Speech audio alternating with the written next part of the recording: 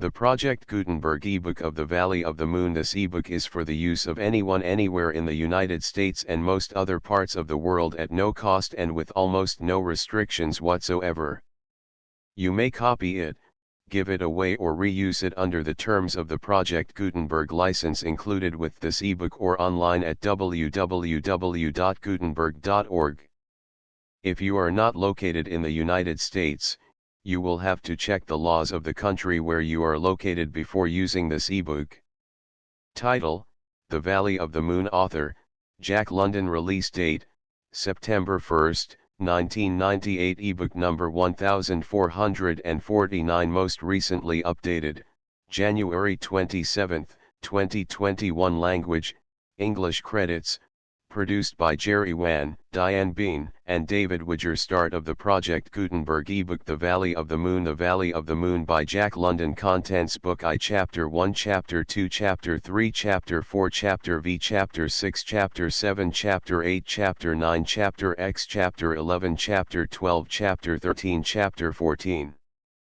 Chapter 15. Book 2, Chapter I, Chapter 2, Chapter 3, Chapter 4, Chapter V, Chapter 6, Chapter 7, Chapter 8, Chapter 9, Chapter X, Chapter 11, Chapter 12, Chapter 13, Chapter 14, Chapter 15, Chapter 16, Chapter 17, Chapter 18, Chapter 19. Book 3, Chapter I, Chapter 2, Chapter 3, Chapter 4, Chapter V, Chapter 6, Chapter 7, Chapter 8, Chapter 9, Chapter X, Chapter 11, Chapter 12, Chapter 13, Chapter 14, Chapter 15, Chapter 16, Chapter 17, Chapter 18, Chapter 19, Chapter XX, Chapter XXI. Chapter XXII. Book I, Chapter 1. You hear me, Saxon? Come on along. What if it is the bricklayers? I'll have gentlemen friends there, and soul you. The Alvista band'll be along, and you know it plays heavenly. And you just love dancin'. 20 feet away, a stout, elderly woman interrupted the girl's persuasions. The elderly woman's back was turned, and the back loose, bulging, and misshapen began a convulsive heaving. God, she cried out. Oh God! She flung wild glances, like those of an entrapped animal, up and down the big whitewashed room that panted with heat and that was thickly humid with the steam that sizzled from the damp cloth under the irons of the many ironers. From the girls and women near her, all swinging irons steadily but at high pace, came quick glances, and labor efficiency suffered to the extent of a score of suspended or inadequate movements. The elderly woman's cry had caused a tremor of money loss to pass among the piecework ironers of fancy starch. She gripped herself and her iron with a visible effort, and dabbed futilely at the frail, frilled garment on the board under her hand. I thought she'd got 'em again, didn't you? The girl said. It's a shame, a woman of her age, and condition, Saxon answered, as she frilled a lace ruffle with a hot fluting iron. Her movements were delicate, safe, and swift, and though her face was wan with fatigue and exhausting heat, there was no slackening in her pace. And her with 7, and 2 of 'em in reform school, the girl at the next board sniffed sympathetic agreement. But you just got to come to Weasel Park tomorrow, Saxon. The bricklayers is always lively tugs of war, fat man races, real Irish jiggin', and everything. And the floor of the pavilion's swell. But the elderly woman brought another interruption. She dropped her iron on the shirtwaist, clutched at the board, fumbled it, caved in at the knees and hips, and like a half-empty sack collapsed on the floor, her long shriek rising in the pent room to the acrid smell of scorching cloth.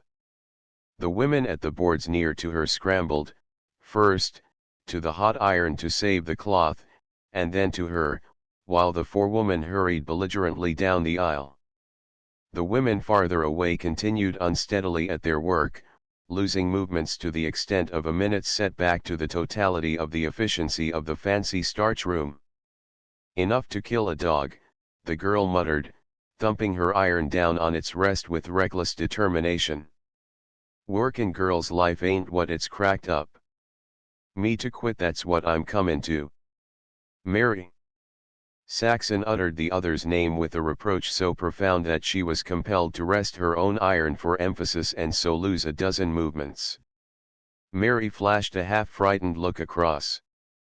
I didn't mean it, Saxon, she whimpered. Honest, I didn't. I wouldn't never go that way. But I leave it to you, if a day like this don't get on anybody's nerves. Listen to that. The stricken woman, on her back, drumming her heels on the floor, was shrieking persistently and monotonously, like a mechanical siren. Two women, clutching her under the arms, were dragging her down the aisle. She drummed and shrieked the length of it. The door opened, and a vast, muffled roar of machinery burst in, and in the roar of it the drumming and the shrieking were drowned ere the door swung shut. Remained of the episode only the scorch of cloth drifting ominously through the air. It's sickenin', said Mary. And thereafter, for a long time, the many irons rose and fell, the pace of the room in no wise diminished, while the forewoman strode the aisles with a threatening eye for incipient breakdown and hysteria. Occasionally an ironer lost the stride for an instant, gasped or sighed, then caught it up again with weary determination. The long summer day waned, but not the heat, and under the raw flare of electric light the work went on. By 9 o'clock the first women began to go home. The mountain of fancy starch had been demolished, all save the few remnants, here and there, on the boards, where the ironer still labored.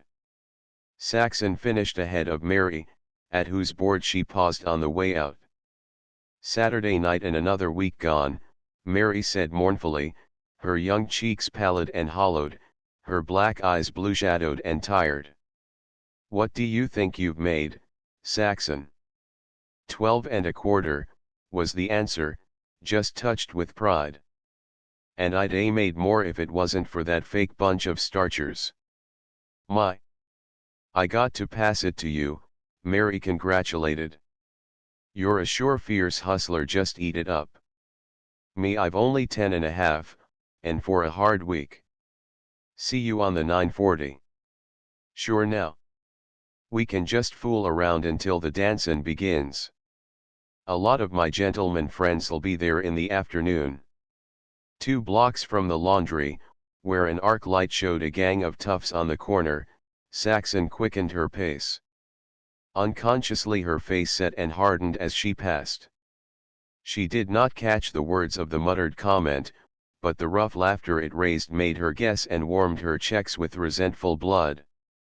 3 blocks more, turning once to left and once to right, she walked on through the night that was already growing cool. On either side were workingmen's houses, of weathered wood, the ancient paint grimed with the dust of years, conspicuous only for cheapness and ugliness. Dark it was, but she made no mistake, the familiar sag and screeching reproach of the front gate welcome under her hand. She went along the narrow walk to the rear, avoided the missing step without thinking about it, and entered the kitchen, where a solitary gas jet flickered. She turned it up to the best of its flame. It was a small room, not disorderly, because of lack of furnishings to disorder it. The plaster, discolored by the steam of many wash days, was crisscrossed with cracks from the big earthquake of the previous spring. The floor was ridged, wide-cracked, and uneven, and in front of the stove it was worn through and repaired with a 5-gallon oil can hammered flat and double. A sink, a dirty roller towel, several chairs, and a wooden table completed the picture. An apple core crunched under her foot as she drew a chair to the table. On the frayed oilcloth, a supper waited. She attempted the cold beans, thick with grease, but gave them up, and buttered a slice of bread. The rickety house shook to a heavy, prideless tread, and through the inner door came Sarah, middle-aged, lop-breasted, hair-tousled, her face lined with care and fat petulance. "Huh, it's you," she grunted a greeting. "I just couldn't keep things warm." Such a day. I near died of the heat. And little Henry cut his lip awful. The doctor had to put 4 stitches in it. Sarah came over and stood mountainously by the table. "What's the matter with them beans?" she challenged. "Nothing, only," Saxon caught her breath and avoided the threatened outburst. "Only I'm not hungry. It's been so hot all day. It was terrible in the laundry." Recklessly she took a mouthful of the cold tea that had been steeped so long that it was like acid in her mouth, and recklessly, under the eye of her sister-in-law, she swallowed it and the rest of the cupful. She wiped her mouth on her handkerchief and got up. "I guess I'll go to bed." "Wonder you ain't out to a dance," Sarah sniffed. "Funny, ain't it, you come home so dead tired every night, and yet any night in the week you can get out and dance unearthly hours." Saxon started to speak, suppressed herself with tightened lips, then lost control and blazed out. "Wasn't you ever young?" Without waiting for reply, she turned to her bedroom, which opened directly off the kitchen. It was a small room, 8 by 12, and the earthquake had left its marks upon the plaster. A bed and chair of cheap pine and a very ancient chest of drawers constituted the furniture. Saxon had known this chest of drawers all her life. The vision of it was woven into her earliest recollections. She knew it had crossed the plains with her people in a prairie schooner. It was of solid mahogany. One end was cracked and dented from the capsize of the wagon in Rock Canyon. A bullet hole, plugged, in the face of the top drawer, told of the fight with the Indians at Little Meadow. Of these happenings her mother had told her, also had she told that the chest had come with the family originally from England in a day even earlier than the day on which George Washington was born. Above the chest of drawers, on the wall, hung a small looking-glass. Thrust under the molding were photographs of young men and women, and of picnic groups wherein the young men, with hats rakishly on the backs of their heads, encircled the girls with their arms. Farther along on the wall were a colored calendar and numerous colored advertisements and sketches torn out of magazines. Most of these sketches were of horses. From the gas fixture hung a tangled bunch of well-scribbled dance programs. Saxon started to take off her hat, but suddenly sat down on the bed. She sobbed softly, with considered repression, but the weak latched door swung noiselessly open, and she was startled by her sister-in-law's voice. "Now what's the matter with you? If you didn't like them beans, no, Saxon explained hurriedly. "I'm just tired, that's all, and my feet hurt." "I wasn't hungry, Sarah. I'm just beat out." "If you took care of this house," came the retort, "and cooked and baked, and washed, and put up with what I put up, you'd have something to be beat out about. You've got a snap, you have. But just wait." Sarah broke off to cackle gloatingly. "Just wait, that's all, and you'll be fool enough to get married someday, like me, and then you'll get yours and it'll be brats, and brats, and brats, and no more dancin', and silk stockins, and 3 pairs of shoes at one time. You've got a cinch nobody to think of but your own precious self and a lot of young hoodlums makin' eyes at you and tellin' you how beautiful your eyes are. Huh. Some fine day you'll tie up to one of 'em, and then, mebbe, on occasion, you'll wear black eyes for a change." "Don't say that, Sarah," Saxon protested. "My brother never laid hands on you. You know that." "No more he didn't. He never had the gumption. Just the same, he's better stock than that tough crowd you run with, if he can't make a livin' and keep his wife in 3 pairs of shoes. Just the same he's oodles better and your bunch of hoodlums that no decent woman'd wipe her 1 pair of shoes on. How you've missed trouble this long is beyond me. Maybe the younger generation is wiser in such things, I don't know. but I do know that a young woman that has 3 pairs of shoes ain't thinkin' of anything but her own enjoyment, and she's goin' to get hers, I can tell her that much. When I was a girl there wasn't such doin'ess. My mother'd taken the hide off me if I done the things you do. And she was right, just as everything in the world is wrong now. Look at your brother, a runnin' around to socialist meetin's, and chewin' hot air, and diggin' up extra strike dues to the union that means so much bread out of the mouths of his children, instead of making good with his bosses. Why, the dues he pays would keep me in 17 pairs of shoes if I was nanny goat enough to want 'em. Some day, mark my words, he'll get his time, and then what'll we do? What'll I do, with 5 mouths to feed and nothin' comin' in?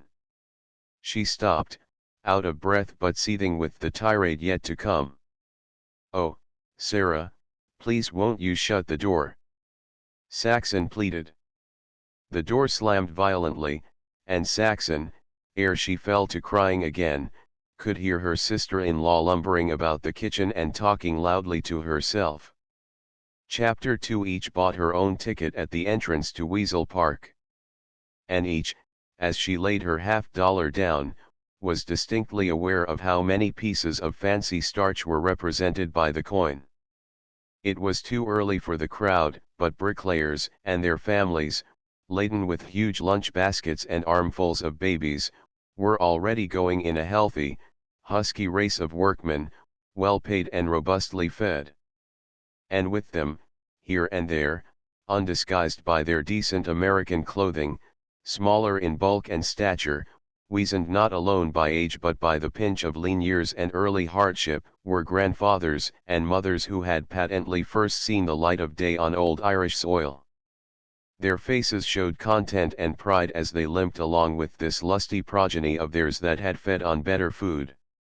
Not with these did Mary and Saxon belong. They knew them not, had no acquaintances among them. It did not matter whether the festival were Irish, German, or Slavonian, whether the picnic was the bricklayers, the brewers, or the butchers. They, the girls, were of the dancing crowd that swelled by a certain constant percentage the gate receipts of all the picnics. They strolled about among the booths where peanuts were grinding and popcorn was roasting in preparation for the day, and went on and inspected the dance floor of the pavilion. Saxon, clinging to an imaginary partner, essayed a few steps of the dip waltz. Mary clapped her hands. "My," she cried. "You're just swell. And them stockin's is peaches." Saxon smiled with appreciation, pointed out her foot, velvet slippered with high Cuban heels, and slightly lifted the tight black skirt, exposing a trim ankle and delicate swell of calf, the white flesh gleaming through the thinnest and flimsiest of 50-cent black silk stockings. She was slender, not tall, yet the due-round lines of womanhood were hers. On her white shirtwaist was a pleated jabot of cheap lace, caught with a large novelty pin of imitation coral. Over the shirtwaist was a natty jacket, elbow-sleeved, and to the elbows she wore gloves of imitation suede. The one essentially natural touch about her appearance was the few curls, strangers to curling irons, that escaped from under the little naughty hat of black velvet pulled low over the eyes. Mary's dark eyes flashed with joy at the sight, and with a swift little run she caught the other girl in her arms and kissed her in a breast-crushing embrace. She released her, blushing at her own extravagance. "You look good to me," she cried, in extenuation. "If I was a man I couldn't keep my hands off you. I'd eat you, I sure would." They went out of the pavilion hand in hand, and on through the sunshine they strolled, swinging hands gaily, reacting exuberantly from the week of deadening toil. They hung over the railing of the bear pit, shivering at the huge and lonely denizen, and passed quickly on to 10 minutes of laughter at the monkey cage. Crossing the grounds, they looked down into the little racetrack on the bed of a natural amphitheater where the early afternoon games were to take place. After that they explored the woods, threaded by countless paths, ever opening out in new surprises of green-painted rustic tables and benches in leafy nooks, many of which were already preempted by family parties. On a grassy slope, tree-surrounded, they spread a newspaper and sat down on the short grass already tawny dry under the California sun. Half were they minded to do this because of the grateful indolence after 6 days of insistent motion, half in conservation for the hours of dancing to come. Bert Wanhope'll be sure to come, Mary chattered. And he said he was going to bring Billy Roberts, Big Bill, all the fellows call him. He's just a big boy, but he's awfully tough. He's a prize fighter, and all the girls run after him. I'm afraid of him. He ain't quick in talkin'. He's more like that big bear we saw. BRRRF. BRRRF, bite your head off, just like that. He ain't really a prize fighter. He's a teamster, belongs to the union. Drives for Coberly and Morrison. But sometimes he fights in the clubs. Most of the fellows are scared of him. He's got a bad temper, and he'd just as soon hit a fellow as eat, just like that. You won't like him, but he's a swell dancer. He's heavy, you know, and he just slides and glides around. You want to have a dance with him anyway. He's a good spender, too. Never pinches. But he's got one temper. The talk wandered on, a monologue on Mary's part, that centered always on Bert Wanhope. You and he are pretty thick, Saxon ventured. I'd marry him tomorrow, Mary flashed out impulsively. Then her face went bleakly forlorn, hard almost in its helpless pathos. Only, he never asks me. Her pause was broken by sudden passion. You watch out for him, Saxon, if he ever comes foolin' around you. He's no good. Just the same, I'd marry him tomorrow. He'll never get me any other way. Her mouth opened, but instead of speaking she drew a long sigh. It's a funny world, ain't it, she added. More like a scream. And all the stars are worlds, too. I wonder where God hides. Bert Wanhope says there ain't no God. But he's just terrible. He says the most terrible things. I believe in God. Don't you? What do you think about God, Saxon? Saxon shrugged her shoulders and laughed. But if we do wrong we get ours, don't we? Mary persisted. That's what they all say, except Bert. He says he don't care what he does, he'll never get his, because when he dies he's dead, and when he's dead he'd like to see anyone put anything across on him that'd wake him up. Ain't he terrible, though? But it's all so funny. Sometimes I get scared when I think God's keepin' an eye on me all the time. Do you think he knows what I'm sayin' now? What do you think he looks like, anyway? I don't know, Saxon answered. He's just a funny proposition. Oh, the other gasped. He is, just the same, from what all people say of him, Saxon went on stoutly. My brother thinks he looks like Abraham Lincoln. Sarah thinks he has whiskers. And I never think of him with his hair parted, Mary confessed, daring the thought and shivering with apprehension. He just couldn't have his hair parted. That'd be funny. You know that little, wrinkly Mexican that sells wire puzzles? Saxon queried. Well, God somehow always reminds me of him. Mary laughed outright. Now that is funny. I never thought of him like that. How do you make it out? Well, just like the little Mexican, he seems to spend his time peddling puzzles. He passes a puzzle out to everybody, and they spend all their lives trying to work it out. They all get stuck. I can't work mine out. I don't know where to start. And look at the puzzle he passed Sarah. And she's part of Tom's puzzle, and she only makes his worse. And they all, and everybody I know you, too are part of my puzzle. Maybe the puzzles is alright, Mary considered. But God don't look like that yellow little greaser. That I won't fall for. God don't look like anybody. Don't you remember on the wall at the Salvation Army it says God is a spirit? That's another one of his puzzles, I guess, because nobody knows what a spirit looks like. That's right, too. Mary shuddered with reminiscent fear. Whenever I try to think of God as a spirit, I can see Hen Miller all wrapped up in a sheet and runnin' us girls. We didn't know, and it scared the life out of us. Little Maggie Murphy fainted dead away, and Beatrice Peralta fell and scratched her face horrible. When I think of a spirit all I can see is a white sheet runnin' in the dark. Just the same, God don't look like a Mexican, and he don't wear his hair parted. A strain of music from the dancing pavilion brought both girls scrambling to their feet. We can get a couple of dances in before we eat, Mary proposed. And then it'll be afternoon and all the fellows LL be here. Most of them are pinchers, that's why they don't come early, so as to get out of taking the girls to dinner. But Bert's free with his money, and so is Billy. If we can beat the other girls to it, they'll take us to the restaurant. Come on, hurry, Saxon. There were few couples on the floor when they arrived at the pavilion, and the two girls essayed the first waltz together.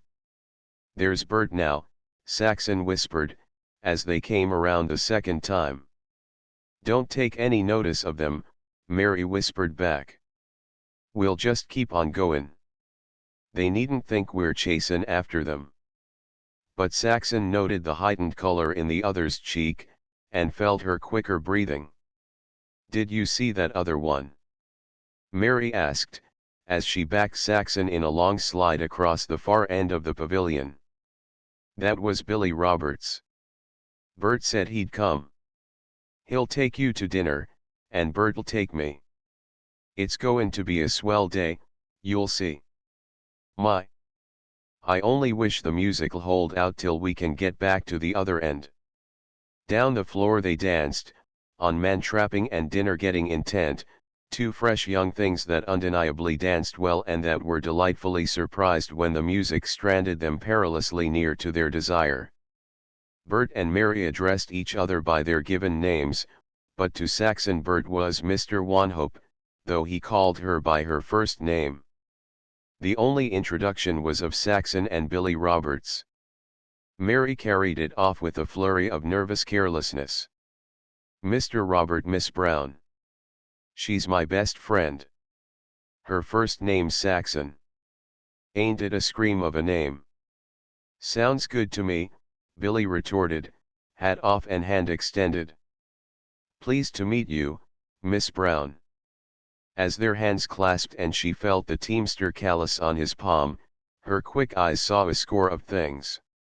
About all that he saw was her eyes, and then it was with a vague impression that they were blue. Not till later in the day did he realize that they were gray. She, on the contrary, saw his eyes as they really were, deep blue, wide, and handsome in a sullen boyish way. She saw that they were straight-looking, and she liked them, as she had liked the glimpse she had caught of his hand, and as she liked the contact of his hand itself. Then, too, but not sharply, she had perceived the short, square-set nose, the rossiness of cheek, and the firm, short upper lip, ere delight centered her flash of gaze on the well-modeled, large clean mouth where red lips smiled clear of the white, enviable teeth. A boy, a great big man boy, was her thought, and, as they smiled at each other and their hands slipped apart, she was startled by a glimpse of his hair, short and crisp and sandy, hinting almost of palest gold save that it was too flaxen to hint of gold at all. So blond was he that she was reminded of stage types she had seen, such as Ole Olsen and Jan Janssen, but their resemblance ceased. It was a matter of color only, for the eyes were dark-lashed and browed, and were cloudy with temperament rather than staring a child gaze of wonder, and the suit of smooth brown cloth had been made by a tailor. Saxon appraised the suit on the instant, and her secret judgment was not a cent less than $50. Further, he had none of the awkwardness of the Scandinavian immigrant. On the contrary, he was one of those rare individuals that radiate muscular grace through the ungraceful man garments of civilization. Every movement was supple, slow, and apparently considered. This she did not see nor analyze. She saw only a clothed man with grace of carriage and movement. She felt, rather than perceived, the calm and certitude of all the muscular play of him, and she felt, too, the promise of easement and rest that was especially grateful and craved for by one who had incessantly, for 6 days and at top speed, ironed fancy starch. As the touch of his hand had been good, so, to her, this subtler feel of all of him, body and mind, was good. As he took her program and skirmished and joked after the way of young men, she realized the immediacy of delight she had taken in him. Never in her life had she been so affected by any man. She wondered to herself, is this the man? He danced beautifully. The joy was hers that good dancers take when they have found a good dancer for a partner. The grace of those slow-moving, certain muscles of his accorded perfectly with the rhythm of the music. There was never doubt, never a betrayal of indecision. She glanced at Bert, dancing tough with Mary, caroming down the long floor with more than one collision with the increasing couples. Graceful himself in his slender, tall, lean-stomached way, Bert was accounted a good dancer, yet Saxon did not remember ever having danced with him with keen pleasure. Just a hit of a jerk spoiled his dancing, a jerk that did not occur, usually, but that always impended. There was something spasmodic in his mind. He was too quick, or he continually threatened to be too quick. He always seemed just on the verge of overrunning the time. It was disquieting.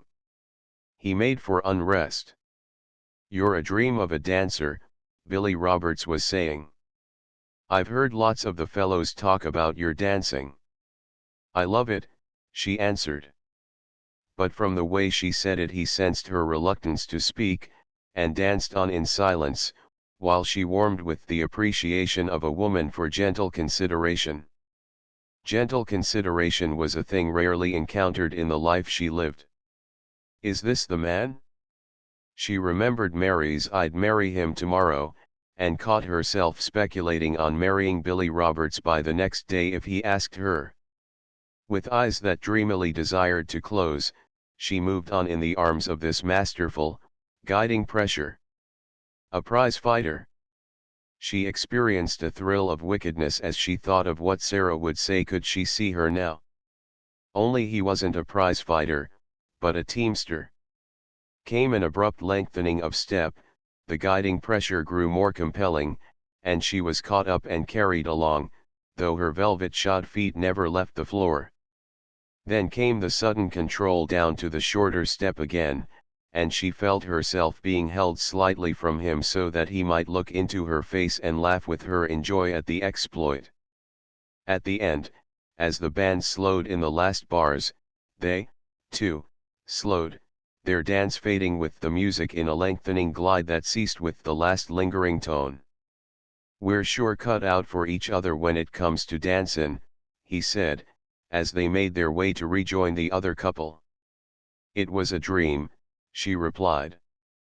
So low was her voice that he bent to hear, and saw the flush in her cheeks that seemed communicated to her eyes, which were softly warm and sensuous. He took the program from her and gravely and gigantically wrote his name across all the length of it. "And now it's no good," he dared.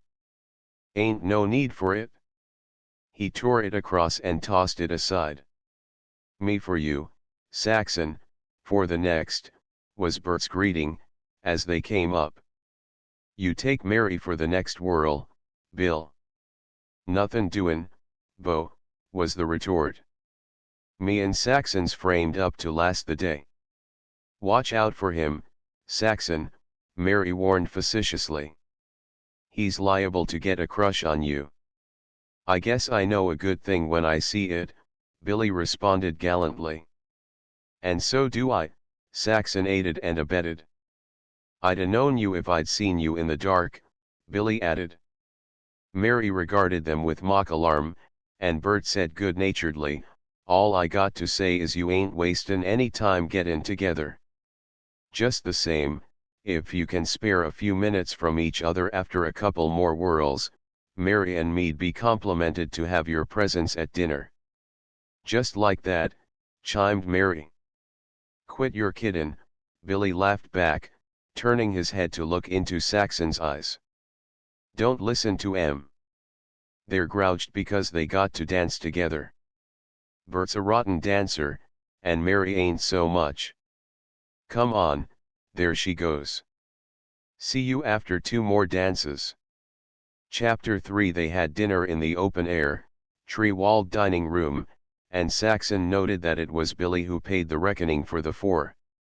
They knew many of the young men and women at the other tables, and greetings and fun flew back and forth.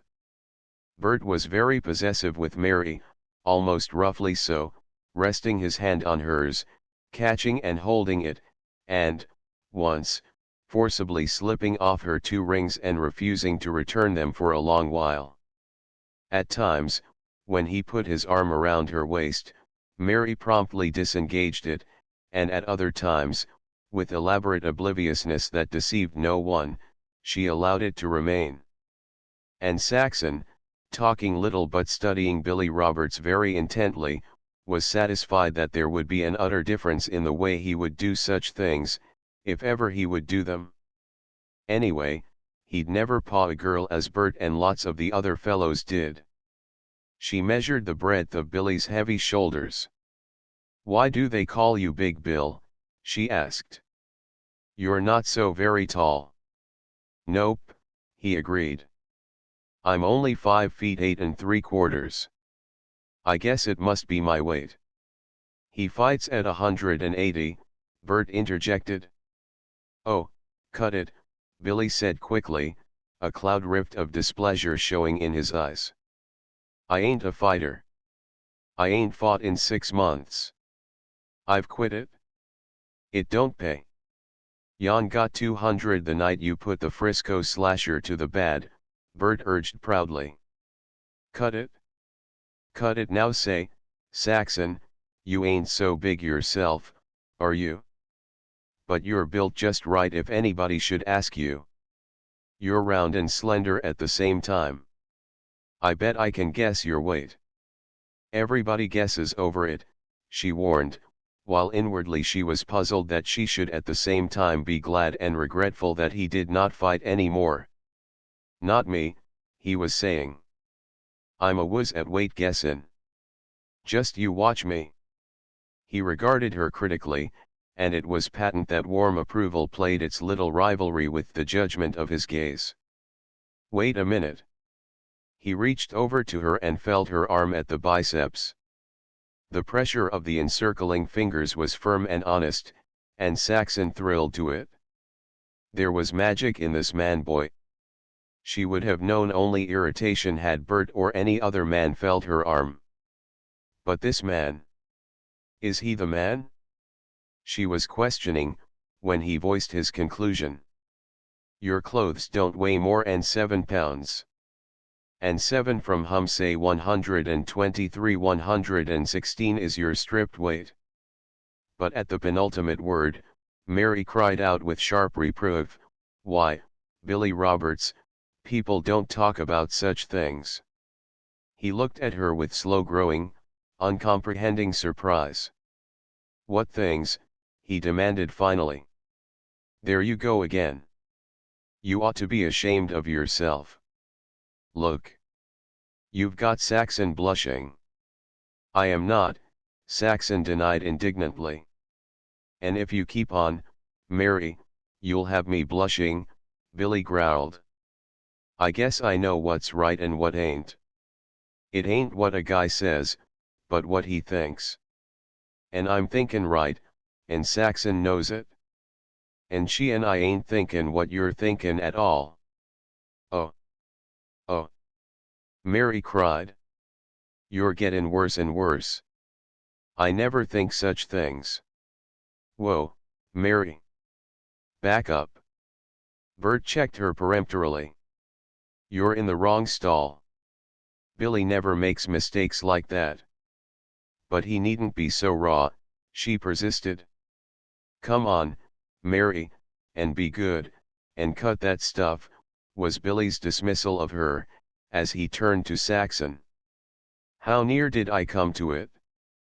122, she answered, looking deliberately at Mary. 122 with my clothes. Billy burst into hearty laughter, in which Bert joined. I don't care, Mary protested, you're terrible, both of you and you, too, Saxon. I'd never thought it of you. Listen to me, kid, Bert began soothingly, as his arm slipped around her waist. But in the false excitement she had worked herself into, Mary rudely repulsed the arm, and then, fearing that she had wounded her lover's feelings, she took advantage of the teasing and banter to recover her good humor. His arm was permitted to return, and with heads bent together, they talked in whispers. Billy discreetly began to make conversation with Saxon. Say, you know, your name is a funny one. I never heard it tagged on anybody before. But it's all right. I like it. My mother gave it to me. She was educated, and knew all kinds of words. She was always reading books, almost until she died. And she wrote lots and lots. I've got some of her poetry published in a San Jose newspaper long ago. The Saxons were a race of people. She told me all about them when I was a little girl. They were wild, like Indians, only they were white. And they had blue eyes, and yellow hair, and they were awful fighters. As she talked, Billy followed her solemnly, his eyes steadily turned on hers. Never heard of them, he confessed. Did they live anywhere around here? She laughed. No. They lived in England. They were the first English, and you know the Americans came from the English. We're Saxons, you and me, and Mary, and Bert, and all the Americans that are real Americans, you know, and not Dagos and Japs and such. My folks lived in America a long time, Billy said slowly, digesting the information she had given and relating himself to it. Anyway, my mother's folks did. They crossed to Maine hundreds of years ago. My father was state of Maine, she broke in, with a little gurgle of joy. And my mother was born in Ohio, or where Ohio is now. She used to call it the Great Western Reserve. What was your father? Don't know.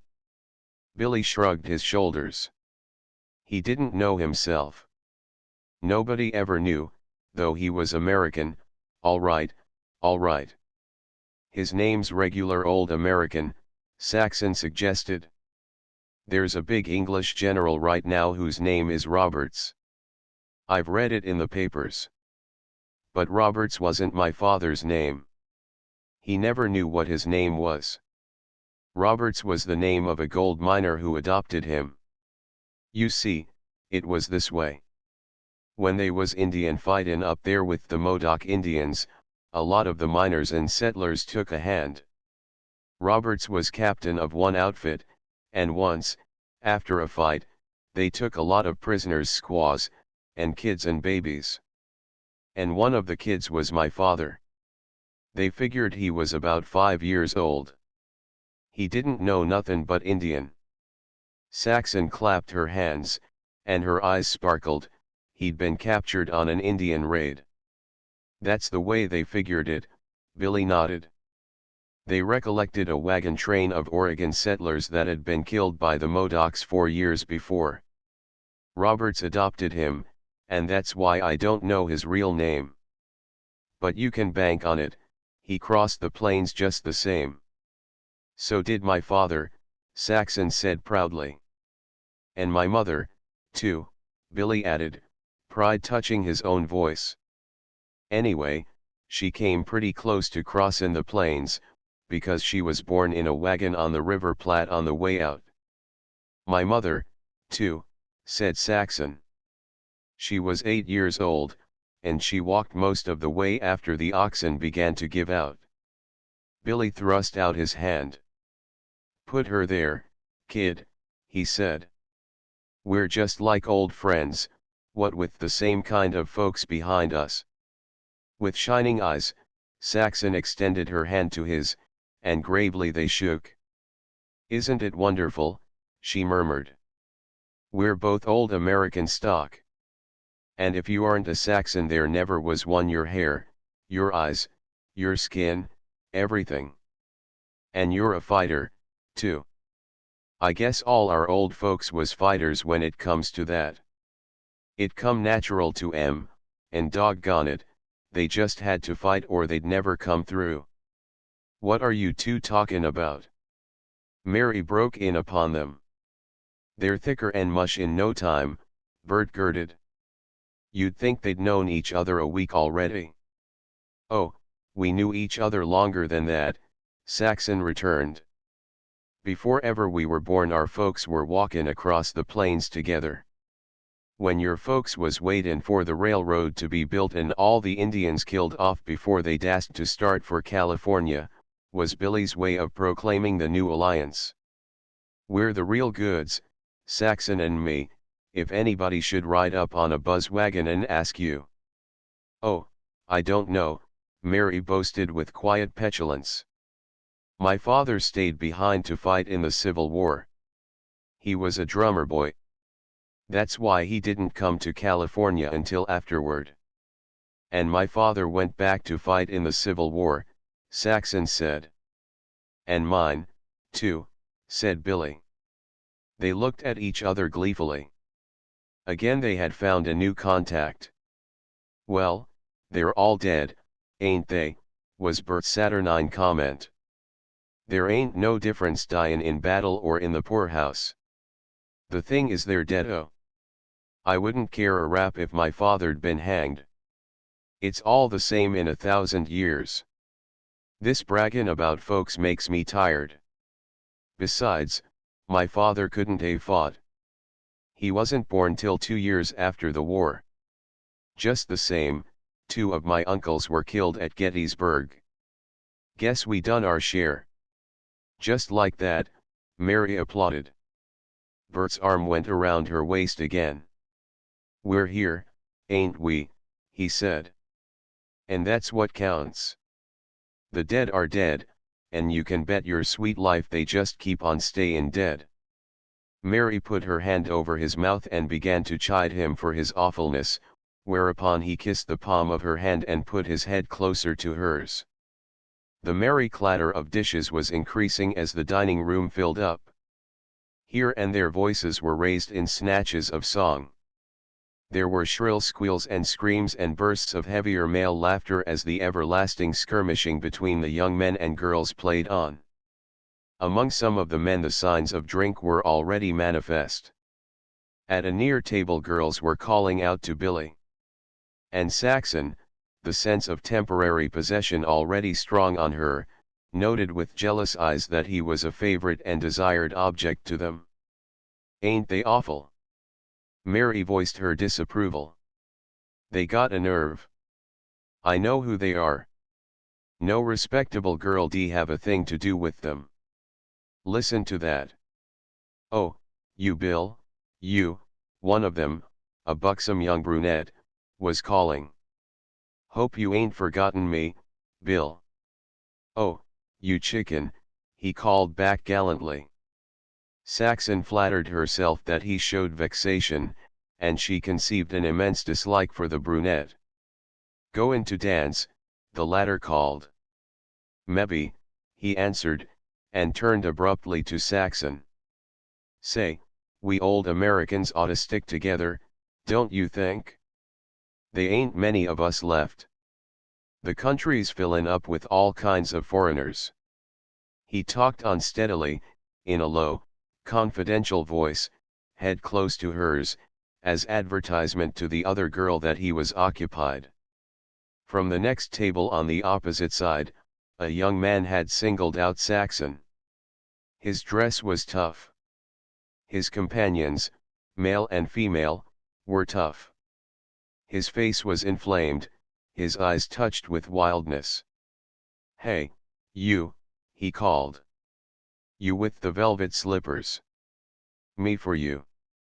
The girl beside him put her arm around his neck and tried to hush him, and through the mufflement of her embrace they could hear him gurgling, I tell you she's some goods. Watch me go across and win her from them cheapskates. Butchertown hoodlums, Mary sniffed. Saxon's eyes encountered the eyes of the girl, who glared hatred across at her. And in Billy's eyes she saw moody anger smoldering. The eyes were more sullen, more handsome than ever, and clouds and veils and lights and shadows shifted and deepened in the blue of them until they gave her a sense of unfathomable depth. He had stopped talking, and he made no effort to talk. Don't start a rough house, Bill, Bert cautioned. They're from across the bay and they don't know you, that's all. Bert stood up suddenly, stepped over to the other table, whispered briefly, and came back. Every face at the table was turned on Billy. The offender arose brokenly, shook off the detaining hand of his girl, and came over. He was a large man, with a hard, malignant face and bitter eyes. Also, he was a subdued man. You're Big Bill Roberts, he said thickly, clinging to the table as he reeled. I take my hat off to you. I apologize. I admire your taste in skirts, and take it from me that's a compliment, but I didn't know who you was. If I'd knowed you was Bill Roberts there wouldn't been a peep from my fly trap. Do ya get me? I apologize. Will you shake hands? Gruffly, Billy said, it's all right, forget it, sport, and sullenly he shook hands and with a slow, massive movement thrust the other back toward his own table. Saxon was glowing. Here was a man, a protector, something to lean against, of whom even the Butchertown toughs were afraid as soon as his name was mentioned. Chapter 4 After dinner there were 2 dances in the pavilion, and then the band led the way to the racetrack for the games. The dancers followed, and all through the grounds the picnic parties left their tables to join in. 5,000 packed the grassy slopes of the amphitheater and swarmed inside the racetrack. Here, first of the events, the men were lining up for a tug of war. The contest was between the Oakland Bricklayers and the San Francisco Bricklayers, and the picked braves, huge and heavy, were taking their positions along the rope. They kicked heel holds in the soft earth, rubbed their hands with the soil from underfoot, and laughed and joked with the crowd that surged about them. The judges and watchers struggled vainly to keep back this crowd of relatives and friends. The Celtic blood was up, and the Celtic faction spirit ran high. The air was filled with cries of cheer, advice, warning, and threat.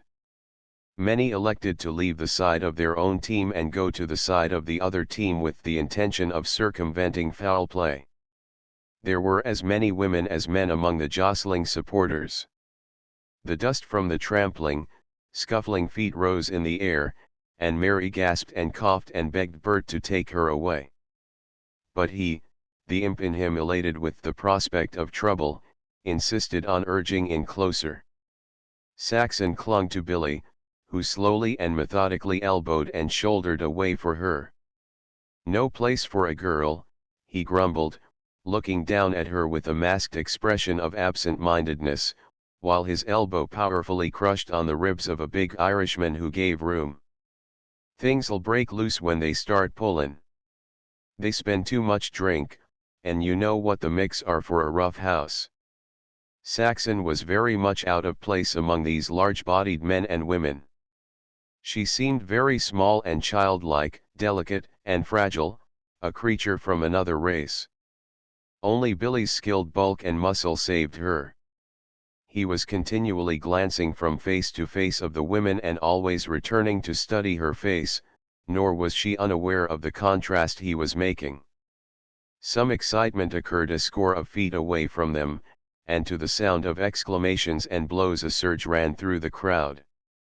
A large man, wedged sidewise in the jam, was shoved against Saxon, crushing her closely against Billy, who reached across to the man's shoulder with a massive thrust that was not so slow as usual. An involuntary grunt came from the victim, who turned his head, showing sun-reddened blonde skin and unmistakable angry Irish eyes. "What's eatin' ya?" he snarled. "Get off your foot, you're standin' on it," was Billy's contemptuous reply, emphasized by an increase of thrust. The Irishman grunted again and made a frantic struggle to twist his body around, but the wedging bodies on either side held him in a vice. "I'll break your ugly face for ye in a minute," he announced in wrath-thick tones. Then his own face underwent transformation. The snarl left the lips, and the angry eyes grew genial. "And sure and it's yourself," he said. "I didn't know it was ye Aishavin. I seen ye lick the terrible Swede, if ye was robbed on the decision." "No, you didn't, Bo," Billy answered pleasantly. "You saw me take a good beatin' that night. The decision was all right." The Irishman was now beaming. He had endeavored to pay a compliment with a lie, and the prompt repudiation of the lie served only to increase his hero worship. "Sure, and a bad beatin' it was," he acknowledged, "but ye showed the grit of a bunch of wildcats. Soon as I can get me arm free I'm goin' to shake ye by the hand and help ye eyes your young lady."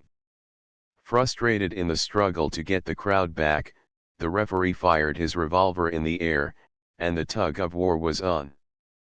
Pandemonium broke loose. Saxon, protected by the two big men, was near enough to the front to see much that ensued. The men on the rope pulled and strained till their faces were red with effort and their joints crackled. The rope was new, and, as their hands slipped, their wives and daughters sprang in, scooping up the earth in double handfuls and pouring it on the rope and the hands of their men to give them better grip. A stout, middle-aged woman, carried beyond herself by the passion of the contest, seized the rope and pulled beside her husband, encouraged him with loud cries. A watcher from the opposing team dragged her screaming away and was dropped like a steer by an ear blow from a partisan from the woman's team. He, in turn, went down, and brawny women joined with their men in the battle. Vainly the judges and watchers begged, pleaded, yelled, and swung with their fists. Men, as well as women, were springing into the rope and pulling. No longer was it team against team, but all Oakland against all San Francisco, festooned with a free-for-all fight. Hands overlaid hands 2 and 3 deep in the struggle to grasp the rope. And hands that found no holds, doubled into bunches of knuckles that impacted on the jaws of the watchers who strove to tear handholds from the rope. Bert yelped with joy, while Mary clung to him, mad with fear. Close to the rope the fighters were going down and being trampled. The dust arose in clouds, while from beyond, all around, unable to get into the battle, could be heard the shrill and impotent rage screams and rage yells of women and men. Dirty work," Billy muttered over and over, and, though he saw much that occurred, assisted by the friendly Irishman he was coolly and safely working Saxon back out of the melee. At last the break came. The losing team, accompanied by its host of volunteers, was dragged in a rush over the ground and disappeared under the avalanche of battling forms of the onlookers. Leaving Saxon under the protection of the Irishman in an outer eddy of calm, Billy plunged back into the mix-up. Several minutes later he emerged with the missing couple, Bert bleeding from a blow on the ear, but hilarious, and Mary rumpled and hysterical. "This ain't sport," she kept repeating. "It's a shame, a dirty shame. We got to get out of this," Billy said. The fun's only commenced. "Ah, wait," Bert begged. "It's worth $8. It's cheap at any price. I ain't seen so many black eyes and bloody noses in a month of Sundays." "Well, go on back and enjoy yourself," Billy commended. "I'll take the girls up there on the side hill where we can look on. But I won't give much for your good looks if some of them mix lands on you." The trouble was over in an amazingly short time, for from the judges' stand beside the track the announcer was bellowing the start of the boys' foot race, and Bert, disappointed, joined Billy and the two girls on the hillside looking down upon the track. There were boys' races and girls' races, races of young women and old women, of fat men and fat women, sack races and three-legged races, and the contestants strove around the small track through a bedlam of cheering supporters. The tug-of-war was already forgotten, and good nature reigned again. 5 young men towed the mark, crouching with fingertips to the ground and waiting the starter's revolver shot. 3 were in their stocking feet, and the remaining 2 wore spiked running shoes. "Young men's race," Bert read from the program. "And only one prize, $25. See the redhead with the spikes, the one next to the outside.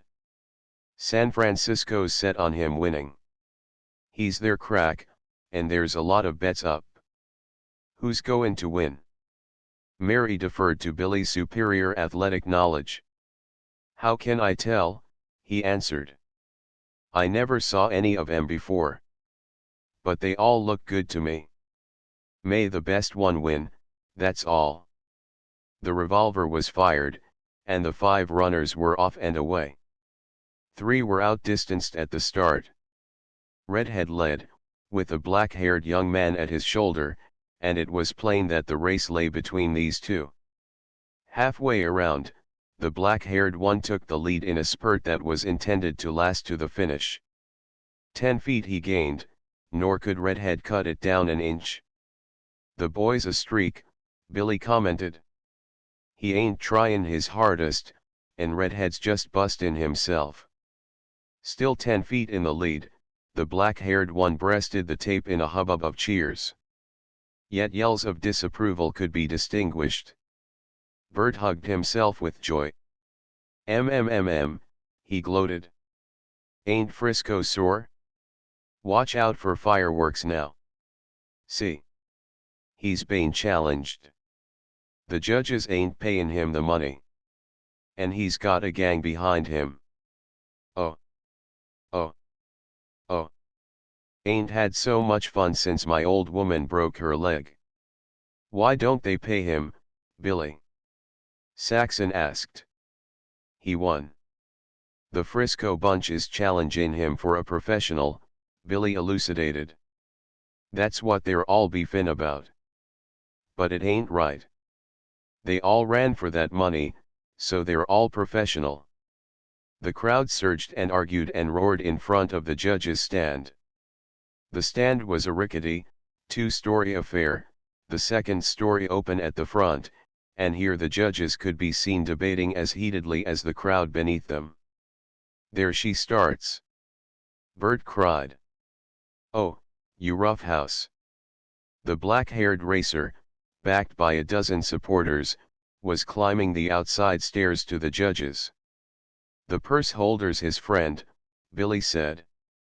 "See, he's paid him, and some of the judges is willin' and some are beefin'. And now that other gang's going up their redheads."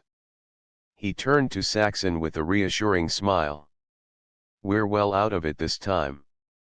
There's goin' to be rough stuff down there in a minute. The judges are tryin' to make him give the money back," Bert explained. "And if he don't, the other gang'll take it away from him. See. They're reachin' for it now." High above his head, the winner held the roll of paper containing the 25 silver dollars. His gang, around him, was shouldering back those who tried to seize the money. No blows had been struck yet, but the struggle increased until the frail structure shook and swayed. From the crowd beneath, the winner was variously addressed: "Give it back, you dog. Hang on to it, Tim. You won fair, Timmy. Give it back, you dirty robber." Abuse unprintable as well as friendly advice was hurled at him. The struggle grew more violent. Tim's supporters strove to hold him off the floor so that his hand would still be above the grasping hands that shot up. Once, for an instant, his arm was jerked down. Again it went up. But evidently the paper had broken, and with a last desperate effort, before he went down, Tim flung the coin out in a silvery shower upon the heads of the crowd beneath. Then ensued a weary period of arguing and quarreling. "I wish they'd finish, so as we could get back to the dancin'," Mary complained. "This ain't no fun." Slowly and painfully the judge's stand was cleared, and an announcer, stepping to the front of the stand, spread his arms appealing for silence. The angry clamor died down. "The judges have decided," he shouted, "that this day of good fellowship and brotherhood here." Many of the cooler heads applauded. "That's the stuff. No fightin'. No hard feelin's." And therefore, the announcer became audible again, "The judges have decided to put up another purse of $25 and run the race over again." "And Tim," bellowed scores of throats. "What about Tim? He's been robbed. The judges is rotten." Again the announcer stilled the tumult with his arm appeal. "The judges have decided, for the sake of good feelin', that Timothy McManus will also run. If he wins, the money's his. Now wouldn't that jar you?" Billy grumbled disgustedly. "If Tim's eligible now, he was eligible the first time. And if he was eligible the first time, then the money was his." "Redhead LL bust himself wide open this time," Bert jubilated. "And so will Tim," Billy rejoined. "You can bet he's mad clean through, and he'll let out the links he was holdin' in last time." Another quarter of an hour was spent in clearing the track of the excited crowd, and this time only Tim and Redhead towed the mark. The other three young men had abandoned the contest. The leap of Tim, at the report of the revolver, put him a clean yard in the lead. "I guess he's professional, all right," Billy remarked. "And just look at him go." Halfway around, Tim led by 50 feet, and, running swiftly, maintaining the same lead, he came down the home stretch an easy winner. When directly beneath the group on the hillside, the incredible and unthinkable happened. Standing close to the inside edge of the track was a dapper young man with a light switch cane. He was distinctly out of place in such a gathering, for upon him was no earmark of the working class. Afterward, Bert was of the opinion that he looked like a swell dancing master, while Billy called him the dude. So far as Timothy McManus was concerned, the dapper young man was destiny, for as Tim passed him, the young man, with utmost deliberation, thrust his cane between Tim's flying legs. Tim sailed through the air in a headlong pitch, struck spread-eagled on his face, and plowed along in a cloud of dust. There was an instant of vast and gasping silence. The young man, too, seemed petrified by the ghastliness of his deed. It took an appreciable interval of time for him, as well as for the onlookers, to realize what he had done. They recovered first, and from 1,000 throats the wild Irish yell went up. Redhead won the race without a cheer. The storm center had shifted to the young man with the cane. After the yell, he had one moment of indecision, then he turned and darted up the track. "Go it, sport!" Bert cheered, waving his hat in the air. "You're the goods for me. Who'd a thought it? Who'd a thought it? Say, wouldn't it, now? Just wouldn't it? Phew. He's a streak himself," Billy admired. "But what did he do it for? He's no bricklayer." Like a frightened rabbit, the mad roar at his heels, the young man tore up the track to an open space on the hillside, up which he clawed and disappeared among the trees. Behind him toiled 100 vengeful runners. "It's too bad he's missing the rest of it," Billy said. "Look at 'em go into it." Bert was beside himself. He leaped up and down and cried continuously. "Look at 'em! Look at 'em! Look at 'em!" The Oakland faction was outraged. Twice had its favorite runner been jobbed out of the race. This last was only another vile trick of the Frisco faction. So Oakland doubled its brawny fists and swung into San Francisco for blood. And San Francisco, consciously innocent, was no less willing to join issues. To be charged with such a crime was no less monstrous than the crime itself. Besides, for too many tedious hours had the Irish heroically suppressed themselves. 5,000s of them exploded into joyous battle. The women joined with them. The whole amphitheater was filled with the conflict. There were rallies, retreats, charges, and countercharges. Weaker groups were forced fighting up the hillsides. Other groups, bested, fled among the trees to carry on guerrilla warfare, emerging in sudden dashes to overwhelm isolated enemies. Half a dozen special policemen, hired by the Weasel Park management, received an impartial trouncing from both sides. "Nobody's the friend of a policeman," Bert chortled, dabbing his handkerchief to his injured ear, which still bled. The bushes crackled behind him, and he sprang aside to let the locked forms of two men go by, rolling over and over down the hill, each striking when uppermost, and followed by a screaming woman who rained blows on the one who was patently not of her clan. The judges, in the second story of the stand, valiantly withstood a fierce assault until the frail structure toppled to the ground in splinters. "What's that woman doing?" Saxon asked, calling attention to an elderly woman beneath them on the track, who had sat down and was pulling from her foot an elastic-sided shoe of generous dimensions. "Goin' swimming," Bert chuckled, as the stocking followed. They watched, fascinated. The shoe was pulled on again over the bare foot. Then the woman slipped a rock the size of her fist into the stocking, and, brandishing this ancient and horrible weapon, lumbered into the nearest fray. "Oh, oh, oh!" Bert screamed, with every blow she struck. "Hey, old flannel mouth!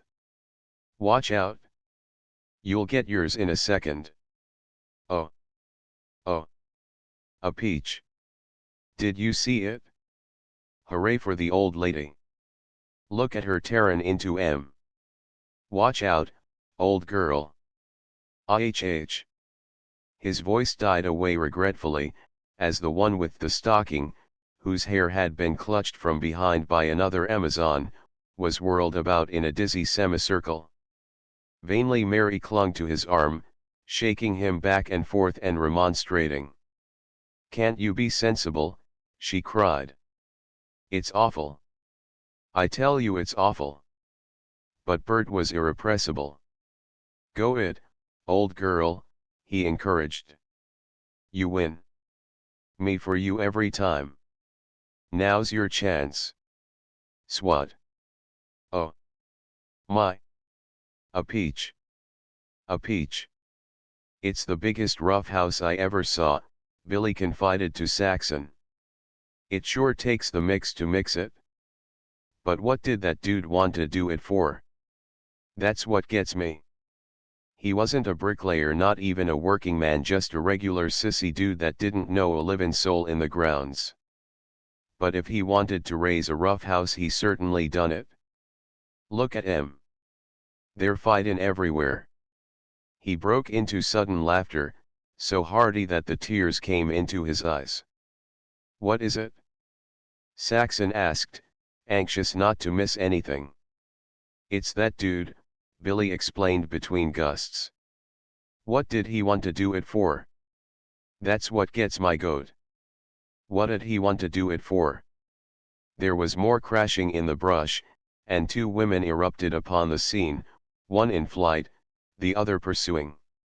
Almost ere they could realize it, the little group found itself merged in the astounding conflict that covered, if not the face of creation, at least all the visible landscape of Weasel Park.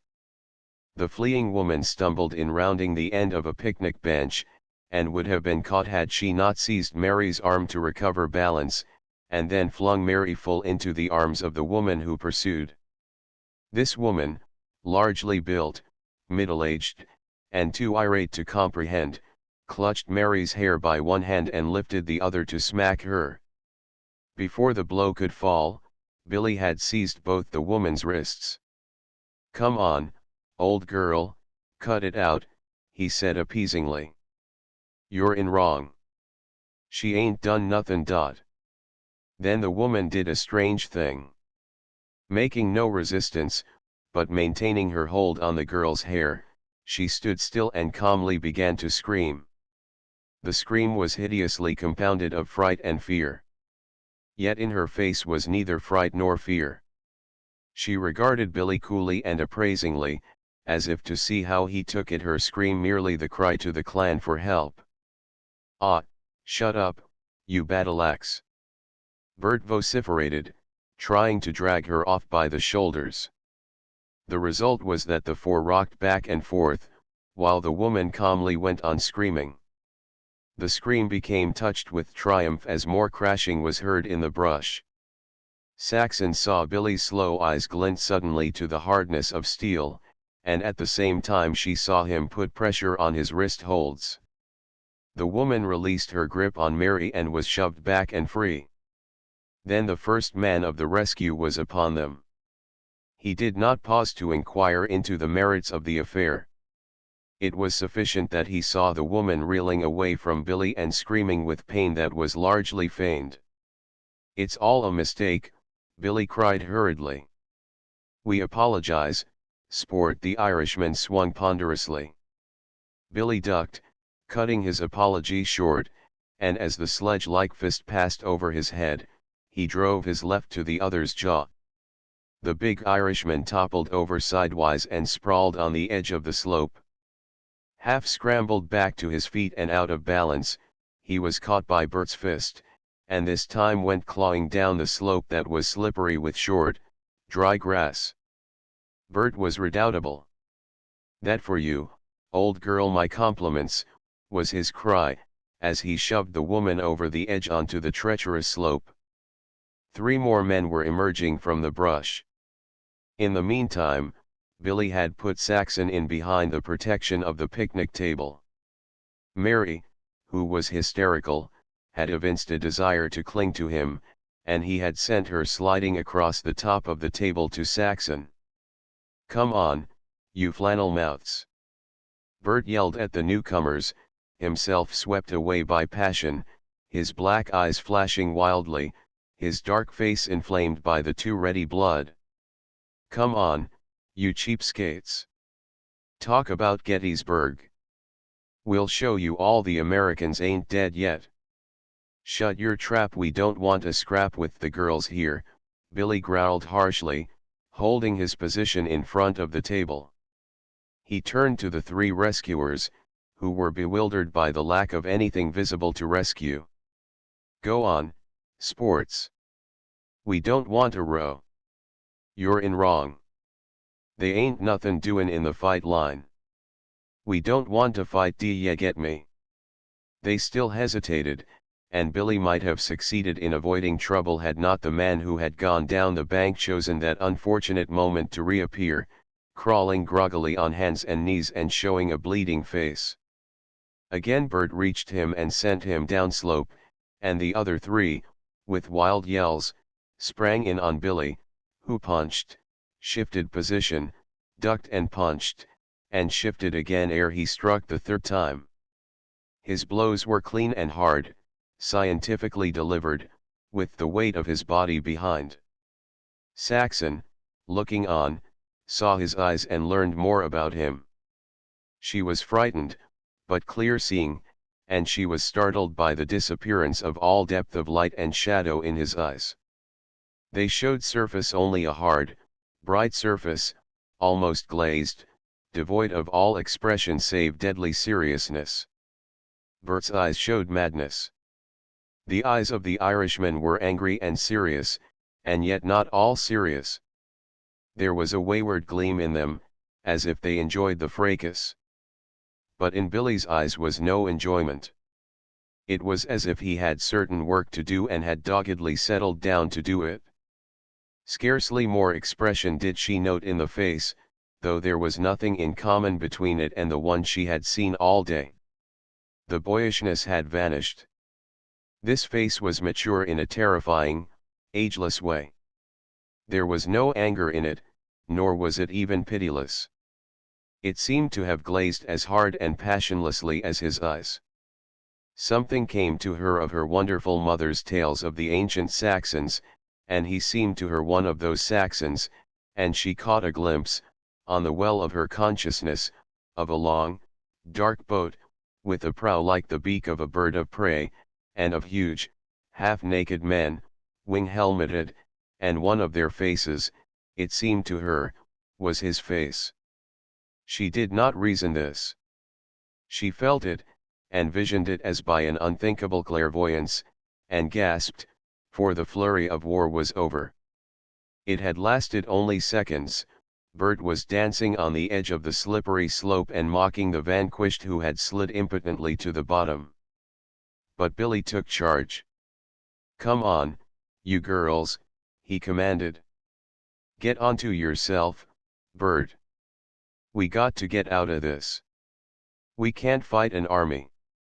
He led the retreat, holding Saxon's arm, and Bert, giggling and jubilant, brought up the rear with an indignant Mary who protested vainly in his unheeding ears. For 100 yards they ran and twisted through the trees, and then, no signs of pursuit appearing, they slowed down to a dignified saunter. Bert, the trouble-seeker, pricked his ears to the muffled sound of blows and sobs, and stepped aside to investigate. "Oh, look what I've found," he called. They joined him on the edge of a dry ditch and looked down.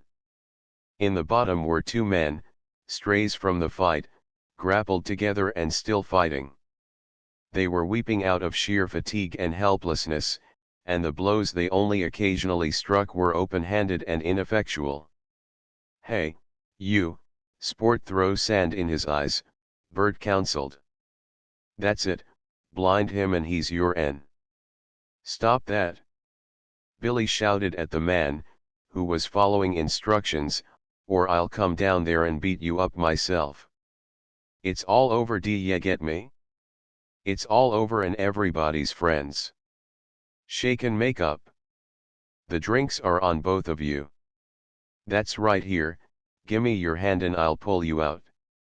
They left them shaking hands and brushing each other's clothes. "It soon will be over," Billy grinned to Saxon. "I know em. Fight's fun with them. And this big scrap's made the day a howlin' success. What did I tell you? Look over at that table there." A group of disheveled men and women, still breathing heavily, were shaking hands all around. "Come on, let's dance," Mary pleaded, urging them in the direction of the pavilion. All over the park the warring bricklayers were shaking hands and making up, while the open-air bars were crowded with the drinkers. Saxon walked very close to Billy. She was proud of him. He could fight, and he could avoid trouble. In all that had occurred he had striven to avoid trouble. And, also, consideration for her and Mary had been uppermost in his mind. "You are brave," she said to him. "It's like taking candy from a baby," he disclaimed. "They only roughhouse. They don't know boxin'. They're wide open, and all you gotta do is hit 'em. It ain't real fightin', you know. With a troubled, boyish look in his eyes, he stared at his bruised knuckles. And I'll have to drive team tomorrow with 'em, he lamented. Which ain't fun, I'm tellin' you, when they stiffen up. Chapter V. At 8 o'clock the Alvista band played Home, Sweet Home, and, following the hurried rush through the twilight to the picnic train, the four managed to get double seats facing each other. When the aisles and platforms were packed by the hilarious crowd, the train pulled out for the short run from the suburbs into Oakland. All the car was singing a score of songs at once, and Bert, his head pillowed on Mary's breast with her arms around him, started on the banks of the Wabash. And he sang the song through, undeterred by the bedlam of two general fights, one on the adjacent platform, the other at the opposite end of the car, both of which were finally subdued by special policemen to the screams of women and the crash of glass. Billy sang a lugubrious song of many stanzas about a cowboy, the refrain of which was, "Bury me out on the lone prairie." "That's one you never heard before, my father used to sing it," he told Saxon, who was glad that it was ended. She had discovered the first flaw in him. He was tone deaf. Not once had he been on the key. "I don't sing often," he added. "You bet your sweet life he don't," Bert exclaimed. "His friends'd kill him if he did. They all make fun of my singin'," he complained to Saxon. "Honest, now, do you find it as rotten as all that?" It's maybe flat a bit," she admitted reluctantly. "It don't sound flat to me," he protested. "It's a regular josh on me. I'll bet Bert put you up to it. You sing something now, Saxon. I bet you sing good. I can tell it from lookin' at you." She began "When the harvest days are over." Bert and Mary joined in, but when Billy attempted to add his voice he was dissuaded by a shin kick from Bert. Saxon sang in a clear, true soprano, thin but sweet, and she was aware that she was singing to Billy. "Now that is singing what is," he proclaimed, when she had finished. "Sing it again. Ah, go on. You do it just right. It's great." His hand slipped to hers and gathered it in, and as she sang again she felt the tide of his strength flood warmingly through her. "Look at 'em holdin' hands," Bert jeered. "Just holdin' hands like they was afraid. Look at Mary and me. Come on and kick in, you cold feets. Get together. If you don't, it'll look suspicious. I got my suspicions already. You're framin' somethin' up." There was no mistaking his innuendo, and Saxon felt her cheeks flaming. "Get onto yourself, Bert," Billy reproved. "Shut up." Mary added the weight of her indignation. "You're awfully raw, Bert Wanhope, and I won't have anything more to do with you there." She withdrew her arms and shoved him away, only to receive him forgivingly half a dozen seconds afterward. "Come on, the four of us," Bert went on irrepressibly. "The night's young. Let's make a time of it. Pabst's Cafe first, and then some. What you say, Bill? What you say, Saxon?" "Mary's game." Saxon waited and wondered, half sick with apprehension of this man beside her whom she had known so short a time. "Nope," he said slowly. "I gotta get up to a hard day's work tomorrow, and I guess the girls has got to, too." Saxon forgave him his tone deafness. Here was the kind of man she always had known existed. It was for some such man that she had waited. She was 22, and her first marriage offer had come when she was 16. The last had occurred only the month before, from the foreman of the washing room, and he had been good and kind, but not young. But this one beside her, he was strong and kind and good, and young. She was too young herself not to desire youth. There would have been rest from fancy starch with the foreman, but there would have been no warmth. But this man beside her. She caught herself on the verge involuntarily of pressing his hand that held hers. "No, Bert, don't tease, he's right," Mary was saying. "We've got to get some sleep. It's fancy starch tomorrow, and all day on our feet." It came to Saxon with a chill pang that she was surely older than Billy. She stole glances at the smoothness of his face, and the essential boyishness of him, so much desired, shocked her. Of course he would marry some girl years younger than himself, than herself. How old was he? Could it be that he was too young for her? As he seemed to grow inaccessible, she was drawn toward him more compellingly. He was so strong, so gentle. She lived over the events of the day. There was no flaw there. He had considered her and Mary, always. And he had torn the program up and danced only with her. Surely he had liked her, or he would not have done it. She slightly moved her hand in his and felt the harsh contact of his teamster callus. The sensation was exquisite. He, too, moved his hand, to accommodate the shift of hers, and she waited fearfully. She did not want him to prove like other men, and she could have hated him had he dared to take advantage of that slight movement of her fingers and put his arm around her. He did not, and she flamed toward him. There was fineness in him. He was neither rattle-brained, like Bert, nor coarse like other men she had encountered. For she had had experiences, not nice, and she had been made to suffer by the lack of what was termed chivalry, though she, in turn, lacked that word to describe what she divined and desired. And he was a prize-fighter. The thought of it almost made her gasp. Yet he answered not at all to her conception of a prize-fighter. But, then, he wasn't a prize-fighter. He had said he was not. She resolved to ask him about it some time if he took her out again. Yet there was little doubt of that, for when a man danced with one girl a whole day he did not drop her immediately. Almost she hoped that he was a prize-fighter. There was a delicious tickle of wickedness about it. Prize-fighters were such terrible and mysterious men. In so far as they were out of the ordinary and were not mere common workingmen such as carpenters and laundrymen, they represented romance. Power also they represented. They did not work for bosses, but spectacularly and magnificently, with their own might, grappled with the great world and wrung splendid living from its reluctant hands. Some of them even owned automobiles and traveled with a retinue of trainers and servants. Perhaps it had been only Billy's modesty that made him say he had quit fighting.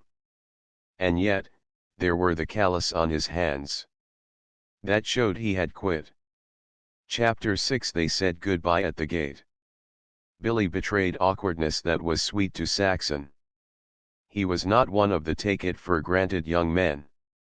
There was a pause, while she feigned desire to go into the house, yet waited in secret eagerness for the words she wanted him to say. "When am I goin' to see you again?" he asked, holding her hand in his. She laughed consentingly. "I live way up in East Oakland," he explained. "You know there's where the stable is, and most of our teaming is done in that section, so I don't knock around down this way much." "But," say, his hand tightened on hers. "We just gotta dance together some more. I'll tell you, the Orandori Club has its dance Wednesday. If you haven't a date, have you?" "No," she said. "Then Wednesday. What time'll I come for you?" And when they had arranged the details, and he had agreed that she should dance some of the dances with the other fellows, and said good night again, his hand closed more tightly on hers and drew her toward him. She resisted slightly, but honestly. It was the custom, but she felt she ought not for fear he might misunderstand. And yet she wanted to kiss him as she had never wanted to kiss a man. When it came, her face upturned to his, she realized that on his part it was an honest kiss. There hinted nothing behind it.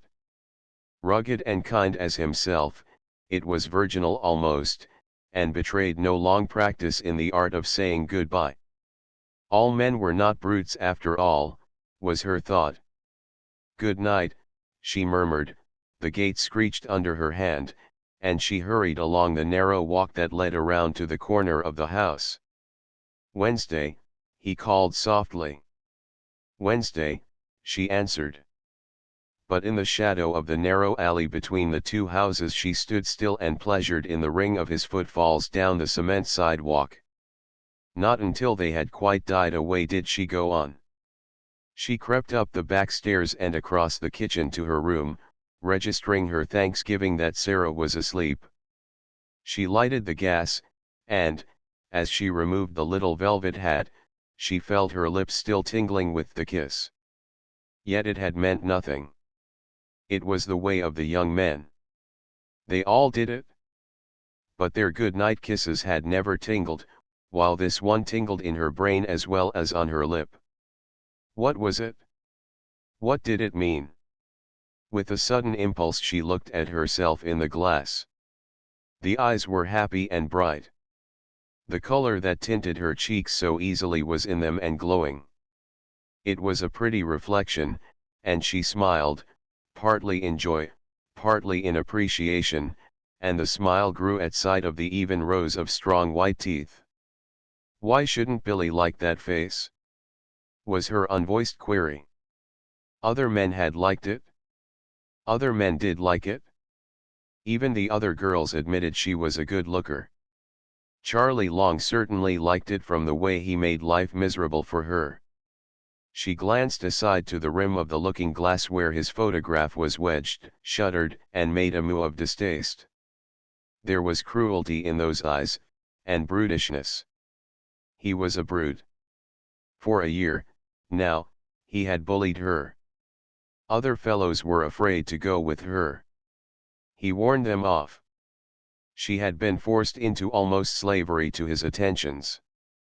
She remembered the young bookkeeper at the laundry, not a working man, but a soft-handed, soft-voiced gentleman whom Charlie had beaten up at the corner because he had been bold enough to come to take her to the theater. And she had been helpless. For his own sake she had never dared accept another invitation to go out with him. And now, Wednesday night, she was going with Billy.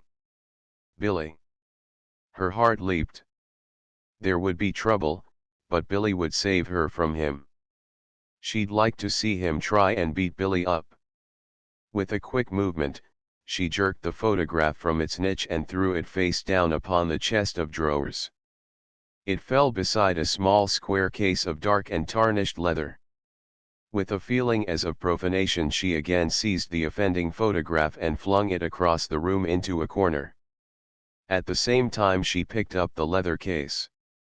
Springing it open, she gazed at the daguerreotype of a worn little woman with steady gray eyes and a hopeful, pathetic mouth.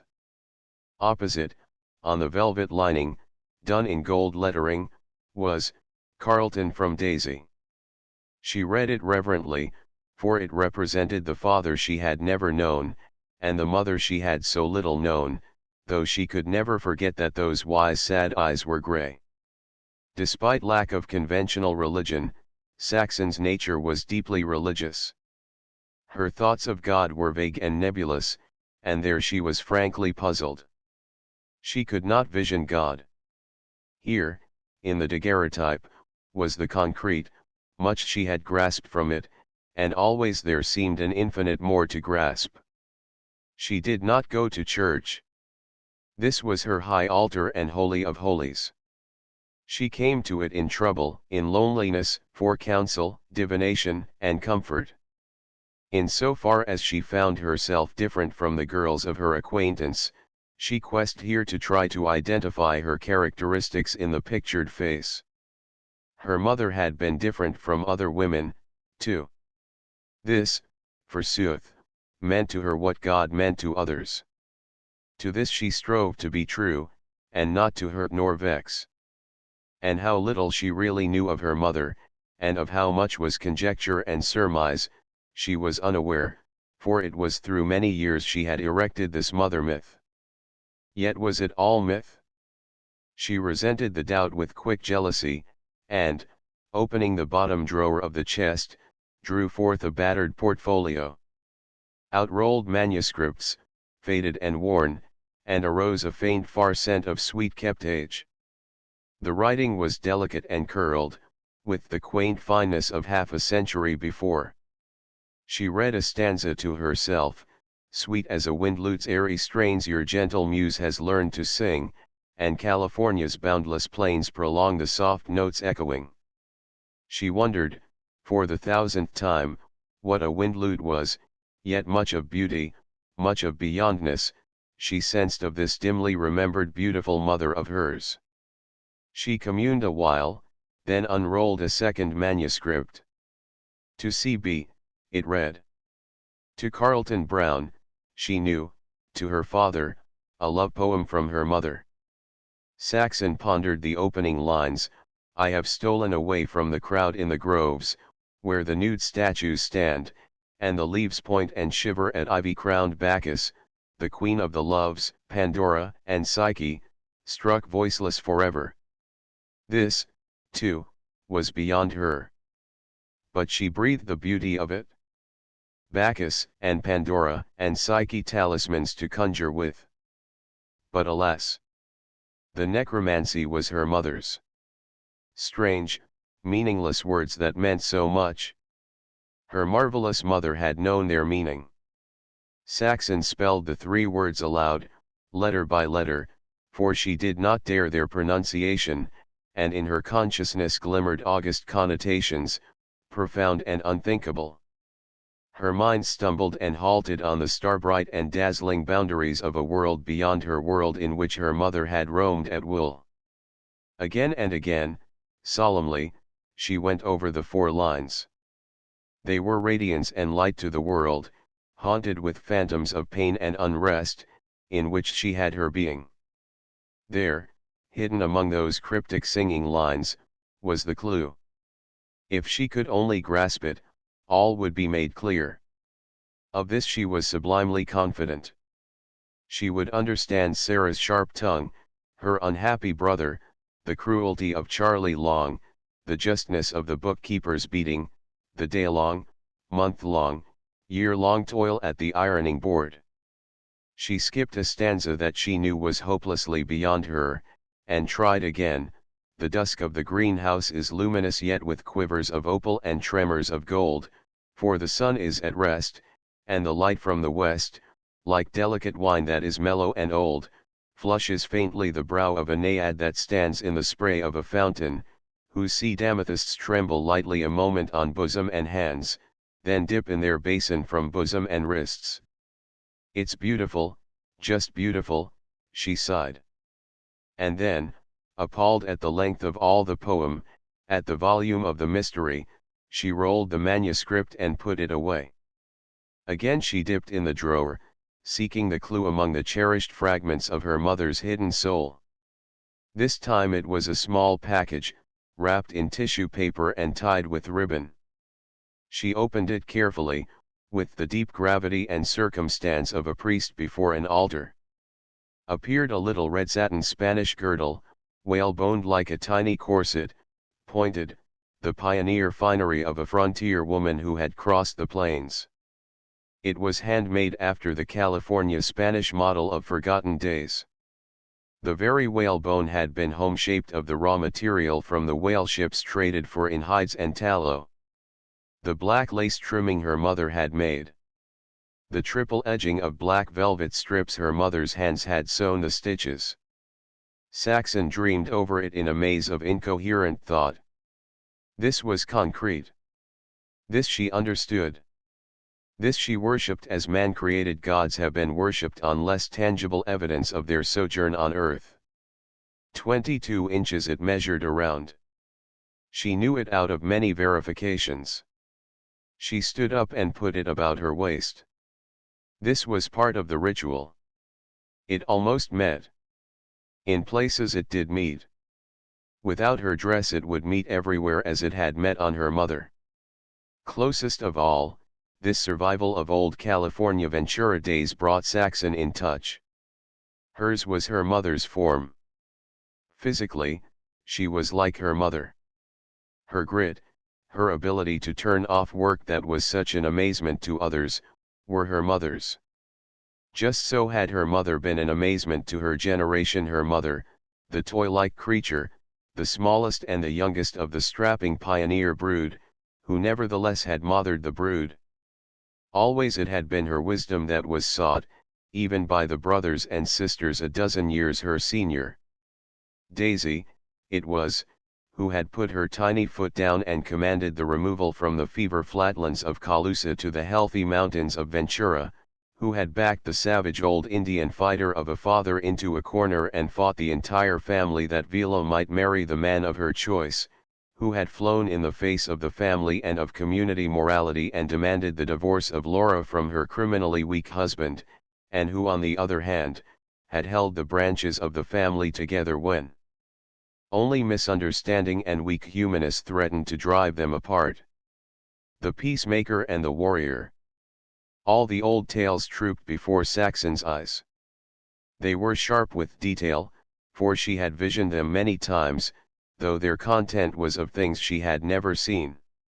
So far as details were concerned, they were her own creation, for she had never seen an ox, a wild Indian, nor a prairie schooner.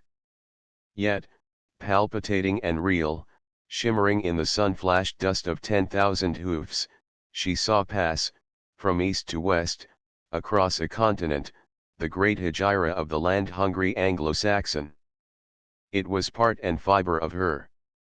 She had been nursed on its traditions and its facts from the lips of those who had taken part. Clearly she saw the long wagon train, the lean, gaunt men who walked before, the youths goading the lowing oxen that fell and were goaded to their feet to fall again.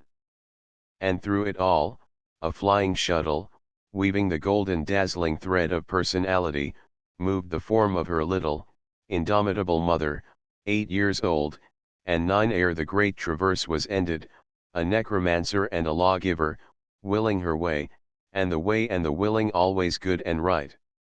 Saxon saw Punch, the little, rough-coated Skye Terrier with the honest eyes, who had plodded for weary months, gone lame and abandoned. She saw Daisy, the chit of a child, hide Punch in the wagon. She saw the savage old worried father discover the added burden of the several pounds to the dying oxen. She saw his wrath, as he held Punch by the scruff of the neck. And she saw Daisy, between the muzzle of the long-barreled rifle and the little dog.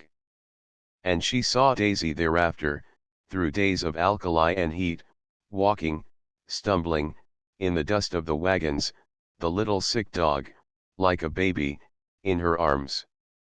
But most vivid of all, Saxon saw the fight at Little Meadow and Daisy, dressed as for a gala day, in white, a ribbon sash about her waist, ribbons and a round comb in her hair, in her hands small water pails, step forth into the sunshine on the flower-grown open ground from the wagon circle, wheels interlocked, where the wounded screamed their delirium and babbled of flowing fountains, and go on, through the sunshine and the wonder inhibition of the bullet-dealing Indians, 100 yards to the water-hole and back again.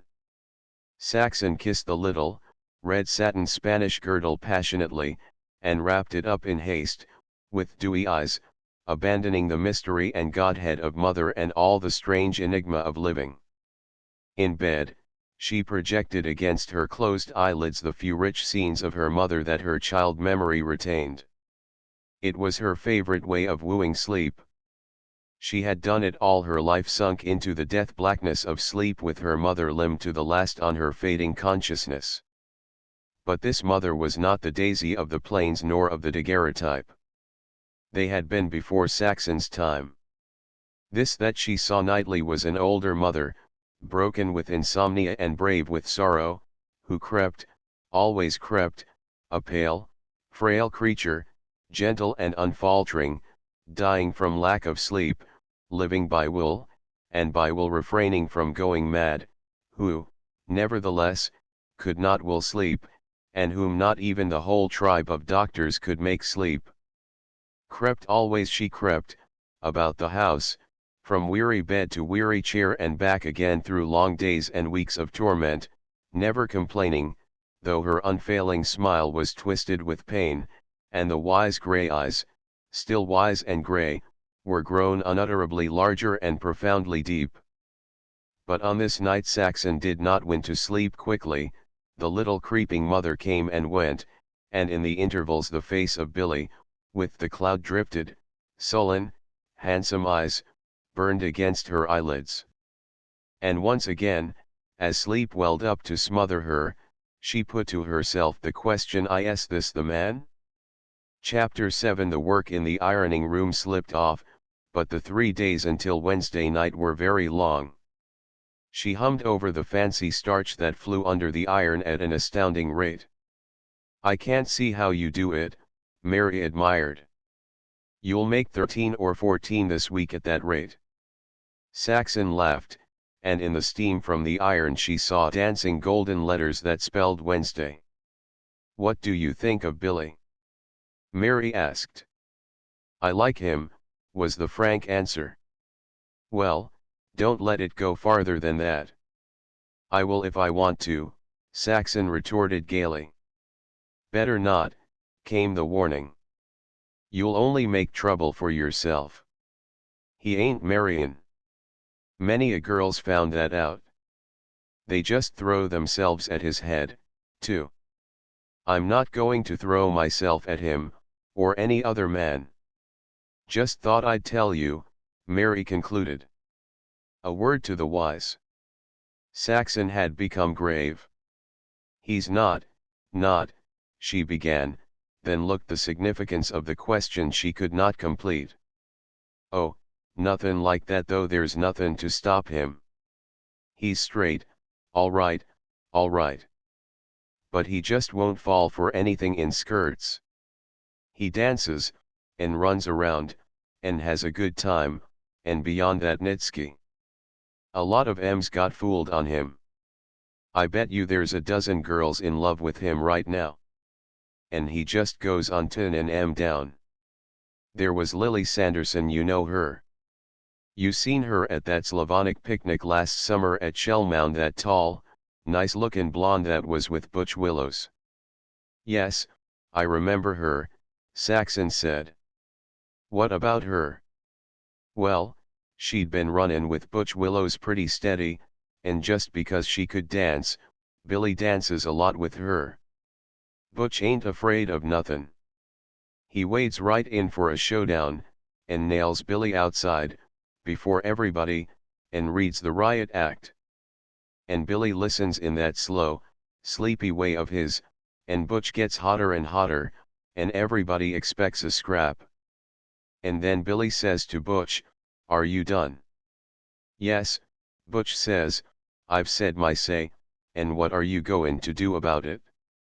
And Billy says, and what d'ye think he said, with everybody lookin' on and Butch with blood in his eye? 'Well,' he said, 'I guess nothin', Butch.'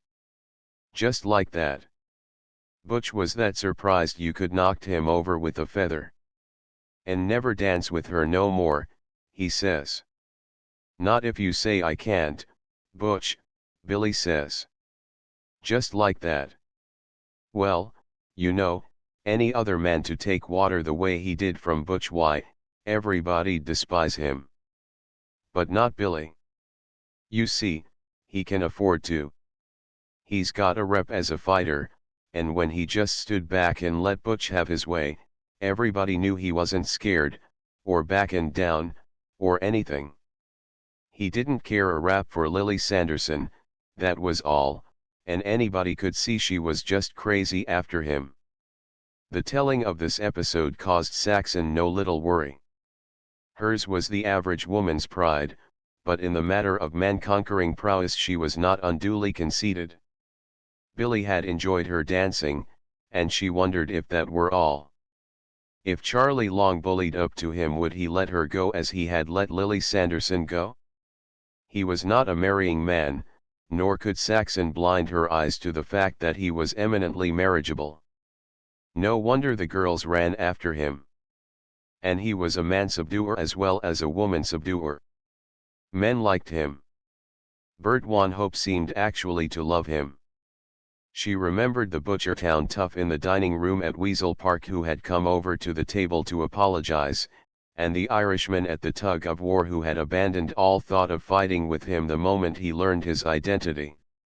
A very much spoiled young man was a thought that flitted frequently through Saxon's mind, and each time she condemned it as ungenerous. He was gentle in that tantalizing slow way of his. Despite his strength, he did not walk roughshod over others. There was the affair with Lily Sanderson. Saxon analyzed it again and again. He had not cared for the girl, and he had immediately stepped from between her and Butch. It was just the thing that Bert, out of sheer wickedness and love of trouble, would not have done. There would have been a fight, hard feelings, Butch turned into an enemy, and nothing profited to Lily. But Billy had done the right thing, done it slowly and imperturbably and with the least hurt to everybody. All of which made him more desirable to Saxon and less possible. She bought another pair of silk stockings that she had hesitated at for weeks, and on Tuesday night sewed and drowsed wearily over a new shirtwaist and earned complaint from Sarah concerning her extravagant use of gas. Wednesday night, at the Orindori dance, was not all undiluted pleasure. It was shameless the way the girls made up to Billy, and, at times, Saxon found his easy consideration for them almost irritating. Yet she was compelled to acknowledge to herself that he hurt none of the other fellows' feelings in the way the girls hurt hers.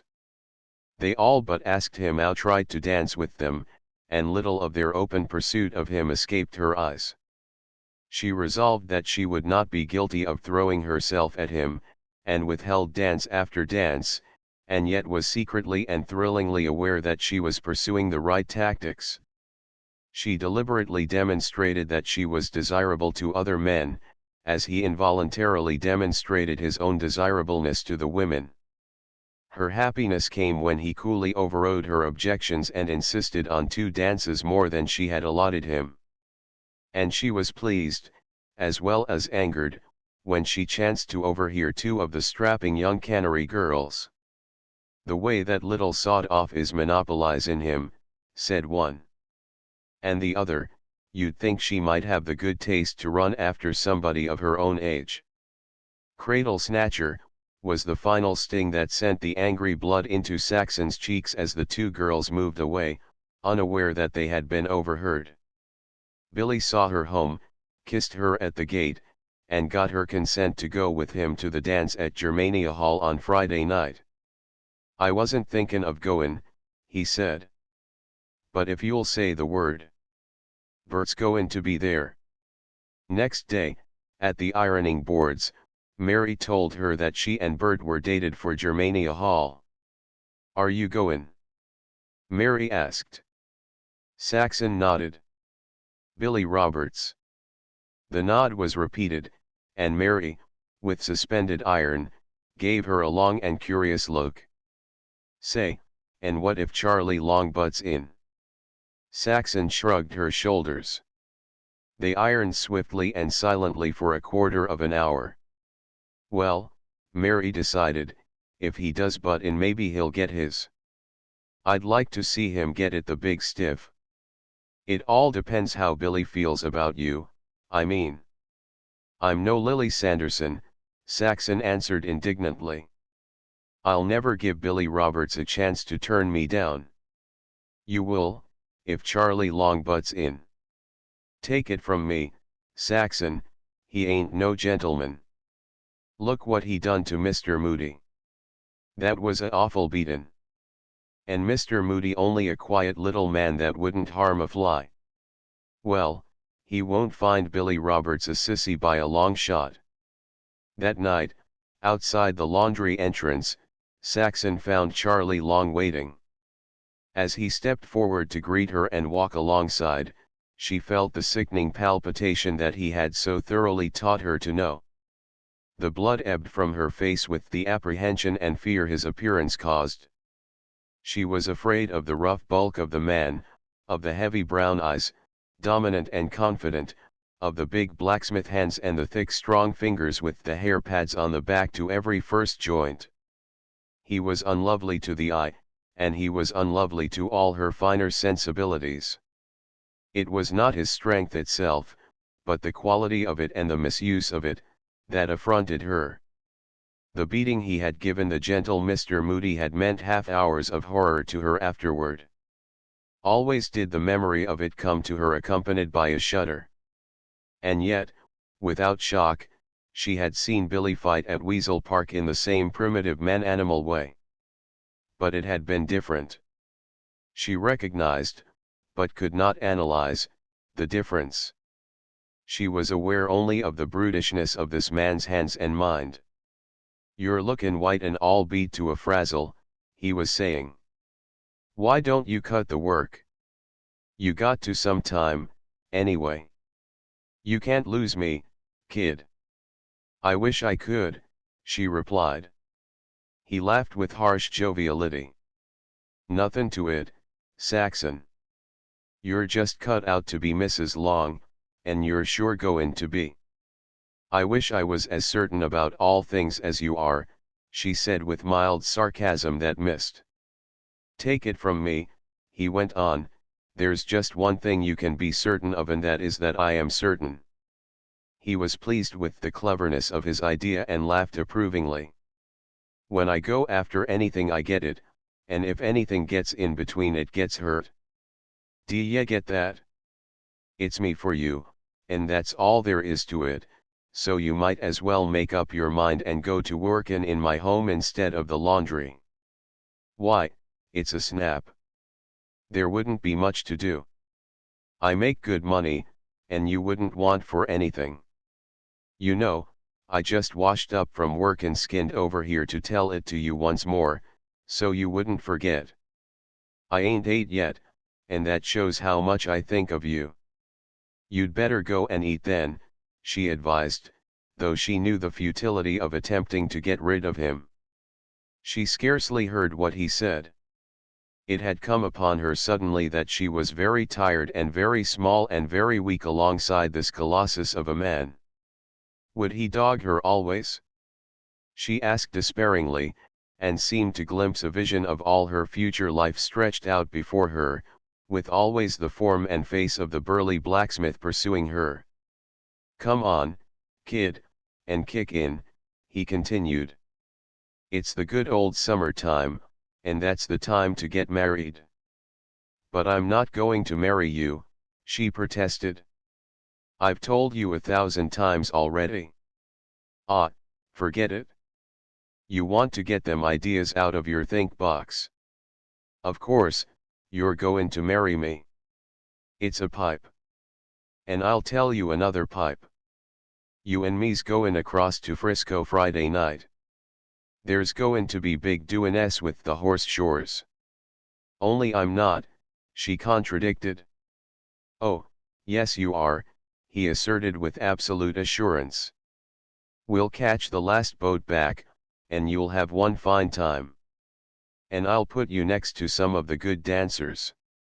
Oh, I ain't a pincher, and I know you like dancin'. But I tell you I can't," she reiterated. He shot a glance of suspicion at her from under the black thatch of brows that met above his nose and were as one brow. "Why can't you?" "A date," she said. "Who's the bloke?" "None of your business, Charlie Long. I've got a date, that's all. I'll make it my business. Remember that la-da-da bookkeeper rummy? Well, just keep on rememberin' him and what he got." "I wish you'd leave me alone," she pleaded resentfully. "Can't you be kind just for once?" The blacksmith laughed unpleasantly.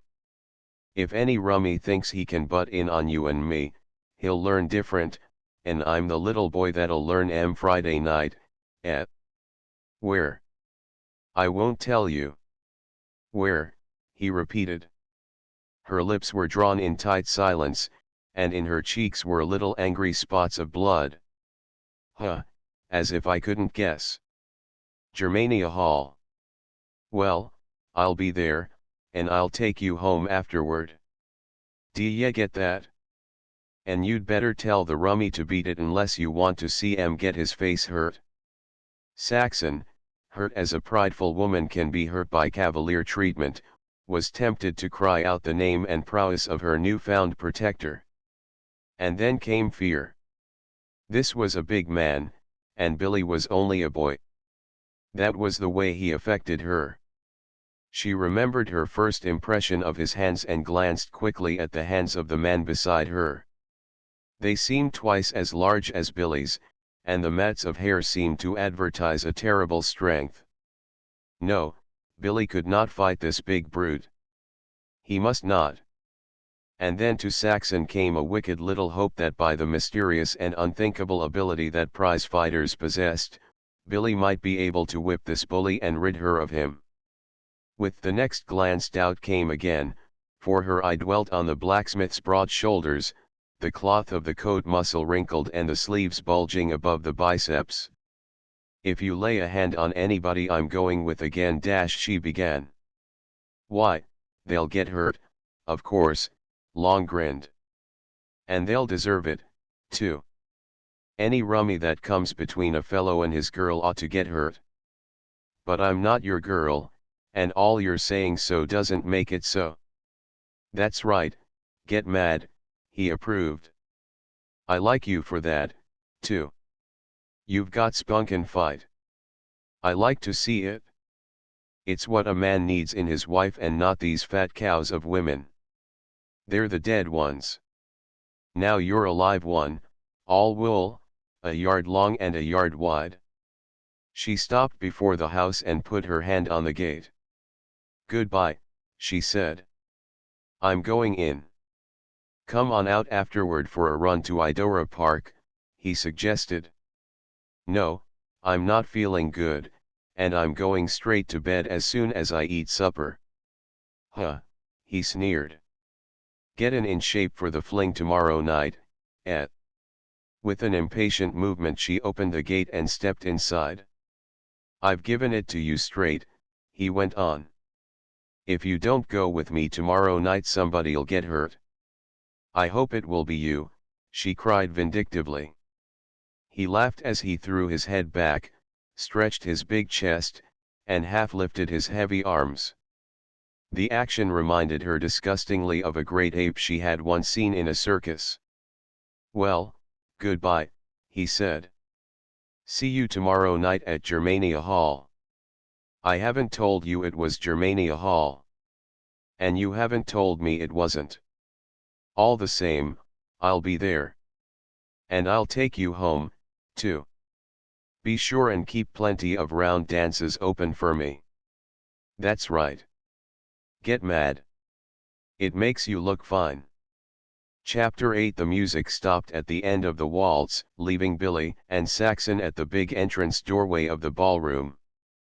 Her hand rested lightly on his arm, and they were promenading onto fine seats, when Charlie Long, evidently just arrived, thrust his way in front of them. So you're the Butinsky, eh? He demanded, his face malignant with passion and menace. Who, me? Billy queried gently. Some mistake, sport. I never butt in. You're goin' to get your head beaten off if you don't make yourself scarce pretty lively. I wouldn't want that to happen for the world, Billy drawled. Come on, Saxon. This neighborhood's unhealthy for us. He started to go on with her, but Long thrust in front again. You're too fresh to keep, young fellow, he snarled. You need saltin' down. D'ye get me? Billy scratched his head, on his face exaggerated puzzlement. No, I don't get you, he said. Now just what was it you said? But the big blacksmith turned contemptuously away from him to Saxon. Come here, you.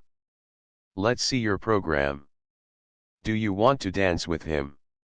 Billy asked. She shook her head. Sorry, sport, nothin' doin', Billy said, again making to start on. For the third time the blacksmith blocked the way. Get off your foot, said Billy. You're standin' on it. Long all but sprang upon him, his hands clenched, one arm just starting back for the punch while at the same instant shoulders and chest were coming forward. But he restrained himself at sight of Billy's unstartled body and cold and cloudy eyes. He had made no move of mind or muscle. It was as if he were unaware of the threatened attack. All of which constituted a new thing in Long's experience. Maybe you don't know who I am, he bullied. Yep, I do, Billy answered airily. You're a record breaker at Roughhousing. Here Long's face showed pleasure. You ought to have the Police Gazette diamond belt for roughhousing baby buggies. I guess there ain't a one you're afraid to tackle. Leave 'em alone, Charlie, advised one of the young men who had crowded about them. He's Bill Roberts, the fighter. You know 'em. Big Bill. I don't care if he's Jim Jeffries. He can't butt in on me this way. Nevertheless it was noticeable, even to Saxon, that the fire had gone out of his fierceness. Billy's name seemed to have a quieting effect on obstreperous males. Do you know him? Billy asked her. She signified yes with her eyes, though it seemed she must cry out 1,000 things against this man who so steadfastly persecuted her. Billy turned to the blacksmith. Look here, sport, you don't want trouble with me. I've got your number. Besides, what do we want to fight for? Hasn't she got a say-so in the matter? No, she hasn't. This is my affair and yourn. Billy shook his head slowly. No, you're in wrong. I think she has a say in the matter. Well, say it then, Long snarled at Saxon, who are you goin' to go with, me or him? Let's get it settled. For reply, Saxon reached her free hand over to the hand that rested on Billy's arm. Nuff said, was Billy's remark. Long glared at Saxon, then transferred the glare to her protector. I've a good mind to mix it with you anyway, Long gritted through his teeth. Saxon was elated as they started to move away. Lily Sanderson's fate had not been hers, and her wonderful man-boy, without the threat of a blow, slow of speech and imperturbable, had conquered the big blacksmith. He's forced himself upon me all the time, she whispered to Billy. He's tried to run me, and beaten up every man that came near me. I never want to see him again. Billy halted immediately. Long, who was reluctantly moving to get out of the way, also halted. She says she don't want anything more to do with you, Billy said to him. And what she says goes. If I get a whisper any time that you been both airin' her, I'll attend to your case. D'ye get that? Long glowered and remained silent. D'ye get that? Billy repeated, more imperatively. A growl of assent came from the blacksmith. All right, then. See you remember it? And now get out of the way or I'll walk over you. Long slunk back, muttering inarticulate threats, and Saxon moved on as in a dream. Charlie Long had taken water. He had been afraid of this smooth-skinned, blue-eyed boy. She was quit of him, something no other man had dared attempt for her. And Billy had liked her better than Lily Sanderson. Twice Saxon tried to tell Billy the details of her acquaintance with Long, but each time was put off.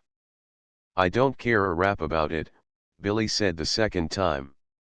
You're here, ain't you? But she insisted, and when, Worked up and angry by the recital, she had finished, he patted her hand soothingly. "It's all right, Saxon," he said. "He's just a big stiff. I took his measure as soon as I looked at him. He won't bother you again. I know his kind. He's a dog. Roughhouse. He couldn't roughhouse a milk wagon." "But how do you do it?" she asked breathlessly. "Why are men so afraid of you? You're just wonderful." He smiled in an embarrassed way and changed the subject. "Say," he said, "I like your teeth. They're so white and regular, and not big, and not dinky little baby's teeth either. They're just right, and they fit you. I never seen such fine teeth on a girl yet. D'ya know, honest, they kind of make me hungry when I look at 'em. They're good enough to eat." At midnight, leaving the insatiable Bert and Mary still dancing, Billy and Saxon started for home. It was on his suggestion that they left early, and he felt called upon to explain. "It's one thing the fighting games taught me," he said. "To take care of myself. A fellow can't work all day and dance all night and keep in condition. It's the same way with drinkin', and not that I'm a little tin angel. I know what it is. I been soused to the guards and all the rest of it. I like my beer, big schooners of it, but I don't drink all I want of it. I've tried, but it don't pay. Take that big stiff tonight that butted in on us. He ought to had my number. He's a dog anyway, but besides he had beer bloat. I sized that up the first rattle, and that's the difference about who takes the other fellow's number. Condition, that's what it is." "But he is so big," Saxon protested. "Why, his fists are twice as big as yours. That don't mean anything. What counts is what's behind the fists. He'd turn loose like a bucking bronco. If I couldn't drop him at the start, all I'd do is to keep away, smother up, and wait.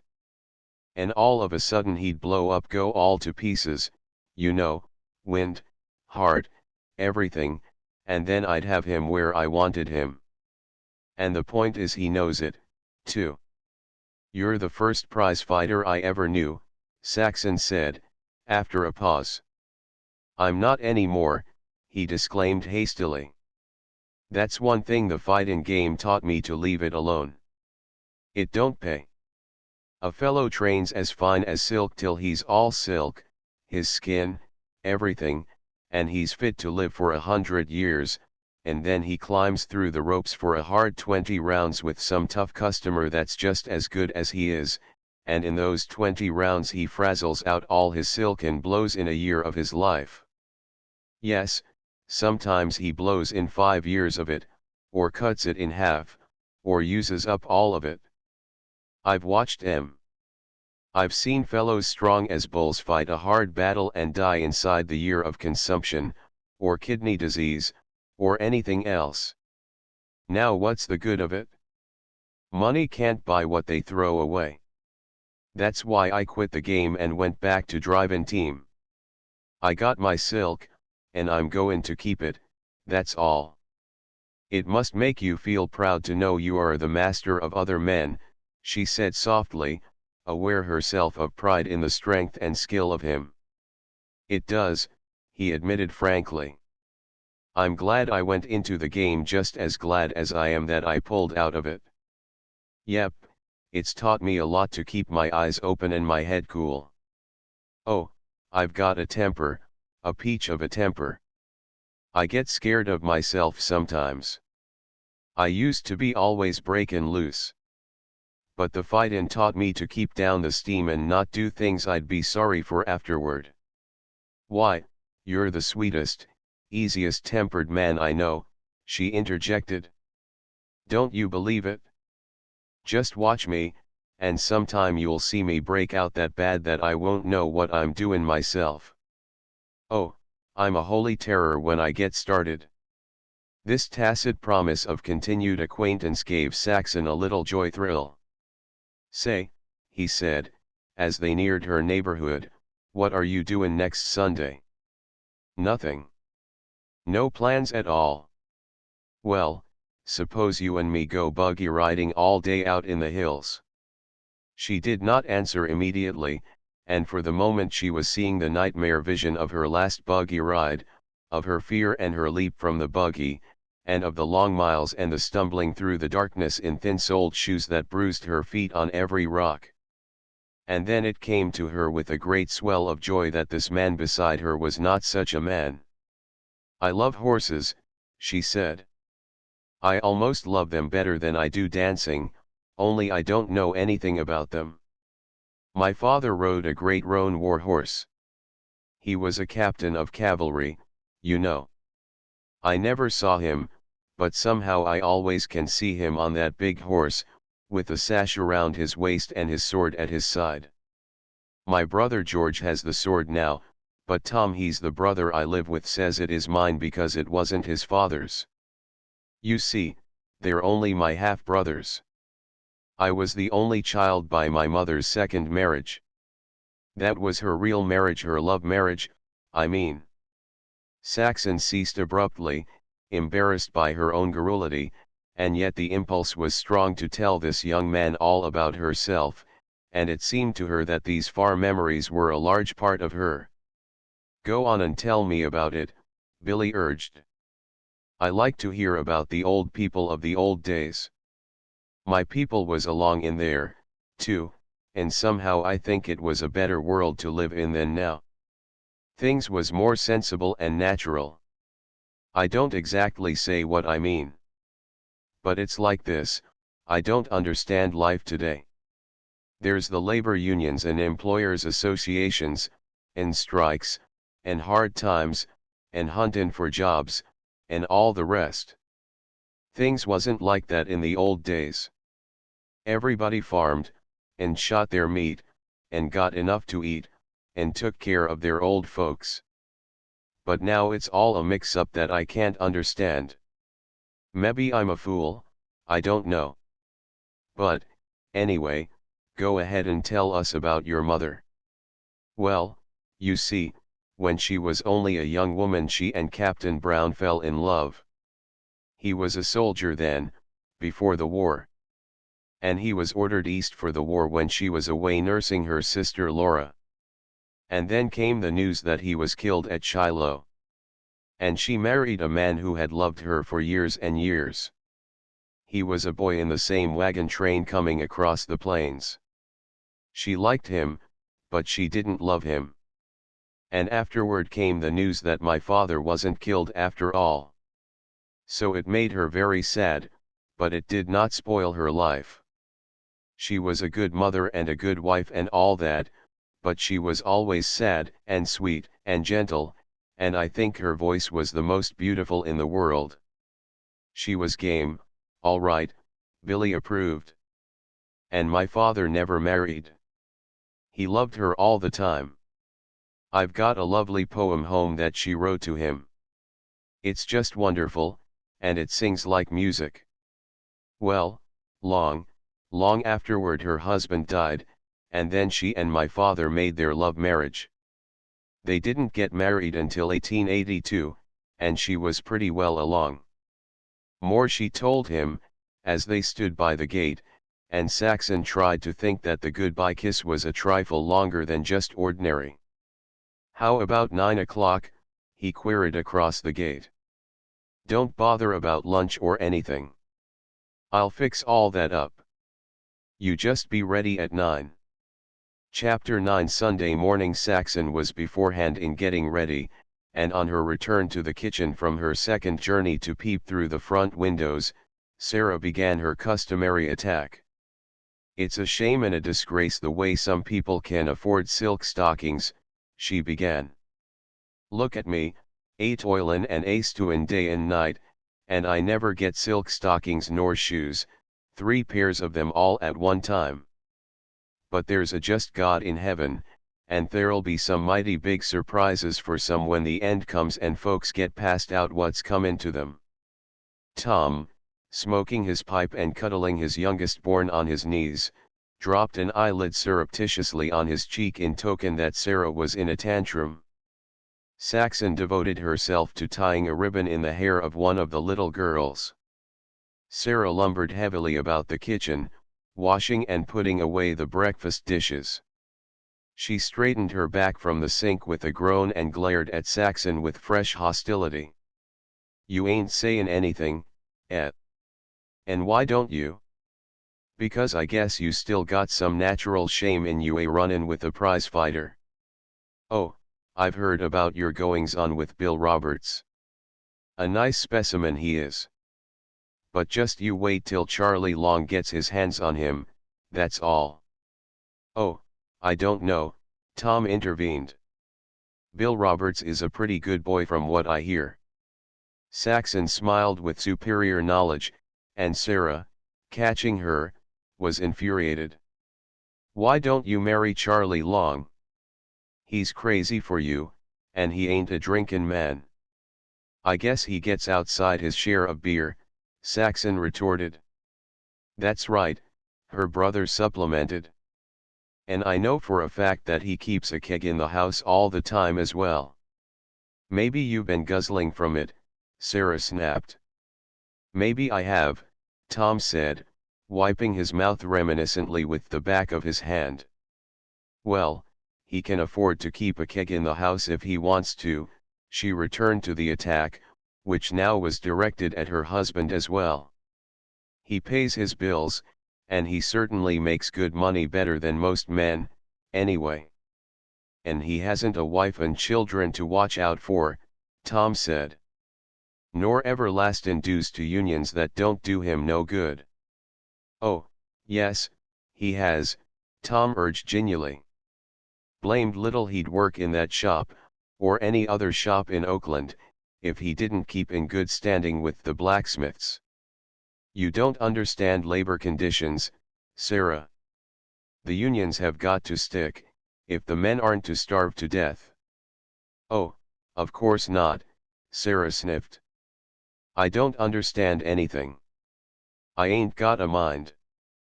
I'm a fool, and you tell me so right before the children." She turned savagely on her eldest, who startled and shrank away.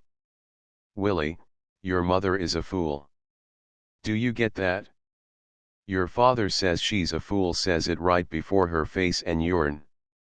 She's just a plain fool.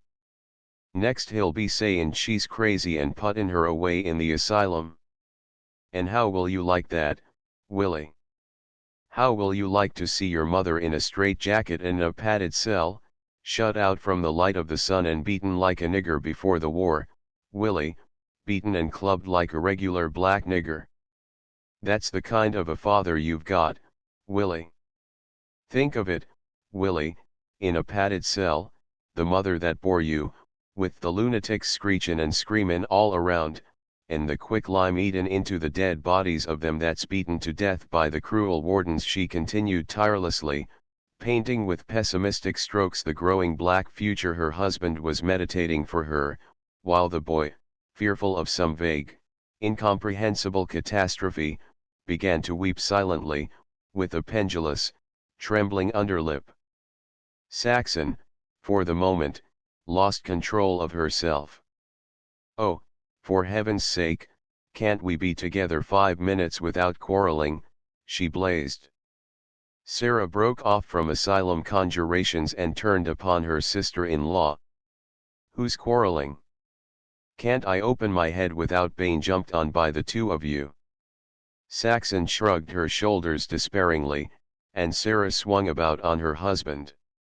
"Seein' you love your sister so much better than your wife, why did you want to marry me, that's borne your children for you, and slaved for you, and toiled for you, and worked her fingernails off for you, with no thanks, and insultin' me before the children, and sayin' I'm crazy to their faces?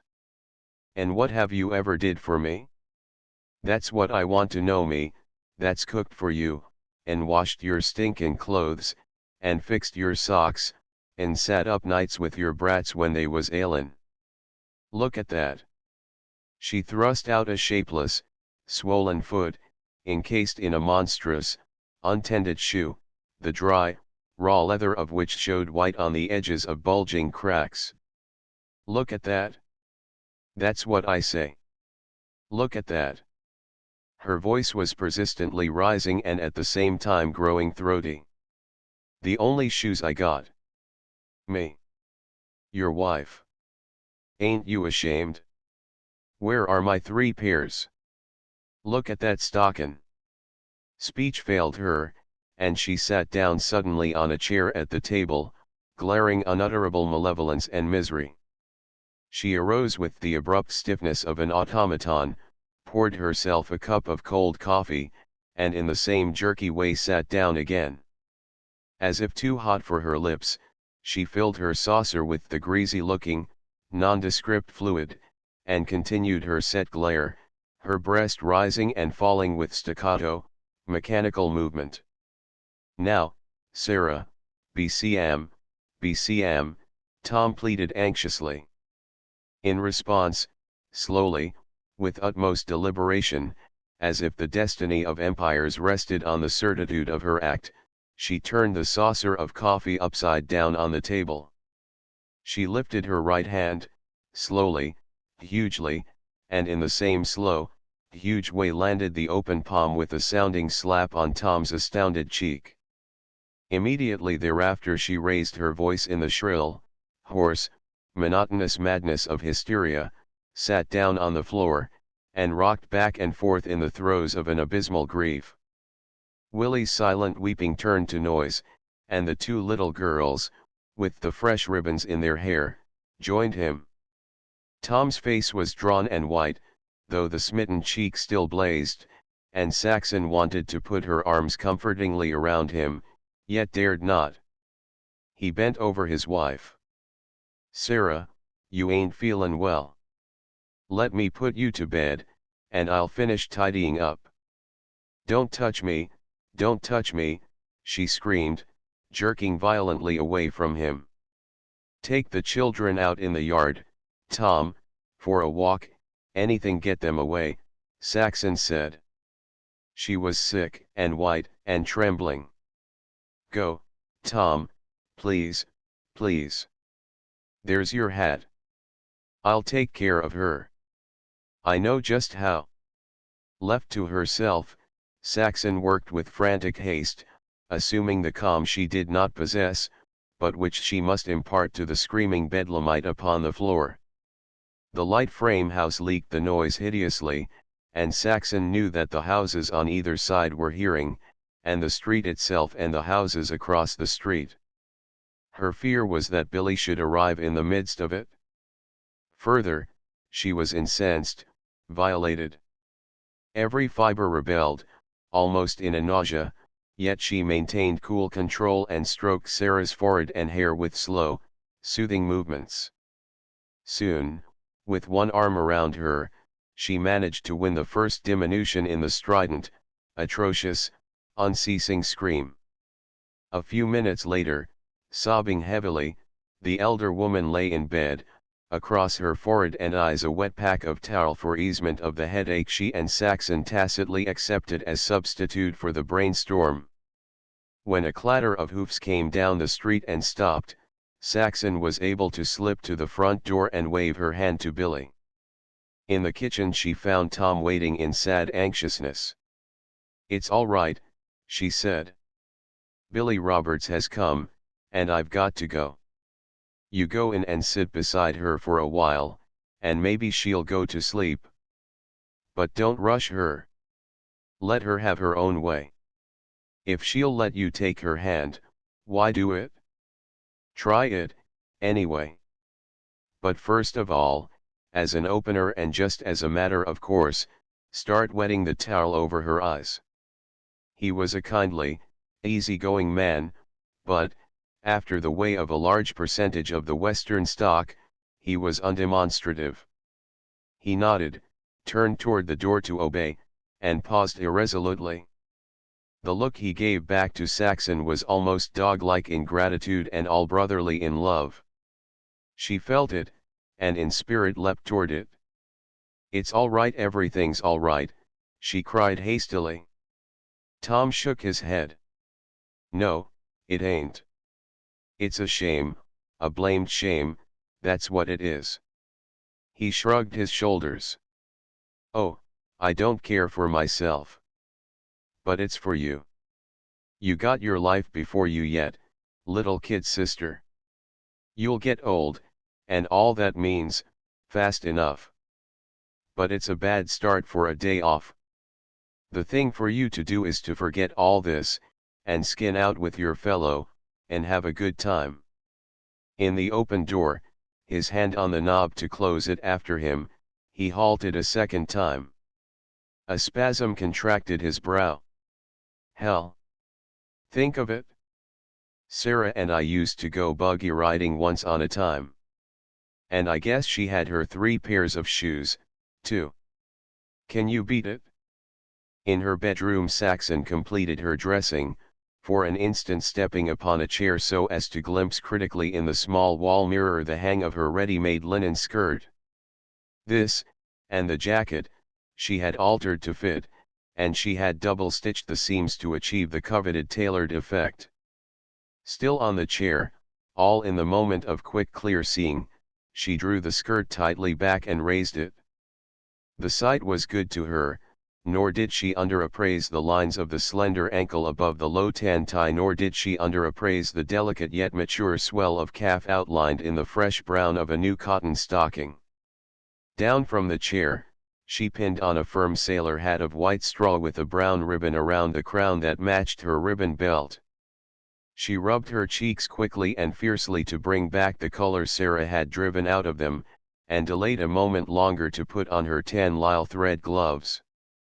Once, in the fashion page of a Sunday supplement, she had read that no lady ever put on her gloves after she left the door. With a resolute self-grip, as she crossed the parlor and passed the door to Sarah's bedroom, through the thin wood of which came elephantine moanings and low slubberings, she steeled herself to keep the color in her cheeks and the brightness in her eyes. And so well did she succeed that Billy never dreamed that the radiant, live young thing, tripping lightly down the steps to him, had just come from a bout with soul-sickening hysteria and madness. To her, in the bright sun, Billy's blondness was startling. His cheeks, smooth as a girl's, were touched with color. The blue eyes seemed more cloudily blue than usual, and the crisp, sandy hair hinted more than ever of the pale straw gold that was not there. Never had she seen him quite so royally young. As he smiled to greet her, with a slow white flash of teeth from between red lips, she caught again the promise of easement and rest. Fresh from the shattering chaos of her sister-in-law's mind, Billy's tremendous calm was especially satisfying, and Saxon mentally laughed to scorn the terrible temper he had charged to himself. She had been buggy riding before, but always behind one horse, jaded, and livery, in a top buggy, heavy and dingy, such as livery stables rent because of sturdy unbreakableness. But here stood 2 horses, head-tossing and restless, shouting in every highlight glint of their satin, golden sorrel coats that they had never been rented out in all their glorious young lives. Between them was a pole inconceivably slender, on them were harnesses preposterously string-like and fragile.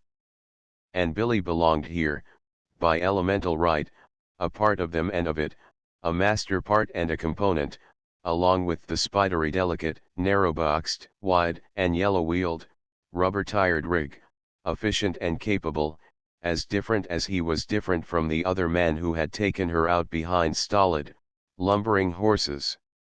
He held the reins in one hand, yet, with low, steady voice, confident and assuring, held the nervous young animals more by the will and the spirit of him.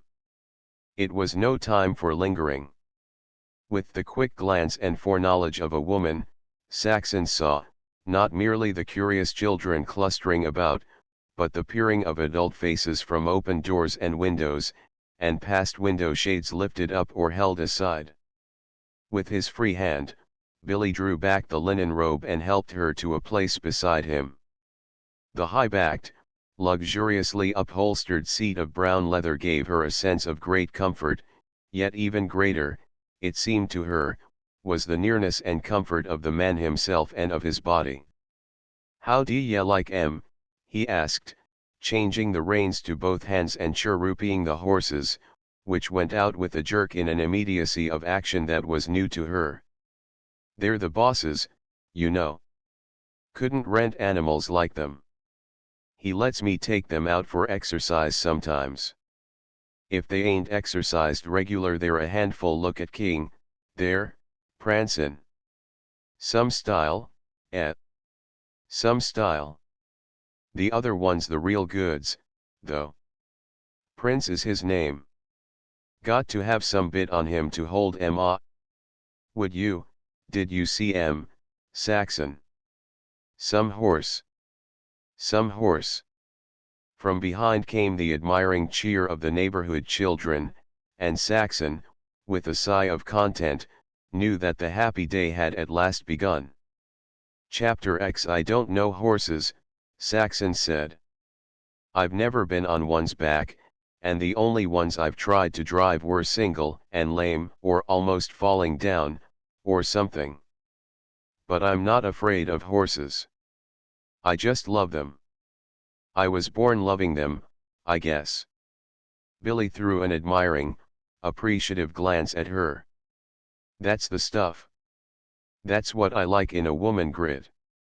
Some of the girls I've had out, well, take it from me, they made me sick. Oh, I'm hep to 'em. Nervous, and trembly, and screechy, and wobbly. I reckon they come out on my account and not for the ponies. But me for the brave kid that likes the ponies. You're the real goods, Saxon, honest to God you are. Why, I can talk like a streak with you. The rest of 'em make me sick. I'm like a clam.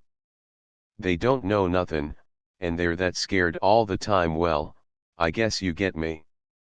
You have to be born to love horses, maybe," she answered. "Maybe it's because I always think of my father on his roan war horse that makes me love horses. But, anyway, I do. When I was a little girl I was drawing horses all the time. My mother always encouraged me. I've a scrapbook mostly filled with horses I drew when I was little. Do you know, Billy, sometimes I dream I actually own a horse, all my own. And lots of times I dream I'm on a horse's back, or driving him. I'll let you drive 'em, after a while, when they've worked their edge off. They're pullin' now there, put your hands in front of mine, take hold tight. Feel that? Sure you feel it? And you ain't feelin' it all by a long shot. I don't dast slack, you bain't such a lightweight." Her eyes sparkled as she felt the apportioned pull of the mouths of the beautiful, live things, and he, looking at her, sparkled with her in her delight. "What's the good of a woman if she can't keep up with a man?" he broke out enthusiastically. "People that like the same things always get along best together," she answered, with a triteness that concealed the joy that was hers at being so spontaneously in touch with him. "Why, Saxon, I've fought battles, good ones, frazzlin' my silk away to beat the band before whiskey-soaked, smokin' audiences of rotten fight fans, that just made me sick clean through. And them, that couldn't take just one stiff jolt or hook to jaw or stomach, cheerin' me and yellin' for blood. Blood, mind you. And them without the blood of a shrimp in their bodies. Why, honest, now, I'd sooner fight before an audience of one you for instance, or anybody I liked. It'd do me proud. But them sickenin', sap-headed stiffs, with the grit of rabbits and the silk of mangy kyes, cheerin' me. Can you blame me for quittin' the dirty game? Why, I'd sooner fight before broke down old plugs of work horses that's candidates for chicken meat, than before them rotten bunches of stiffs with nothin' thicker and water in their veins, and Contra Costa water at that when the rains is heavy on the hills. I didn't know prize fighting was like that, she faltered, as she released her hold on the lines and sank back again beside him. It ain't the fightin', it's the fight crowds, he defended with instant jealousy. Of course, fightin' hurts a young fellow because it frazzles the silk outta him and all that. But it's the low-lifers in the audience that gets me. Why, the good things they say to me, the praise and that, is insulting. Do you get me? It makes me cheap. Think of it, booze guzzlin' stiffs that be afraid to mix it with a sick cat, not fit to hold the coat of any decent man. Think of them standin' up on their hind legs and yellin' and cheerin' me. Ha, ha. What do ye think of that? Ain't he a rogue? A big bulldog, sliding obliquely and silently across the street, unconcerned with the team he was avoiding, had passed so close that Prince, baring his teeth like a stallion, plunged his head down against reins and check in an effort to seize the dog. Now he's some fighter, that Prince. And he's natural. He didn't make that reach just for some low-lifer to yell on. He just done it out of pure cussedness and himself. That's clean. That's right. Because it's natural. But them fight fans. Honest to God, Saxon, glimpsing him sidewise, as he watched the horses and their way on the Sunday morning streets, checking them back suddenly and swerving to avoid two boys coasting across street on a toy wagon, saw in him deeps and intensities, all the magic connotations of temperament, the glimmer and hint of rages profound, bleaknesses as cold and far as the stars, savagery as keen as a wolf's and clean as a stallion's, wrath as implacable as a destroying angel's, and youth that was fire and life beyond time and place. She was awed and fascinated, with the hunger of woman bridging the vastness to him, daring to love him with arms and breast that ached to him, murmuring to herself and through all the halls of her soul, "You dear, you dear." Honest to God, Saxon, he took up the broken thread, "these times when I've hated them, when I wanted to jump over the ropes and wade into them, knock down and drag out, and show 'em what fightin' was. Take that night with Billy Murphy. Billy Murphy, if you only knew him. My friend. As clean and game a boy as ever jumped inside the ropes to take the decision. Him. We went to the Durant School together. We grew up chums. His fight was my fight. My trouble was his trouble. We both took to the fighting game. They matched us. Not the first time. Twice we'd fought draws. Once the decision was his, once it was mine. The fifth fight of two lovin' men that just loved each other. He's 3 years older than me. He's a wife and 2 or 3 kids, and I know them, too. And he's my friend. Get it? I'm 10 pounds heavier, but with heavy weights that's alright.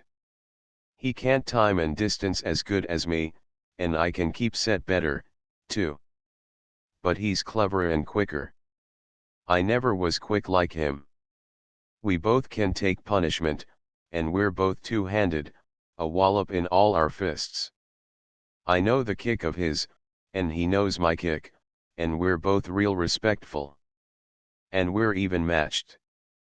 2 draws, and a decision to each. Honest, I ain't any kind of a hunch who's goin' to win, we're that even. Now, the fight, you ain't squeamish, are you? No, no, she cried. I'd just love to hear you are so wonderful. He took the praise with a clear, unwavering look, and without hint of acknowledgement. We go along 6 rounds, 7 rounds, 8 rounds, and honors even. I bent him in his rushes and straight left in him, and meet in his duck with a wicked little right uppercut, and he's shaken me on the jaw and walloped my ears till my head's all singin' and buzzin'. And everything lovely with both of us, with a noise like a draw decision in sight. 20 rounds is the distance, you know. And then his bad luck comes. We're just mixin' into a clinch that ain't arrived yet, when he shoots a short hook to my head his left, and a real haymaker if it reaches my jaw. I make a forward duck, not quick enough, and he lands bingo on the side of my head. Honest to God, Saxon, it's that heavy I see some stars. But it don't hurt and ain't serious, that high up where the bone's thick. And right there he finishes himself, for his bad thumb, which I've known since he first got it as a kid fightin' in the sandlot at What's Tract. He smashes that thumb right there, on my hard head, back into the socket with an out twist, and all the old chords that'd never got strong gets theirs again. I didn't mean it. A dirty trick, fair in the game, though, to make a guy smash his hand on your head. But not between friends. I couldn't have done that to Bill Murphy for $1 million. It was a accident, just because I was slow, because I was born slow. The hurt of it? Honest, Saxon, you don't know what hurt is till you've got a old hurt like that hurt again. What can Billy Murphy do but slow down? He's got to. He ain't fightin' two-handed anymore. He knows it, I know it, the referee knows it, but nobody else. He goes on moving that left of his like it's alright. But it ain't. It's hut in him like a knife dug into him. He don't das strike a real blow with that left of his. But it hurts, anyway. Just to move it or not move it hurts, and every little dab feint that I'm too wise to guard, knowin' there's no weight behind, why them little dab touches on that poor thumb goes right to the heart of him, and hurts worse than 1,000 boils or 1,000 knockouts. Just hurts all over again, and worse, each time and touch. Now suppose he and me was boxin' for fun, out in the backyard, and he hurts his thumb that way, why we'd have the gloves off in a jiffy and I'd be putting cold compresses on that poor thumb of his and bandaging it that tight to keep the inflammation down. But no. This is a fight for fight fans that's paid their admission for blood, and blood they're goin' to get. They ain't men. They're wolves. He has to go easy, now, and I ain't forcin' him none. I'm all shot to pieces. I don't know what to do. So I slow down, and the fans get hep to it. Why don't you fight? They begin to yell. Fake. Fake. Why don't you kiss em? Lovin' cup for yours, Bill Roberts, and that sort of bunk. Fight, says the referee to me, low and savage. Fight, or I'll disqualify you, Bill, I mean you. And this to me, with a touch on the shoulder so they's no mistaken. It ain't pretty. It ain't right. D'ye know what we was fightin' for? $100. Think of it. And the game is we got to do our best to put our man down for the count because of the fans has bet on us. Sweet, ain't it? Well, that's my last fight. It finishes me deado. Never again for yours truly. Quit, I says to Billy Murphy in a clinch, for the love of God, Bill, quit. And he says back, in a whisper, I can't, Bill, you know that. And then the referee drags us apart, and a lot of the fans begins to hoot and boo. Now kick in, damn you, Bill Roberts, and finish the referee says to me, and I tell to go to hell as Bill and me flop into the next clinch, not hittin', and Bill touches his thumb again, and I see the pain shoot across his face. Game. That good boy's the limit. And to look into the eyes of a brave man that's sick with pain, and love and see love in them eyes of his, and then have to go on givin' pain, call that sport? I can't see it. But the crowd's got its money on us. We don't count.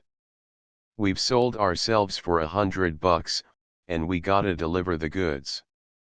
Let me tell you, Saxon, honest to God, that was one of the times I wanted to go through the ropes and drop them fans yellin' for blood and show what blood is. For God's sake finish me, Bill, Bill says to me in that clinch, put her over and I'll fall for it, but I can't lay down. D'ye want to know? I cry there, right in the ring, in that clinch. The weeps for me. I can't do it, Bill, I whisper back, hangin' onto em like a brother and the referee ragin' and draggin' at us to get us apart, and all the wolves in the house snarlin'. You got em, the audience is yellin'. Go in and finish em. The hay for him, Bill, put her across to the jaw and see em fall. You got to, Bill, or you're a dog, Bill says, lookin' love at me in his eyes as the referee's grip untangles us clear. And them wolves of fans yellin', fake. Fake. Fake, like that, and keepin' it up. Well, I done it. They's only that way out. I done it. By God, I done it. I had to. I feigned for em, draw his left, duck to the right past it, talking it across my shoulder, and come up with my right to his jaw. And he knows the trick. He's hep.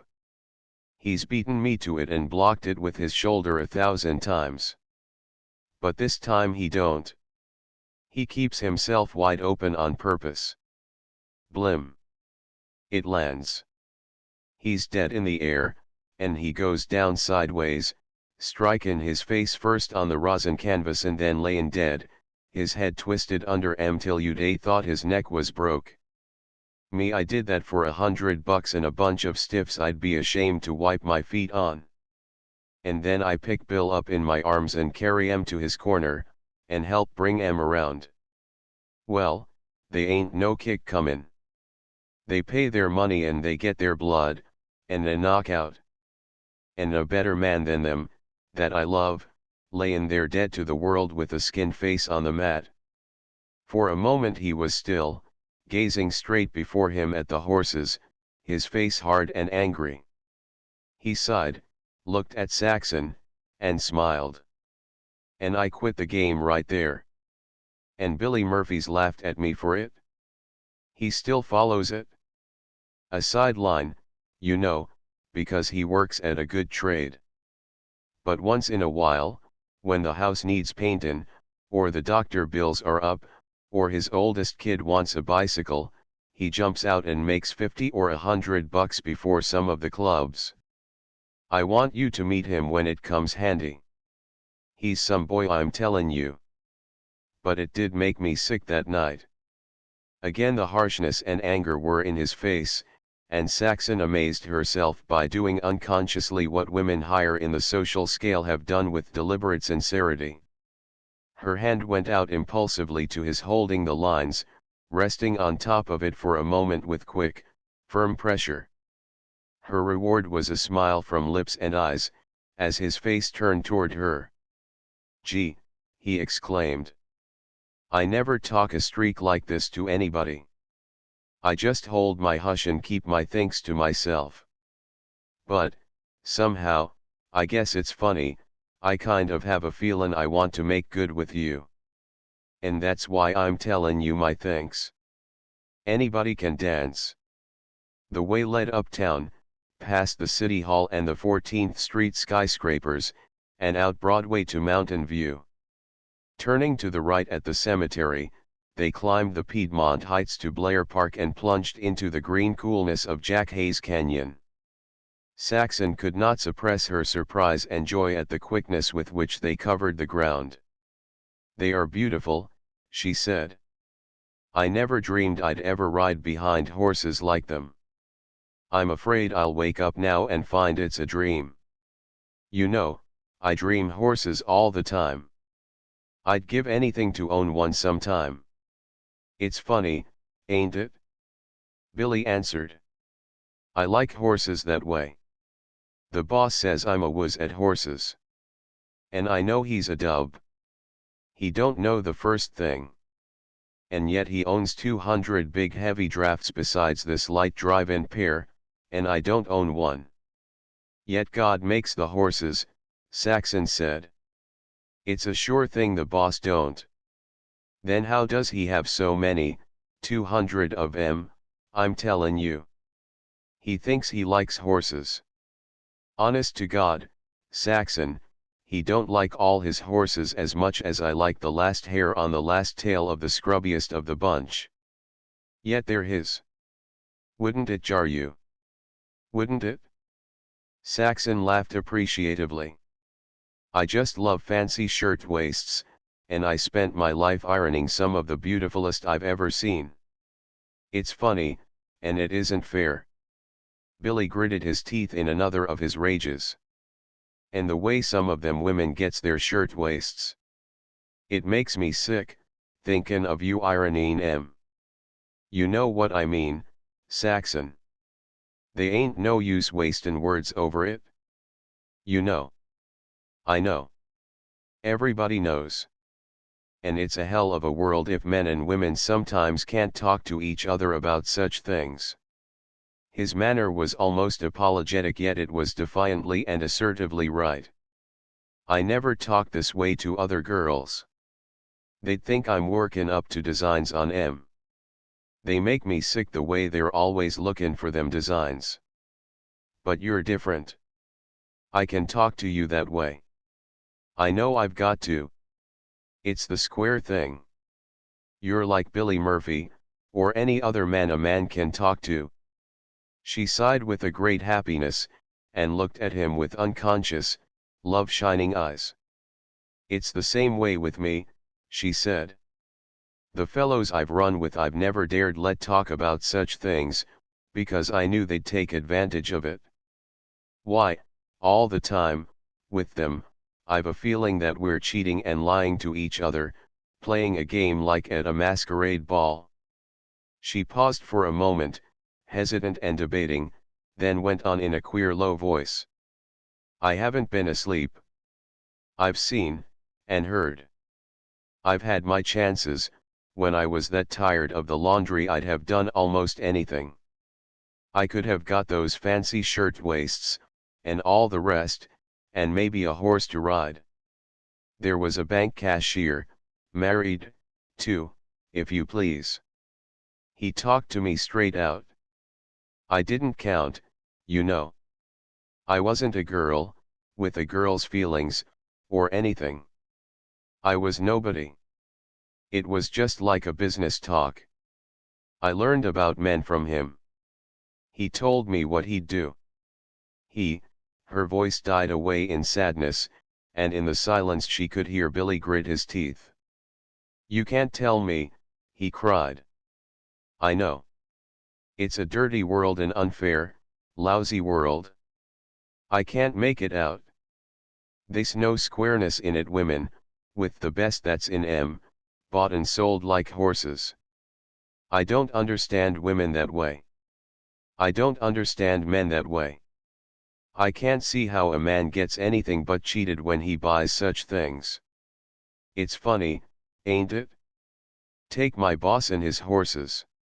He owns women, too. He might a owned you, just because he's got the price. And, Saxon, you was made for fancy shirtwaists and all that, but, honest to God, I can't see you payin' for them that way. It'd be a crime. He broke off abruptly and reined in the horses. Around a sharp turn, speeding down the grade upon them, had appeared an automobile. With slamming of brakes it was brought to a stop, while the faces of the occupants took new lease of interest of life and stared at the young man and woman in the light rig that barred the way.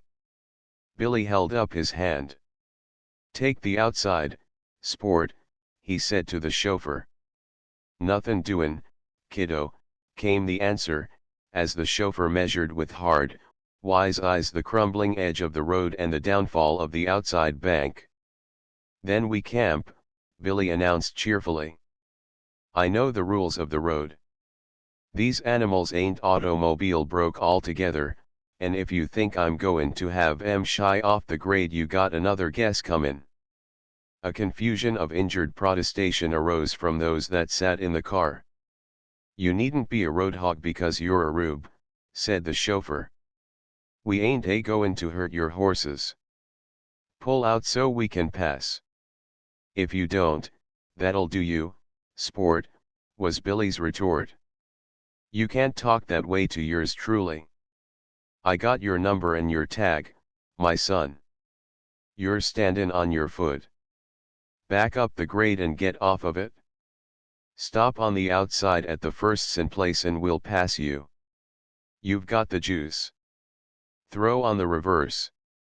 After a nervous consultation, the chauffeur obeyed, and the car backed up the hill and out of sight around the turn. Them cheapskates, Billy sneered to Saxon, with a couple of gallons of gasoline and the price of a machine thinkin' they own the roads your folks and my folks made.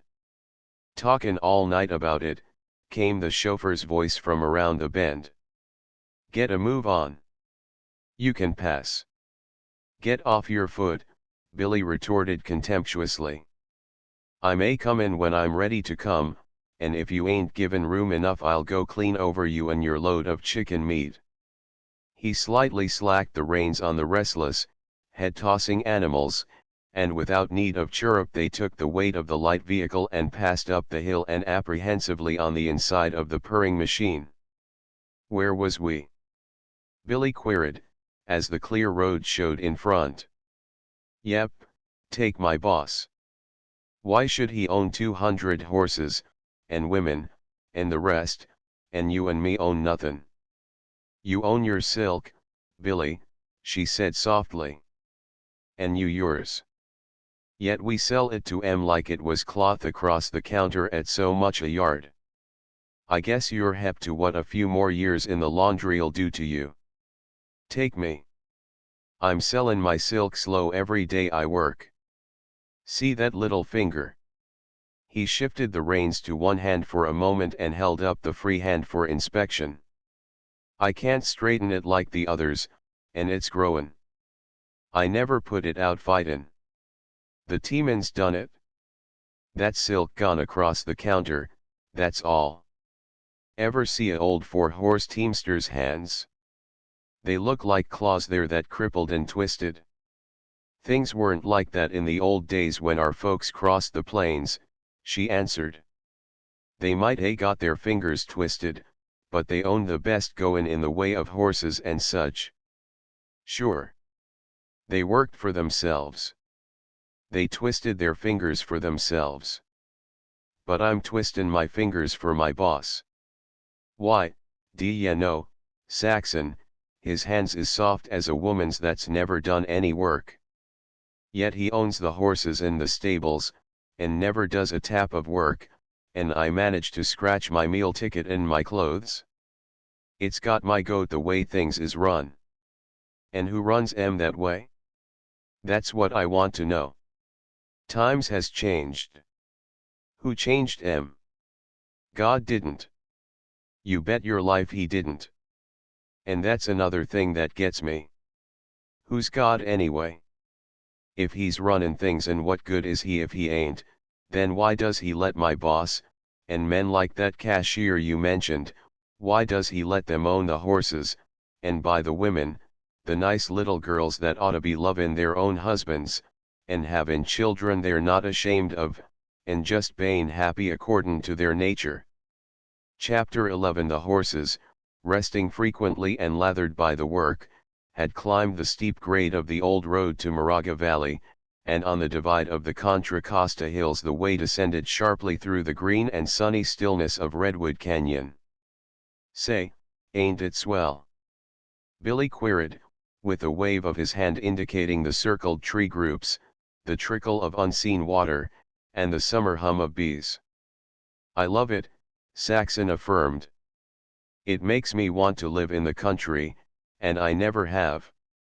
Me, too, Saxon. I've never lived in the country in my life, and all my folks was country folks. No cities then. Everybody lived in the country. I guess you're right, he nodded. They just had to live in the country. There was no brake on the light carriage, and Billy became absorbed in managing his team down the steep, winding road. Saxon leaned back, eyes closed, with a feeling of ineffable rest. Time and again he shot glances at her closed eyes. "What's the matter?" he asked finally, in mild alarm. "You ain't sick?" "It's so beautiful I'm afraid to look," she answered. "It's so brave it hurts." "Brave, now that's funny. Isn't it? But it just makes me feel that way. It's brave. Now the houses and streets and things in the city aren't brave. But this is. I don't know why. It just is. By golly, I think you're right," he exclaimed. "It strikes me that way, now you speak of it. They ain't no games or tricks here, no cheatin' and no lyin'. Them trees just stand up natural and strong and clean like young boys their first time in the ring before they've learned its rottenness and how to double cross and lay down to the bettin' odds in the fight fans. Yep, it is brave. Say, Saxon, you see things, don't you?" His pause was almost wistful, and he looked at her and studied her with a caressing softness that ran through her in resurgent thrills. "D'ye know, I'd just like you to see me fight sometime, a real fight, with something doin' every moment. I'd be proud to death to do it for you. And I'd sure fight some with you lookin' on and understandin'. That'd be a fight what is, take it from me. And that's funny, too. I never wanted to fight before a woman in my life. They squeal and screech and don't understand. But you'd understand. It's dead open and shut you would." A little later, swinging along the flat of the valley, through the little clearings of the farmers and the ripe grain stretches golden in the sunshine, Billy turned to Saxon again. "Say, you've been in love with fellows, lots of times. Tell me about it. What's it like?" She shook her head slowly. "I only thought I was in love and not many times, either many times," he cried. "Not really ever," she assured him, secretly exultant at his unconscious jealousy. "I never was really in love. If I had been I'd be married now. You see, I couldn't see anything else to it but to marry a man if I loved him. But suppose he didn't love you?" "Oh, I don't know," she smiled, half with facetiousness and half with certainty and pride. "I think I could make him love me." "I guess you sure could," Billy proclaimed enthusiastically. "The trouble is," she went on, "the men that loved me I never cared for that way. Oh, look." A cottontail rabbit had scuttled across the road, and a tiny dust cloud lingered like smoke, marking the way of his flight. At the next turn a dozen quail exploded into the air from under the noses of the horses. Billy and Saxon exclaimed in mutual delight. "Gee," he muttered, "I almost wished I'd been born a farmer. Folks wasn't made to live in cities." "Not our kind, at least," she agreed. Followed a pause and a long sigh. "It's all so beautiful. It would be a dream just to live all your life in it. I'd like to be an Indian squaw sometimes." Several times Billy checked himself on the verge of speech. "About those fellows you thought you was in love with," he said finally. "You ain't told me, yet." "You want to know?" she asked. "They didn't amount to anything." "Of course I want to know." "Go ahead. Fire away." "Well, first there was Al Stanley. What did he do for a livin'?" Billy demanded, almost as with authority. "He was a gambler." Billy's face abruptly stiffened, and she could see his eyes cloudy with doubt in the quick glance he flung at her. "Oh, it was all right," she laughed. "I was only 8 years old. You see, I'm beginning at the beginning. It was after my mother died and when I was adopted by Caddy. He kept a hotel and saloon. It was down in Los Angeles. Just a small hotel. Workingmen, just common laborers, mostly, and some railroad men, stopped at it, and I guess Al Stanley got his share of their wages. He was so handsome and so quiet and soft-spoken. And he had the nicest eyes and the softest, cleanest hands. I can see them now. He played with me sometimes, in the afternoon, and gave me candy and little presents. He used to sleep most of the day. I didn't know why, then. I thought he was a fairy prince in disguise. And then he got killed, right in the bar room, but first he killed the man that killed him. So that was the end of that love affair. Next was after the asylum, when I was 13 and living with my brother. I've lived with him ever since. He was a boy that drove a bakery wagon. Almost every morning, on the way to school, I used to pass him. He would come driving down Wood Street and turn in on 12th. Maybe it was because he drove a horse that attracted me. Anyway, I must have loved him for a couple of months. Then he lost his job, or something, for another boy drove the wagon. And we'd never even spoken to each other. Then there was a bookkeeper when I was 16. I seemed to run to bookkeepers. It was a bookkeeper at the laundry that Charlie Long beat up. This other one was when I was working in Hick Meyer's cannery. He had soft hands, too. But I quickly got all I wanted of him. He was, well, anyway, he had ideas like your boss. And I never really did love him, truly and honest, Billy.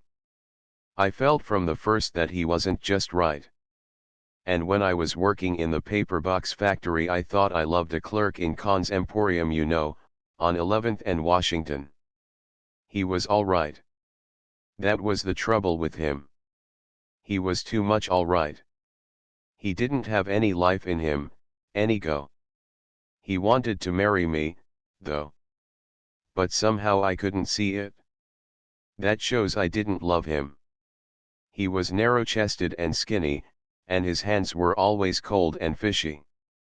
But he could dress just like he came out of a bandbox. He said he was going to drown himself, and all kinds of things, but I broke with him just the same.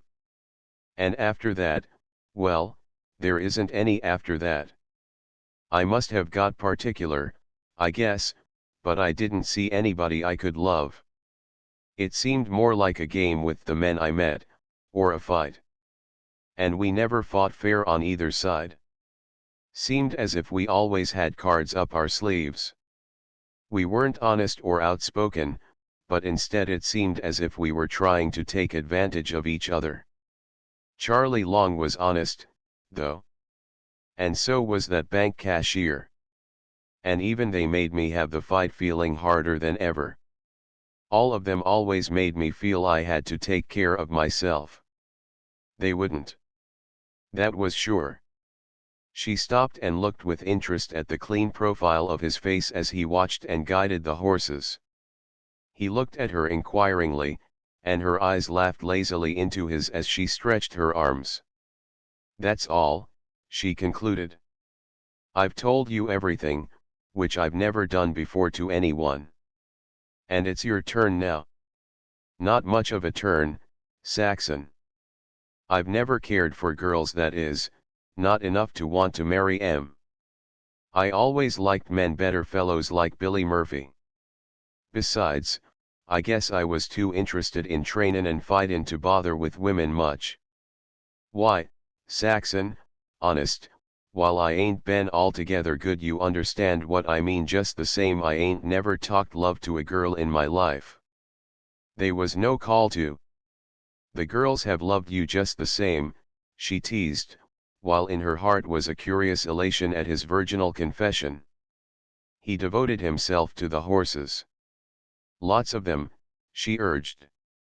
Still he did not reply. Now, haven't they? Well, it wasn't my fault, he said slowly. If they wanted to look sideways at me, it was up to them. And it was up to me to sidestep if I wanted to, wasn't it? You've no idea, Saxon, How a prize fighter is run after. Why, sometimes it seemed to me that girls and women ain't got an ounce of natural shame in their makeup. Oh, I was never afraid of them, believe me, but I didn't hanker after 'em. A man's a fool that'd let them kind get his goat. Maybe you haven't got love in you, she challenged. Maybe I haven't, was his discouraging reply. Anyway, I don't see myself loving a girl that runs after me. It's alright for Charlie boys, but a man that is a man don't like being chased by women. My mother always said that love was the greatest thing in the world, Saxon argued. She wrote poems about it, too. Some of them were published in the San Jose Mercury. What do you think about it? Oh, I don't know, she baffled, meeting his eyes with another lazy smile. All I know is it's pretty good to be alive a day like this. On a trip like this you bet it is, he added promptly.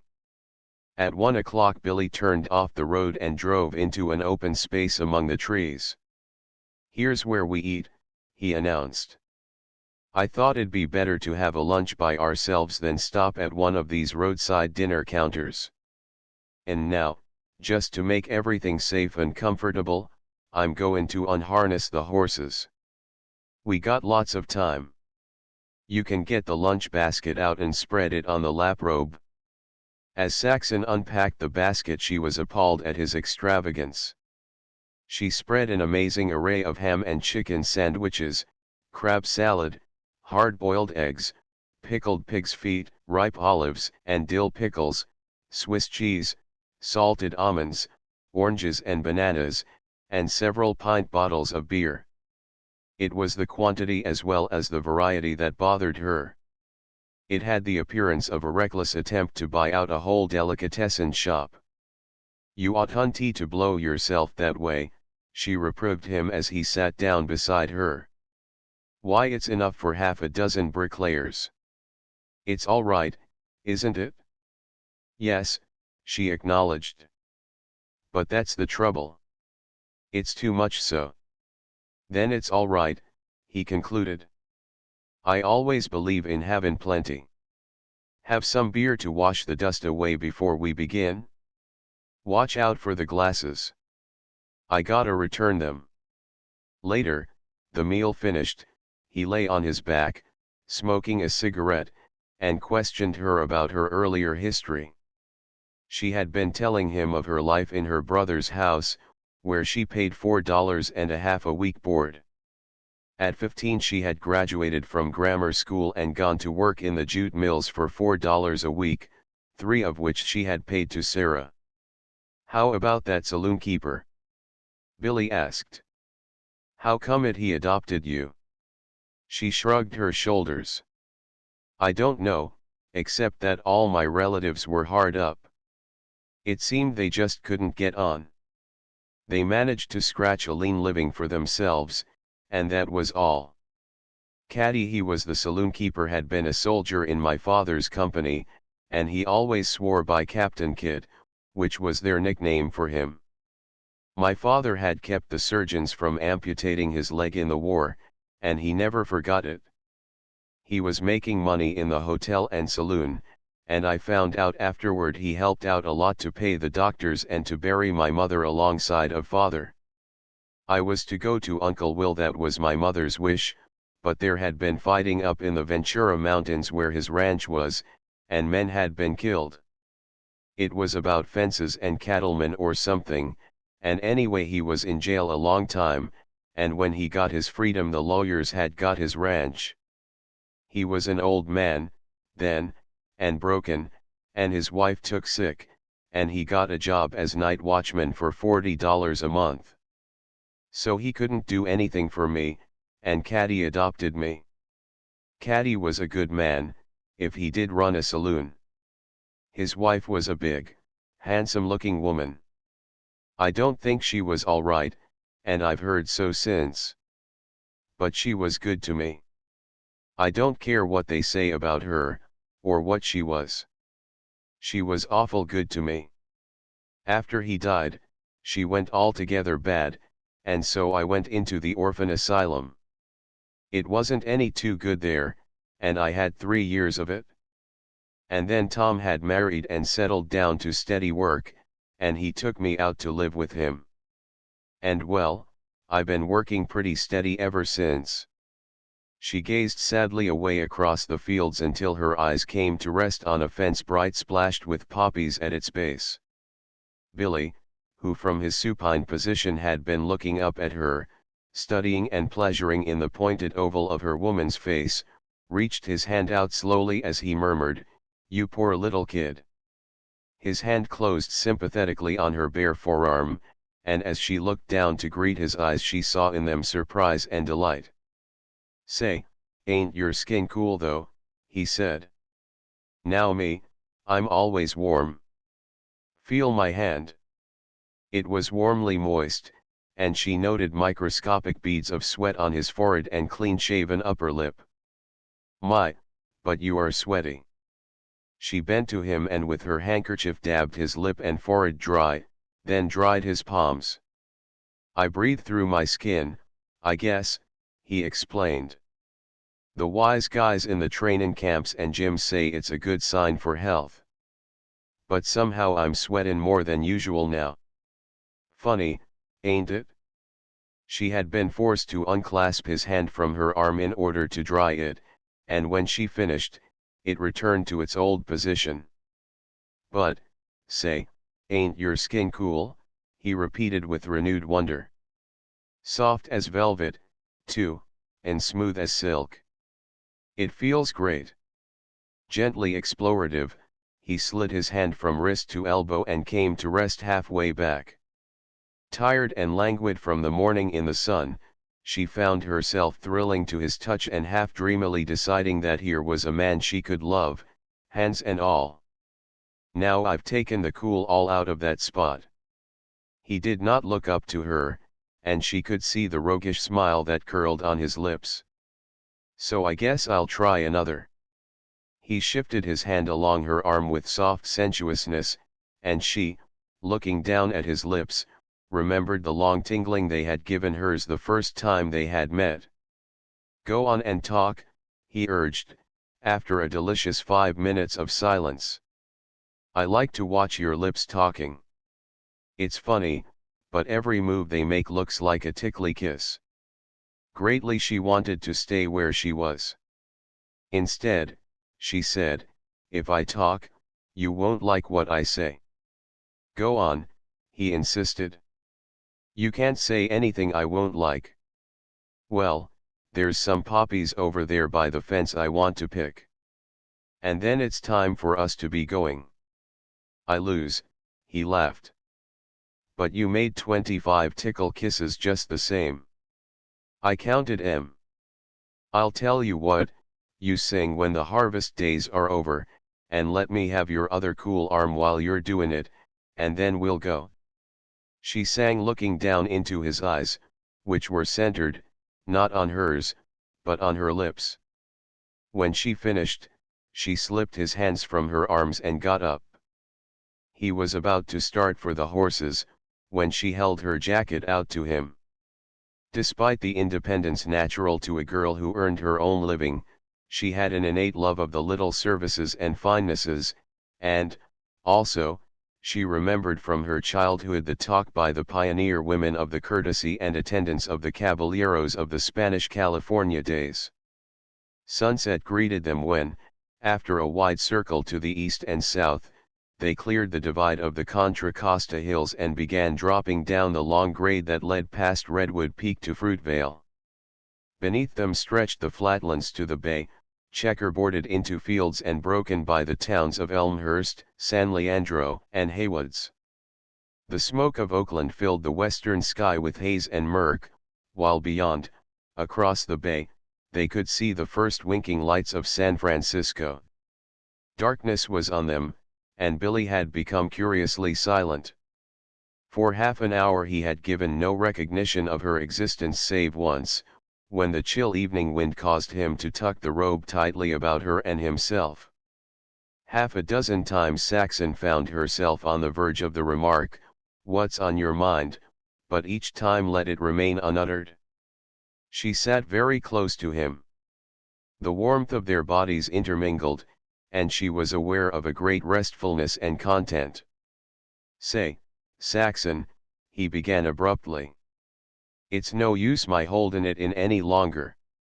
It's been in my mouth all day, ever since lunch. What's the matter with you and me gettin' married?"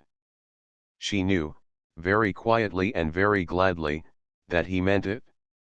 Instinctively she was impelled to hold off, to make him woo her, to make herself more desirably valuable ere she yielded. Further, her woman's sensitiveness and pride were offended. She had never dreamed of so forthright and bald a proposal from the man to whom she would give herself. The simplicity and directness of Billy's proposal constituted almost a hurt. On the other hand, she wanted him so much how much she had not realized until now, when he had so unexpectedly made himself accessible. "Well, you gotta say something, Saxon. Hand it to me, good or bad, but anyway hand it to me. And just take into consideration that I love you. Why, I love you like the very devil, Saxon.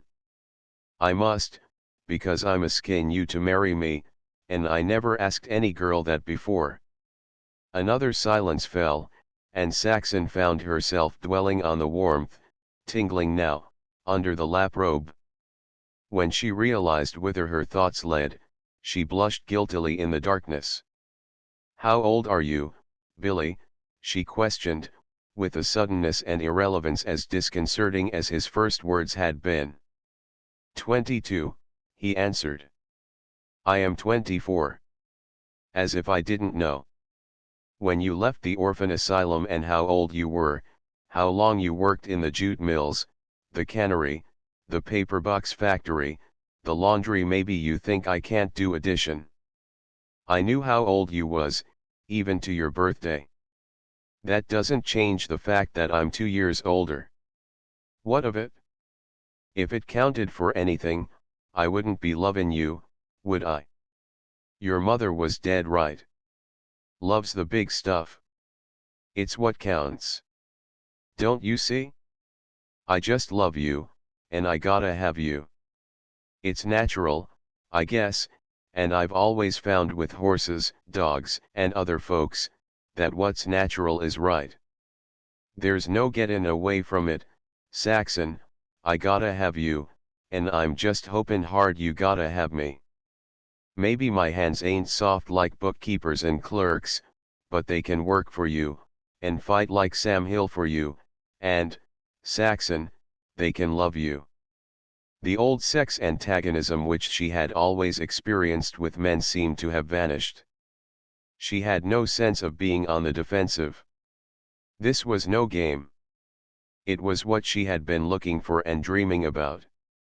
Before Billy she was defenseless, and there was an all-satisfaction in the knowledge. She could deny him nothing. Not even if he proved to be like the others. And out of the greatness of the thought rose a greater thought: he would not so prove himself. She did not speak. Instead, in a glow of spirit and flesh, she reached out to his left hand and gently tried to remove it from the rein.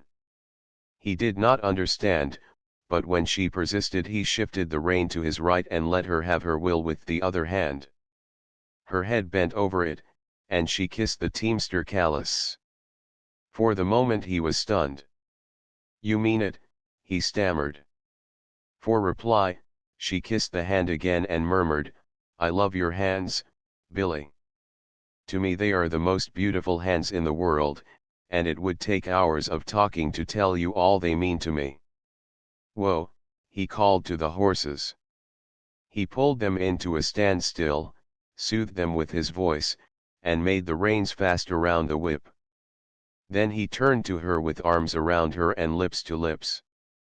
"Oh, Billy, I'll make you a good wife," she sobbed, when the kiss was broken. He kissed her wet eyes and found her lips again. "Now you know what I was thinkin' and why I was sweatin' when we was eatin' lunch. Just seemed I couldn't hold in much longer from tellin' you. Why, you know, you looked good to me from the first moment I spotted you. And I think I loved you from that first day, too, Billy.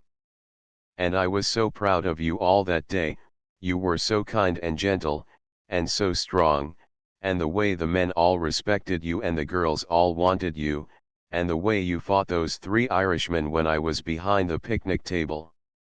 I couldn't love or marry a man I wasn't proud of, and I'm so proud of you, so proud.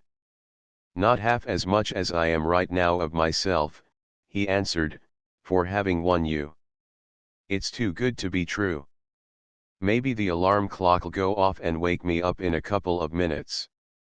Well, anyway, if it does, I'm going to make the best of them 2 minutes first. Watch out I don't eat you, I'm that hungry for you. He smothered her in an embrace, holding her so tightly to him that it almost hurt. After what was to her an age-long period of bliss, his arms relaxed and he seemed to make an effort to draw himself together. And the clock ain't gone off yet, he whispered against her cheek. And it's a dark night, and there's Fruitvale right ahead, and if there ain't King and Prince standin' still in the middle of the road. I never thought the time'd come when I wouldn't want to take the ribbons on a fine pair of horses. But this is that time. I just can't let go of you, and I've gotta some time tonight. It hurts worse 'en poison, but here goes. He restored her to herself, tucked the disarranged robe about her, and chirrupied to the impatient team. Half an hour later he called, "Whoa. I know I'm awake now, but I don't know but maybe I dreamed all the rest, and I just want to make sure." And again he made the reins fast and took her in his arms. Chapter 12. The days flew by for Saxon. She worked on steadily at the laundry, even doing more overtime than usual, and all her free waking hours were devoted to preparations for the great change and to Billy. He had proved himself God's own impetuous lover by insisting on getting married the next day after the proposal, and then by resolutely refusing to compromise on more than a week's delay. "Why wait?" he demanded. "We're not gettin' any younger so far as I can notice, and think of all we lose every day we wait." In the end, he gave in to a month, which was well, for in 2 weeks he was transferred, with half a dozen other drivers, to work from the big stables of Corberley and Morrison in West Oakland. House hunting in the other end of town ceased, and on Pine Street, between 5th and 4th, and in immediate proximity to the Great Southern Pacific Railroad yards, Billy and Saxon rented a neat cottage of 4 small rooms for $10 a month. "Dog cheap is what I call it, when I think of the small rooms I've been soaked for," was Billy's judgment. "Look at the one I got now, not as big as the smallest here, and me payin' $6 a month for it." "But it's furnished," Saxon reminded him.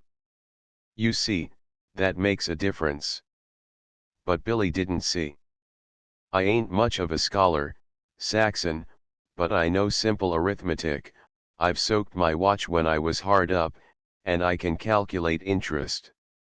How much do you figure it will cost to furnish the house, carpets on the floor, linoleum on the kitchen, and all?" "We can do it nicely for $300, she answered. "I've been thinking it over and I'm sure we can do it for that." "$300, he muttered, wrinkling his brows with concentration. $300, say at 6 per cent, that'd be 6 cents on the dollar, 60 cents on $10, $6 on the 100, on $318. Say I'm a bear at multiplyin' by 10. Now divide 18 by 12, that'd be $1.50 a month interest." He stopped, satisfied that he had proved his contention. Then his face quickened with a fresh thought. "Hold on. That ain't all. That'd be the interest on the furniture for 4 rooms. Divide by 4. What's $1.50 divided by 4? 4 into 15, 3 times and 3 to carry," Saxon recited glibly. 4 into 30 is 7, 28, 2 to carry, and 2/4 is 1/2. There you are. Gee. You're the real bear at figures. He hesitated. I didn't follow you. How much did you say it was? 37.5 cents. Ah, ha. Now we'll see how much I've been gouged for my one room. $10 a month for 4 rooms is 2.5 for one. Add 37.5 cents interest on furniture, and that makes $2.87.5. Subtract from $6, $3.12.5, she supplied quickly. There we are. $3.12.5 I'm jiggered out of on the room I'm rentin'. Say. Bein' married is like savin' money, ain't it? But furniture wears out, Billy. By golly, I never thought of that. It ought to be figured, too. Anyway, we've got a snap here, and next Saturday afternoon you've gotta get off from the laundry so as we can go and buy our furniture. I saw Salinger last night. I give him 50 down, and the rest installment plan, $10 a month. In 25 months the furniture's ourn. And remember, Saxon, you want to buy everything you want, no matter how much it costs. No scrimpin' on what's for you and me. Get me? She nodded, with no betrayal on her face of the myriad secret economies that filled her mind. A hint of moisture glistened in her eyes. You're so good to me, Billy, she murmured, as she came to him and was met inside his arms. So you've gone and done it, Mary commented, one morning in the laundry. They had not been at work 10 minutes ere her eye had glimpsed the topaz ring on the third finger of Saxon's left hand. Who's the lucky one? Charlie Long or Billy Roberts? Billy, was the answer. Huh. Talking a young boy to raise, eh? Saxon showed that the stab had gone home, and Mary was all contrition. Can't you take a Josh? I'm glad to death at the news. Billy's a awful good man, and I'm glad to see you get him. There ain't many like him knockin' round, and they ain't to be had for the skin. And you're both lucky. You was just made for each other, and you'll make him a better wife than any girl I know. When is it to be? Going home from the laundry a few days later, Saxon encountered Charlie Long. He blocked the sidewalk, and compelled speech with her. So you're runnin' with a prizefighter, he sneered. A blind man can see your finish. For the first time she was unafraid of this big-bodied, black-browed man with the hairy matted hands and fingers. She held up her left hand. See that? It's something, with all your strength, that you could never put on my finger. Billy Roberts put it on inside a week. He got your number, Charlie Long, and at the same time he got me. Skidoo for you, Long retorted. 23's your number. He's not like you, Saxon went on. He's a man, every bit of him, a fine, clean man. Long laughed hoarsely. He's got your goat all right. And yours, she flashed back. I could tell you things about him. Saxon, straight, he ain't no good. If I was to tell you you'd better get out of my way, she interrupted, or I'll tell him, and you know what you'll get, you great big bully. Long shuffled uneasily, then reluctantly stepped aside. You're a caution, he said, half admiringly. So's Billy Roberts, she laughed, and continued on her way. After half a dozen steps she stopped. Say, she called. The big blacksmith turned toward her with eagerness. About a block back, she said, I saw a man with hip disease. You might go and beat him up. Of one extravagance Saxon was guilty in the course of the brief engagement period. A full day's wages she spent in the purchase of half a dozen cabinet photographs of herself. Billy had insisted that life was unendurable could he not look upon her semblance the last thing when he went to bed at night and the first thing when he got up in the morning. In return, his photographs, one conventional and one in the stripped fighting costume of the ring, ornamented her looking glass. It was while gazing at the latter that she was reminded of her wonderful mother's tales of the ancient Saxons and sea foragers of the English coasts. From the chest of drawers that had crossed the plains she drew forth another of her several precious heirlooms, a scrapbook of her mother's in which was pasted much of the fugitive newspaper verse of pioneer California days. Also, there were copies of paintings and old wood engravings from the magazines of a generation and more before. Saxon ran the pages with familiar fingers and stopped at the picture she was seeking. Between bold headlands of rock and under a grey cloud-blown sky, a dozen boats, long and lean and dark, beaked like monstrous birds, were landing on a foam-whitened beach of sand. The men in the boats, half naked, huge-muscled and fair-haired, wore winged helmets. In their hands were swords and spears, and they were leaping, waist-deep, into the sea wash and wading ashore. Opposed to them, contesting the landing, were skin-clad savages, unlike Indians, however, who clustered on the beach or waded into the water to their knees. The first blows were being struck, and here and there the bodies of the dead and wounded rolled in the surf. One fair-haired invader lay across the gunwale of a boat, the manner of his death told by the arrow that transfixed his breast. In the air, leaping past him into the water, sword in hand, was Billy. There was no mistaking it. The striking blondness, the face, the eyes, the mouth were the same. The very expression on the face was what had been on Billy's the day of the picnic when he faced the three wild Irishmen.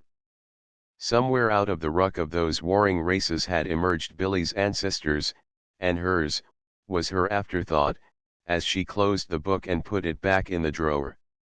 And some of those ancestors had made this ancient and battered chest of drawers which had crossed the salt ocean and the plains and been pierced by a bullet in the fight with the Indians at Little Meadow. Almost, it seemed, she could visualize the women who had kept their pretties and their family homespun in its drawers, the women of those wandering generations who were grandmothers and greater-great-grandmothers of her own mother. Well, she sighed, it was a good stock to be born of, a hard-working, hard-fighting stock. She fell to wondering what her life would have been like had she been born a Chinese woman, or an Italian woman like those she saw, head-shawled or bareheaded, squat, ungainly, and swarthy, who carried great loads of driftwood on their heads up from the beach. Then she laughed at her foolishness, remembered Billy and the four-roomed cottage on Pine Street, and went to bed with her mind filled for the 100th time with the details of the furniture. Chapter 13. Our cattle were all played out, Saxon was saying, and winter was so near that we couldn't dare try to cross the great American desert, so our train stopped in Salt Lake City that winter. The Mormons hadn't got bad yet, and they were good to us. You talk as though you were there, Bert commented. My mother was, Saxon answered proudly. She was 9 years old that winter. They were seated around the table in the kitchen of the little Pine Street cottage, making a cold lunch of sandwiches, tamales, and bottled beer. It being Sunday, the four were free from work, and they had come early, to work harder than on any weekday, washing walls and windows, scrubbing floors, laying carpets and linoleum, hanging curtains, setting up the stove, putting the kitchen utensils and dishes away, and placing the furniture. Go on with the story, Saxon, Mary begged. I'm just dyin' to hear. And Bert, you just shut up and listen. Well, that winter was when Del Hancock showed up. He was Kentucky born, but he'd been in the West for years. He was a scout, like Kit Carson, and he knew him well. Many's a time Kit Carson and he slept under the same blankets. They were together to California and Oregon with General Fremont.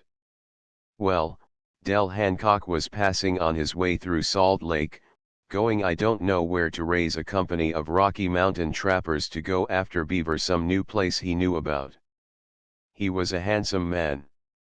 He wore his hair long like in pictures, and had a silk sash around his waist he'd learned to wear in California from the Spanish, and 2 revolvers in his belt. Any woman d fall in love with him first sight. Well, he saw Sadie, who was my mother's oldest sister, and I guess she looked good to him, for he stopped right there in Salt Lake and didn't go a step. He was a great Indian fighter, too, and I heard my Aunt Villa say, when I was a little girl, that he had the blackest, brightest eyes, and that the way he looked was like an eagle. He'd fought duels, too, the way they did in those days, and he wasn't afraid of anything. Sadie was a beauty, and she flirted with him and drove him crazy. Maybe she wasn't sure of her own mind, I don't know.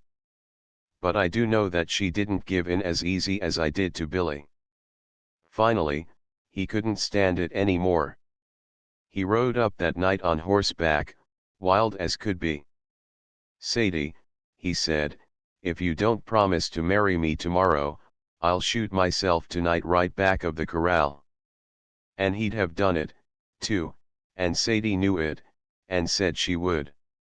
Didn't they make love fast in those days? Oh, I don't know, Mary sniffed. A week after you first laid eyes on Billy you was engaged. Did Billy say he was going to shoot himself back of the laundry if you turned him down? I didn't give him a chance, Saxon confessed. Anyway, Del Hancock and Aunt Sadie got married next day. And they were very happy afterward, only she died.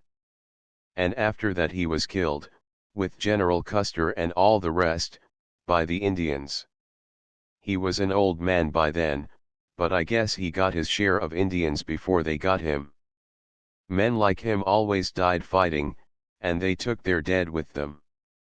I used to know Al Stanley when I was a little girl. He was a gambler, but he was game. A railroad man shot him in the back when he was sitting at a table. That shot killed him, too. He died in about 2 seconds. But before he died he'd pulled his gun and put 3 bullets into the man that killed him. I don't like fightin', Mary protested. It makes me nervous. Bert gives me the willies the way he's always lookin' for trouble. There ain't no sense in it. And I wouldn't give a snap of my fingers for a man without fighting spirit, Saxon answered. Why, we wouldn't be here today if it wasn't for the fighting spirit of our people before us.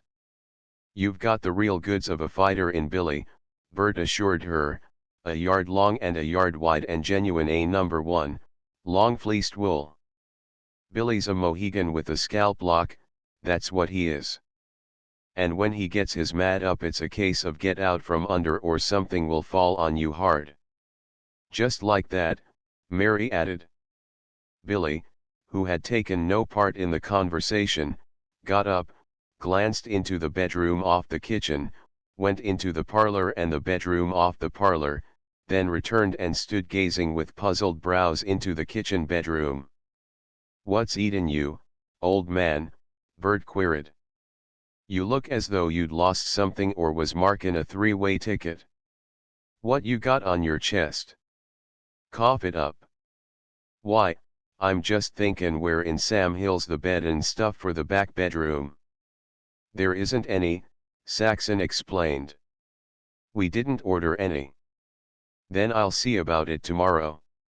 What do ya want another bed for? Asked Bert.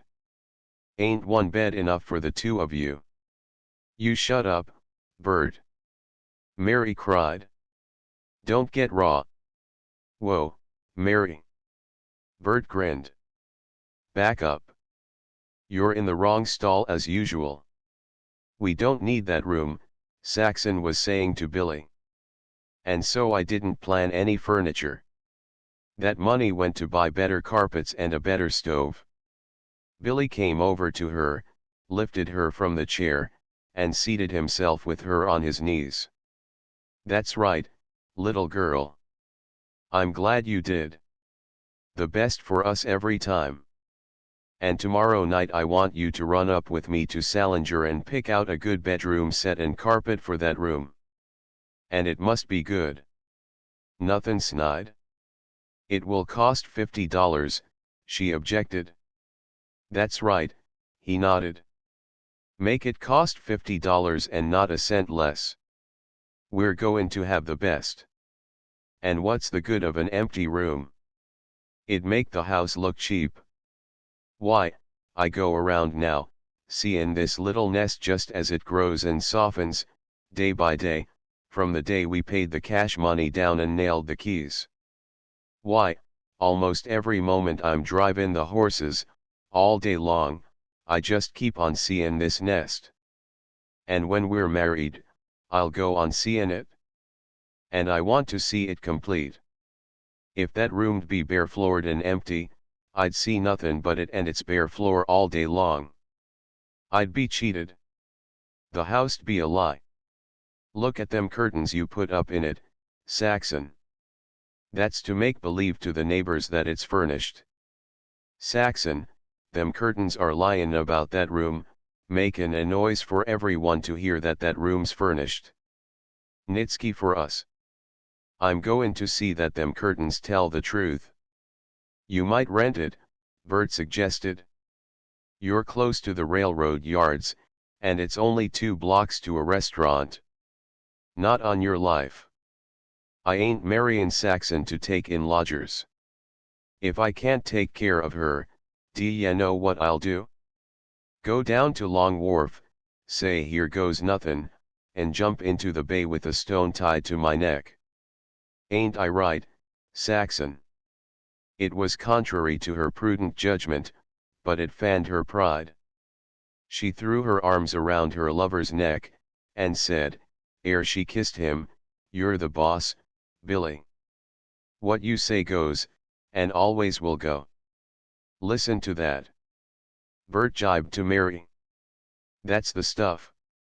Saxon's onto her job. I guess we'll talk things over together first before ever I do anything," Billy was saying to Saxon. "Listen to that," Mary triumphed. "You bet the man that marries me'll have to talk things over first." "Billy's only givin' her hot air," Bert plagued. "They all do it before they're married." Mary sniffed contemptuously. "I'll bet Saxon leads him around by the nose. And I'm goin' to say, loud and strong, that I'll lead the man around by the nose that marries me." "Not if you love him," Saxon interposed. "All the more reason," Mary pursued. Bert assumed an expression and attitude of mournful dejection. "Now you see why me and Mary don't get married," he said. "I'm some big Indian myself, and I'll be everlastingly jigger-o-oed if I put up for a wigwam I can't be boss of." "And I'm no squaw," Mary retaliated, "and I wouldn't marry a big buck Indian if all the rest of the men in the world was dead." "Well, this big buck Indian ain't asked you yet. He knows what he'd get if he did. And after that maybe he'll think twice before he does ask you." Saxon, intent on diverting the conversation into pleasanter channels, clapped her hands as if with sudden recollection. "Oh, I forgot. I want to show you something."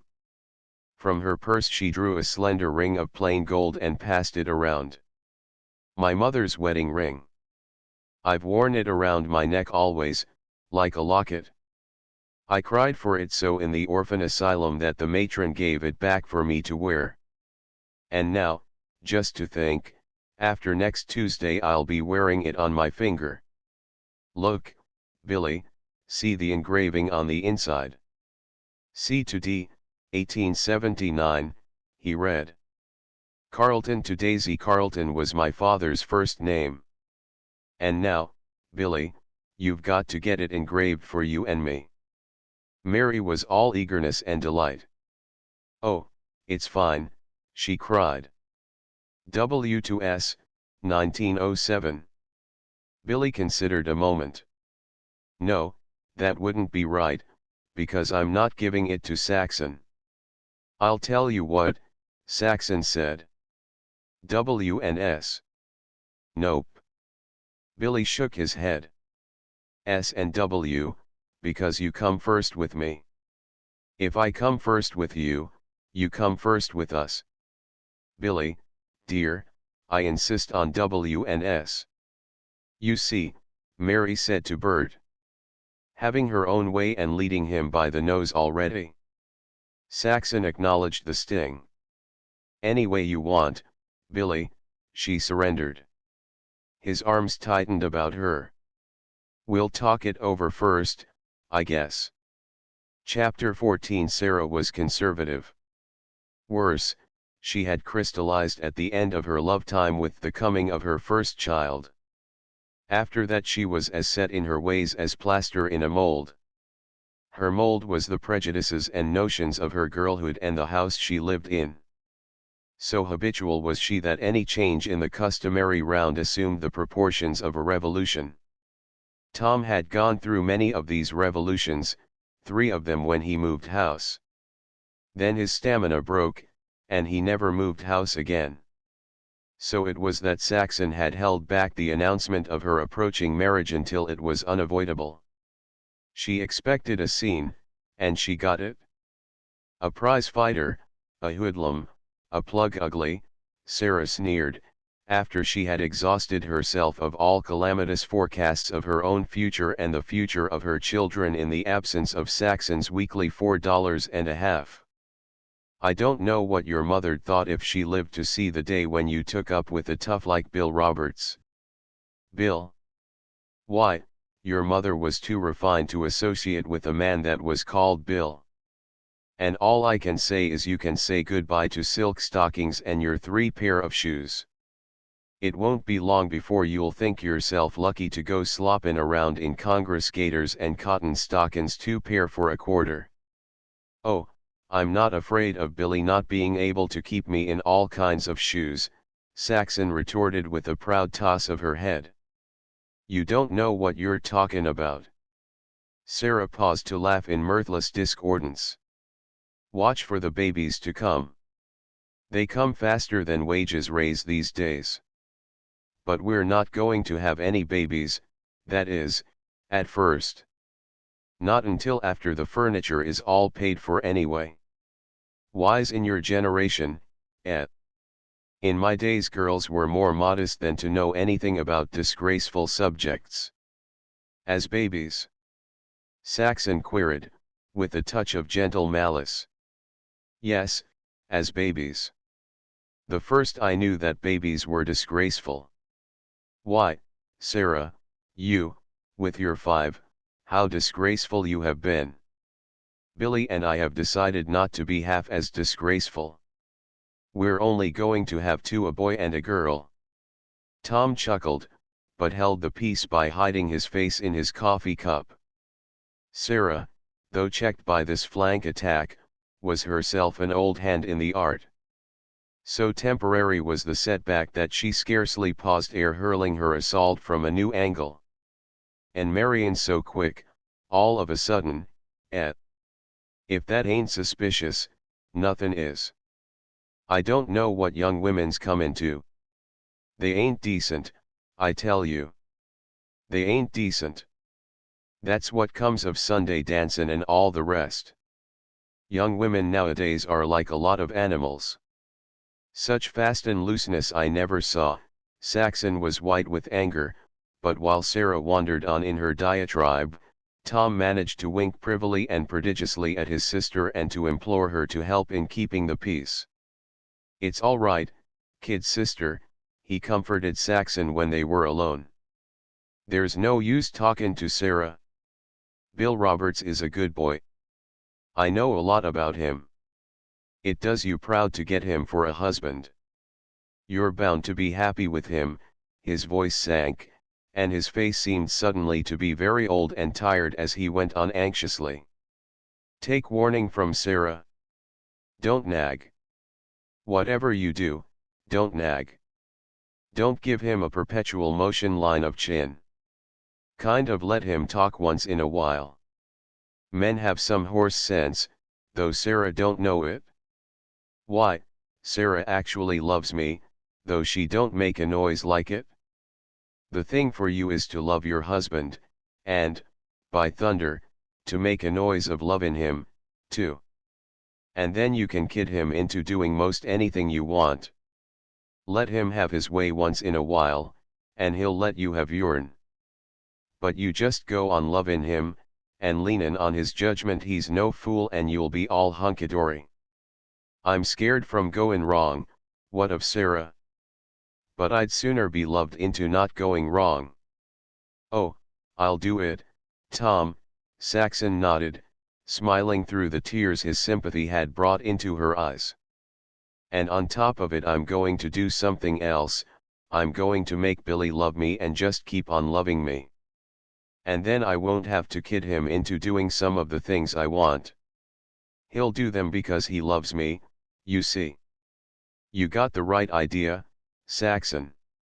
Stick with it, and you'll win out. Later, when she had put on her hat to start for the laundry, she found Tom waiting for her at the corner. And, Saxon, he said, hastily and haltingly, you won't take anything I've said, you know, about Sarah, as being in any way disloyal to her? She's a good woman, and faithful. And her life ain't so easy by a long shot. I'd bite out my tongue before I'd say anything against her. I guess all folks have their troubles. It's hell to be poor, ain't it? You've been awful good to me, Tom. I can never forget it. And I know Sarah means right. She does do her best. I won't be able to give you a wedding present, her brother ventured apologetically. Sarah won't hear of it. Says we didn't get none from my folks when we got married. But I got something for you just the same. A surprise. You'd never guess it? Saxon waited. When you told me you was goin' to get married, I just happened to think of it, and I wrote to Brother George, askin him for it for you. And by thunder he sent it by express. I didn't tell you because I didn't know, but maybe he'd sold it? He did sell the silver spurs. He needed the money, I guess. But the other, I had it sent to the shop so as not to bother Sarah, and I sneaked it in last night and hid it in the woodshed. Oh, it is something of my father's. What is it? Oh, what is it? His army sword. The one he wore on his roan war horse. Oh, Tom, you couldn't give me a better present. Let's go back now. I want to see it. We can slip in the back way. Sarah's washing in the kitchen, and she won't begin hanging out for an hour. I spoke to Sarah about letting you take the old chest of drawers that was your mother's, Tom whispered, as they stole along the narrow alley between the houses. Only she got on her high horse. Said that Daisy was as much my mother as yourn, even if we did have different fathers, and that the chest had always belonged in Daisy's family and not Captain Kidd's, and that it was mine, and what was mine she had some say-so about. It's all right, Saxon reassured him. She sold it to me last night. She was waiting up for me when I got home with fire in her eye. Yep, she was on the warpath all day after I mentioned it. How much did you give her for it? $6. Robbery, it ain't worth it, Tom groaned. It's all cracked at one end and as old as the hills. I'd have given $10 for it. I'd have given most anything for it, Tom. It was mother's, you know. I remember it in her room when she was still alive. In the woodshed Tom resurrected the hidden treasure and took off the wrapping paper. Appeared a rusty, steel-scabbarded saber of the heavy type carried by cavalry officers in Civil War days. It was attached to a moth-eaten sash of thick-woven crimson silk from which hung heavy silk tassels. Saxon almost seized it from her brother in her eagerness. She drew forth the blade and pressed her lips to the steel. It was her last day at the laundry. She was to quit work that evening for good. And the next afternoon, at 5, she and Billy were to go before a justice of the peace and be married. Bert and Mary were to be the witnesses, and after that the four were to go to a private room in Barnum's restaurant for the wedding supper. That over, Bert and Mary would proceed to a dance at Myrtle Hall, while Billy and Saxon would take the 8th Street car to 7th and Pine. Honeymoons are infrequent in the working class. The next morning Billy must be at the stable at his regular hour to drive his team out. All the women in the fancy starch room knew it was Saxon's last day. Many exulted for her, and not a few were envious of her, in that she had won a husband and to freedom from the suffocating slavery of the ironing board. Much of bantering she endured, such was the fate of every girl who married out of the fancy starch room. But Saxon was too happy to be hurt by the teasing, a great deal of which was gross, but all of which was good-natured. In the steam that arose from under her iron, and on the surfaces of the dainty lawns and muslins that flew under her hands, she kept visioning herself in the Pine Street cottage, and steadily she hummed under her breath her paraphrase of the latest popular song, "And when I work, I'll always work for Billy." By 3 in the afternoon the strain of the piece workers in the humid, heated room grew tense. Elderly women gasped and sighed, the color went out of the cheeks of the young women, their faces became drawn and dark circles formed under their eyes, but all held on with weary, unabated speed. The tireless, vigilant forewoman kept a sharp lookout for incipient hysteria, and once led a narrow-chested, stoop-shouldered young thing out of the place in time to prevent a collapse. Saxon was startled by the wildest scream of terror she had ever heard. The tense thread of human resolution snapped, wills and nerves broke down, and 100 women suspended their irons or dropped them. It was Mary who had screamed so terribly, and Saxon saw a strange black animal flapping great claw-like wings and nestling on Mary's shoulder. With the scream, Mary crouched down, and the strange creature, darting into the air, fluttered full into the startled face of a woman at the next board. This woman promptly screamed and fainted. Into the air again, the flying thing darted hither and thither, while the shrieking, shrinking women threw up their arms, tried to run away along the aisles, or cowered under their ironing boards. "It's only a bat," the forewoman shouted. She was furious. "Ain't you ever seen a bat? It won't eat you." But they were ghetto people, and were not to be quieted. Some woman who could not see the cause of the uproar, out of her overwrought apprehension raised the cry of fire and precipitated the panic rush for the doors. All of them were screaming the stupid, soul-sickening high note of terror, drowning the forewoman's voice. Saxon had been merely startled at first, but the screaming panic broke her grip on herself and swept her away. Though she did not scream, she fled with the rest. When this horde of crazed women debouched on the next department, those who worked there joined in the stampede to escape from they knew not what danger. In 10 minutes the laundry was deserted, save for a few men wandering about with hand grenades in futile search for the cause of the disturbance. The forewoman was stout, but indomitable. Swept along half the length of an aisle by the terror-stricken women, she had broken her way back through the rout and quickly caught the light-blinded visitant in a clothes basket. "Maybe I don't know what God looks like, but take it from me I've seen a tintype of the devil," Mary gurgled, emotionally fluttering back and forth between laughter and tears. But Saxon was angry with herself, for she had been as frightened as the rest in that wild flight for out of doors. "We're a lot of fools," she said. "It was only a bat. I've heard about them. They live in the country. They wouldn't hurt a fly. They can't see in the daytime. That was what was the matter with this one. It was only a bat. Huh, you can't string me, Mary replied.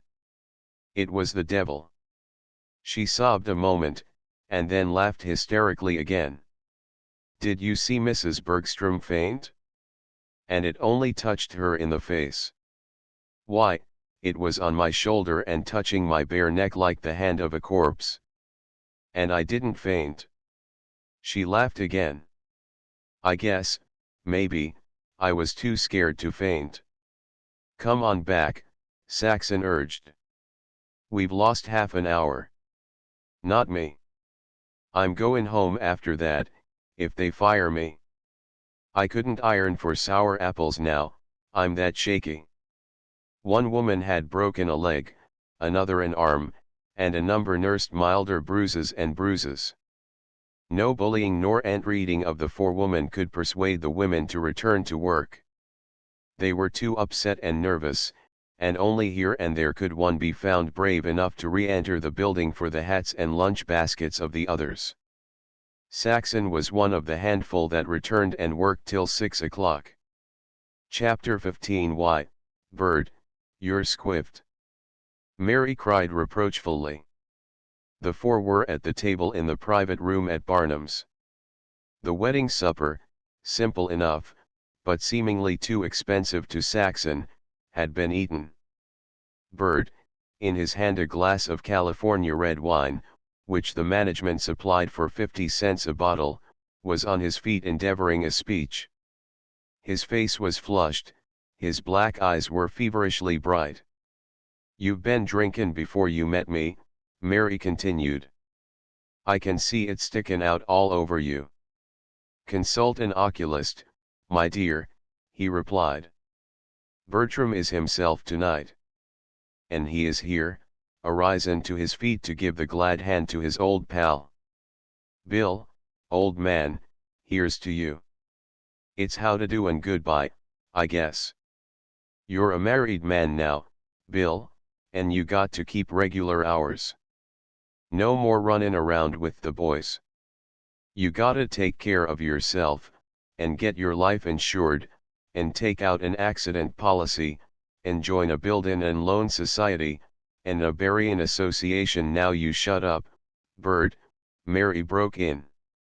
You don't talk about buryin's at weddings. You oughta be ashamed of yourself.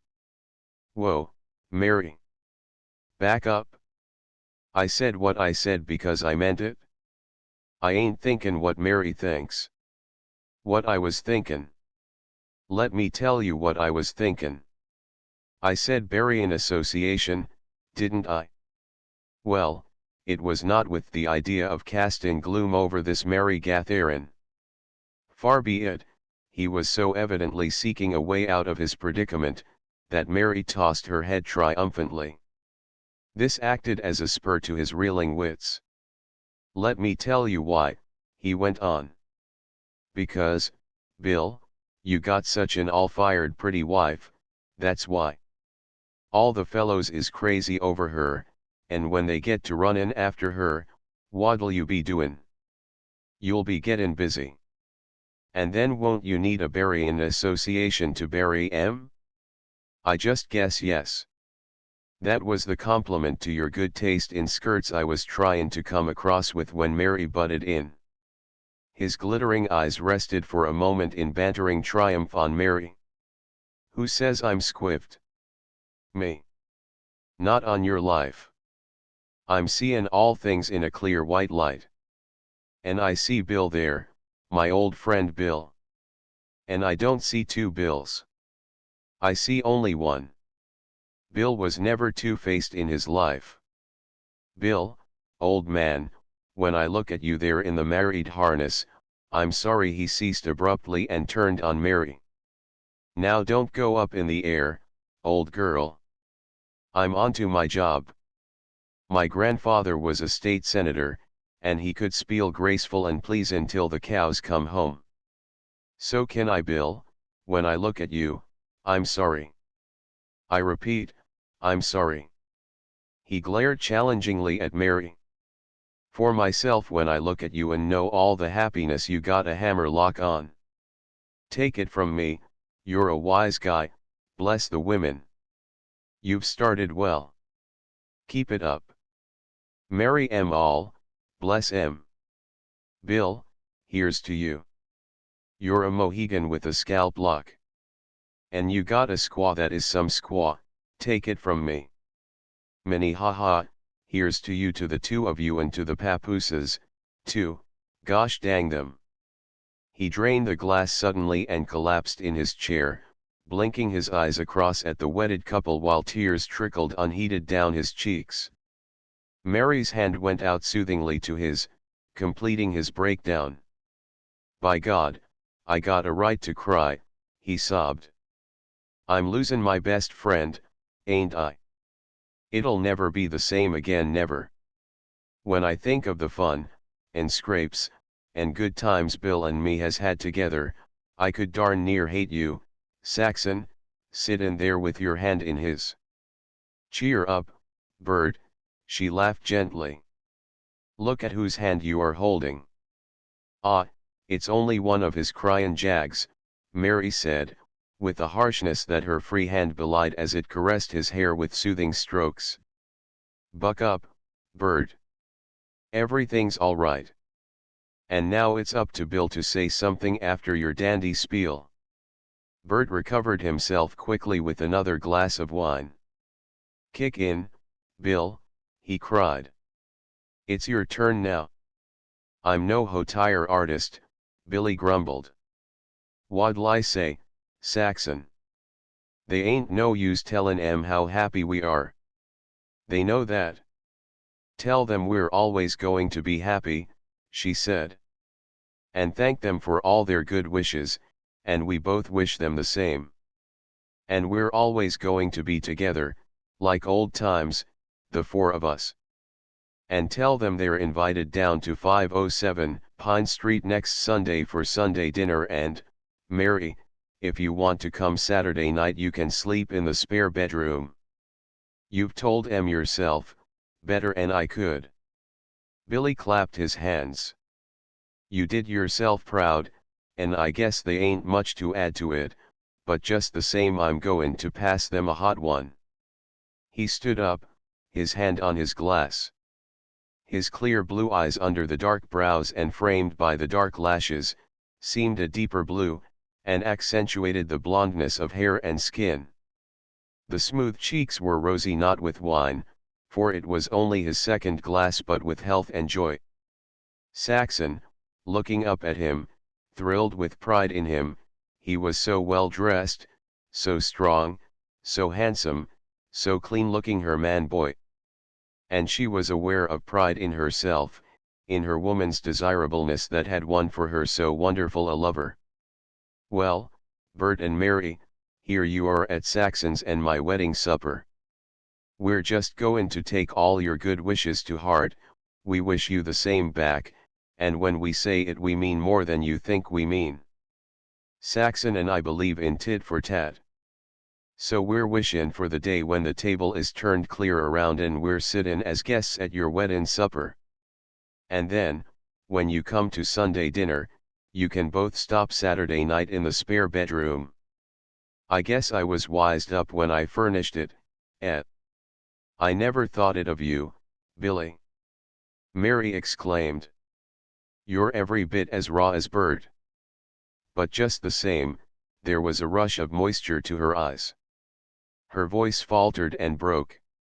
She smiled through her tears at them, then turned to look at Bert, who put his arm around her and gathered her onto his knees.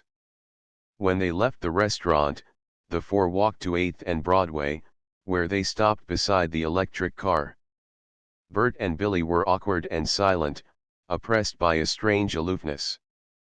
But Mary embraced Saxon with fond anxiousness. It's all right, dear, Mary whispered. Don't be scared. It's all right. Think of all the other women in the world.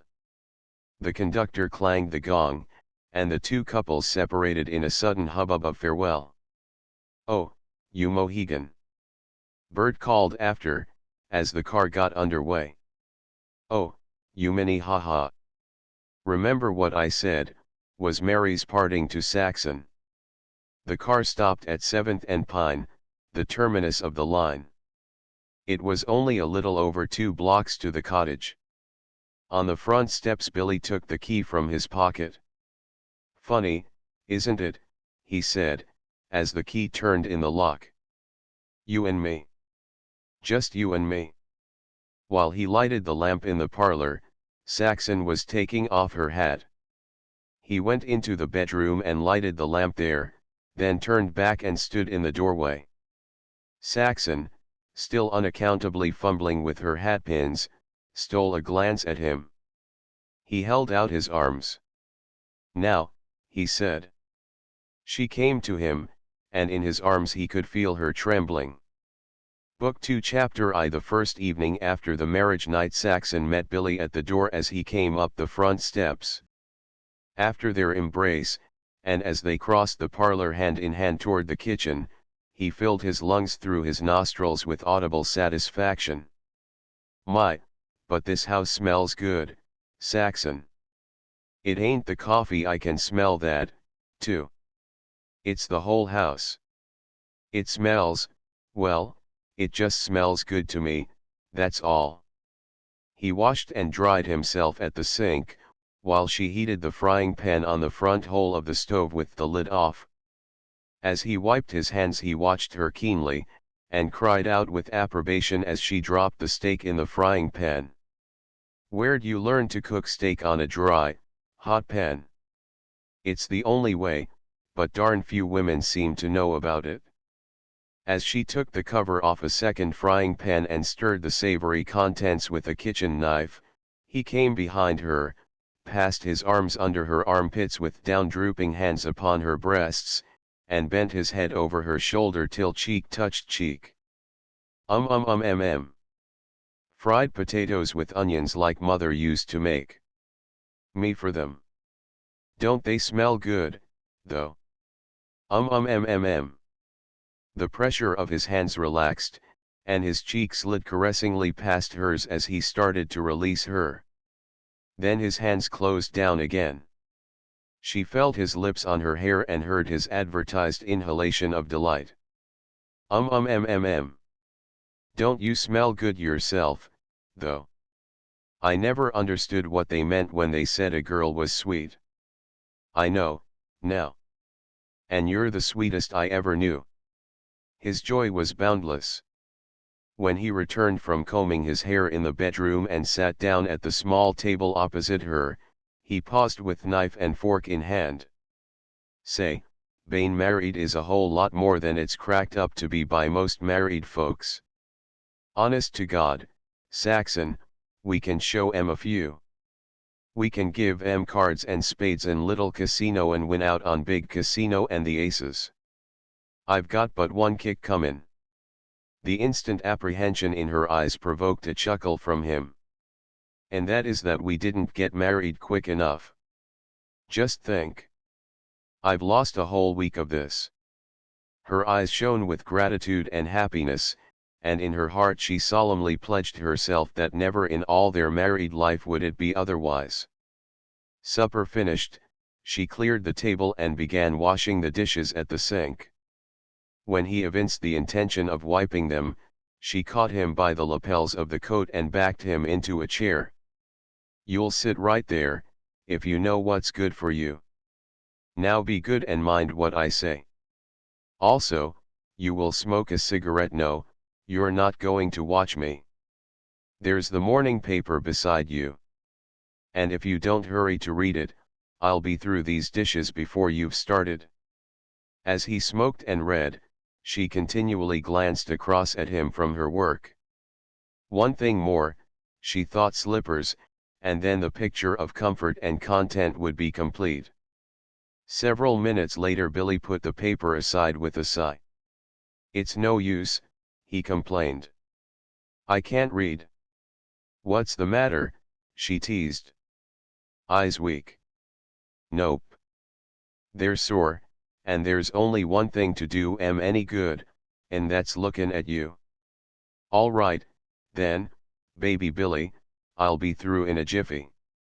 When she had washed the dish towel and scalded out the sink, she took off her kitchen apron, came to him, and kissed first one eye and then the other. How are they now? Cured. They feel some better already. She repeated the treatment. And now? Still better. And now? Almost well. After he had adjudged them well, he ouched and informed her that there was still some hurt in the right eye. In the course of treating it, she cried out as in pain. Billy was all alarm. What is it? What hurt you? My eyes. They're hurting like 60. And Billy became physician for a while and she the patient. When the cure was accomplished, she led him into the parlor, where, by the open window, they succeeded in occupying the same Morris chair. It was the most expensive comfort in the house. It had cost $7.50, and, though it was grander than anything she had dreamed of possessing, the extravagance of it had worried her in a half-guilty way all day. The salt chill of the air that is the blessing of all the Bay cities after the sun goes down crept in about them. They heard the switch engines puffing in the railroad yards, and the rumbling thunder of the 7th Street local slowing down in its run from the Mole to stop at West Oakland Station. From the street came the noise of children playing in the summer night, and from the steps of the house next door the low voices of gossiping housewives. Can you beat it? Billy murmured. When I think of that $6 furnished room of mine, it makes me sick to think what I was missin' all the time. But there's one satisfaction. If I'd changed it sooner I wouldn't had you. You see, I didn't know you existed only until a couple of weeks ago. His hand crept along her bare forearm and up and partly under the elbow sleeve. Your skin's so cool, he said. It ain't cold, it's cool. It feels good to the hand. Pretty soon you'll be calling me your cold storage baby, she laughed. And your voice is cool, he went on. It gives me the feeling just as your hand does when you rest it on my forehead. It's funny. I can't explain it. But your voice just goes all through me, cool and fine. It's like a wind of coolness just right. It's like the first of the sea breeze settin' in the afternoon after a scorchin' hot morning. And sometimes, when you talk low, it sounds round and sweet like the cello in the McDonough Theatre Orchestra. And it never goes high up, or sharp, or squeaky, or scratchy, like some women's voices when they're mad, or fresh, or excited, till they remind me of a bum phonograph record. Why, your voice, it just goes through me till I'm all trembling like with the everlasting cool of it. It's straight delicious. I guess angels in heaven, if they is any, must have voices like that. After a few minutes, in which, so inexpressible was her happiness that she could only pass her hand through his hair and cling to him, he broke out again. I'll tell you what you remind me of. Did you ever see a thoroughbred mare, all shinin' in the sun, with hair like satin and skin so thin and tender that the least touch of the whip leaves a mark, all fine nerves, and delicate and sensitive, that'll kill the toughest bronco when it comes to endurance, and that can strain a tendon in a flash or catch death of cold without a blanket for a night? I want to tell you they ain't many beautifuler sights in this world. And they're that fine strung, and sensitive, and delicate. You gotta handle 'em right side up, glass, with care. Well, that's what you remind me of. And I'm goin' to make it my job to see you get handled and gentled in the same way. You're as different from other women as that kind of a mare is from scrub work horse race. You're a thoroughbred. You're clean-cut and spirited, and your lines. Say, d'ye know you've got some figure? Well, you have. Talk about Annette Kellerman. You can give her cards and spades. She's Australian, and you're American, only your figure ain't. You're different. You're nifty, I don't know how to explain it. Other women ain't built like you. You belong in some other country. You're Frenchy, that's what. You're built like a French woman, and more than that, the way you walk, move, stand up or sit down, or don't do anything. And he, who had never been out of California, or, for that matter, had never slept a night away from his birthtown of Oakland, was right in his judgment. She was a flower of Anglo-Saxon stock, a rarity in the exceptional smallness and fineness of hand and foot and bone and grace of flesh and carriage, some throw back across the face of time to the foraying Norman French that had intermingled with the sturdy Saxon breed. And in the way you carry your clothes. They belong to you. They seem just as much part of you as the cool of your voice and skin. They're always all right and couldn't be better. And you know, a fellow kind of likes to be seen taggin' around with a woman like you, that wears her clothes like a dream, and hear the other fellows say, "Who's Bill's new skirt? She's a peach, ain't she? Wouldn't I like to win her, though?" And all that sort of talk. And Saxon, her cheek pressed to his, knew that she was paid in full for all her midnight sewings and the torturing hours of drowsy stitching when her head nodded with the weariness of the day's toil, while she recreated for herself filched ideas from the dainty garments that had steamed under her passing iron. "Say, Saxon, I got a new name for you. You're my tonic kid. That's what you are, the tonic kid. And you'll never get tired of me," she queried. "Tired? Why, we was made for each other. Isn't it wonderful, our meeting, Billy? We might never have met. It was just by accident that we did. We was born lucky," he proclaimed. "That's a cinch." "Maybe it was more than luck," she ventured. "Sure. It just had to be. It was fate. Nothing could a kept us apart." They sat on in a silence that was quick with unuttered love, till she felt him slowly draw her more closely and his lips come near to her ear as they whispered, "What do you say we go to bed?" Many evenings they spent like this, varied with an occasional dance, with trips to the Orpheum and to Bell's Theatre, or to the moving picture shows, or to the Friday night band concerts in City Hall Park. Often, on Sunday, she prepared a lunch, and he drove her out into the hills behind Prince and King, whom Billy's employer was still glad to have him exercise. Each morning Saxon was called by the alarm clock. The first morning he had insisted upon getting up with her and building the fire in the kitchen stove. She gave in the first morning, but after that she laid the fire in the evening, so that all that was required was the touching of a match to it. And in bed she compelled him to remain for a last little doze ere she called him for breakfast. For the first several weeks she prepared his lunch for him. Then, for a week, he came down to dinner. After that he was compelled to take his lunch with him. It depended on how far distant the teaming was done. "You're not starting right with a man," Mary cautioned. "You wait on him hand and foot. You'll spoil him if you don't watch out. It's him that ought to be waitin' on you." "He's the breadwinner," Saxon replied. "He works harder than I, and I've got more time than I know what to do with time to burn. Besides, I want to wait on him because I love to, and because, well, anyway, I want to." Chapter 2. Despite the fastidiousness of her housekeeping, Saxon, once she had systematized it, found time and to spare on her hands. Especially during the periods in which her husband carried his lunch and there was no midday meal to prepare, she had a number of hours each day to herself. Trained for years to the routine of factory and laundry work, she could not abide this unaccustomed idleness.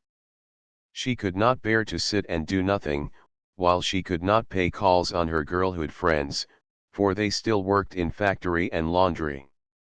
Nor was she acquainted with the wives of the neighborhood, save for one strange old woman who lived in the house next door and with whom Saxon had exchanged snatches of conversation over the backyard division fence. One time-consuming diversion of which Saxon took advantage was free and unlimited baths. In the orphan asylum and in Sarah's house she had been used to but one bath a week. As she grew to womanhood she had attempted more frequent baths. But the effort proved disastrous, arousing, first, Sarah's derision, and next, her wrath. Sarah had crystallized in the era of the weekly Saturday night bath, and any increase in this cleansing function was regarded by her as putting on airs and as an insinuation against her own cleanliness. Also, it was an extravagant misuse of fuel, and occasioned extra towels in the family wash. But now, in Billy's house, with her own stove, her own tub and towels and soap, and no one to say her nay, Saxon was guilty of a daily orgy. True, it was only a common washtub that she placed on the kitchen floor and filled by hand, but it was a luxury that had taken her 24 years to achieve. It was from the strange woman next door that Saxon received a hint, dropped in casual conversation, of what proved the culminating joy of bathing. A simple thing, a few drops of druggist's ammonia in the water, but Saxon had never heard of it before. She was destined to learn much from the strange woman. The acquaintance had begun one day when Saxon, in the backyard, was hanging out a couple of corset covers and several pieces of her finest undergarments. The woman leaning on the rail of her back porch, had caught her eye, and nodded, as it seemed to Saxon, half to her and half to the underlinen on the line. "You're newly married, aren't you?" the woman asked. "I'm Mrs. Higgins. I prefer my first name, which is Mercedes." "And I'm Mrs. Roberts," Saxon replied, thrilling to the newness of the designation on her tongue. "My first name is Saxon." "Strange name for a Yankee woman," the other commented. "Oh, but I'm not Yankee," Saxon exclaimed. "I'm Californian." "La la," laughed Mercedes Higgins. "I forgot I was in America. In other lands all Americans are called Yankees. It is true that you are newly married." Saxon nodded with a happy sigh. Mercedes sighed, too. "Oh, you happy, soft, beautiful young thing. I could envy you to hatred you with all the man world ripe to be twisted about your pretty little fingers. And you don't realize your fortune. No one does until it's too late." Saxon was puzzled and disturbed, though she answered readily, "Oh, but I do know how lucky I am. I have the finest man in the world." Mercedes Higgins sighed again and changed the subject. She nodded her head at the garments. "I see you like pretty things. It is good judgment for a young woman. They're the bait for men, half the weapons in the battle. They win men, and they hold men," she broke off to demand almost fiercely, "and you would keep your husband, always, always if you can." "I intend to. I will make him love me always and always." Saxon ceased, troubled and surprised that she should be so intimate with a stranger. "'Tis a queer thing, this love of men," Mercedes said. "And a failing of all women is it to believe they know men like books. And with breaking hearts, die they do, most women, out of their ignorance of men and still foolishly believing they know all about them. Oh, la la, the little fools. And so you say, little new married woman, that you will make your man love you always and always. And so they all say it, knowing men and the queerness of men's love the way they think they do. Easier it is to win the capital prize in the little Louisiana, but the little new married women never know it until too late. But you have begun well. Stay by your pretties and your looks.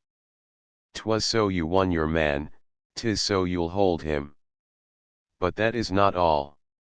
Sometime I will talk with you and tell what few women trouble to know, What few women ever come to know Saxon, 'tis a strong, handsome name for a woman. But you don't look it? Oh, I've watched you. French you are, with a Frenchiness beyond dispute. Tell Mr. Roberts I congratulate him on his good taste. She paused, her hand on the knob of her kitchen door. And come and see me sometime. You will never be sorry. I can teach you much. Come in the afternoon. My man is night watchman in the yards and sleeps of mornings. He's sleeping now. Saxon went into the house puzzling and pondering. Anything but ordinary was this lean, dark-skinned woman, with the face withered as if scorched in great heats, and the eyes, large and black, that flashed and flamed with advertisement of an unquenched inner conflagration. Old she was. Saxon caught herself debating anywhere between 50 and 70, and her hair, which had once been blackest black, was streaked plentifully with grey. Especially noteworthy to Saxon was her speech. Good English it was, better than that to which Saxon was accustomed. Yet the woman was not American. On the other hand, she had no perceptible accent. Rather were her words touched by a foreignness so elusive that Saxon could not analyze nor place it. Billy said, when she had told him that evening of the day's event. So she's Mrs. Higgins. He's a watchman. He's got only one arm. Old Higgins and her a funny bunch, the two of them. The people's scared of her, some of 'em. The Dagos and some of the old Irish dames thinks she's a witch. Won't have a thing to do with her. Bert was tellin' me about it. Why, Saxon, d'ye know, some of 'em believe if she was to get mad at 'em, or didn't like their mugs, or anything, that all she's got to do is look at 'em and they'll curl up their toes and croak. One of the fellows that works at the stable, you've seen M. Henderson, he lives around the corner on 5th, he says she's bughouse. Oh, I don't know, Saxon defended her new acquaintance.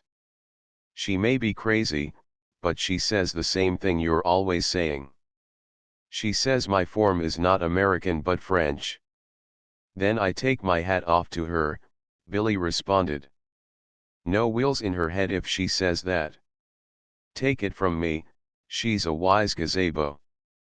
And she speaks good English, Billy, like a school teacher, like what I guess my mother used to speak. She's educated. She ain't no fool, or she wouldn't a sized you up the way she did. She told me to congratulate you on your good taste in marrying me, Saxon laughed. She did, eh? Then give her my love. Me for her, because she knows a good thing when she sees it, and she ought to be congratulating you on your good taste in me. It was on another day that Mercedes Higgins nodded, half to Saxon, and half to the dainty women's things Saxon was hanging on the line. I been worrying over your washing, little new wife, was her greeting. Oh, but I've worked in the laundry for years, Saxon said quickly. Mercedes sneered scornfully. Steam laundry. That's business, and it's stupid. Only common things should go to a steam laundry. That is their punishment for being common. But the pretties, the dainties, the flimsies, la, my dear, their washing is an art. It requires wisdom, genius, and discretion, fine as the clothes are fine. I will give you a recipe for homemade soap. It will not harden the texture. It will give whiteness, and softness, and life. You can wear them long, and fine white clothes are to be loved a long time. Oh, fine washing is a refinement, an art. It is to be done as an artist paints a picture, or writes a poem, with love, holily, a true sacrament of beauty. I shall teach you better ways, my dear, better ways than you Yankees know. I shall teach you new pretties. She nodded her head to Saxon's underlinen on the line. I see you make little laces. I know all laces, the Belgian, the Maltese, the Mechlano, the many, many loves of laces. I shall teach you some of the simpler ones so that you can make them for yourself, for your brave man you are to make love you always and always. On her first visit to Mercedes Higgins, Saxon received the recipe for homemade soap and her head was filled with a minutiae of instruction in the art of fine washing. Further, she was fascinated and excited by all the newness and strangeness of the withered old woman who blew upon her the breath of wider lands and seas beyond the horizon. "You are Spanish?" Saxon ventured. "No, and yes, and neither, and more. My father was Irish, my mother Peruvian Spanish. 'Tis after her I took, in color and looks. In other ways after my father, the blue-eyed Celt with the fairy song on his tongue and the restless feet that stole the rest of him away to far wandering. And the feet of him that he lent me have led me away on as wide far roads as ever his led him." Saxon remembered her school geography, and with her mind's eye she saw a certain outline map of a continent with jiggly wavering parallel lines that denoted coast. "Oh," she cried, "then you are South American." Mercedes shrugged her shoulders. "I had to be born somewhere. It was a great ranch, my mother's. You could put all Oakland in one of its smallest pastures." Mercedes Higgins sighed cheerfully and for the time was lost in retrospection. Saxon was curious to hear more about this woman who must have lived much as the Spanish Californians had lived in the old days. "You received a good education," she said tentatively. "Your English is perfect." "Ah, the English came afterward, and not in school. But, as it goes, yes, a good education in all things but the most important men. That, too, came afterward. And little my mother dreamed she was a grand lady, what you call a cattle queen. Little she dreamed my fine education was to fit me in the end for a night watchman's wife." She laughed genuinely at the grotesqueness of the idea. "Night watchmen, laborers, why, we had hundreds, yes, thousands that toiled for us. The peons, they are like what you call slaves, almost, and the cowboys, who could ride 200 miles between side and side of the ranch. And in the big house servants beyond remembering or counting. La la, in my mother's house were many servants." Mercedes Higgins was voluble as a Greek, and wandered on in reminiscence. "But our servants were lazy and dirty. The Chinese are the servants par excellence.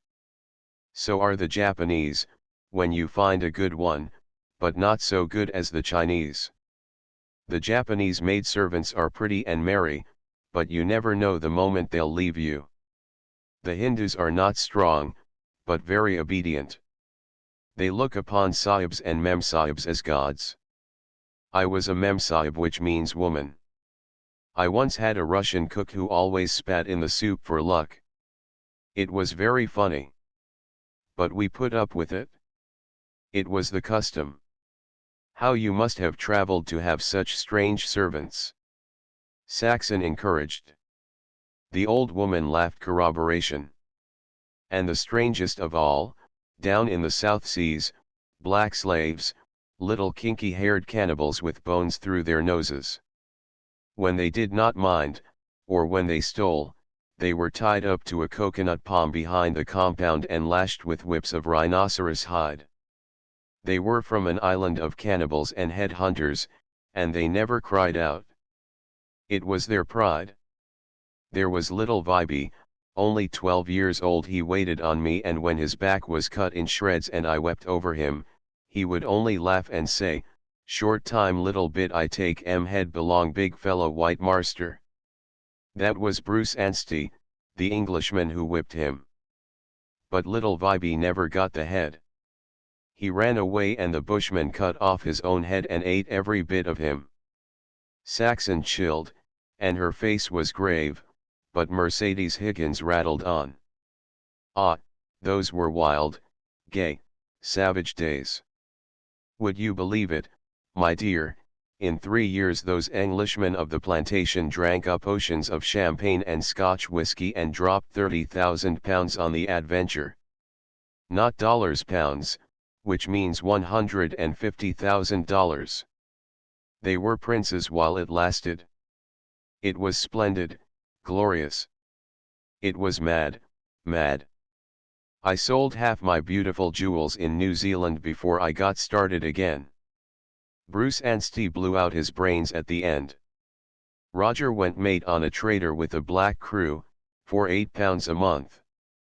And Jack Gilbraith, he was the rarest of them all.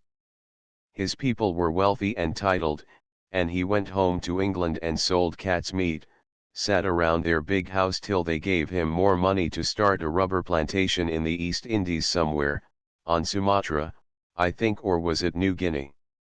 And Saxon, back in her own kitchen and preparing supper for Billy, wondered what lusts and rhapsodies had led the old, burnt-faced woman from the big Peruvian ranch, through all the world, to West Oakland and Barry Higgins. Old Barry was not the sort who would fling away his share of $150,000, much less ever attain to such opulence. Besides, she had mentioned the names of other men, but not his. Much more Mercedes had talked, in snatches and fragments. There seemed no great country nor city of the old world or the new in which she had not been. She had even been in Klondike, 10 years before, in a half-dozen flashing sentences picturing the fur-clad, be-moccasined miners sowing the barroom floors with thousands of dollars worth of gold dust. Always, so it seemed to Saxon, Mrs. Higgins had been with men to whom money was as water. Chapter 3. Saxon, brooding over her problem of retaining Billy's love, of never staling the freshness of their feeling for each other, and of never descending from the heights which at present they were treading, felt herself impelled toward Mrs. Higgins. She knew, surely she must know. Had she not hinted knowledge beyond ordinary women's knowledge? Several weeks went by, during which Saxon was often with her. But Mrs. Higgins talked of all other matters, taught Saxon the making of certain simple laces, and instructed her in the arts of washing and of marketing. And then, one afternoon, Saxon found Mrs. Higgins more voluble than usual, with words, clean uttered, that rippled and tripped in their haste to escape. Her eyes were flaming. So flamed her face. Her words were flames. There was a smell of liquor in the air, and Saxon knew that the old woman had been drinking. Nervous and frightened, at the same time fascinated, Saxon hem-stitched a linen handkerchief intended for Billy and listened to Mercedes' wild flow of speech. Listen, my dear. I shall tell you about the world of men. Do not be stupid like all your people, who think me foolish and a witch with the evil eye. Ha! Ha! When I think of silly Maggie Donahue pulling the shawl across her baby's face when we pass each other on the sidewalk. A witch I have been, 'tis true, but my witchery was with men. Oh, I am wise, very wise, my dear. I shall tell you of women's ways with men, and of men's ways with women, the best of them and the worst of them. Of the brute that is in all men, of the queerness of them that breaks the hearts of stupid women who do not understand.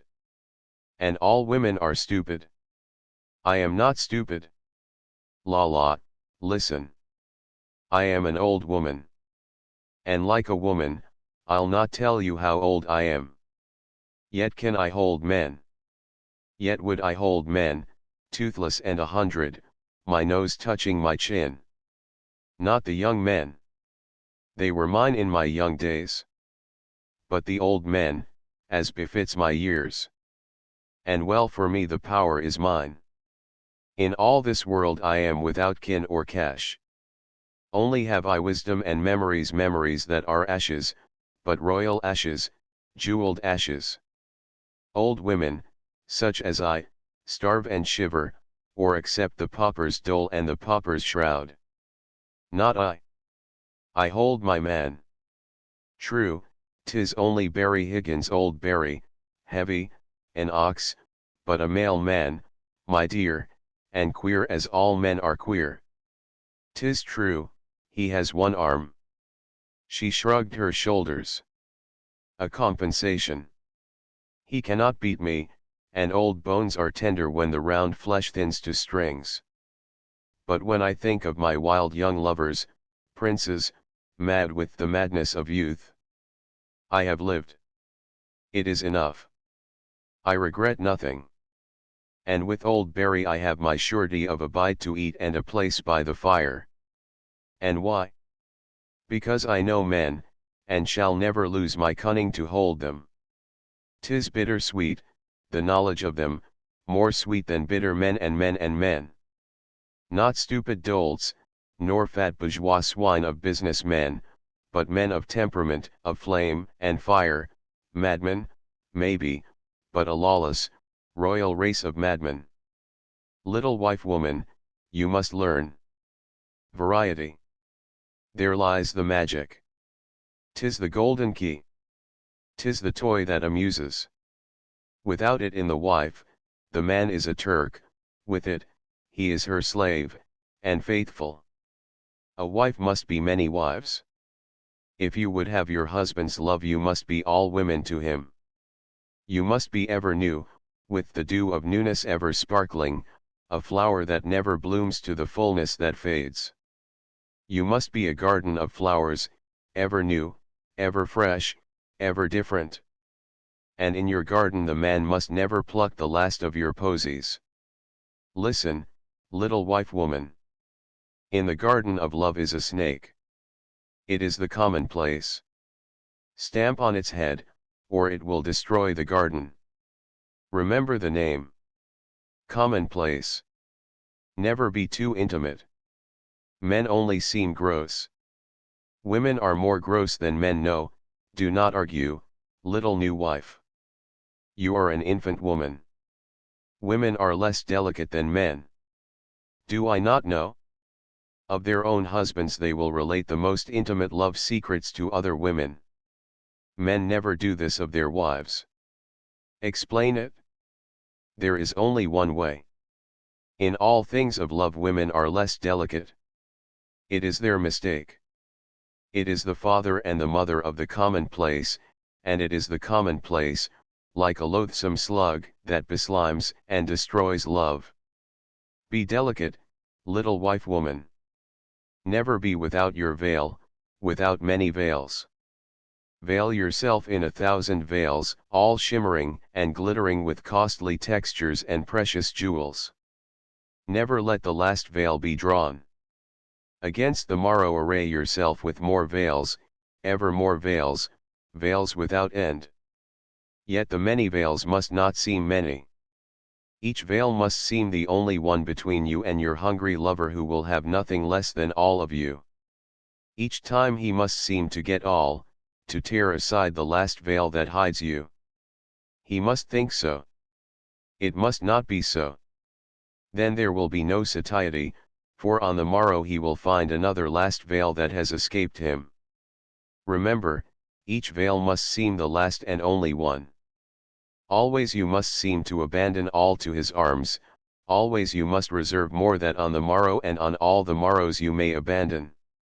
Of such is variety, surprise, so that your man's pursuit will be everlasting, so that his eyes will look to you for newness, and not to other women.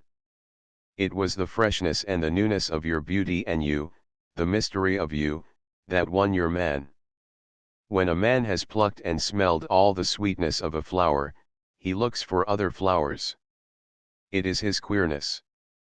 You must ever remain a flower almost plucked yet never plucked, stored with vats of sweet unbroached though ever broached. Stupid women, and all are stupid, think the first winning of the man the final victory. Then they settle down and grow fat, and stale, and dead, and heartbroken. Alas, they are so stupid.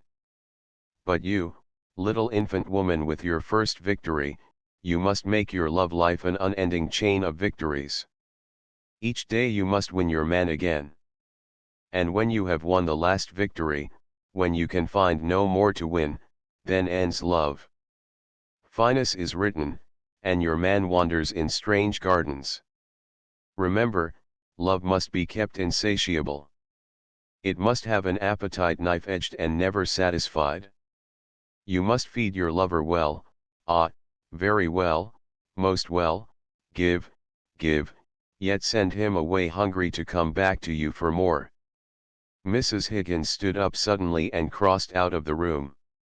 Saxon had not failed to note the litheness and grace in that lean and withered body. She watched for Mrs. Higgins' return, and knew that the litheness and grace had not been imagined. "Scarcely have I told you the first letter in love's alphabet," said Mercedes Higgins, as she recited herself. In her hands was a tiny instrument, beautifully grained and richly brown, which resembled a guitar save that it bore 4 strings. She swept them back and forth with rhythmic forefinger and lifted a voice, thin and mellow, in a fashion of melody that was strange, and in a foreign tongue, warm-voweled, all-voweled, and love-exciting. Softly throbbing, voice and strings arose on sensuous crests of song, died away to whisperings and caresses, drifted through love dusks and twilights, or swelled again to love cries barbarically imperious in which were woven plaintive calls and madnesses of invitation and promise. It went through Saxon until she was as this instrument, swept with passional strains. It seemed to her a dream, and almost was she dizzy, when Mercedes Higgins ceased. If your man had clasped the last of you, and if all of you were known to him as an old story, yet, did you sing that one song, as I have sung it, yet would his arms again go out to you and his eyes grow warm with the old mad lights. Do you see? Do you understand, little wife woman? Saxon could only nod, her lips too dry for speech. The golden koa, the king of woods, Mercedes was crooning over the instrument. The ukulele, that is what the Hawaiians call it, which means, my dear, the jumping flea. They are golden-fleshed, the Hawaiians, a race of lovers, all in the warm cool of the tropic night where the trade winds blow. Again she struck the strings. She sang in another language, which Saxon deemed must be French. It was a gaily devilish lilt, tripping and tickling. Her large eyes at times grew larger and wilder, and again narrowed in enticement and wickedness. When she ended, she looked to Saxon for a verdict. "I don't like that one so well," Saxon said. Mercedes shrugged her shoulders. "They all have their worth, little infant woman with so much to learn. There are times when men may be won with wine. There are times when men may be won with the wine of song, so queer they are. La la, so many ways, so many ways. There are your pretties, my dear, your dainties. They are magic nets. No fisherman upon the sea ever tangled fish more successfully than we women with our flimsies. You are on the right path. I have seen men enmeshed by a corset cover no prettier, no daintier, than these of yours I have seen on the line. I have called the washing of fine linen an art. But it is not for itself alone. The greatest of the arts is the conquering of men. Love is the sum of all the arts, as it is the reason for their existence. Listen. In all times and ages have been women, great wise women.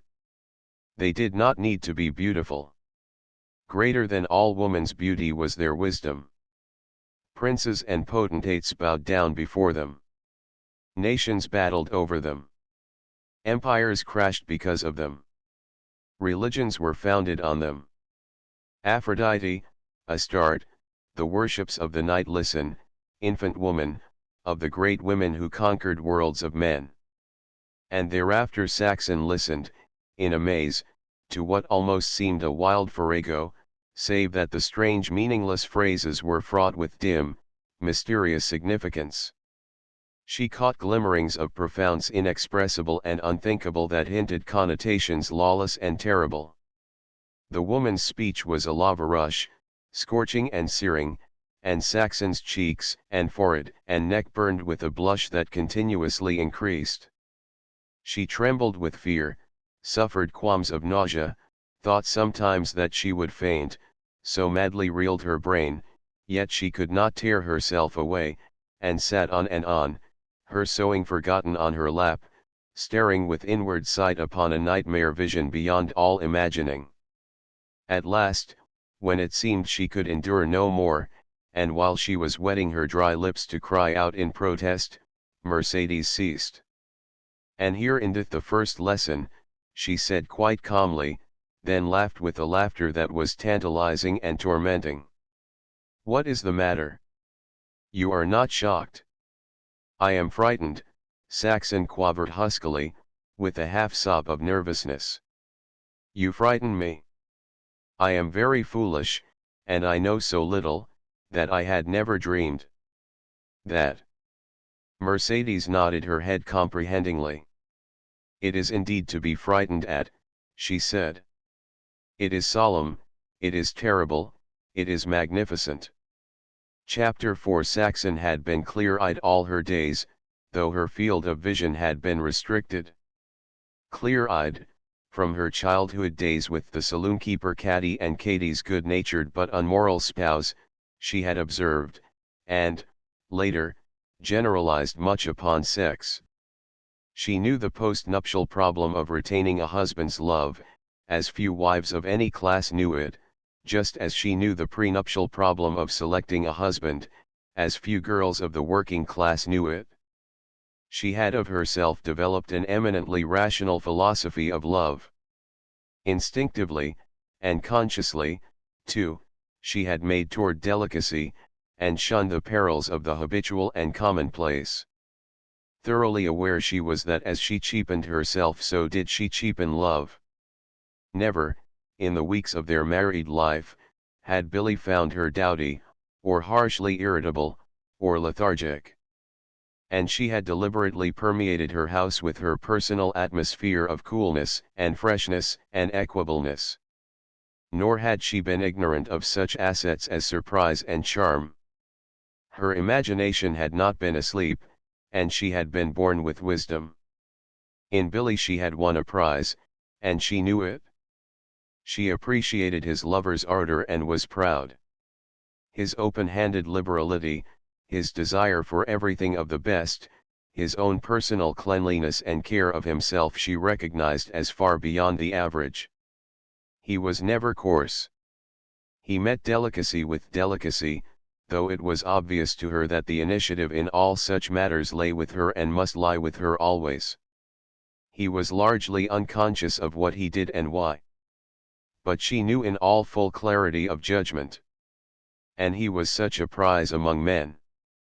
Despite her clear sight of her problem of keeping Billy a lover, and despite the considerable knowledge and experience arrayed before her mental vision, Mercedes Higgins had spread before her a vastly wider panorama.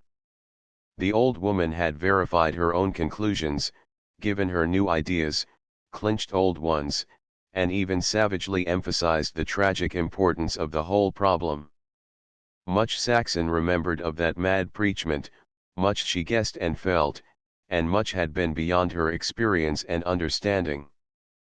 But the metaphors of the veils and the flowers, and the rules of giving to abandonment with always more to abandon, she grasped thoroughly, and she was enabled to formulate a bigger and stronger love philosophy.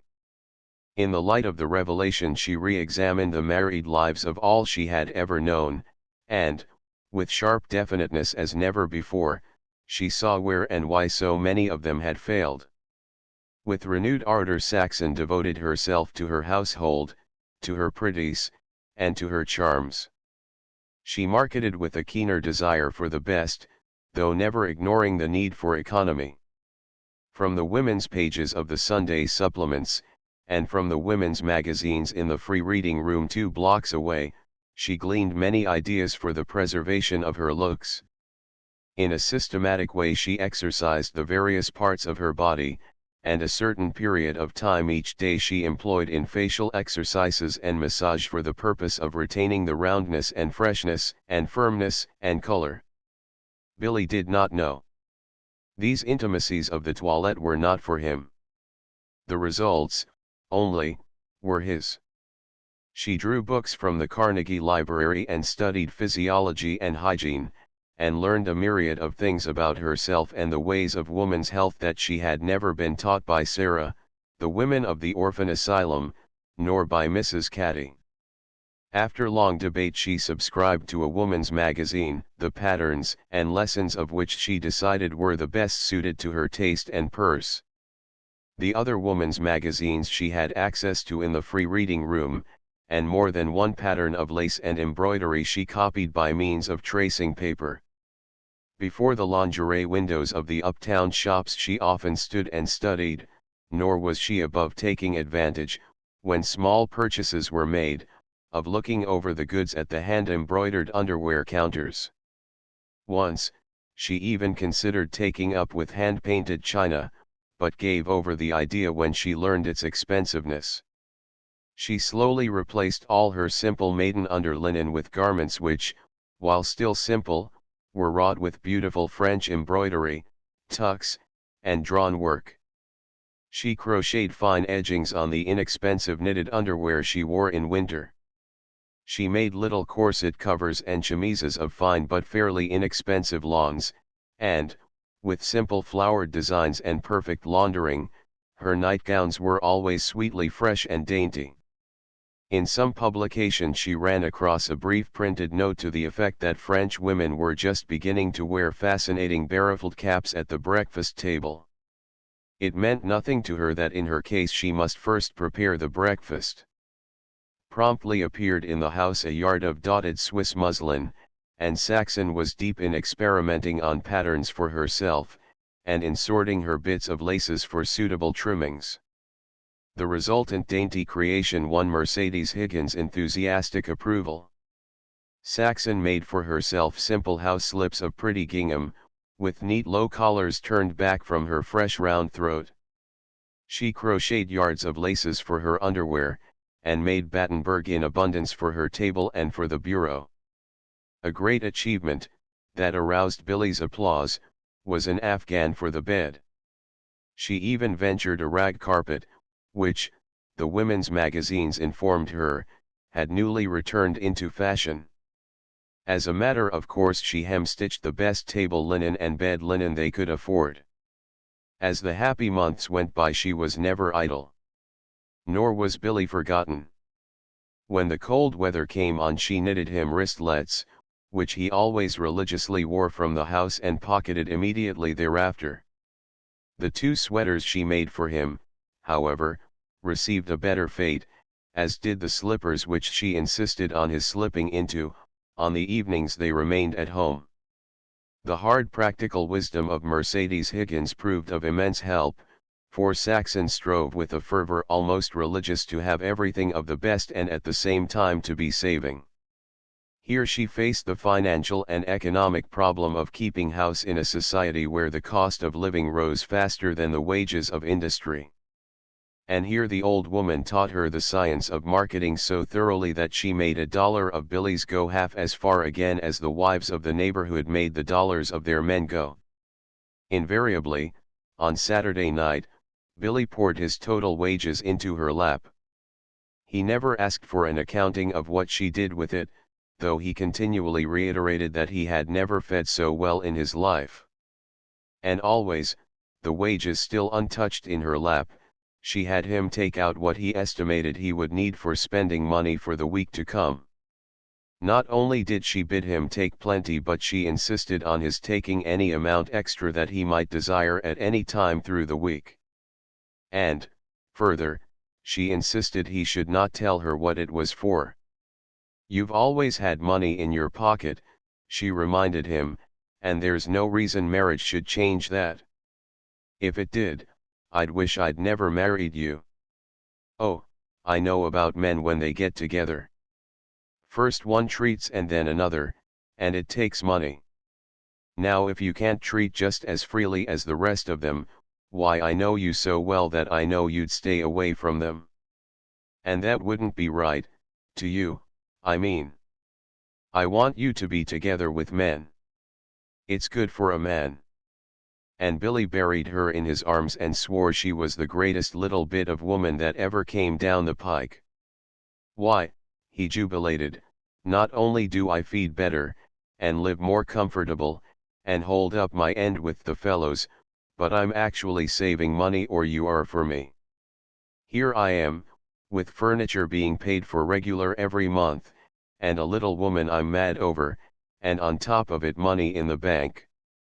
How much is it now? $62, she told him. Not so bad for a rainy day. You might get sick, or hurt, or something happen. It was in midwinter, when Billy, with quite a deal of obvious reluctance, broached a money matter to Saxon. His old friend, Billy Murphy, was laid up with la grippe, and one of his children, playing in the street, had been seriously injured by a passing wagon. Billy Murphy, still feeble after 2 weeks in bed, had asked Billy for the loan of $50. It's perfectly safe, Billy concluded to Saxon. I've known him since we was kids at the Durant School together. He's straight as a die. That's got nothing to do with it, Saxon chided. If you were single you'd have lent it to him immediately, wouldn't you? Billy nodded. Then it's no different because you're married. It's your money, Billy. Not by a damn sight, he cried. It ain't mine. It's ourn. And I wouldn't think of lettin' anybody have it without seein' you first. I hope you didn't tell him that, she said with quick concern. Nope, Billy laughed. I knew, if I did, you'd be madder 'n a hatter. I just told him I'd try and figure it out. After all, I was sure you'd stand for it if you had it. Oh, Billy, she murmured, her voice rich and low with love, maybe you don't know it, but that's one of the sweetest things you've said since we got married. The more Saxon saw of Mercedes Higgins the less did she understand her. That the old woman was a close-fisted miser, Saxon soon learned. And this trait she found hard to reconcile with her tales of squandering. On the other hand, Saxon was bewildered by Mercedes' extravagance in personal matters. Her underlinen, handmade of course, was very costly. The table she set for Barry was good, but the table for herself was vastly better. Yet both tables were set on the same table. While Barry contented himself with solid round steak, Mercedes ate tenderloin. A huge, tough mutton chop on Barry's plate would be balanced by tiny French chops on Mercedes' plate. Tea was brewed in separate pots. So was coffee. While Barry gulped 25-cent tea from a large and heavy mug, Mercedes sipped $3 tea from a tiny cup of Bellique, rose-tinted, fragile as all eggshell. In the same manner, his 25-cent coffee was diluted with milk, her 80-cent Turkish with cream. "'Tis good enough for the old man," she told Saxon. "He knows no better, and it would be a wicked sin to waste it on him." Little traffickings began between the two women. After Mercedes had freely taught Saxon the loose wrist facility of playing accompaniments on the ukulele, she proposed an exchange. Her time was past, she said, for such frivolities, and she offered the instrument for the breakfast cap of which Saxon had made so good a success. "It's worth a few dollars," Mercedes said. "It cost me 20, though that was years ago. Yet it is well worth the value of the cap." "But wouldn't the cap be frivolous, too?" Saxon queried, though herself well pleased with the bargain. "'Tis not for my graying hair," Mercedes frankly disclaimed. "I shall sell it for the money. Much that I do, when the rheumatism is not maddening my fingers, I sell. La la, my dear, 'tis not old Barry's 50 a month that'll satisfy all my expensive tastes. 'Tis I that make up the difference. And old age needs money as never youth needs it." Some day you will learn for yourself. I am well satisfied with the trade, Saxon said. And I shall make me another cap when I can lay aside enough for the material. Make several, Mercedes advised. I'll sell them for you, keeping, of course, a small commission for my services. I can give you $6 apiece for them. We will consult about them. The profit will more than provide material for your own. Chapter V4 Eventful things happened in the course of the winter. Bert and Mary got married and rented a cottage in the neighborhood 3 blocks away. Billy's wages were cut, along with the wages of all the teamsters in Oakland. Billy took up shaving with a safety razor. And, finally, Saxon was proven a false prophet and Sarah a true one. Saxon made up her mind, beyond any doubt, ere she confided the news to Billy. At first, while still suspecting, she had felt a frightened sinking of the heart and fear of the unknown and unexperienced. Then had come economic fear, as she contemplated the increased expense entailed. But by the time she had made surety doubly sure, all was swept away before a wave of passionate gladness. Hers and Billy's. The phrase was continually in her mind, and each recurrent thought of it brought an actual physical pleasure pang to her heart. The night she told the news to Billy, he withheld his own news of the wage cut, and joined with her in welcoming the little one. "What'll we do? Go to the theater to celebrate?" he asked, relaxing the pressure of his embrace so that she might speak. "Or suppose we stay in, just you and me, and the 3 of us?" "Stay in," was her verdict. "I just want you to hold me, and hold me, and hold me." That's what I wanted, too, only I wasn't sure, after being in the house all day, maybe you'd want to go out. There was frost in the air, and Billy brought the Morris chair in by the kitchen stove. She lay cuddled in his arms, her head on his shoulder, his cheek against her hair. "We didn't make no mistake in our lightning marriage with only a week's courtin'," he reflected aloud.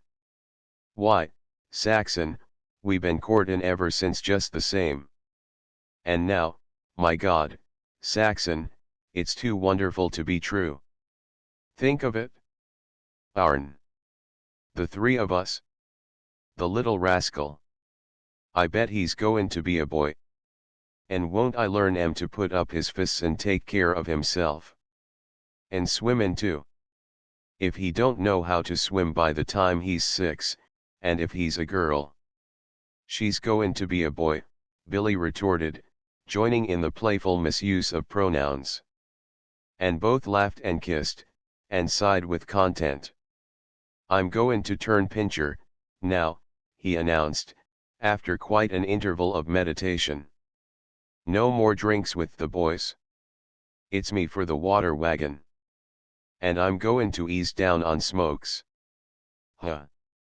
Don't see why I can't roll my own cigarettes. They're 10 times cheaper and tailor-mades. And I can grow a beard. The amount of money the barbers get out of a fellow in a year would keep a baby. Just you let your beard grow, Mr. Roberts, and I'll get a divorce," Saxon threatened. "You're just too handsome and strong with a smooth face. I love your face too much to have it covered up. Oh, you dear. You dear. Billy, I never knew what happiness was until I came to live with you. Nor me neither. And it's always going to be so. You can just bet," he assured her. "I thought I was going to be happy married," she went on, "but I never dreamed it would be like this." She turned her head on his shoulder and kissed his cheek. "Billy, it isn't happiness. It's heaven." And Billy resolutely kept undivulged the cut in wages. Not until 2 weeks later, when it went into effect, and he poured the diminished sum into her lap, did he break it to her. The next day, Bert and Mary, already a month married, had Sunday dinner with them, and the matter came up for discussion. Bert was particularly pessimistic, and muttered dark hints of an impending strike in the railroad shops. "If you'd all shut your traps, it'd be all right," Mary criticized. "These union agitators get the railroad sore. They give me the cramp, the way they butt in and stir up trouble. If I was boss, I'd cut the wages of any man that listened to them." "Yet you belong to the Laundry Workers Union," Saxon rebuked gently. "Because I had to, or I wouldn't a got work. And much good it ever done me." "But look at Billy," Bert argued. "The Teamsters ain't been sayin' a word, not a peep, and everything lovely, and then, bang, right in the neck, a 10% cut. Oh, hell, what chance have we got? We lose. There's nothin' left for us in this country we've made and our fathers and mothers before us. We're all shot to pieces. We can see our finish, we, the old stock, the children of the white people that broke away from England and licked the tar outta her, that freed the slaves, and fought the Indians, and made the West. Any gink with half an eye can see it comin'. But what are we going to do about it?" Saxon questioned anxiously. "Fight. That's all. The country's in the hands of a gang of robbers.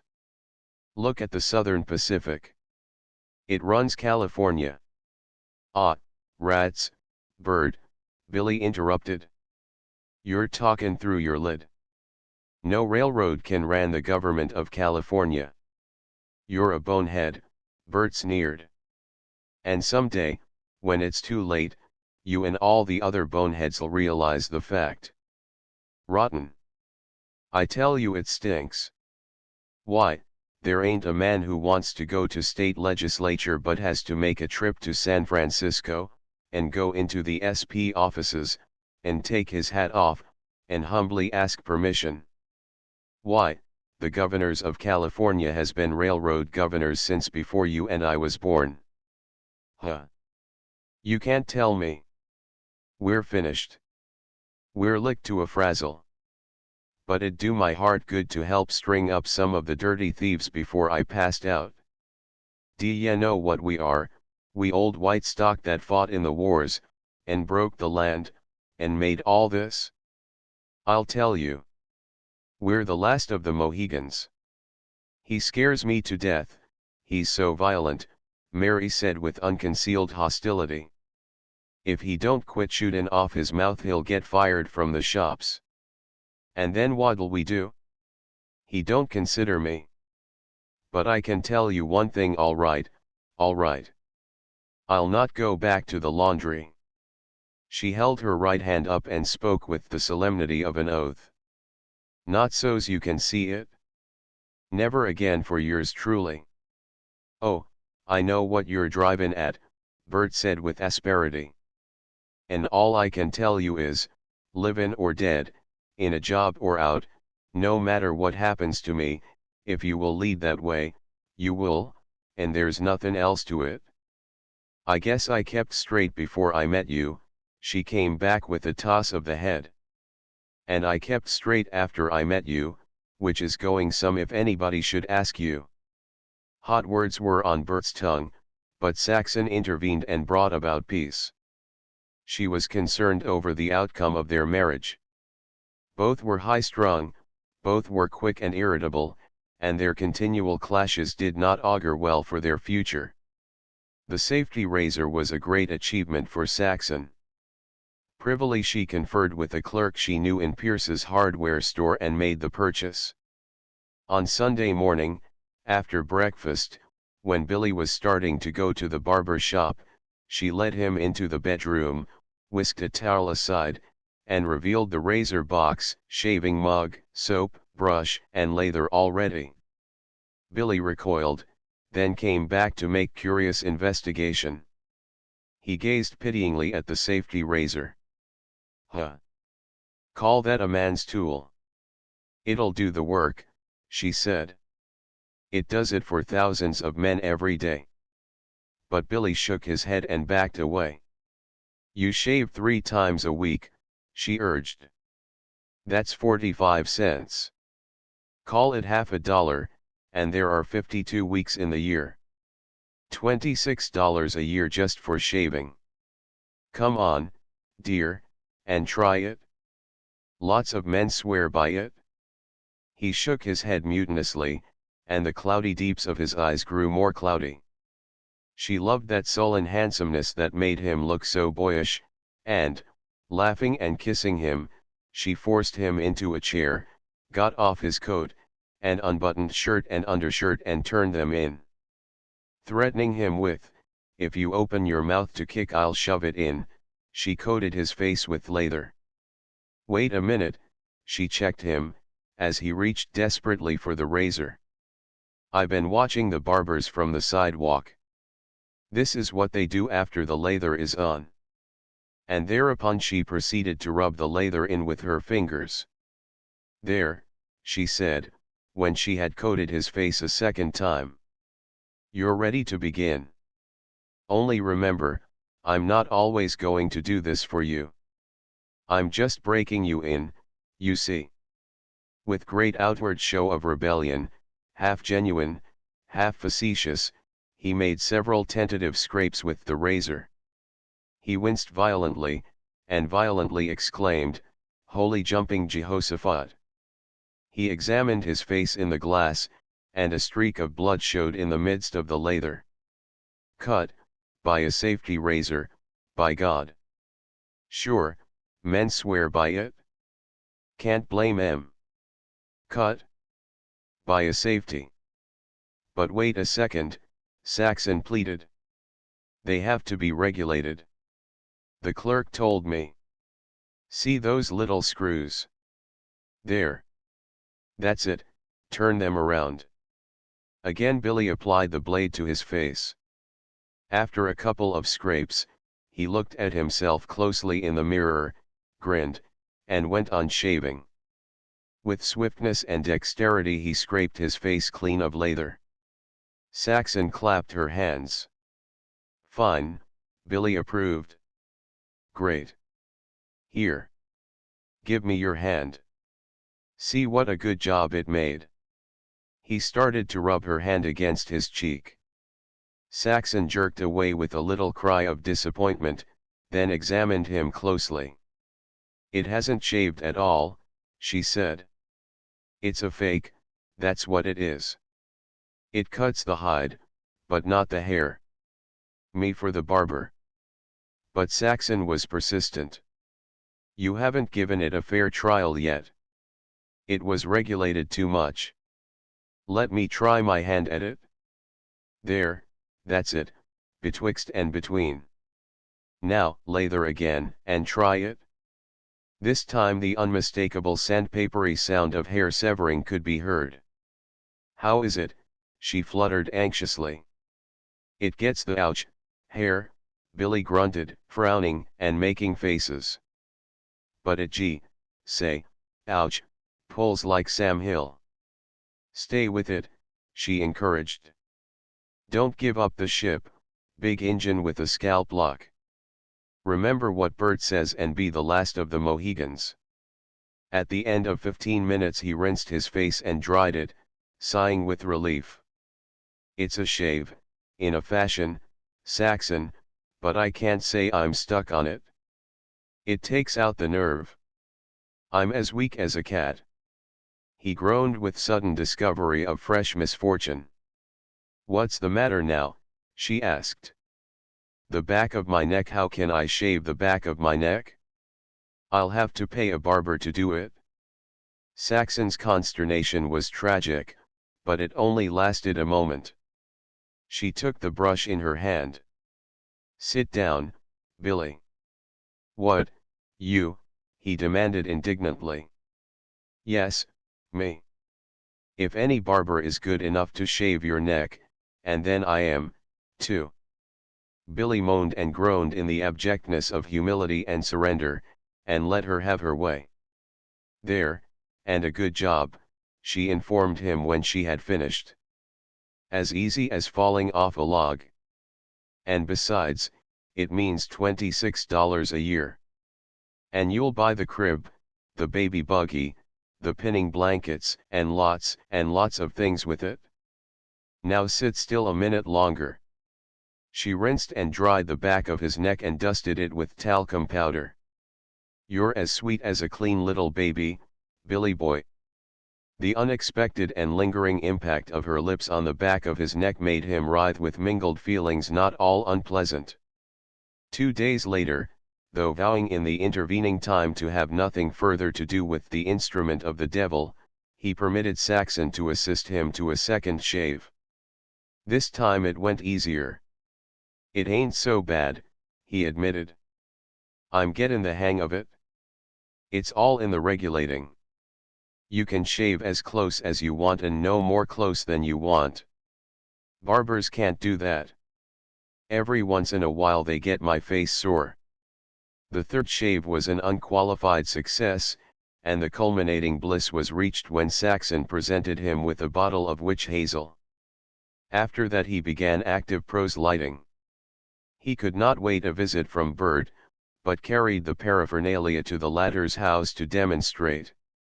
"We've been boobs all these years, Bird, runnin' the chances of barbers itchin' everything. Look at this, eh? See her take hold. Smooth as silk. Just as easy. There. 6 minutes by the clock. Can you beat it? When I get my hand in, I can do it in 3. It works in the dark. It works underwater. You couldn't cut yourself if you tried.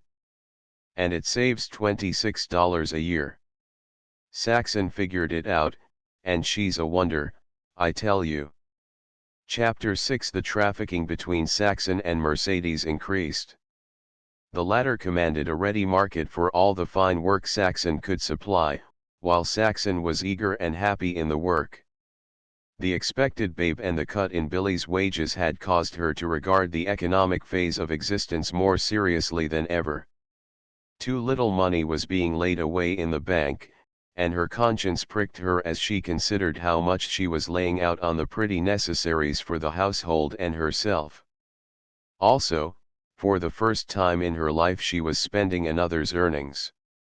Since a young girl she had been used to spending her own, and now, thanks to Mercedes, she was doing it again, and, out of her profits, essaying more expensive and delightful adventures in lingerie.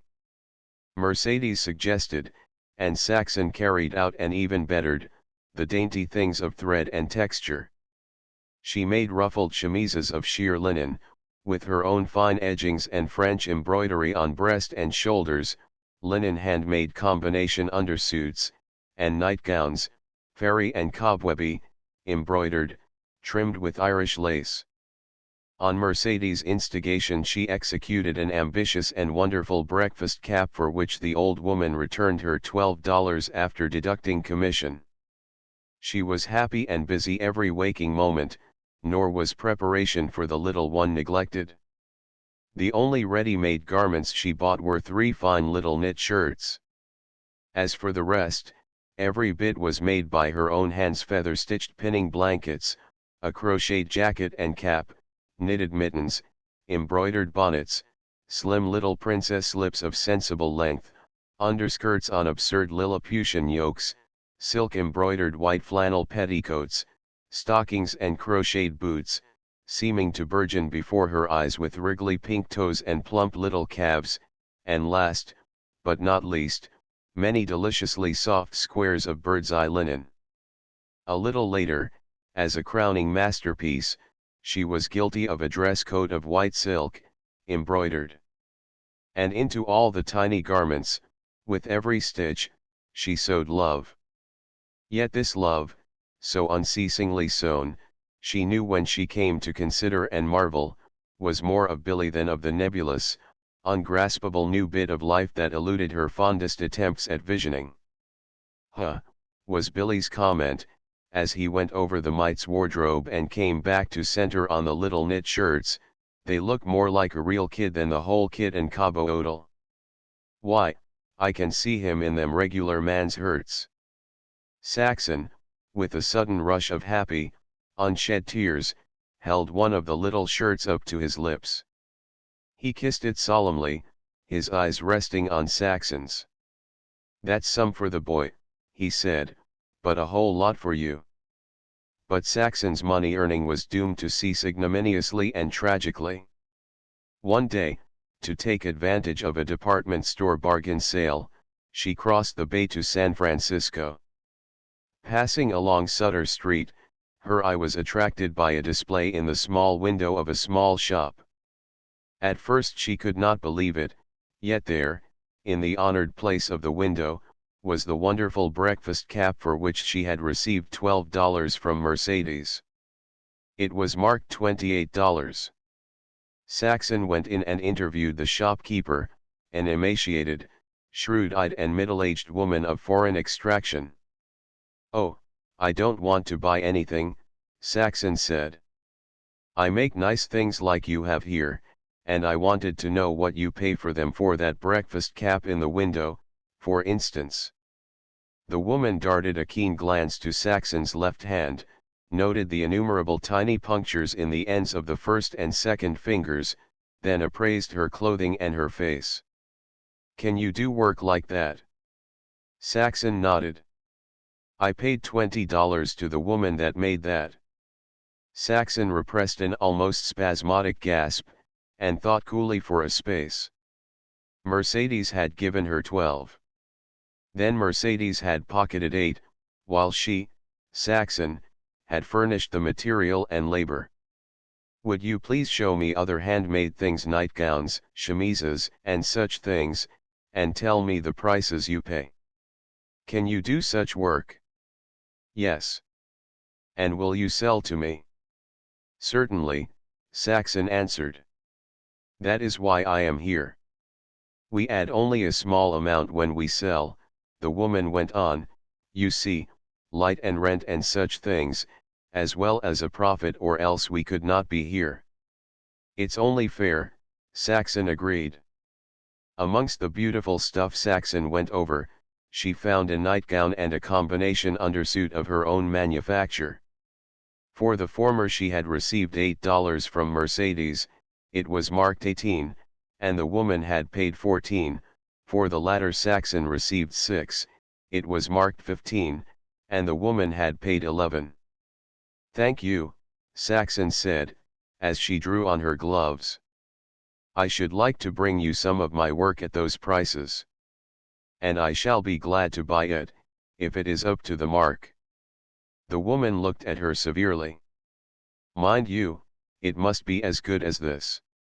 And if it is, I often get special orders, and I'll give you a chance at them." Mercedes was unblushingly candid when Saxon reproached her.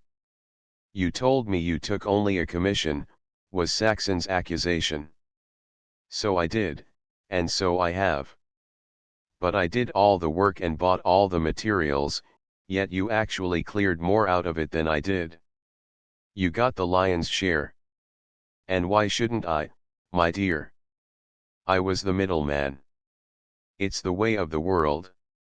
'Tis the middlemen that get the lion's share. It seems to me most unfair," Saxon reflected, more in sadness than anger. "That is your quarrel with the world, not with me," Mercedes rejoined sharply, then immediately softened with one of her quick changes. "We mustn't quarrel, my dear. I like you so much. La la, it is nothing to you, who are young and strong with a man young and strong. Listen, I am an old woman. And old Barry can do little for me. He is on his last legs. His kidneys are most gone. Remember, 'tis I must bury him. And I do him honor, for beside me he'll have his last long sleep. A stupid, dull old man, heavy, an ox, 'tis true, but a good old fool with no trace of evil in him. The plot is bought and paid for. The final installment was made up, in part, out of my commissions from you. Then there are the funeral expenses. It must be done nicely. I have still much to save. And Barry may turn up his toes any day. Saxon sniffed the air carefully, and knew the old woman had been drinking again. "Come, my dear, let me show you." Leading Saxon to a large sea chest in the bedroom, Mercedes lifted the lid. A faint perfume, as of rose petals, floated up. "Behold, my burial trousseau. Thus I shall wed the dust." Saxon's amazement increased, as, article by article, the old woman displayed the airiest, the daintiest, the most delicious and most complete of bridal outfits. Mercedes held up an ivory fan. "In Venice 'twas given me, my dear, see, this comb, turtle shell, Bruce Anstey made it for me the week before he drank his last bottle and scattered his brave mad brains with a Colt's 40 for this scarf. La la, a Liberty scarf and all that will be buried with you," Saxon mused. "Oh, the extravagance of it." Mercedes laughed. "Why not? I shall die as I have lived. It is my pleasure. I go to the dust as a bride. No cold and narrow bed for me. I would it were a coach, covered with the soft things of the East, and pillows, without end. It would buy you 20 funerals and 20 plots," Saxon protested, shocked by this blasphemy of conventional death. "It is downright wicked." "'Twill be as I have lived," Mercedes said complacently. "And it's a fine bride old Barry'll have to come and lie beside him." She closed the lid and sighed. "Though I wish it were Bruce Anstey, or any of the pick of my young men to lie with me in the great dark and to crumble with me to the dust that is the real death." She gazed at Saxon with eyes heated by alcohol and at the same time cool with the coolness of content. "In the old days the great of earth were buried with their live slaves with them. I but take my flimsies, my dear." "Then you aren't afraid of death?" "In the least." Mercedes shook her head emphatically. "Death is brave, and good, and kind. I do not fear death. 'Tis of men I am afraid when I am dead. So I prepare. They shall not have me when I am dead." Saxon was puzzled. "They would not want you then," she said. "Many are wanted," was the answer. "Do you know what becomes of the aged poor who have no money for burial? They are not buried. Let me tell you. We stood before great doors. He was a queer man, a professor who ought to have been a pirate, a man who lectured in classrooms when he ought to have been storming walled cities or robbing banks. He was slender, like Don Juan. His hands were strong as steel. So was his spirit. And he was mad, a bit mad, as all my young men have been. 'Come, Mercedes,' he said, 'we will inspect our brethren and become humble, and glad that we are not as they as yet not yet. And afterward, tonight, we will dine with a more devilish taste, and we will drink to them in golden wine that will be the more golden for having seen them. Come, Mercedes.' He thrust the great doors open, and by the hand led me in. It was a sad company. 24, that lay on marble slabs, or sat, half erect and propped, while many young men, bright of eye, bright little knives in their hands, glanced curiously at me from their work. They were dead." Saxon interrupted to gasp. "They were the pauper dead, my dear." "Come, Mercedes," said he.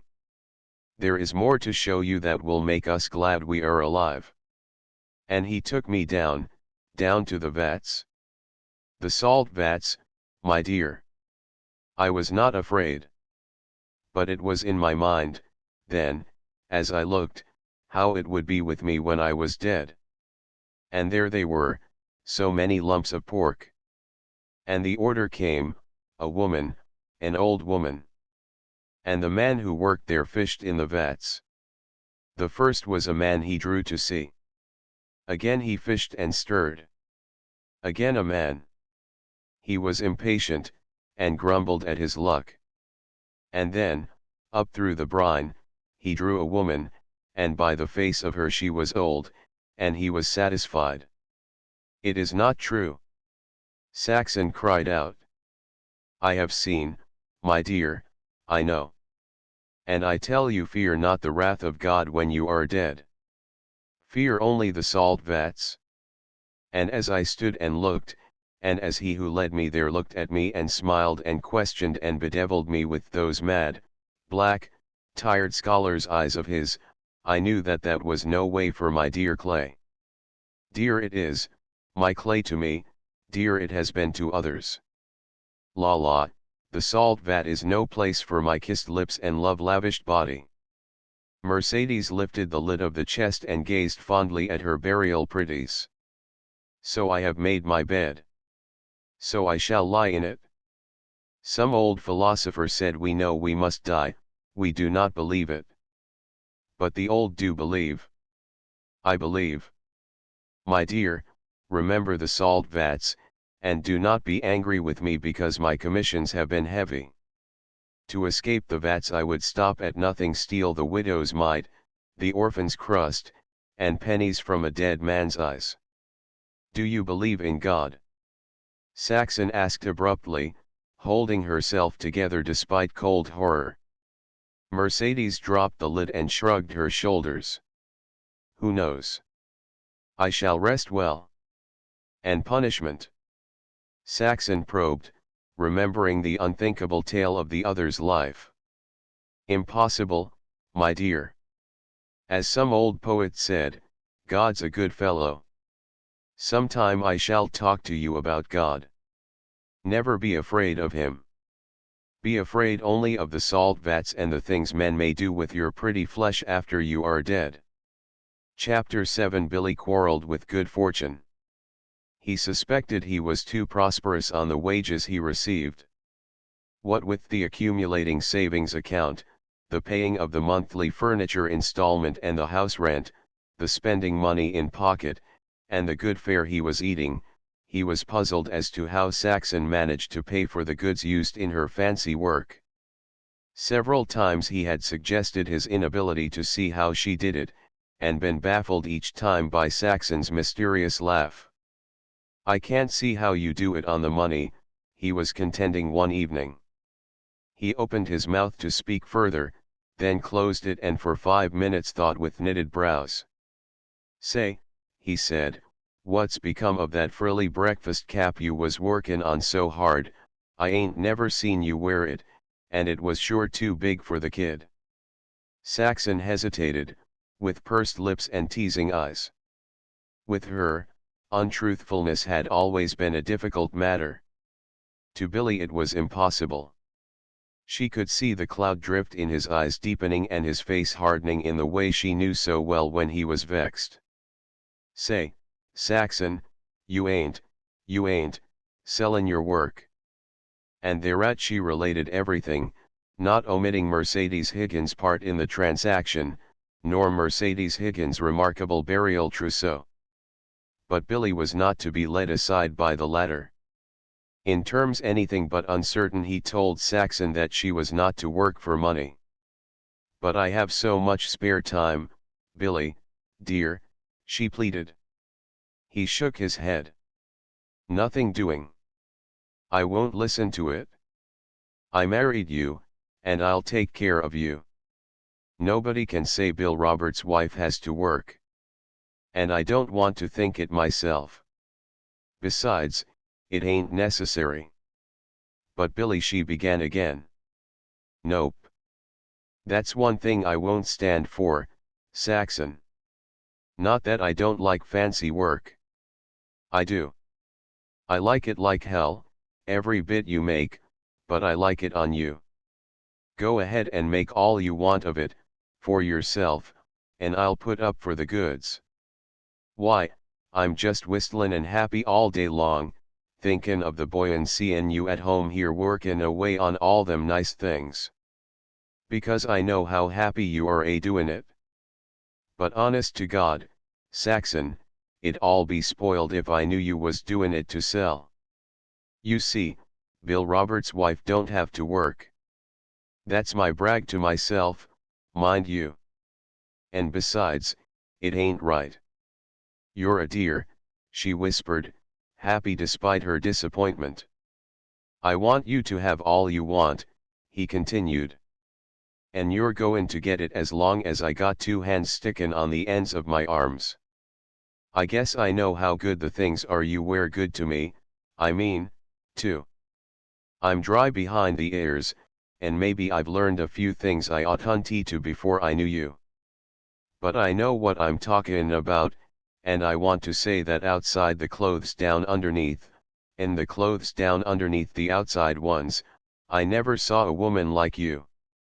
Oh, he threw up his hands as if despairing of ability to express what he thought and felt, then essayed a further attempt.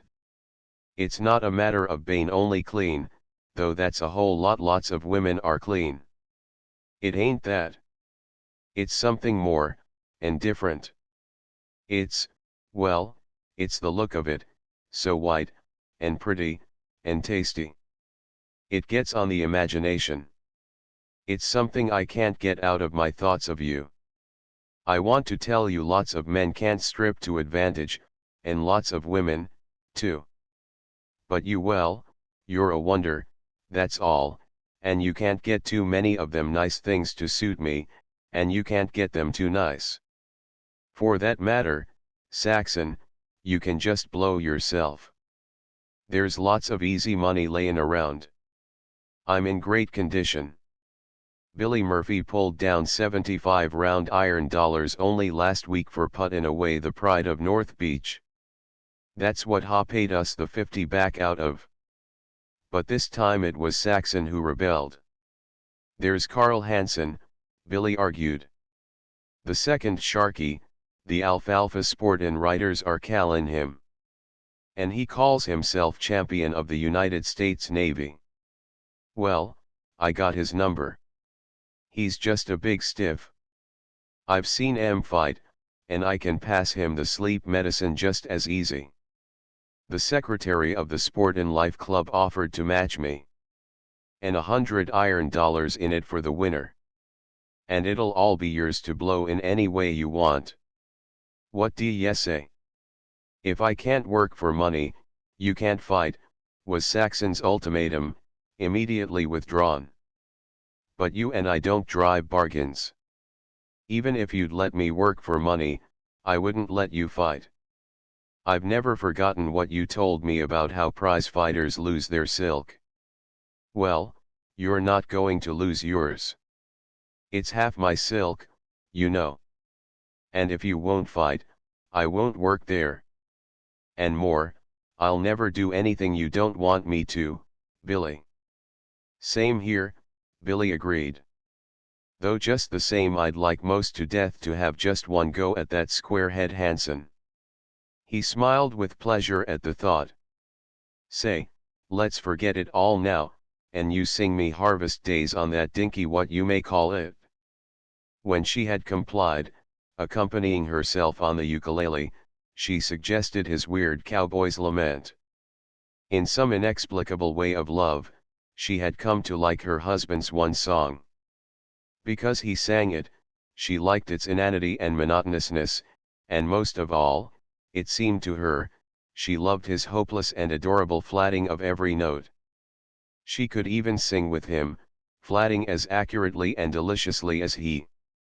Nor did she undeceive him in his sublime faith. I guess Bert and the rest have joshed me all the time, he said. You and I get along together with it fine, she equivocated, for in such matters she did not deem the untruth a wrong. Spring was on when the strike came in the railroad shops.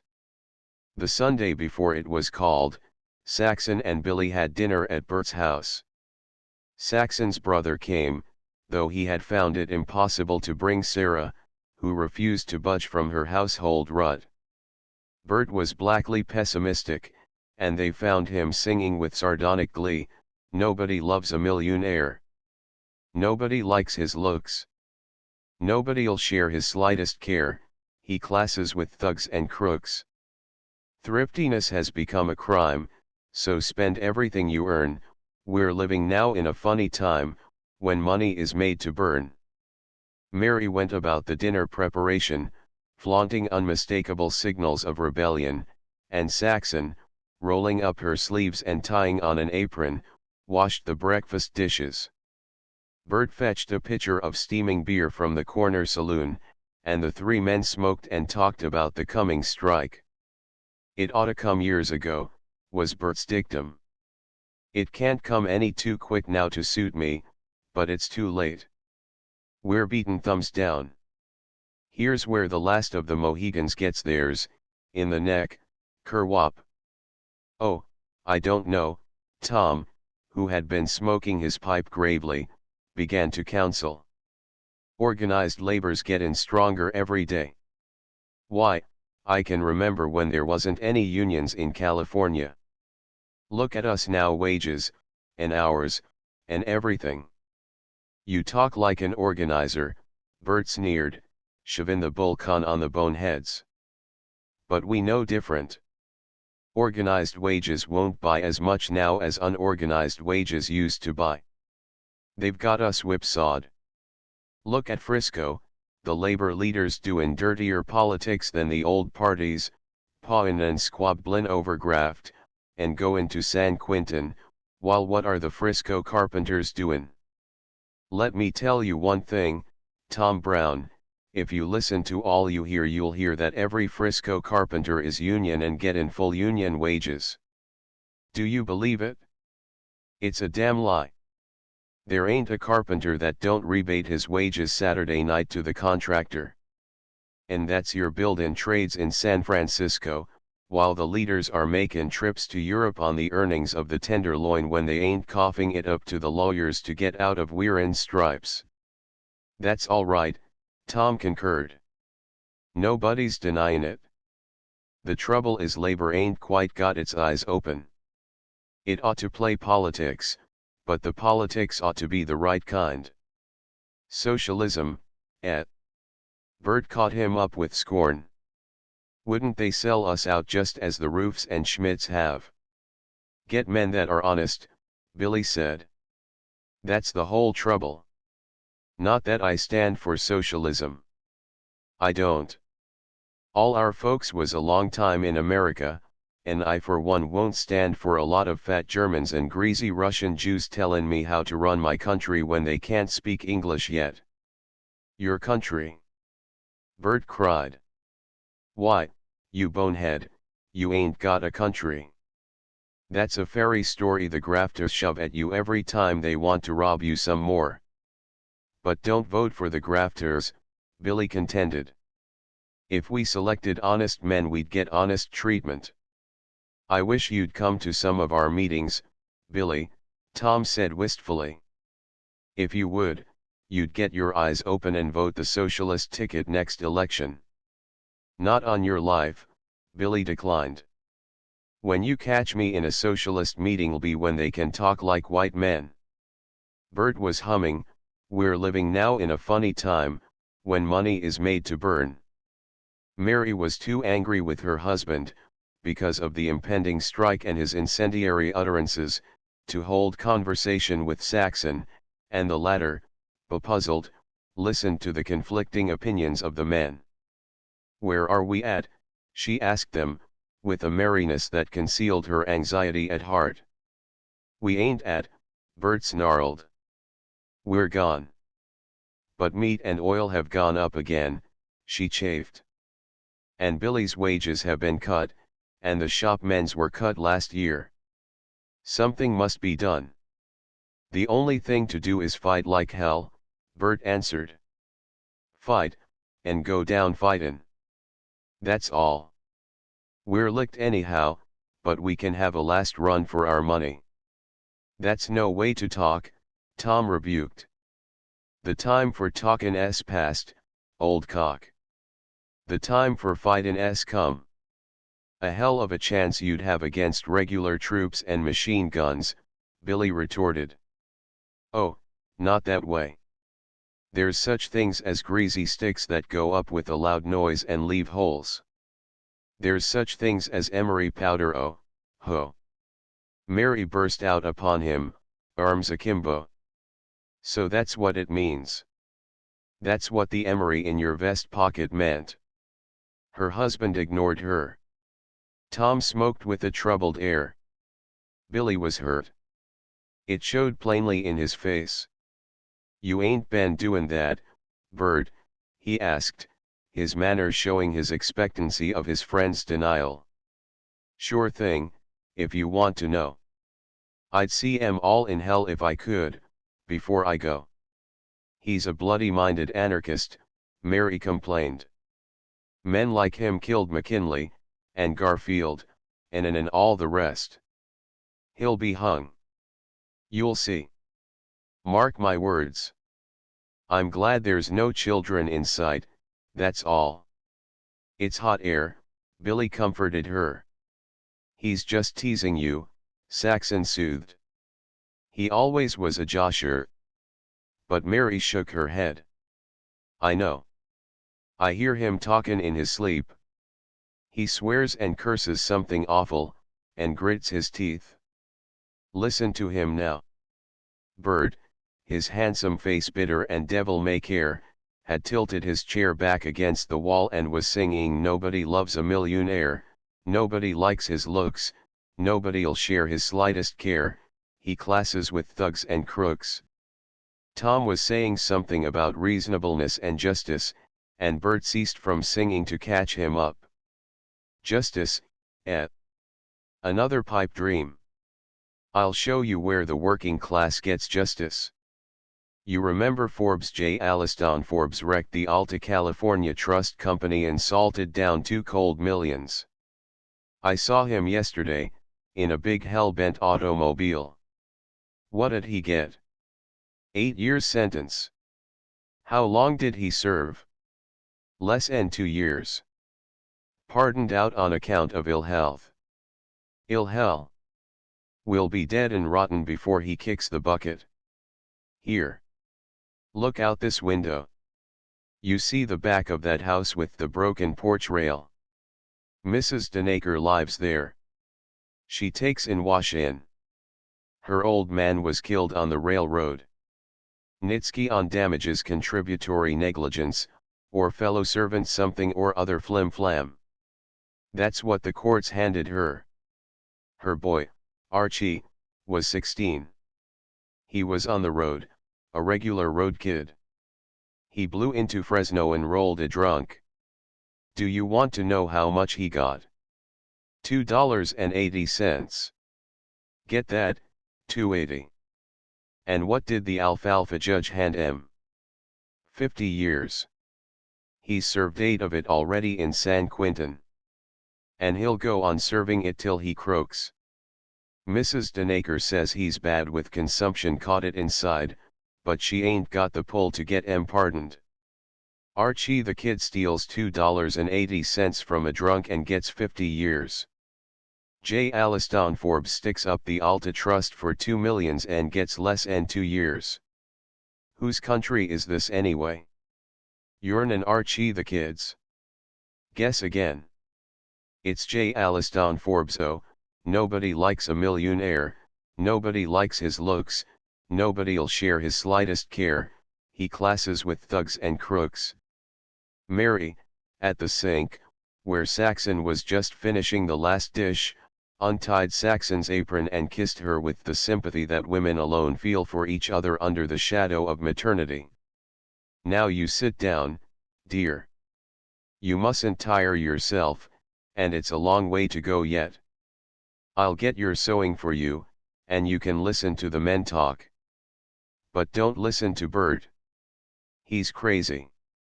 Saxon sewed and listened, and Bert's face grew bleak and bitter as he contemplated the baby clothes in her lap. "There you go," he blurted out, "bringin' kids into the world when you ain't got any guarantee you can feed 'em." "You must a had a souse last night," Tom grinned. Bert shook his head. "Ah, what's the use of getting grouched?" Billy cheered. "It's a pretty good country." "It was a pretty good country," Bert replied, "when we was all Mohegans. But not now. We're jigger-o-oed. We're hornswoggled. We're back to a standstill. We're double-crossed to a fare you well. My folks fought for this country. So did yourn, all of you. We freed the niggers, killed the Indians, and starved, and froze, and sweat, and fought. This land looked good to us. We cleared it, and broke it, and made the roads, and built the cities. And there was plenty for everybody. And we went on fightin' for it. I had 2 uncles killed at Gettysburg. All of us was mixed up in that war. Listen to Saxon talk any time what her folks went through to get out here and get ranches, and horses, and cattle, and everything. And they got 'em. All our folks got 'em, Marys, too, and if they'd been smart they'd a held onto them, she interpolated. Sure thing, Bert continued. That's the very point. We're the losers. We've been robbed. We couldn't mark cards, deal from the bottom, and ring in cold decks like the others. We're the white folks that failed. You see, times changed, and there was 2 kinds of us, the lions and the plugs. The plugs only worked, the lions only gobbled. They gobbled the farms, the mines, the factories, and now they've gobbled the government. We're the white folks and the children of white folks, that was too busy being good to be smart. We're the white folks that lost out. We're the ones that's been skinned. D'ya get me? You'd make a good soap boxer, Tom commended, if only you'd get the kinks straightened out in your reasoning. It sounds all right, Bert, Billy said, only it ain't. Any man can get rich today or be president of the United States, Bert snapped. Sure thing if he's got it in him. Just the same I ain't heard you makin' a noise like a millionaire or a president. Why? You ain't got it in you. You're a bonehead. A plug. That's why. Skidoo for you. Skidoo for all of us. At the table, while they ate, Tom talked of the joys of farm life he had known as a boy and as a young man, and confided that it was his dream to go and take up government land somewhere as his people had done before him. Unfortunately, as he explained, Sarah was set, so that the dream must remain a dream. It's all in the game, Billy sighed. It's played to rules. Someone has to get knocked out, I suppose. A little later, while Bert was off on a fresh diatribe, Billy became aware that he was making comparisons. This house was not like his house. Here was no satisfying atmosphere. Things seemed to run with a jar. He recollected that when they arrived the breakfast dishes had not yet been washed. With a man's general obliviousness of household affairs, he had not noted details, yet it had been borne in on him, all morning, in a myriad ways, that Mary was not the housekeeper Saxon was. He glanced proudly across at her, and felt the spur of an impulse to leave his seat, go around, and embrace her. She was a wife. He remembered her dainty undergarmenting, and on the instant, into his brain, leaped the image of her so apparelled, only to be shattered by Bert. Hey, Bill, you seem to think I've got a grouch. Sure thing. I have. You ain't had my experiences. You've always done teamin' and pulled down easy money prize fightin'. You ain't known hard times. You ain't been through strikes. You ain't had to take care of an old mother and swallow dirt on her account. It wasn't until after she died that I could rip loose and take or leave as I felt like it. Take that time I tackled the Niles Electric and see what a work plug gets handed out to him. The head cheese sizes me up, pumps me a lot of questions, and gives me an application blank. I make it out, payin' $1 to a doctor they sent me to for a health certificate. Then I got to go to a picture garage and get my mug taken for the Niles Electric Rogues Gallery. And I cough up another $1 for the mug. The head squirt takes the blank, the health certificate, and the mug, and fires more questions. Did I belong to a labor union, me? Of course I told em the truth, I guess not. I needed the job. The grocery wouldn't give me any more tick, and there was my mother. Huh, thinks I, here's where I'm a real Carmen. Back platform for me, where I can pick up the fancy skirts. Nitsky. $2, please. Me my $2. All for a pewter badge. Then there was the uniform 1950, and get it anywhere else for 15. Only that was to be paid out of my first month. And then $5 in change in my pocket, my own money. That was the rule. I borrowed that 5 from Tom Donovan, the policeman. Then what? They worked me for 2 weeks without pay, breakin' me in. Did you pick up any fancy skirts? Saxon queried teasingly. Bert shook his head glumly. I only worked a month. Then we organized, and they busted our union hire and a kite. And you boobs in the shops will be busted the same way if you go out on strike, Mary informed him. That's what I've been tellin' you all along, Bert replied. We ain't got a chance to win. Then why go out, was Saxon's question.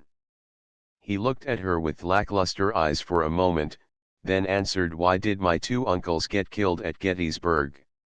Chapter 8. Saxon went about her housework greatly troubled. She no longer devoted herself to the making of pretties. The materials cost money, and she did not dare. Bert's thrust had sunk home. It remained in her quivering consciousness like a shaft of steel that ever turned and rankled. She and Billy were responsible for this coming young life. Could they be sure, after all, that they could adequately feed and clothe it and prepare it for its way in the world? Where was the guarantee? She remembered, dimly, the blight of hard times in the past, and the plaints of fathers and mothers in those days returned to her with a new significance. Almost could she understand Sarah's chronic complaining. Hard times were already in the neighborhood, where lived the families of the shopmen who had gone out on strike. Among the small storekeepers, Saxon, in the course of the daily marketing, could sense the air of despondency. Light and geniality seemed to have vanished. Gloom pervaded everywhere. The mothers of the children that played in the streets showed the gloom plainly in their faces. When they gossiped in the evenings, over front gates and on door stoops, their voices were subdued and less of laughter rang out. Mary Donahue, who had taken 3 pints from the milkman, now took 1 pint. There were no more family trips to the moving picture shows. Scrap meat was harder to get from the butcher. Nora Delaney, in the third house, no longer bought fresh fish for Friday. Salted codfish, not of the best quality, was now on her table. The sturdy children that ran out upon the street between meals with huge slices of bread and butter and sugar now came out with no sugar and with thinner slices spread more thinly with butter. The very custom was dying out, and some children already had desisted from piecing between meals.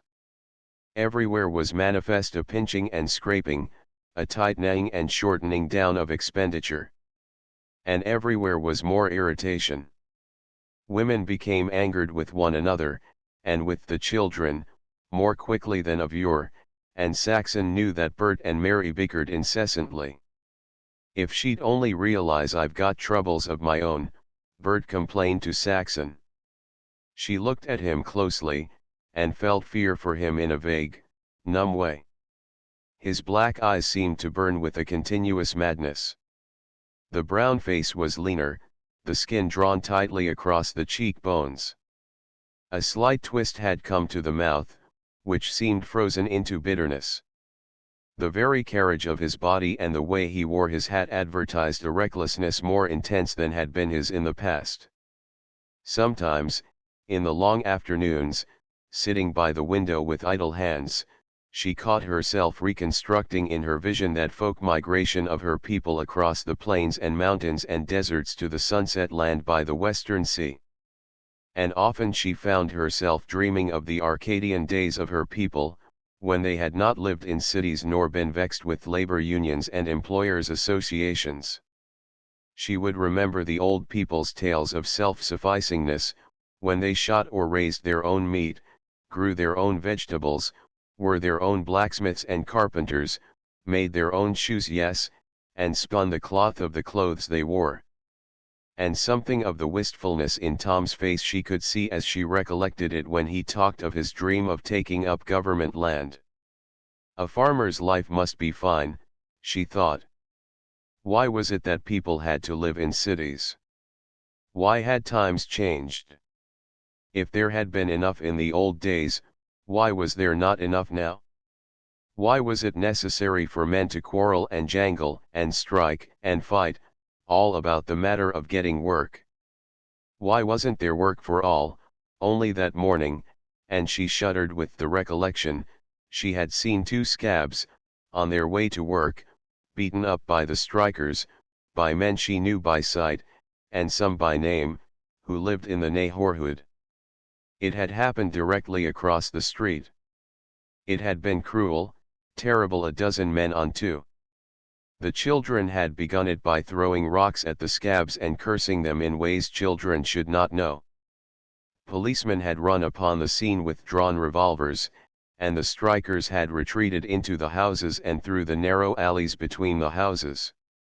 One of the scabs, unconscious, had been carried away in an ambulance, the other, assisted by special railroad police, had been taken away to the shops. At him, Mary Donahue, standing on her front stoop, her child in her arms, had hurled such vile abuse that it had brought the blush of shame to Saxon's cheeks. On the stoop of the house on the other side, Saxon had noted Mercedes, in the height of the beating up, looking on with a queer smile. She had seemed very eager to witness, her nostrils dilated and swelling like the beat of pulses as she watched. It had struck Saxon at the time that the old woman was quite unalarmed and only curious to see. To Mercedes, who was so wise in love, Saxon went for explanation of what was the matter with the world. But the old woman's wisdom in affairs industrial and economic was cryptic and unpalatable. La la, my dear, it is so simple. Most men are born stupid. They are the slaves. A few are born clever. They are the masters. God made men so, I suppose. Then how about God and that terrible beating across the street this morning? I'm afraid he was not interested, Mercedes smiled. I doubt he even knows that it happened. I was frightened to death, Saxon declared. I was made sick by it. And yet I saw you looked on as cool as you please, as if it was a show. It was a show, my dear. Oh, how could you? La la, I have seen men killed. It is nothing strange. All men die. The stupid ones die like oxen, they know not why. It is quite funny to see. They strike each other with fists and clubs, and break each other's heads. It is gross. They are like a lot of animals. They are like dogs wrangling over bones. Jobs are bones, you know. Now, if they fought for women, or ideas, or bars of gold, or fabulous diamonds, it would be splendid. But no, they are only hungry, and fight over scraps for their stomach. Oh, if I could only understand. Saxon murmured, her hands tightly clasped in anguish of incomprehension and vital need to know. There is nothing to understand. It is clear as print.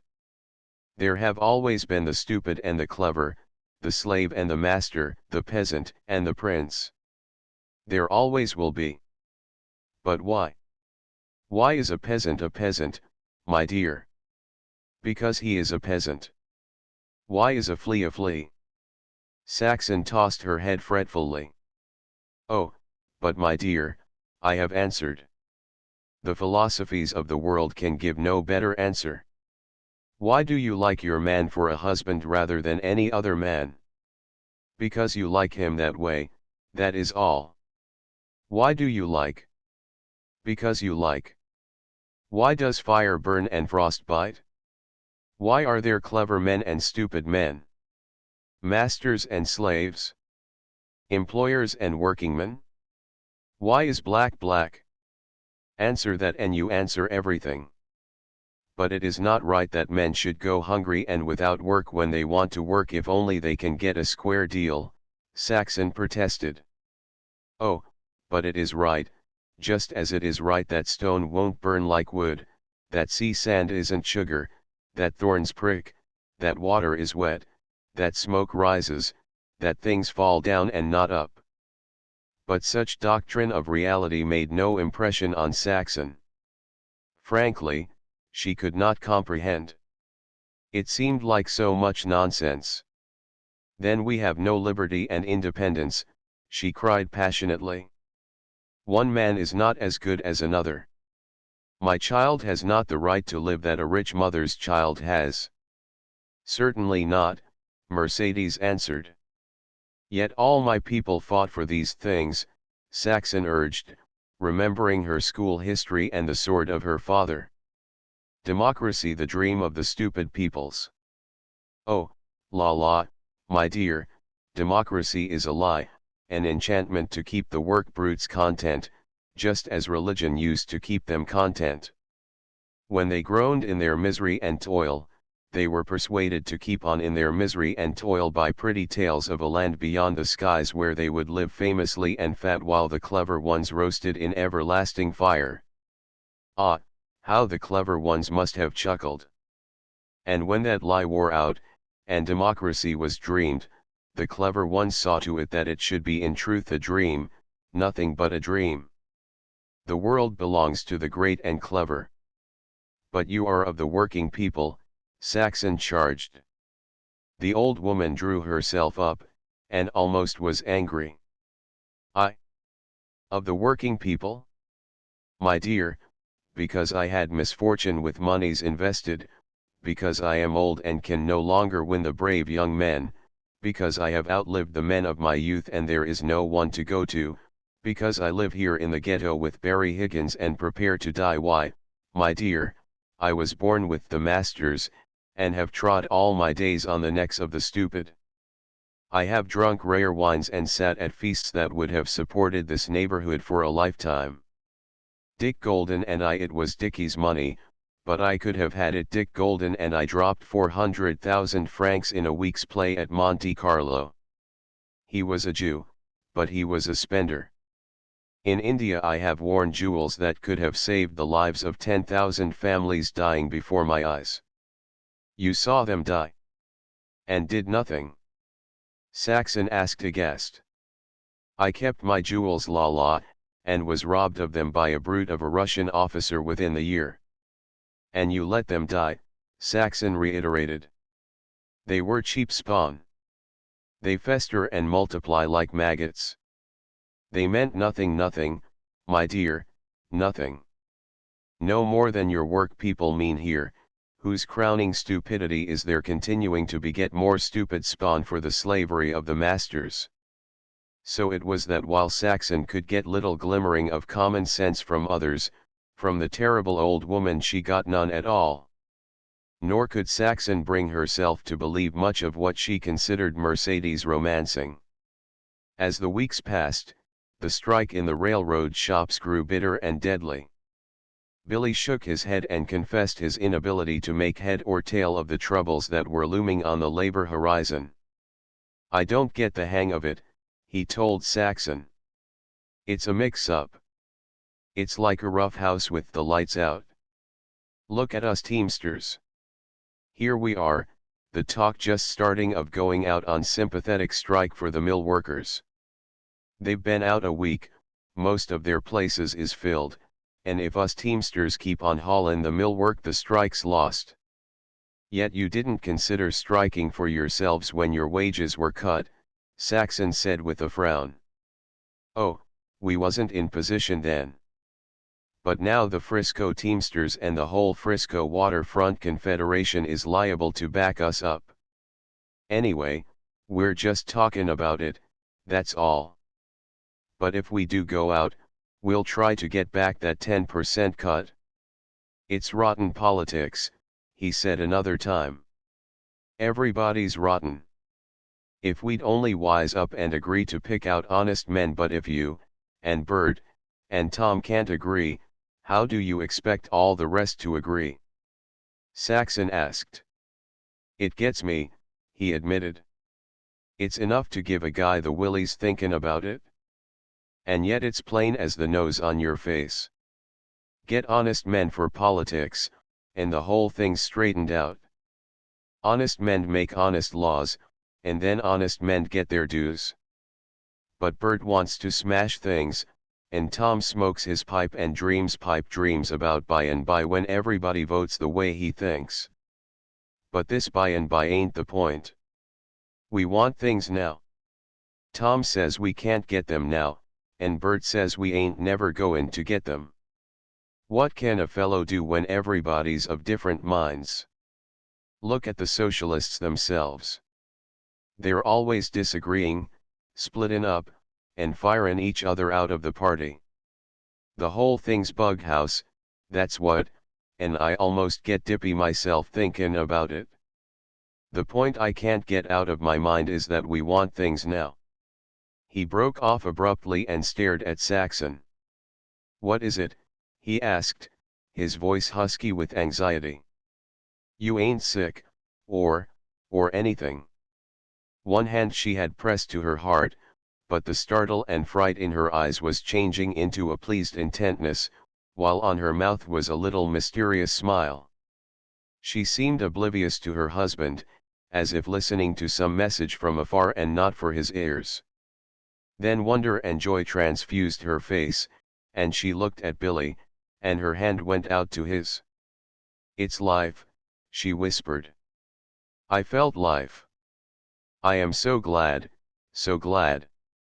The next evening when Billy came home from work, Saxon caused him to know and undertake more of the responsibilities of fatherhood. I've been thinking it over, Billy, she began, and I'm such a healthy, strong woman that it won't have to be very expensive. There's Martha Skelton, she's a good midwife. But Billy shook his head. Nothin' doin' in that line, Saxon. You're goin' to have Doc Hentley. He's Bill Murphy's doc, and Bill swears by him. He's an old cuss, but he's a wuss. She can find Maggie Donahue, Saxon argued, and look at her and her baby. Well, she won't confine you not so as you can notice it. But the doctor will charge $20, Saxon pursued, and make me get a nurse because I haven't any women folk to come in.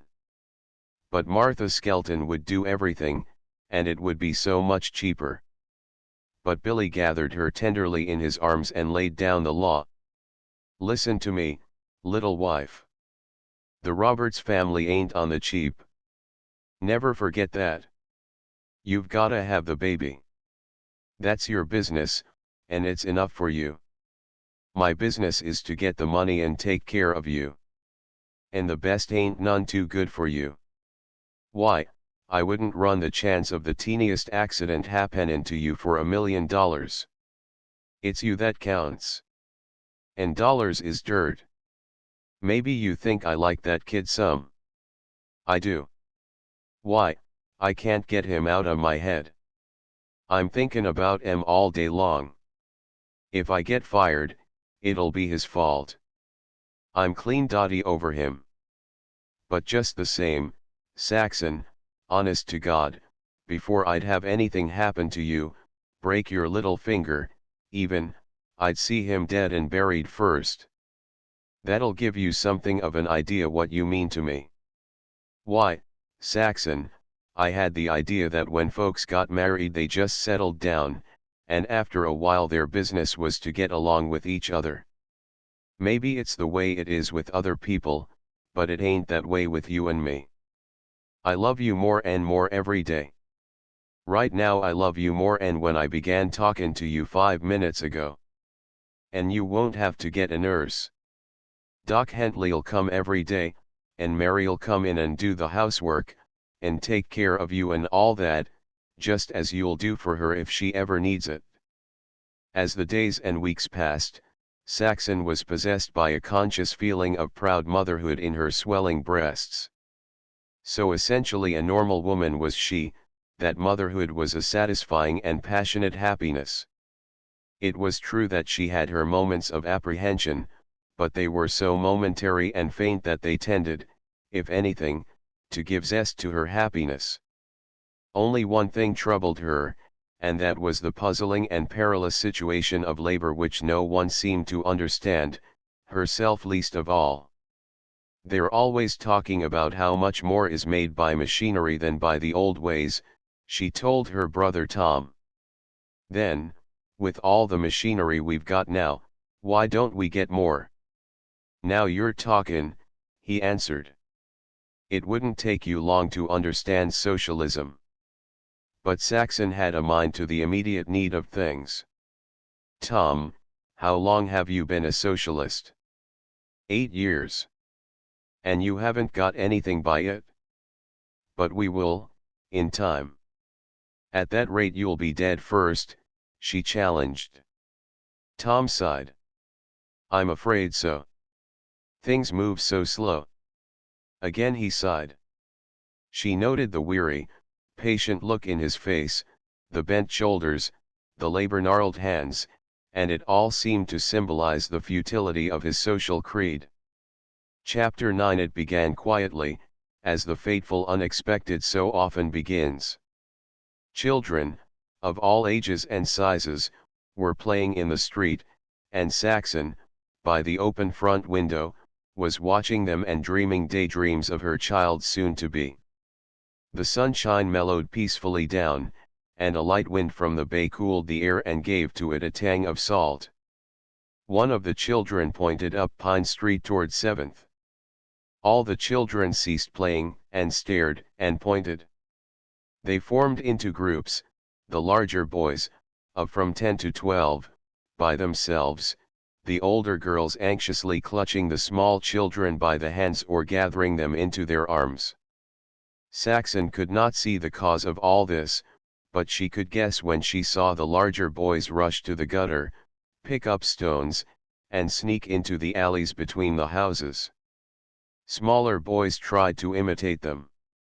The girls, dragging the tots by the arms, banged gates and clattered up the front steps of the small houses.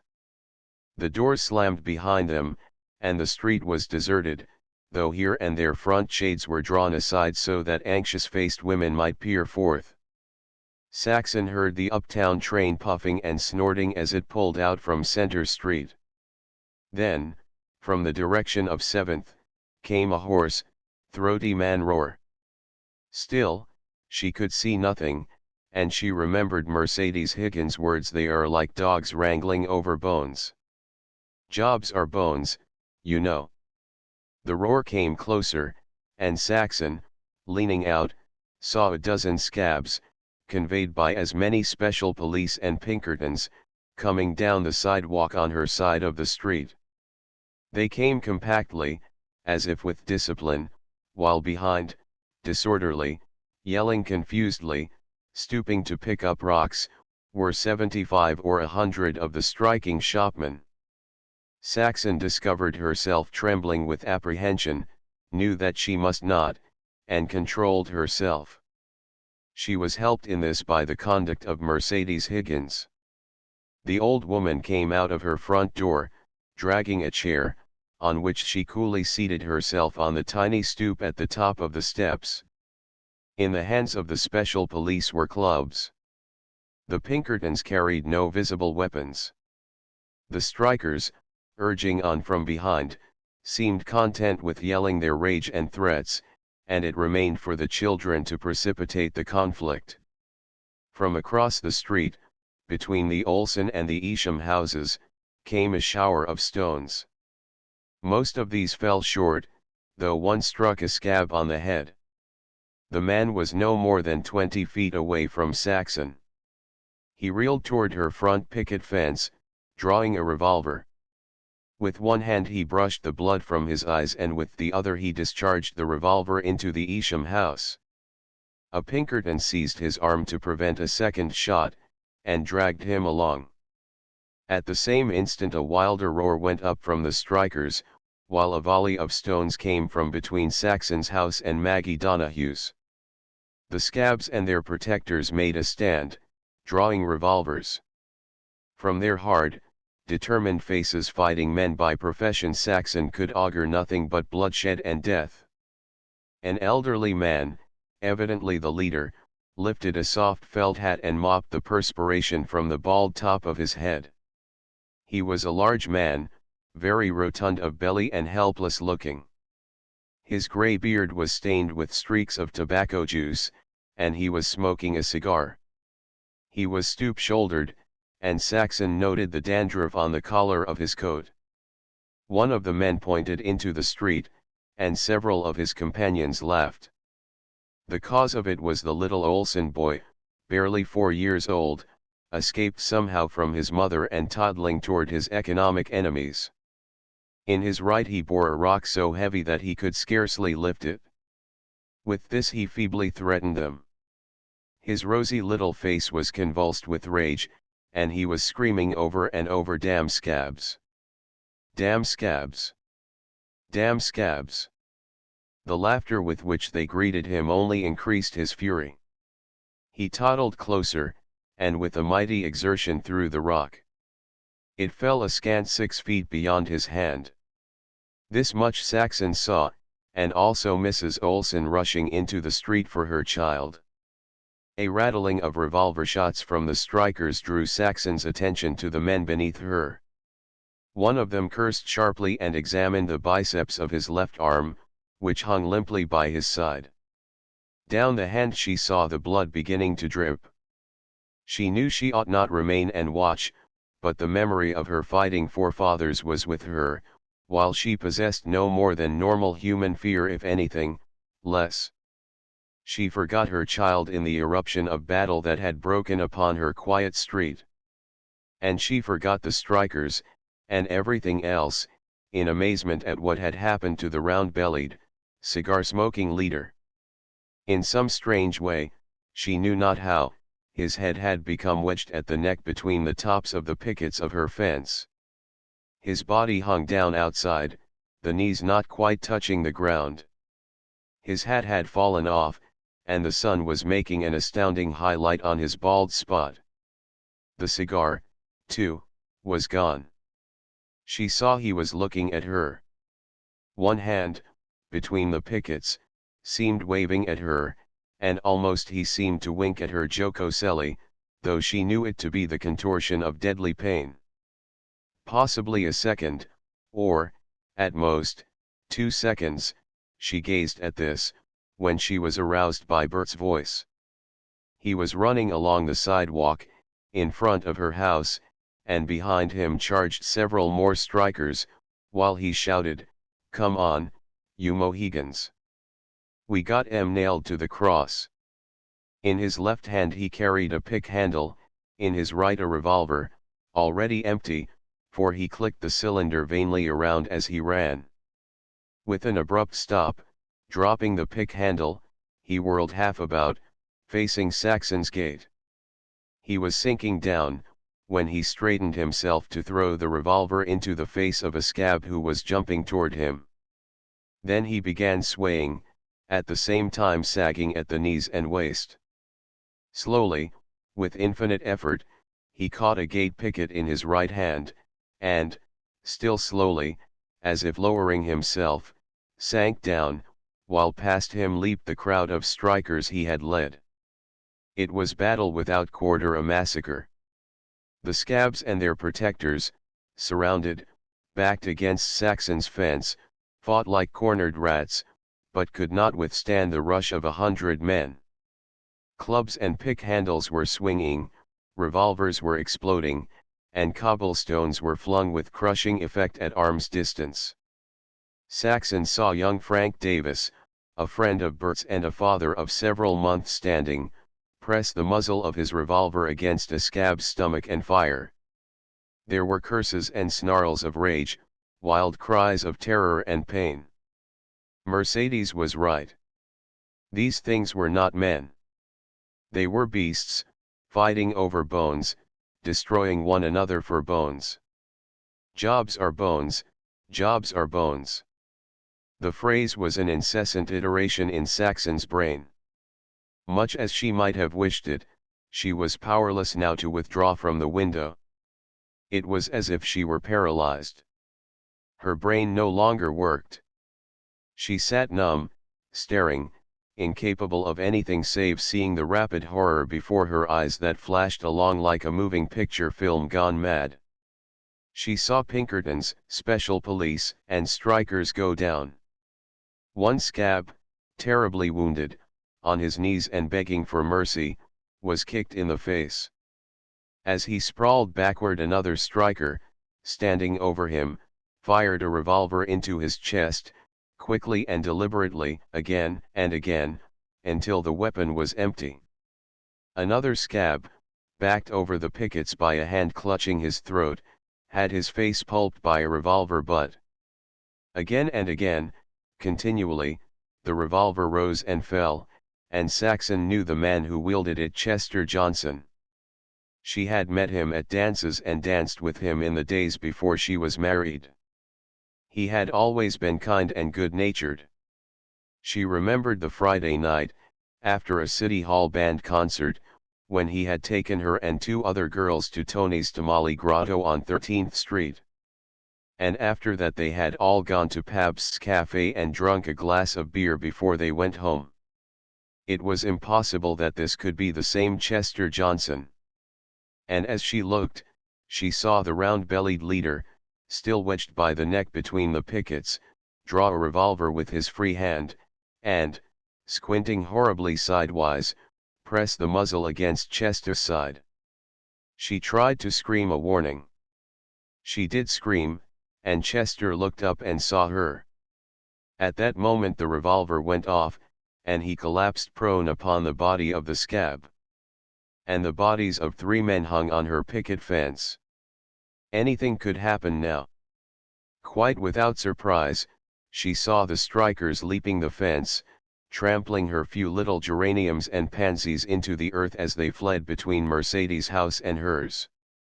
Up Pine Street, from the railroad yards, was coming a rush of railroad police and Pinkertons, firing as they ran. While down Pine Street, gongs clanging, horses at a gallop, came three patrol wagons packed with police. The strikers were in a trap. The only way out was between the houses and over the backyard fences. The jam in the narrow alley prevented them all from escaping. A dozen were cornered in the angle between the front of her house and the steps. And as they had done, so were they done by. No effort was made to arrest. They were clubbed down and shot down to the last man by the guardians of the peace, who were infuriated by what had been wreaked on their brethren.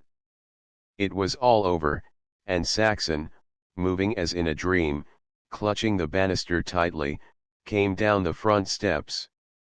The round-bellied leader still leered at her and fluttered one hand, though two big policemen were just bending to extricate him. The gate was off its hinges, which seemed strange, for she had been watching all the time and had not seen it happen. Bert's eyes were closed. His lips were blood-flecked, and there was a gurgling in his throat as if he were trying to say something. As she stooped above him, with her handkerchief brushing the blood from his cheek where someone had stepped on him, his eyes opened. The old defiant light was in them. He did not know her. The lips moved, and faintly, almost reminiscently, he murmured, "The last of the Mohegans, the last of the Mohegans." Then he groaned, and the eyelids drooped down again. He was not dead. She knew that. The chest still rose and fell, and the gurgling still continued in his throat. She looked up. Mercedes stood beside her. The old woman's eyes were very bright, Her withered cheeks flushed. "Will you help me carry him into the house?" Saxon asked. Mercedes nodded, turned to a sergeant of police, and made the request to him. The sergeant gave a swift glance at Bert, and his eyes were bitter and ferocious as he refused. "To hell with them. We'll care for our own." "Maybe you and I can do it," Saxon said. "Don't be a fool." Mercedes was beckoning to Mrs. Olsen across the street. "You go into the house, little mother that is to be. This is bad for you. We'll carry him in. Mrs. Olsen is coming, and we'll get Maggie Donahue." Saxon led the way into the back bedroom which Billy had insisted on furnishing. As she opened the door, the carpet seemed to fly up into her face as with the force of a blow, for she remembered Bert had laid that carpet. And as the women placed him on the bed she recalled that it was Bert and she, between them, who had set the bed up one Sunday morning. And then she felt very queer, and was surprised to see Mercedes regarding her with questioning, searching eyes. After that her queerness came on very fast, and she descended into the hell of pain that is given to women alone to know. She was supported, half carried, to the front bedroom. Many faces were about her: Mercedes, Mrs. Olsen, Maggie Donahue. It seemed she must ask Mrs. Olsen if she had saved little Emil from the street, but Mercedes cleared Mrs. Olsen out to look after Bert, and Maggie Donahue went to answer a knock at the front door. From the street came a loud hum of voices, punctuated by shouts and commands, and from time to time there was a clanging of the gongs of ambulances and patrol wagons. Then appeared the fat, comfortable face of Martha Shelton, and, later, Dr. Hentley came. Once, in a clear interval, through the thin wall Saxon heard the high opening notes of Mary's hysteria. And, another time, she heard Mary repeating over and over, "I'll never go back to the laundry. Never. Never." Chapter X. Billy could never get over the shock, during that period, of Saxon's appearance. Morning after morning, and evening after evening when he came home from work, he would enter the room where she lay and fight a royal battle to hide his feelings and make a show of cheerfulness and geniality. She looked so small lying there, so small and shrunken and weary, and yet so childlike in her smallness. Tenderly, as he sat beside her, he would take up her pale hand and stroke the slim, transparent arm, marveling at the smallness and delicacy of the bones. One of her first questions, puzzling alike to Billy and Mary, was, did they save little Emil Olsen? And when she told them how he had attacked, single-handed, the whole 24 fighting men, Billy's face glowed with appreciation. "The little cuss," he said. "That's the kind of a kid to be proud of." He halted awkwardly, and his very evident fear that he had hurt her touched Saxon. She put her hand out to his. "Billy," she began, then waited till Mary left the room. "I never asked before, not that it matters, now. But I waited for you to tell me. Was it?" He shook his head. "No, it was a girl. A perfect little girl. Only, it was too soon." She pressed his hand, and almost it was she that sympathized with him in his affliction. "I never told you, Billy, you were so set on a boy, but I planned, just the same, if it was a girl, to call her Daisy. You remember, that was my mother's name." He nodded his approbation. "Say, Saxon, you know I did want a boy like the very Dickens. Well, I don't care now. I think I'm set just as hard on a girl, and, well, here's hopin' the next will be called, you wouldn't mind, would you?" "What?" "If we called it the same name, Daisy." "Oh, Billy. I was thinking the very same thing." Then his face grew stern as he went on. Only there ain't goin' to be a next. I didn't know what having children was like before. You can't run any more risks like that. Hear the big, strong, afraid man talk, she jeered, with a wan smile. You don't know anything about it? How can a man? I am a healthy, natural woman. Everything would have been all right this time if all that fighting hadn't happened. Where did they bury Bert? You knew. All the time. And where is Mercedes? She hasn't been in for 2 days. Old Barry's sick. She's with him. He did not tell her that the old night watchman was dying, 2 thin walls and half a dozen feet away. Saxon's lips were trembling, and she began to cry weakly, clinging to Billy's hand with both of hers. I can't help it, she sobbed. I'll be all right in a minute. Our little girl, Billy. Think of it. And I never saw her. She was still lying on her bed, when, one evening, Mary saw fit to break out in bitter thanksgiving that she had escaped, and was destined to escape, what Saxon had gone through. Ah, what are you talkin' about? Billy demanded. You'll get married sometime again as sure as beans is beans. Not to the best man living, she proclaimed. And there ain't no call for it. There's too many people in the world now, else why are there 2 or 3 men for every job? And, besides, having children is too terrible. Saxon, with a look of patient wisdom in her face that became glorified as she spoke, made answer, I ought to know what it means. I've been through it, and I'm still in the thick of it, and I want to say to you right now, out of all the pain and the ache and the sorrow, that it is the most beautiful, wonderful thing in the world. As Saxon's strength came back to her, and when Dr. Hentley had privily assured Billy that she was sound as a dollar, she herself took up the matter of the industrial tragedy that had taken place before her door.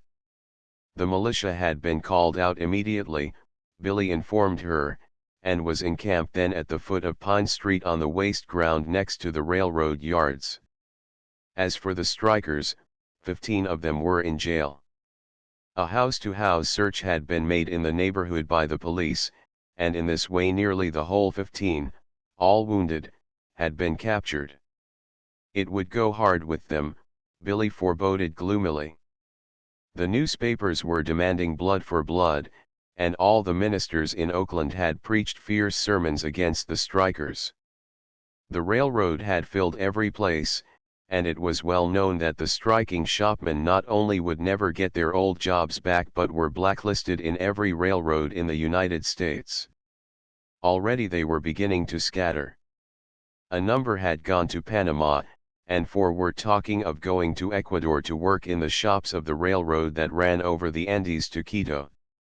With anxiety keenly concealed, she tried to feel out Billy's opinion on what had happened. That shows what Bert's violent methods come to, she said. He shook his head slowly and gravely. They'll hang Chester Johnson, anyway, he answered indirectly. You know him.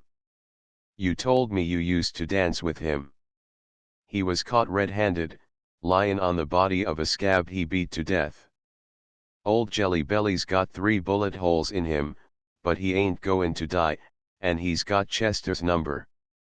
They'll hang him on Jelly Belly's evidence. It was all in the papers. Jelly Belly shot him, too, hangin' by the neck on our pickets. Saxon shuddered. Jelly Belly must be the man with the bald spot and the tobacco-stained whiskers. Yes, she said. I saw it all. It seemed he must have hung there for hours. It was all over, from first to last, in 5 minutes. It seemed ages and ages. I guess that's the way it seemed to Jelly Belly, stuck on the pickets, Billy smiled grimly. But he's a hard one to kill. He's been shot and cut up a dozen different times. But they say now he'll be crippled for life, have to go around on crutches, or in a wheelchair. That'll stop him from doing any more dirty work for the railroad. He was one of their top gunfighters, always up to his ears in the thick of any fightin' that was goin' on. He never was leery of anything on 2 feet, I'll say that much for M. Where does he live? Saxon inquired. Up on Adline, near 10th, fine neighborhood and fine 2-storied house. He must pay $30 a month rent. I guess the railroad paid him pretty well. Then he must be married. Yep. I never seen his wife, but he's got one son, Jack, a passenger engineer. I used to know him. He was a nifty boxer, though he never went into the ring. And he's got another son that's teacher in the high school. His name's Paul. We're about the same age. He was great at baseball. I knew him when we was kids. He pitched me out 3 times hand runnin' once, when the Durant played the Cole School. Saxon sat back in the Morris chair, resting and thinking. The problem was growing more complicated than ever. This elderly, round-bellied, and bald-headed gunfighter, too, had a wife and family. And there was Frank Davis, married barely a year and with a baby boy. Perhaps the scab he shot in the stomach had a wife and children. All seemed to be acquainted, members of a very large family, and yet, because of their particular families, they battered and killed each other.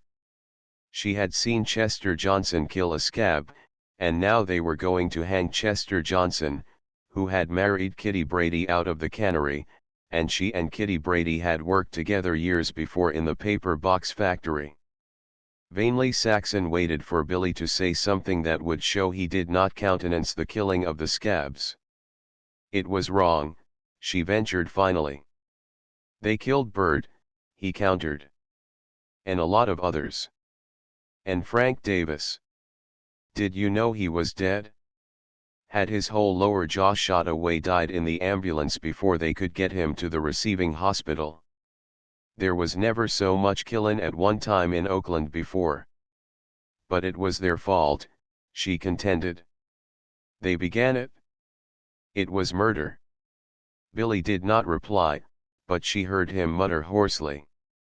She knew he said God damn them, but when she asked, what, he made no answer.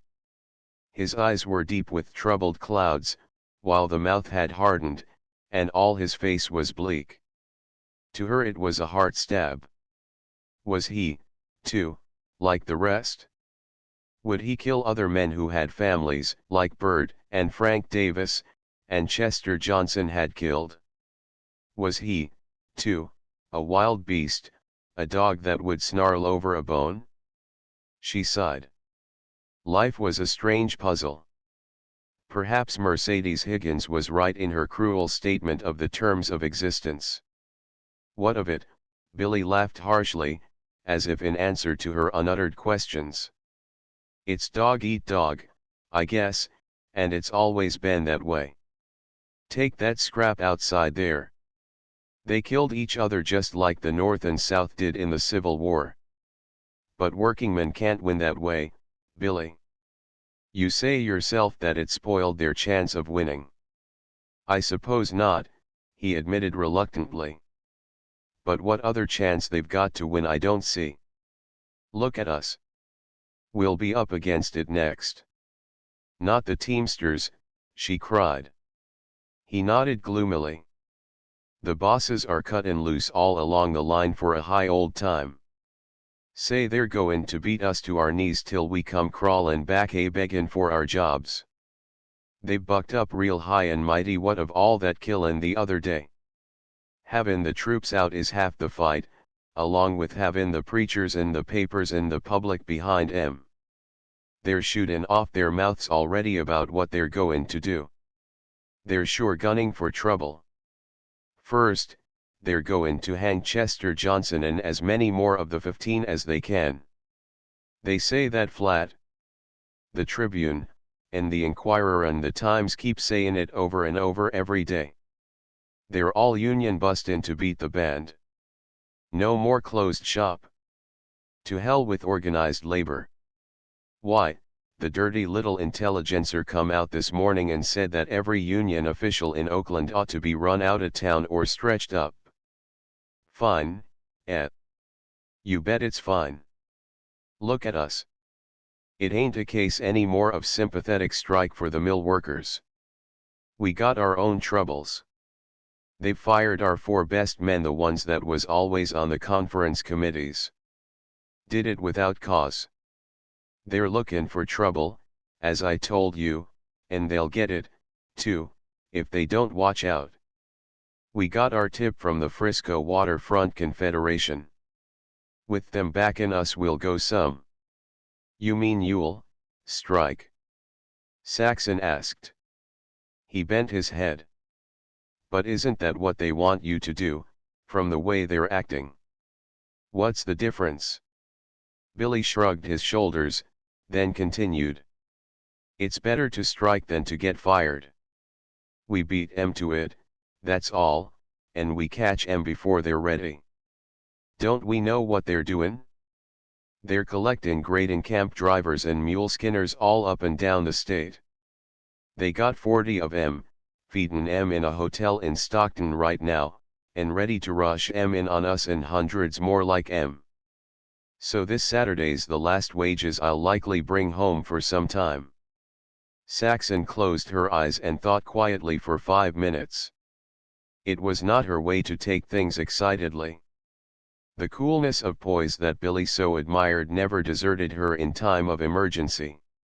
She realized that she herself was no more than a mote caught up in this tangled, non-understandable conflict of many motes.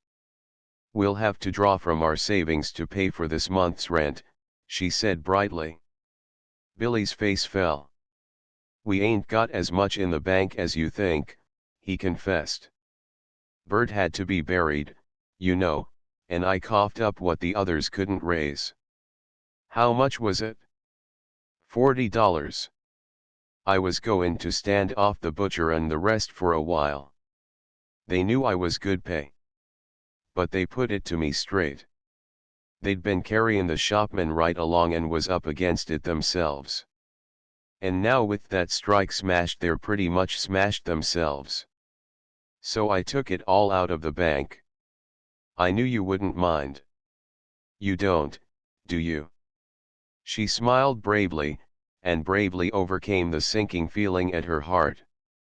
It was the only right thing to do, Billy. I would have done it if you were lying sick, and Bert would have done it for you and me if it had been the other way around. His face was glowing. Gee, Saxon, a fellow can always count on you. You're like my right hand. That's why I say no more babies. If I lose you, I'm crippled for life. We've got to economize, she mused, nodding her appreciation. How much is in bank? Just about $30. You see, I had to pay Martha Skelton and for a few other little things. And the union took time by the neck and levied a $4 emergency assessment on every member just to be ready if the strike was pulled off. But Doc Hentley can wait. He said as much. He's the goods, if anybody should ask you. How'd you like him? I liked him. But I don't know about doctors. He's the first I ever had except when I was vaccinated once, and then the city did that. Looks like the streetcar men are going out, too. Dan Fallon's come to town. Came all the way from New York. Tried to sneak in on the quiet, but the fellows knew when he left New York, and kept track of him all the way across. They have to. He's Johnny on the spot whenever streetcar men are licked into shape. He's won lots of streetcar strikes for the bosses. Keeps an army of strike breakers and ships them all over the country on special trains wherever they're needed. Oakland's never seen labor troubles like she's got and is going to get. All hell's going to break loose from the looks of it. Watch out for yourself, then, Billy. I don't want to lose you either. Ah, that's all right. I can take care of myself. And besides, it ain't as though we was licked. We got a good chance. But you'll lose if there is any killing. Yep, we gotta keep an eye out against that. No violence. No gunfighting or dynamite, he assented. But a heap of scabs'll get their heads broke. That has to be. But you won't do any of that, Billy. Not so as any slob can testify before a court to havin' seen me. Then, with a quick shift, he changed the subject. Old Barry Higgins is dead. I didn't want to tell you till you was out of bed. Buried 'em a week ago. And the old woman's movin' to Frisco. She told me she'd be in to say goodbye. She stuck by you pretty well them first couple of days, and she showed Martha Shelton a few that made her hair curl. She got Martha's goat from the jump. Chapter 11. With Billy on strike and away doing picket duty, and with the departure of Mercedes and the death of Bert, Saxon was left much to herself in a loneliness that even in one as healthy-minded as she could not fail to produce morbidness. Mary, too, had left, having spoken vaguely of taking a job at housework in Piedmont. Billy could help Saxon little in her trouble. He dimly sensed her suffering, without comprehending the scope and intensity of it. He was too man-practical, and, by his very sex, too remote from the intimate tragedy that was hers. He was an outsider at the best, a friendly onlooker who saw little. To her the baby had been quick and real. It was still quick and real. That was her trouble. By no deliberate effort of will could she fill the aching void of its absence. Its reality became, at times, an hallucination. Somewhere it still was, and she must find it. She would catch herself, on occasion, listening with strained ears for the cry she had never heard, yet which, in fancy, she had heard 1,000 times in the happy months before the end. Twice she left her bed in her sleep and went searching, each time coming to herself beside her mother's chest of drawers in which were the tiny garments. To herself, at such moments, she would say, "I had a baby once."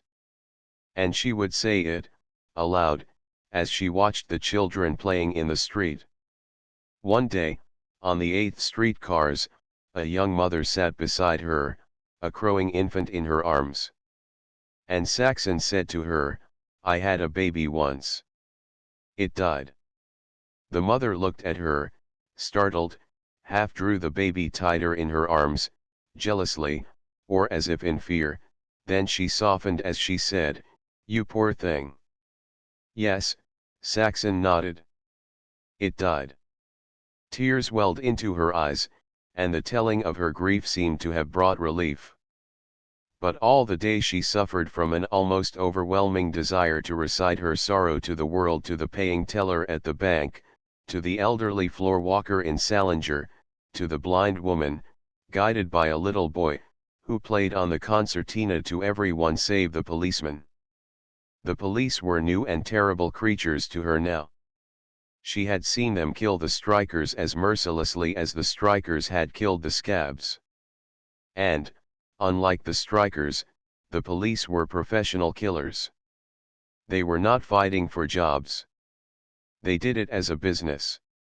They could have taken prisoners that day, in the angle of her front steps and the house. But they had not. Unconsciously, whenever approaching one, she edged across the sidewalk so as to get as far as possible away from him. She did not reason it out, but deeper than consciousness was the feeling that they were typical of something inimical to her and hers. At 8th and Broadway, waiting for her car to return home, the policeman on the corner recognized her and greeted her. She turned white to the lips, and her heart fluttered painfully. It was only Ned Herman Mann, fatter, broader-faced, jollier looking than ever. He had sat across the aisle from her for 3 terms at school.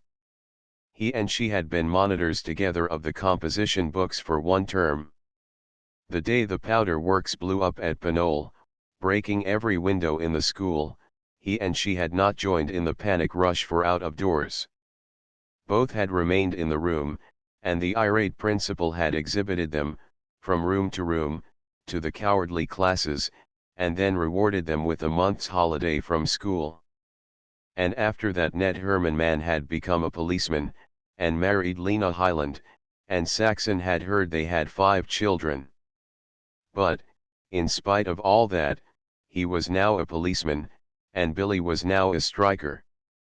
Might not Ned Herman Mann someday club and shoot Billy just as those other policemen clubbed and shot the strikers by her front steps?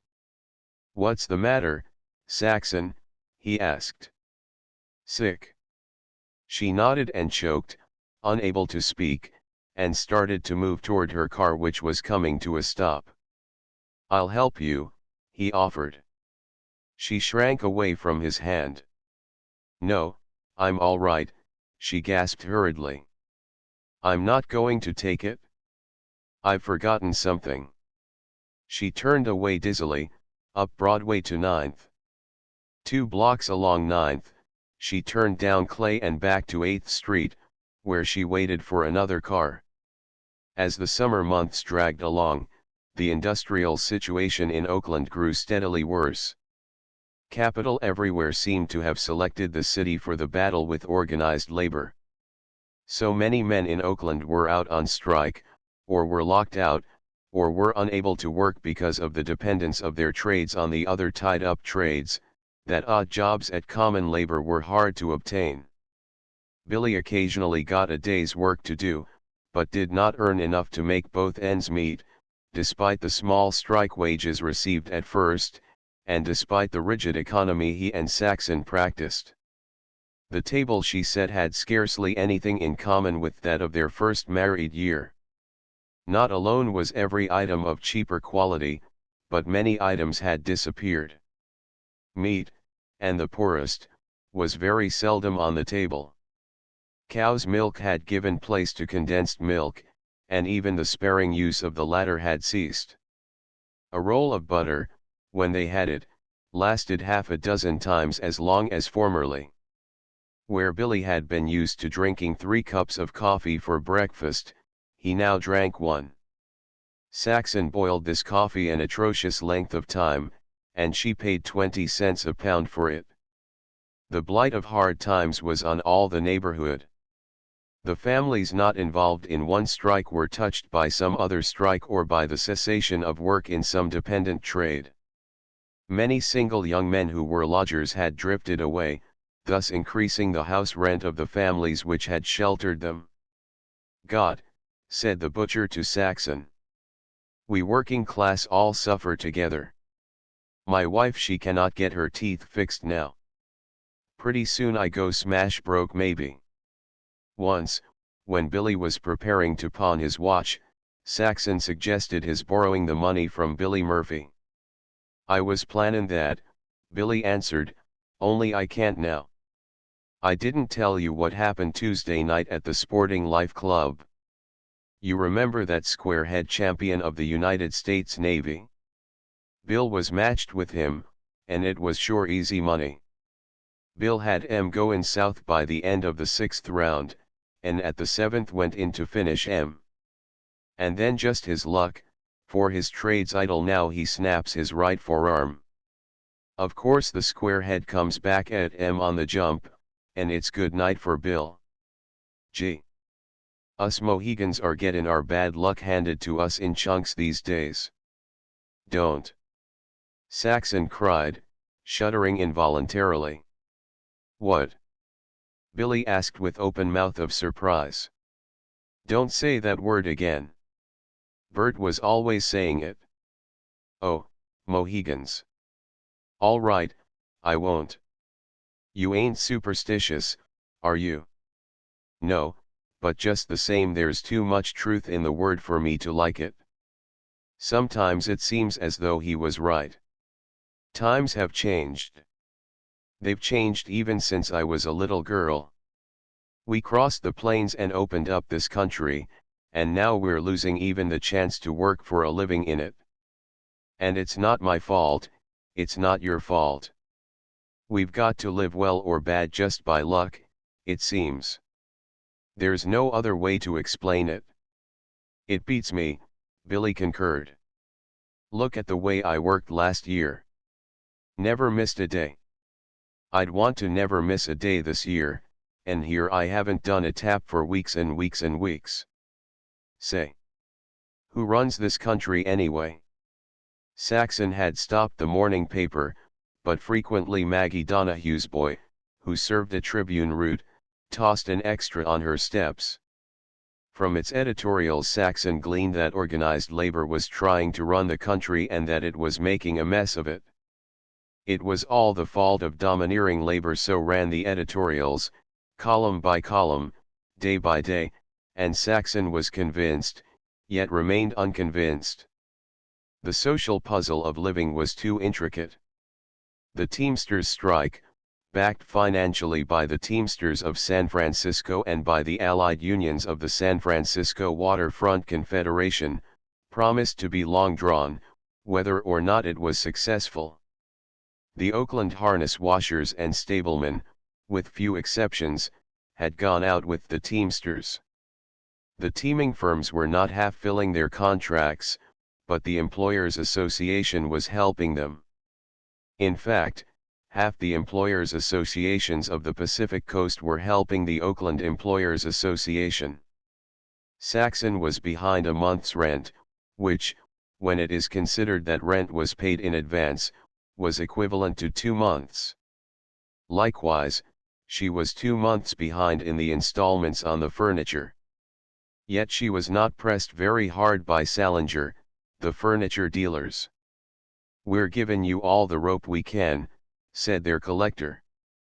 "My orders is to make you dig up every cent I can and at the same time not to be too hard. Salinger are trying to do the right thing, but they're up against it, too. You've no idea how many accounts like yours they're carrying along. Sooner or later they'll have to call a halt or get it in the neck themselves. And in the meantime just see if you can't scrape up $5 by next week just to cheer them along, you know." One of the stablemen who had not gone out, Henderson by name, worked at Billy's stables. Despite the urging of the bosses to eat and sleep in the stable like the other men, Henderson had persisted in coming home each morning to his little house around the corner from Saxon's on 5th Street. Several times she had seen him swinging along defiantly, his dinner pail in his hand, while the neighborhood boys dogged his heels at a safe distance and informed him in yapping chorus that he was a scab and no good. But one evening, on his way to work, in a spirit of bravado he went into the pile driver's home, the saloon at 7th and Pine. There it was his mortal mischance to encounter Otto Frank, a striker who drove from the same stable.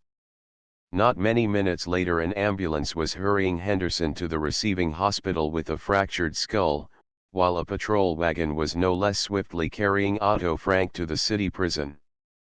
Maggie Donahue it was, eyes shining with gladness, who told Saxon of the happening.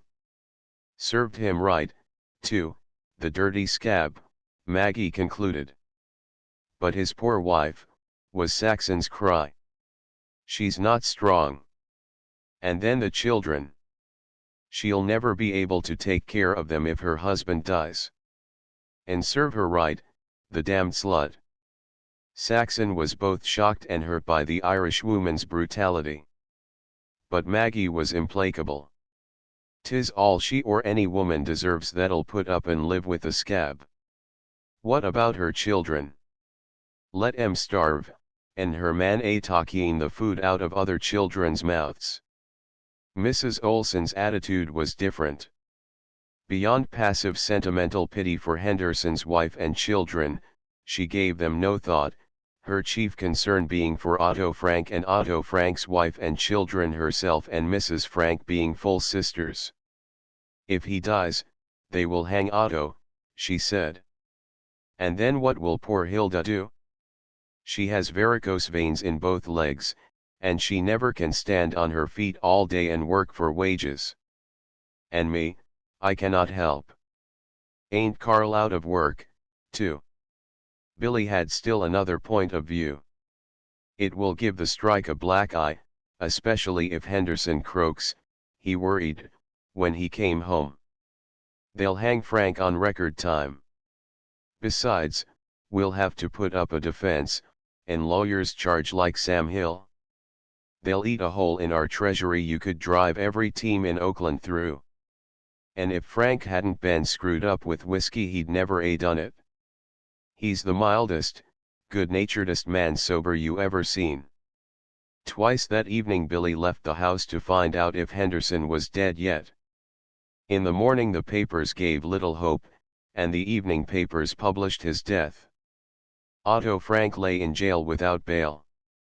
The Tribune demanded a quick trial and summary execution, calling on the prospective jury manfully to do its duty and dwelling at length on the moral effect that would be so produced upon the lawless working class. It went further, emphasizing the salutary effect machine guns would have on the mob that had taken the fair city of Oakland by the throat. And all such occurrences struck at Saxon personally. Practically alone in the world, save for Billy, it was her life, and his, and their mutual love life, that was menaced. From the moment he left the house to the moment of his return she knew no peace of mind. Rough work was afoot, of which he told her nothing, and she knew he was playing his part in it.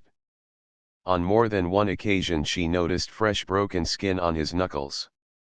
At such times he was remarkably taciturn, and would sit in brooding silence or go almost immediately to bed. She was afraid to have this habit of reticence grow on him, and bravely she bid for his confidence. She climbed into his lap and inside his arms, one of her arms around his neck, and with the free hand she caressed his hair back from the forehead and smoothed out the moody brows. "Now listen to me, Billy boy," she began lightly. "You haven't been playing fair, and I won't have it. No." She pressed his lips shut with her fingers. "I'm doing the talking now, and because you haven't been doing your share of the talking for some time. You remember we agreed at the start to always talk things over. I was the first to break this, when I sold my fancy work to Mrs. Higgins without speaking to you about it. And I was very sorry. I am still sorry. And I've never done it since. Now it's your turn. You're not talking things over with me. You are doing things you don't tell me about. Billy, you're dearer to me than anything else in the world. You know that. We're sharing each other's lives, only, just now, there's something you're not sharing. Every time your knuckles are sore, there's something you don't share. If you can't trust me, you can't trust anybody. And, besides, I love you so that no matter what you do I'll go on loving you just the same." Billy gazed at her with fond incredulity. "Don't be a pincher," she teased. "Remember, I stand for whatever you do." "And you won't buck against me?" he queried. "How can I?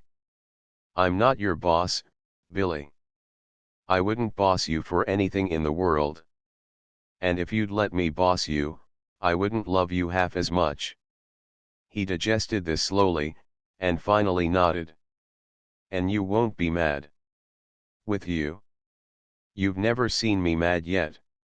Now come on and be generous and tell me how you hurt your knuckles. It's fresh today. Anybody can see that. All right. I'll tell you how it happened." He stopped and giggled with genuine boyish glee at some recollection. "It's like this. You won't be mad, now. We gotta do these sort of things to hold our own. Well, here's the show, a regular move-in picture except for file talkin'. Here's a big rube comin' along, hayseed stickin' out all over, hands like hams and feet like Mississippi gunboats. He'd make half as much again as me in size and he's young, too. Only he ain't lookin' for trouble, and he's as innocent as, well, he's the innocentest scab that ever come down the pike and bumped into a couple of pickets. Not a regular strike breaker, you see, just a big rube that's read the boss's ads and come humpin' to town for the big wages. And here's Bud Strothers and me comin' along. We always go in pairs that way, and sometimes bigger bunches. I flag the rube. "Hello," says I, "lookin' for a job?" "You bet," says he. "Can you drive?" "Yep." "4 horses?" "Show me to 'em," says he.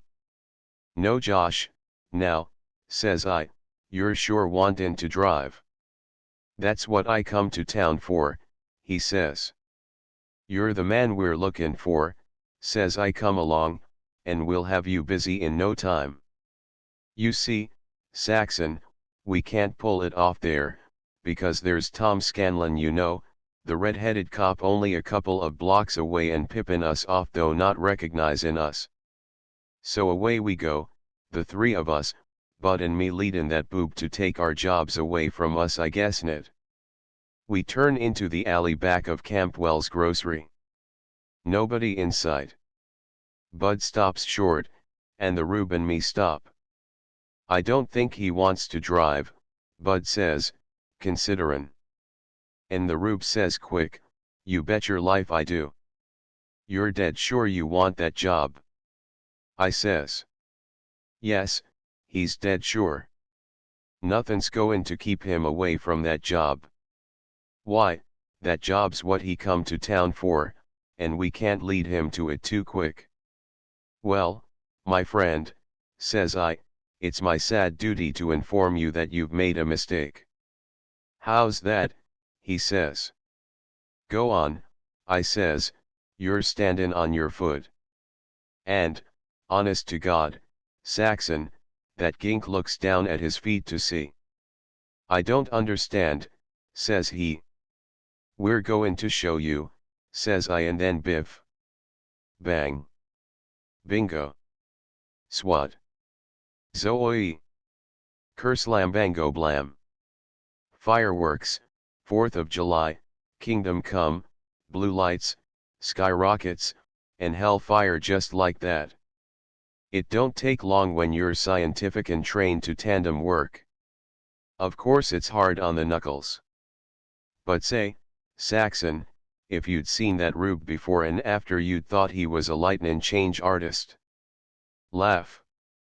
You'd busted. Billy halted to give vent to his own mirth. Saxon forced herself to join with him, but down in her heart was horror. Mercedes was right.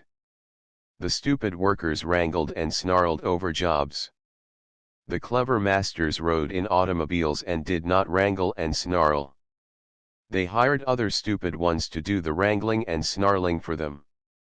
It was men like Bert and Frank Davis, like Chester Johnson and Otto Frank, like Jelly Belly and the Pinkertons, like Henderson and all the rest of the scabs, who were beaten up, shot, clubbed, or hanged. Ah, the clever ones were very clever. Nothing happened to them. They only rode in their automobiles. "You big stiffs," the rube snivels as he crawls to his feet at the end, Billy was continuing. "You think you still want that job?" I ask. He shakes his head.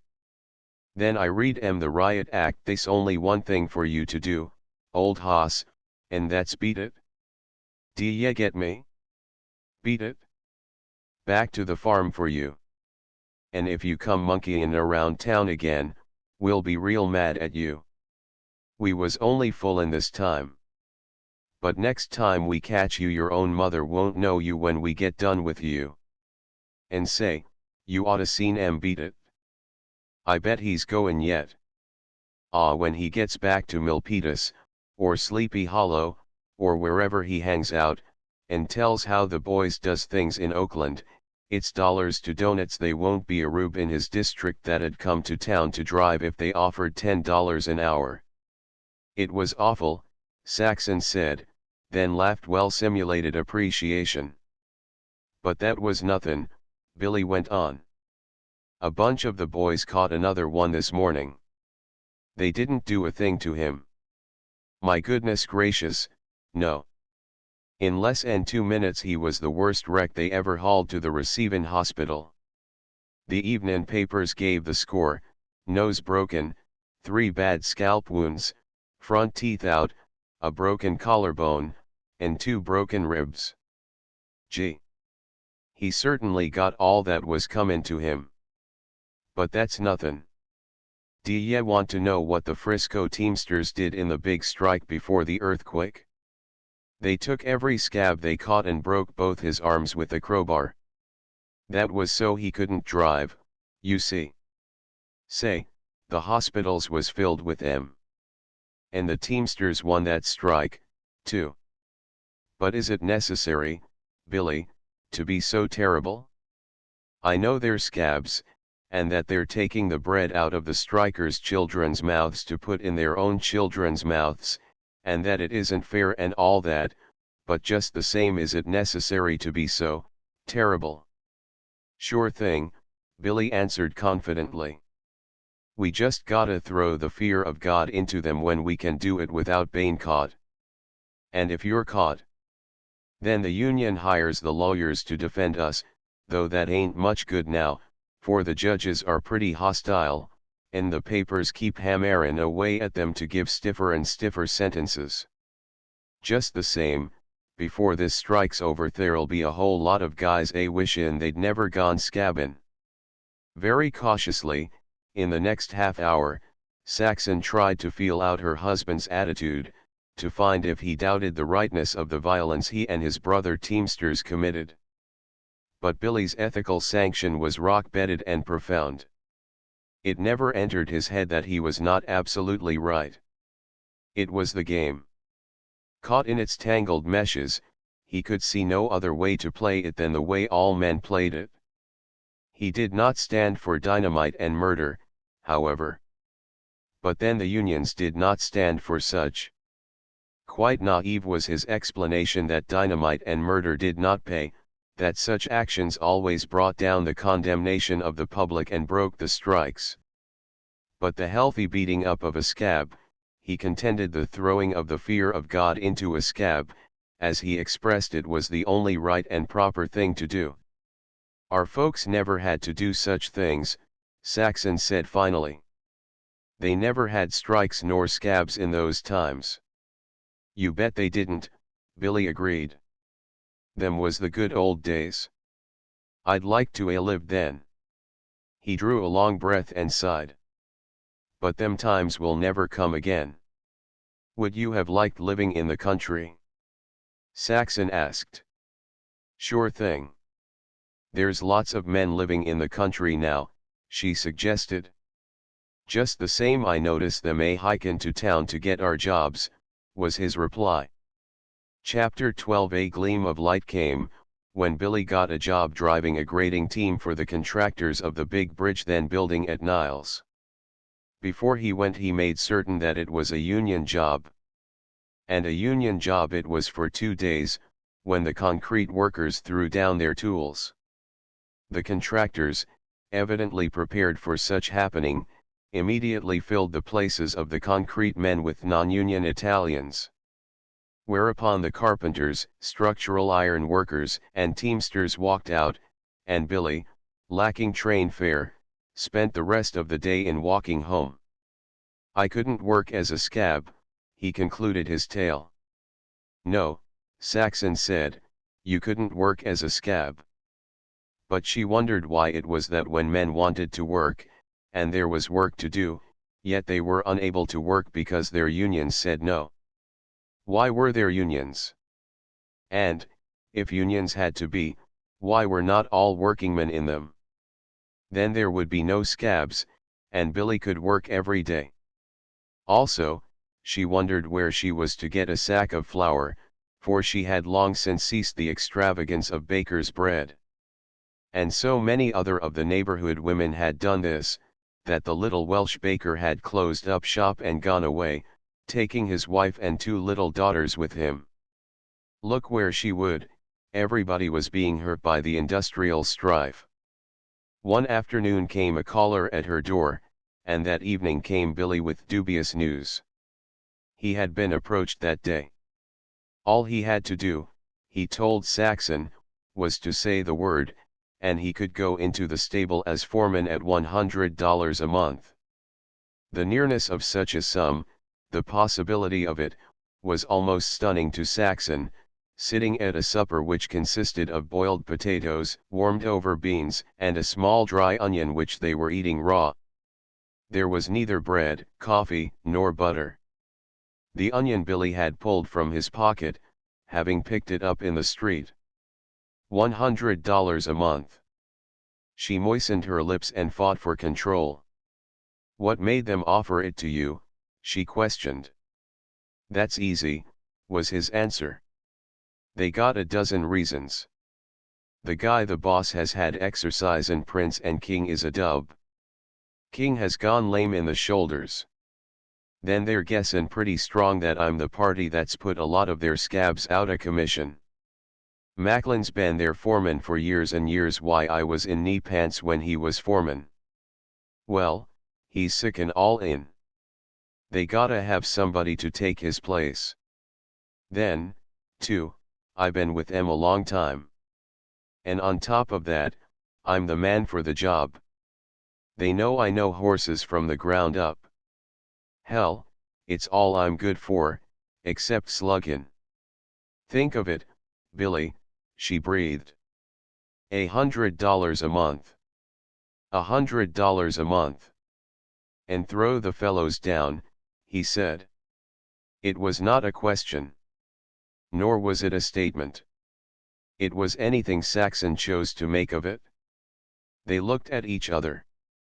She waited for him to speak, but he continued merely to look. It came to her that she was facing one of the decisive moments of her life, and she gripped herself to face it in all coolness. Nor would Billy proffer her the slightest help. Whatever his own judgment might be, he masked it with an expressionless face. His eyes betrayed nothing. He looked and waited. You can't do that, Billy, she said finally. You can't throw the fellows down. His hand shot out to hers, and his face was a sudden, radiant dawn. Put her there, he cried, their hands meeting and clasping. You're the truest true blue wife a man ever had. If all the other fellows' wives was like you, we could win any strike we tackled. What would you have done if you weren't married, Billy? Seen 'em in hell first. Then it doesn't make any difference being married. I've got to stand by you in everything you stand for. I'd be a nice wife if I didn't. She remembered her caller of the afternoon, and knew the moment was too propitious to let pass. There was a man here this afternoon, Billy. He wanted a room. I told him I'd speak to you. He said he would pay $6 a month for the back bedroom. That would pay half a month's installment on the furniture and buy a sack of flour, and we're all out of flour. Billy's old hostility to the idea was instantly uppermost, and Saxon watched him anxiously. Some scab in the shops, I suppose. No, he's firing on the freight run to San Jose. Harmon, he said his name was, James Harmon. They've just transferred him from the truckee division. He'll sleep days mostly, he said, and that's why he wanted a quiet house without children in it. In the end, with much misgiving, and only after Saxon had insistently pointed out how little work it entailed on her, Billy consented, though he continued to protest, as an afterthought, but I don't want you makin' beds for any man. It ain't right, Saxon. I oughta take care of you. And you would, she flashed back at him, if you'd take the foremanship. Only you can't. It wouldn't be right. And if I'm to stand by you, it's only fair to let me do what I can.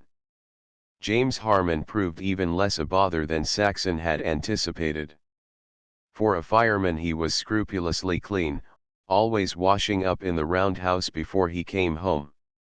He used the key to the kitchen door, coming and going by the back steps. To Saxon he barely said how do you do or good day, and, sleeping in the daytime and working at night, he was in the house a week before Billy laid eyes on him. Billy had taken to coming home later and later, and to going out after supper by himself. He did not offer to tell Saxon where he went. Nor did she ask. For that matter it required little shrewdness on her part to guess. The fumes of whiskey were on his lips at such times. His slow, deliberate ways were even slower, even more deliberate. Liquor did not affect his legs. He walked as soberly as any man. There was no hesitancy, no faltering, in his muscular movements. The whiskey went to his brain, making his eyes heavy-lidded and the cloudiness of them more cloudy. Not that he was flighty, nor quick, nor irritable. On the contrary, the liquor imparted to his mental processes a deep gravity and brooding solemnity. He talked little, but that little was ominous and oracular. At such times there was no appeal from his judgment, no discussion. He knew, as God knew. And when he chose to speak a harsh thought, it was tenfold harsher than ordinarily, because it seemed to proceed out of such profundity of cogitation, because it was as prodigiously deliberate in its incubation as it was in its enunciation. It was not a nice side he was showing to Saxon. It was, almost, as if a stranger had come to live with her. Despite herself, she found herself beginning to shrink from him. And little could she comfort herself with the thought that it was not his real self, for she remembered his gentleness and considerateness, all his finenesses of the past. Then he had made a continual effort to avoid trouble and fighting. Now he enjoyed it, exulted in it, went looking for it. All this showed in his face. No longer was he the smiling, pleasant-faced boy. He smiled infrequently now. His face was a man's face. The lips, the eyes, the lines were harsh as his thoughts were harsh.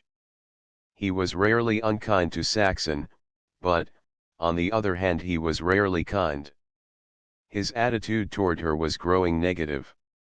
He was disinterested. Despite the fight for the union she was enduring with him, putting up with him shoulder to shoulder, she occupied but little space in his mind.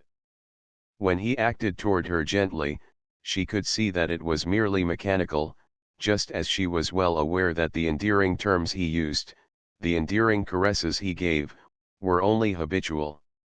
The spontaneity and warmth had gone out. Often, when he was not in liquor, flashes of the old Billy came back, but even such flashes dwindled in frequency. He was growing preoccupied, moody. Hard times and the bitter stresses of industrial conflict strained him.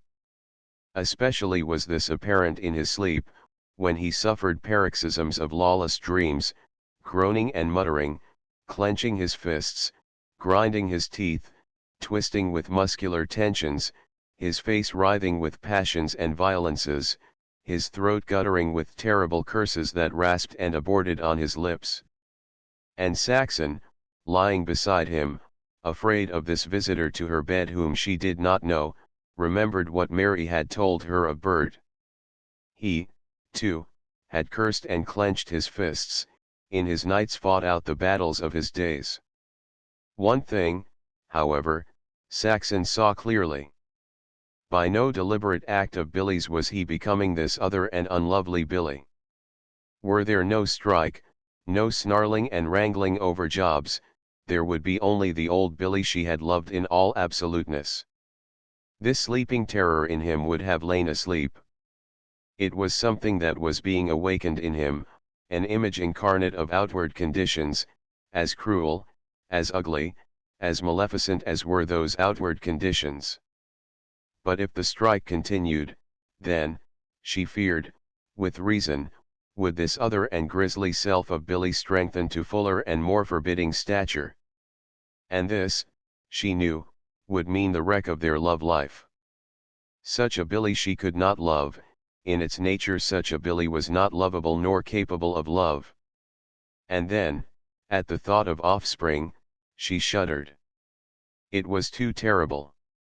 And at such moments of contemplation, from her soul the inevitable plaint of the human went up, why? Why? Why? Billy, too, had his unanswerable queries. Why won't the building trades come out, he demanded wrathfully of the obscurity that veiled the ways of living and the world. But no, O'Brien won't stand for a strike, and he has the Building Trades Council under his thumb. But why don't they chuck him and come out anyway? We'd win hands down all along the line. But no, O'Brien's got their goat, and him up to his dirty neck in politics and graft. And damn the Federation of Labor. If all the railroad boys had come out, wouldn't the shopmen have won instead of being licked to a frazzle? Lord, I ain't had a smoke of decent tobacco or a cup of decent coffee in a coon's age. I've forgotten what a square meal tastes like. I weighed myself yesterday. 15 pounds lighter than when the strike begun. If it keeps on much more I can fight middleweight. And this is what I get after paying dues into the union for years and years. I can't get a square meal, and my wife has to make other men's beds. It makes my tired ache. Someday I'll get real huffy and chuck that lodger out. But it's not his fault, Billy, Saxon protested. Who said it was? Billy snapped roughly. Can't I kick in general if I want to? Just the same it makes me sick. What's the good of organized labor if it don't stand together? For 2 cents I'd chuck the whole thing up and go over to the employers. Only I wouldn't, God damn them. If they think they can beat us down to our knees, let 'em go ahead and try it, that's all. But it gets me just the same. The whole world's clean dippy. They ain't no sense in anything. What's the good of support in a union that can't win a strike? What's the good of knocking the blocks off of scabs when they keep a comin' thick as ever? The whole thing's bughouse, and I guess I am, too. Such an outburst on Billy's part was so unusual that it was the only time Saxon knew it to occur. Always he was sullen, and dogged, and unwhipped, while whiskey only served to set the maggots of certitude crawling in his brain. One night Billy did not get home till after 12. Saxon's anxiety was increased by the fact that police fighting and head-breaking had been reported to have occurred. When Billy came, his appearance verified the report. His coat sleeves were half torn off. The Windsor tie had disappeared from under his soft turned-down collar, and every button had been ripped off the front of the shirt. When he took his hat off, Saxon was frightened by a lump on his head the size of an apple. "D'ye know who did that? That Dutch slob Herman man, with the riot club. And I'll get 'em for it some day, good and plenty. And there's another fellow I got staked out that'll be my meat when this strike's over and things is settled down. Blanchard's his name, Roy Blanchard. Not of Blanchard, Perkins, and Company?" Saxon asked, busy washing Billy's hurt and making her usual fight to keep him calm. "Yep, except he's the son of the old man." "What's he do, that ain't done a tap of work in all his life except to blow the old man's money?" "He goes strike breakin'. Grandstand play, that's what I call it. Gets his name in the papers and makes all the skirts he runs with fluster up and say, 'My, some bear, that Roy Blanchard, some bear. Some bear the gazebo. He'll be bear meat for me some day. I never itched so hard to lick a man in my life. And oh, I guess I'll pass that Dutch cop up. He got his already. Somebody broke his head with a lump of coal the size of a water bucket. That was when the wagons was turnin' into Franklin, just off 8th, by the old Galindo Hotel. They was hard fightin' there, and some guy in the hotel lams that coal down from the second-story window. They was fightin' every block of the way, bricks, cobblestones, and police clubs to beat the band. They don't dast call out the troops. And they was afraid to shoot. Why, we tore holes through the police force, and the ambulances and patrol wagons worked overtime. But say, we got the procession blocked at 14th and Broadway, right under the nose of the city hall, rushed the rear end, cut out the horses of 5 wagons, and handed them college guys a few love pats in passin'. All that saved em from hospital was the police reserves. Just the same we had em jammed an hour there. You oughta seen the streetcars blocked, to Broadway, 14th, San Pablo, as far as you could see. But what did Blanchard do? Saxon called him back. He led the procession, and he drove my team. All the teams was from my stable. He rounded up a lot of them college fellows fraternity guys, they're called yaps that live off their father's money. They come to the stable in big touring cars and drove out the wagons with half the police of Oakland to help them. Say, it was sure some day. The sky rained cobblestones. And you oughta heard the clubs on our heads rat-tat-tat-tat, rat-tat-tat-tat. And say, the chief of police, in a police auto, sittin' up like God Almighty just before we got to Peralta Street. They was a blockin' the police chargin', and an old woman, right from her front gate, lammed the chief of police full in the face with a dead cat. Phew. You could hear it. Arrest that woman, he yells, with his handkerchief out. But the boys beat the cops to her and got her away. Someday? I guess yes. The receivin' hospital went out of commission on the jump, and the overflow was spilled into St. Mary's Hospital, and Fabiola, and I don't know where else. 8 of our men was pulled, and a dozen of the Frisco Teamsters that's come over to help. They're holy terrors, them Frisco Teamsters. It seemed half the workingmen of Oakland was helpin' us, and they must be an army of them in jail. Our lawyers LL have to take their cases, too. But take it from me, it's the last we'll see of Roy Blanchard and yaps of his kidney button into our affairs. I guess we showed em some football. You know that brick buildin' they're puttin' up on Bay Street? That's where we loaded up first, and, say, you couldn't see the wagon seats for bricks when they started from the stables. Blanchard drove the first wagon, and he was knocked clean off the seat once, but he stayed with it. He must have been brave, Saxon commented. Brave? Billy flared. With the police, and the army and navy behind him? I suppose you'll be talking their part next. Brave? Talking the food out of the mouths of our women and children. Didn't Curly Jones's little kid die last night? Mother's milk not nourishin', that's what it was, because she didn't have the right stuff to eat.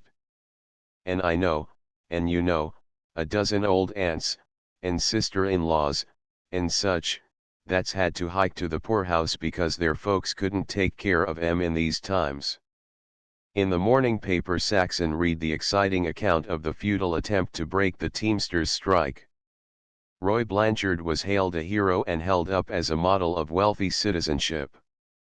And to save herself she could not help glowing with appreciation of his courage. There was something fine in his going out to face the snarling pack.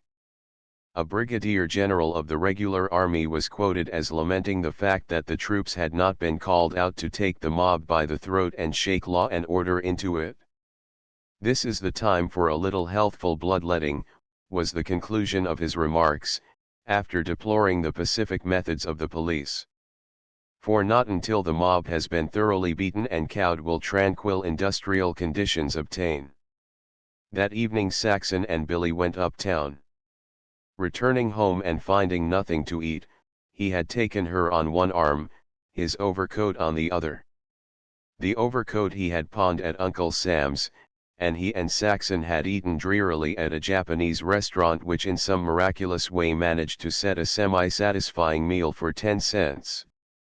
After eating, they started on their way to spend an additional 5 cents each on a moving picture show. At the Central Bank building, 2 striking teamsters accosted Billy and took him away with them. Saxon waited on the corner, and when he returned, 3/4 of an hour later, she knew he had been drinking. Half a block on, passing the Forum Cafe, he stopped suddenly. A limousine stood at the curb, and into it a young man was helping several wonderfully gowned women. A chauffeur sat in the driver's seat. Billy touched the young man on the arm. He was as broad-shouldered as Billy and slightly taller. Blue-eyed, strong-featured, in Saxon's opinion he was undeniably handsome. "Just a word, sport," Billy said, in a low, slow voice.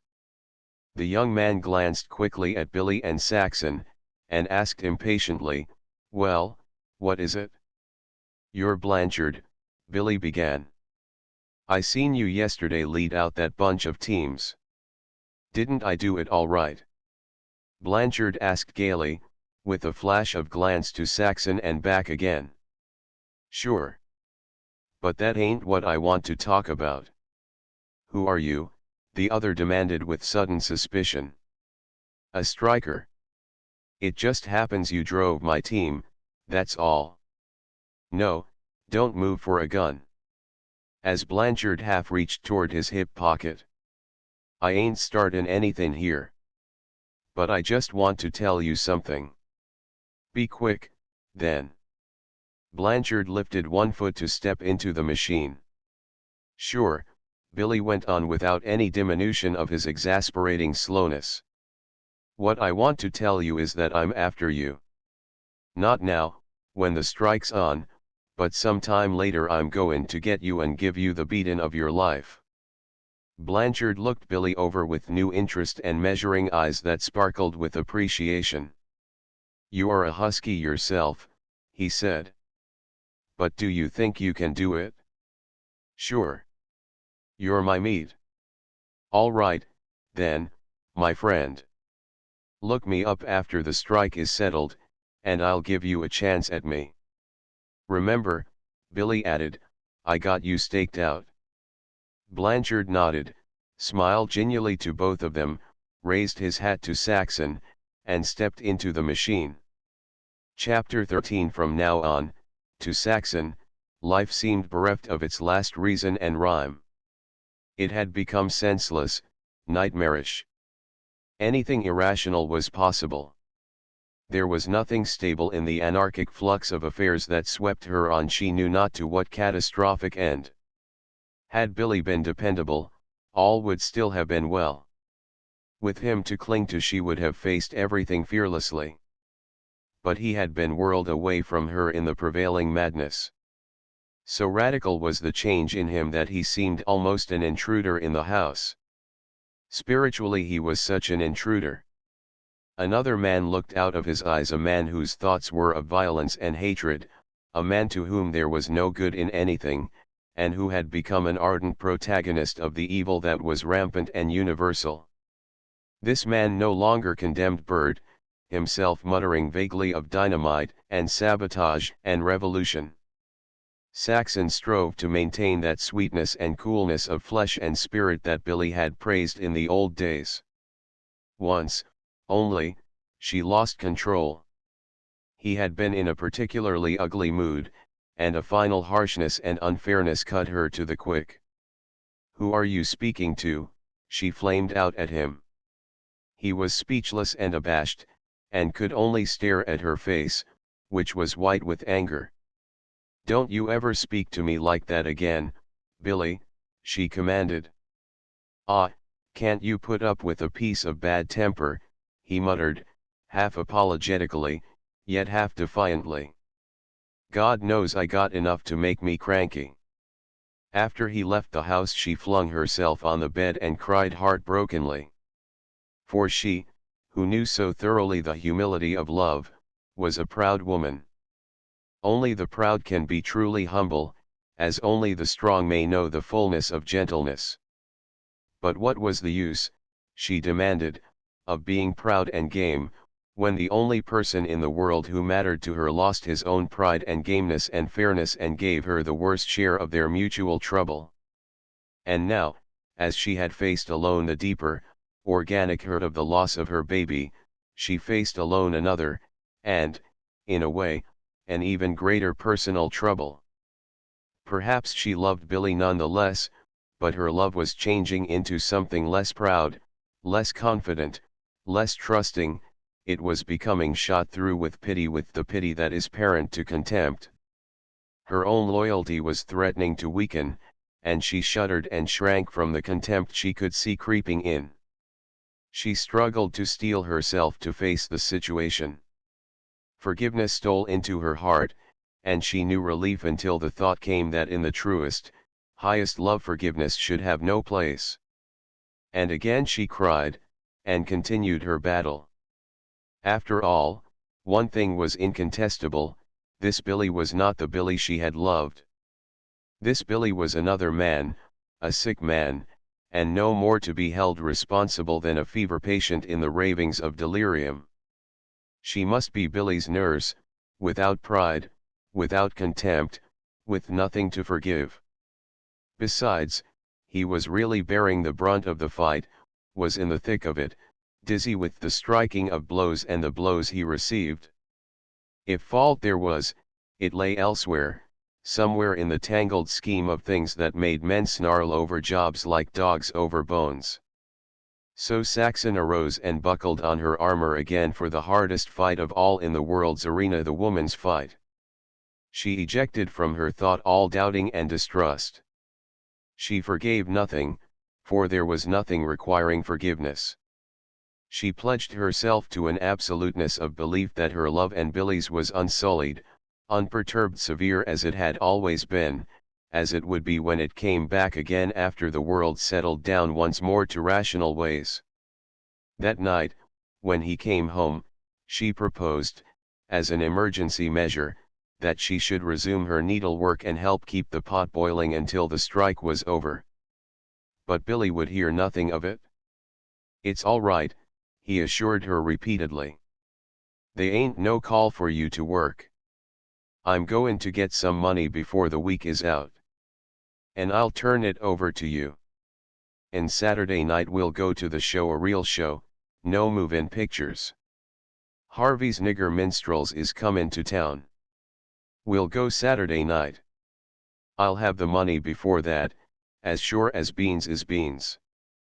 Friday evening he did not come home to supper, which Saxon regretted, for Maggie Donahue had returned a pan of potatoes and 2 quarts of flour, borrowed the week before, and it was a hearty meal that awaited him. Saxon kept the stove going till 9 o'clock, when, despite her reluctance, she went to bed.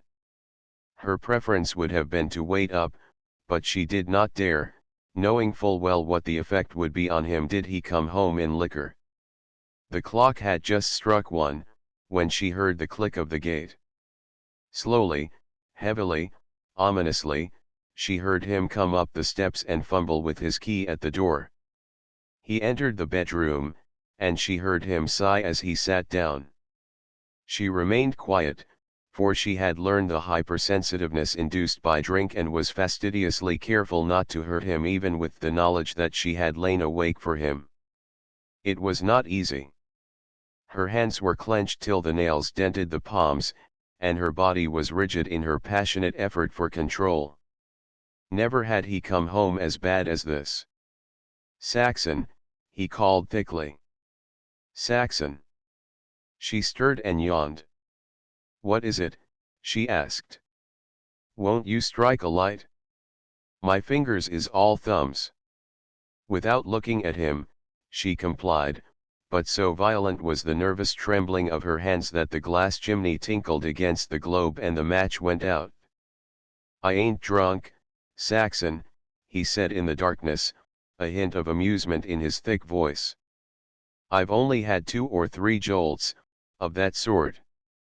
On her second attempt with the lamp she succeeded. When she turned to look at him she screamed with fright. Though she had heard his voice and knew him to be Billy, for the instant she did not recognize him. His face was a face she had never known. Swollen, bruised, discolored, every feature had been beaten out of all semblance of familiarity. One eye was entirely closed, the other showed through a narrow slit of blood-congested flesh. One ear seemed to have lost most of its skin. The whole face was a swollen pulp. His right jaw, in particular, was twice the size of the left.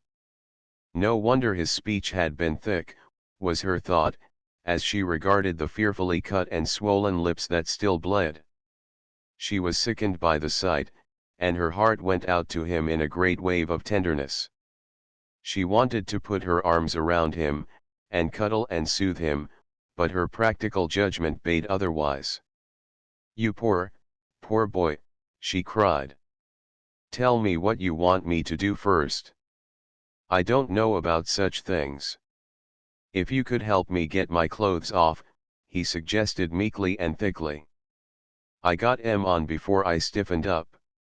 "And then hot water, that will be good," she said, as she began gently drawing his coat sleeve over a puffed and helpless hand. "I told you they was all thumbs," he grimaced, holding up his hand and squinting at it with the fraction of sight remaining to him. "You sit and wait," she said, "till I start the fire and get the hot water going. I won't be a minute. Then I'll finish getting your clothes off." From the kitchen she could hear him mumbling to himself, and when she returned he was repeating over and over, "We needed the money, Saxon. We needed the money." Drunken he was not, she could see that, and from his babbling she knew he was partly delirious. He was a surprise box, he wandered on, while she proceeded to undress him, and bit by bit she was able to piece together what had happened. He was an unknown from Chicago. They sprang him on me. The secretary of the Acme Club warned me I'd have my hands full. And I'd A1 if I'd been in condition. But 15 pounds off without trainin' ain't condition. Then I'd been drinkin' pretty regular, and I didn't have my wind." But Saxon, stripping his undershirt, no longer heard him.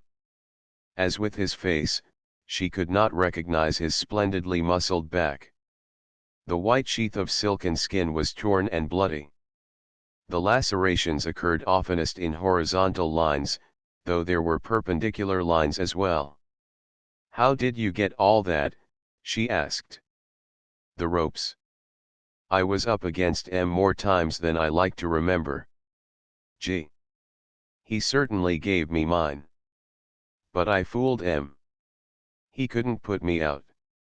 I lasted the 20 rounds, and I want to tell you he's got some marks to remember me by.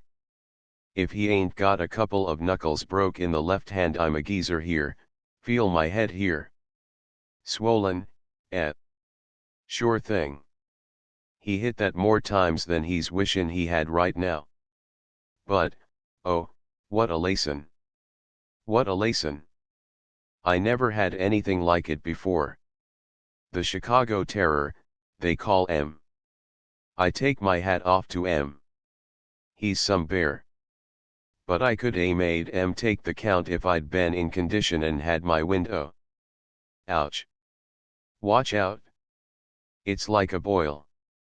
Fumbling at his waistband, Saxon's hand had come in contact with a brightly inflamed surface larger than a soup plate. "That's from the kidney blows," Billy explained. "He was a regular devil at it. Most every clench, like clockwork, down he'd chop one on me. It got so sore I was wincin', until I got groggy and didn't know much of anything. It ain't a knockout blow, you know, but it's awful wearin' in a long fight. It takes the starch out of you." When his knees were bared, Saxon could see the skin across the kneecaps was broken and gone. The skin ain't made to stand a heavy fellow like me on the knees, he volunteered. And the rosin in the canvas cuts like Sam Hill. The tears were in Saxon's eyes, and she could have cried over the manhandled body of her beautiful sick boy. As she carried his pants across the room to hang them up, a jingle of money came from them. He called her back, and from the pocket drew forth a handful of silver. We needed the money, he kept muttering, as he vainly tried to count the coins, and Saxon knew that his mind was wandering again. It cut her to the heart, for she could not but remember the harsh thoughts that had threatened her loyalty during the week past. After all, Billy, the splendid physical man, was only a boy, her boy. And he had faced and endured all this terrible punishment for her, for the house and the furniture that were their house and furniture. He said so, now, when he scarcely knew what he said. He said we needed the money. She was not so absent from his thoughts as she had fancied.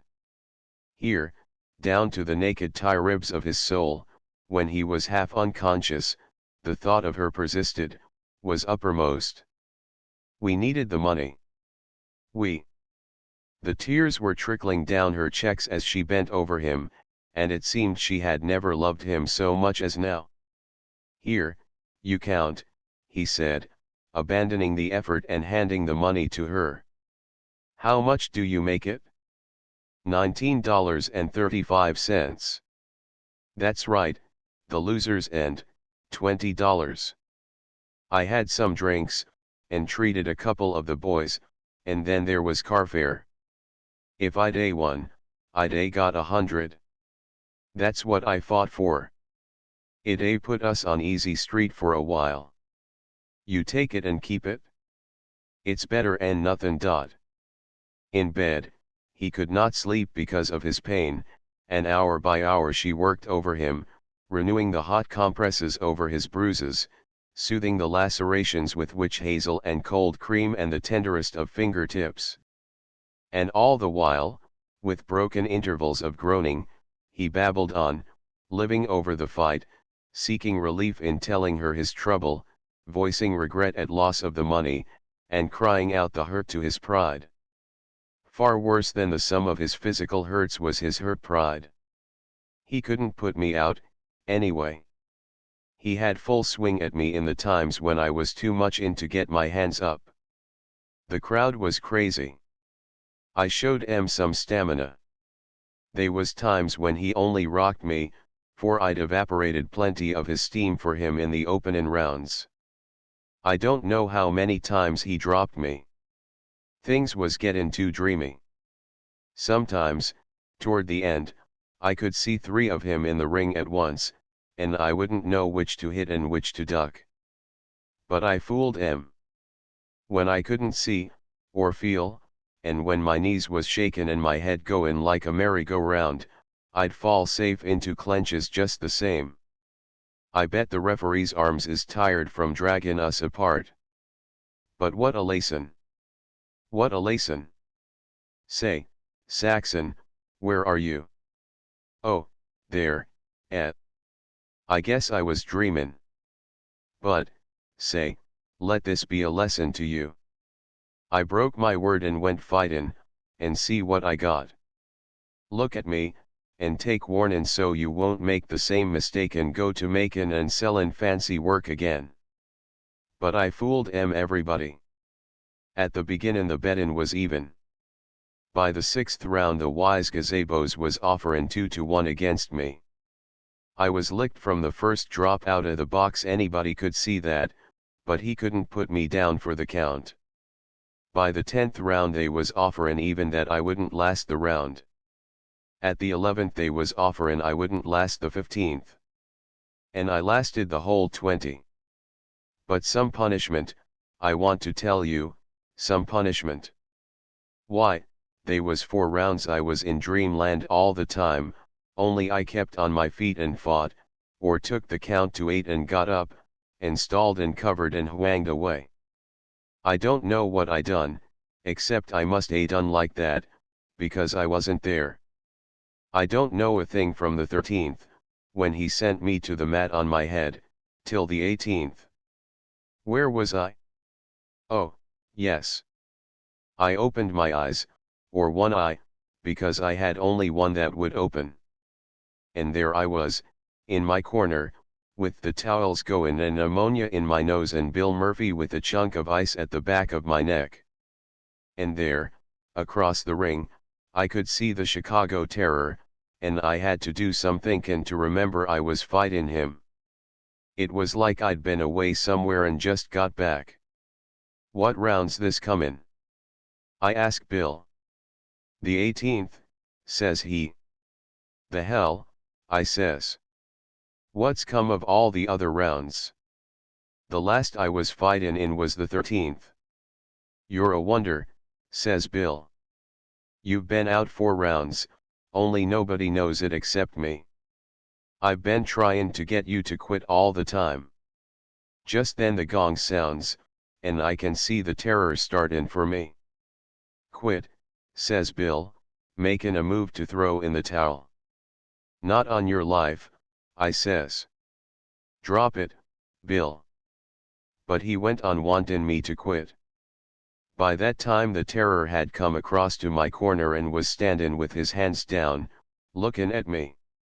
The referee was lookin', too, and the house was that quiet, lookin', you could hear a pin drop. And my head was gettin' some clearer, but not much. You can't win, Bill says. Watch me, says I.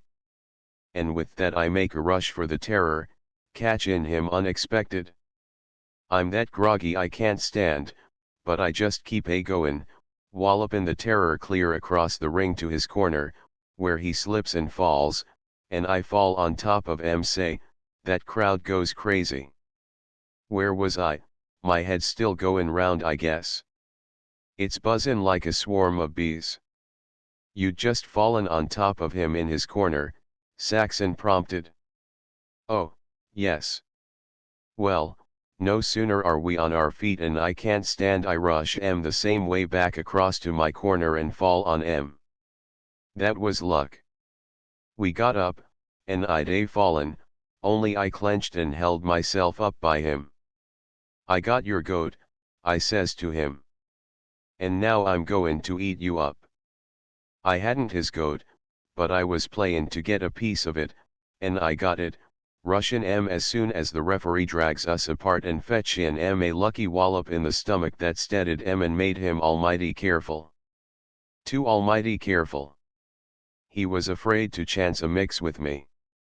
He thought I had more fight left in me than I had. So you see I got that much of his goat anyway. And he couldn't get me. He didn't get me. And in the 20th we stood in the middle of the ring and exchanged wallops even. Of course, I'd made a fine showin' for a licked man, but he got the decision, which was right. But I fooled him. He couldn't get me. And I fooled the gazebos that was bettin' he would on short order. At last, as dawn came on, Billy slept. He groaned and moaned, his face twisting with pain, his body vainly moving and tossing in quest of easement.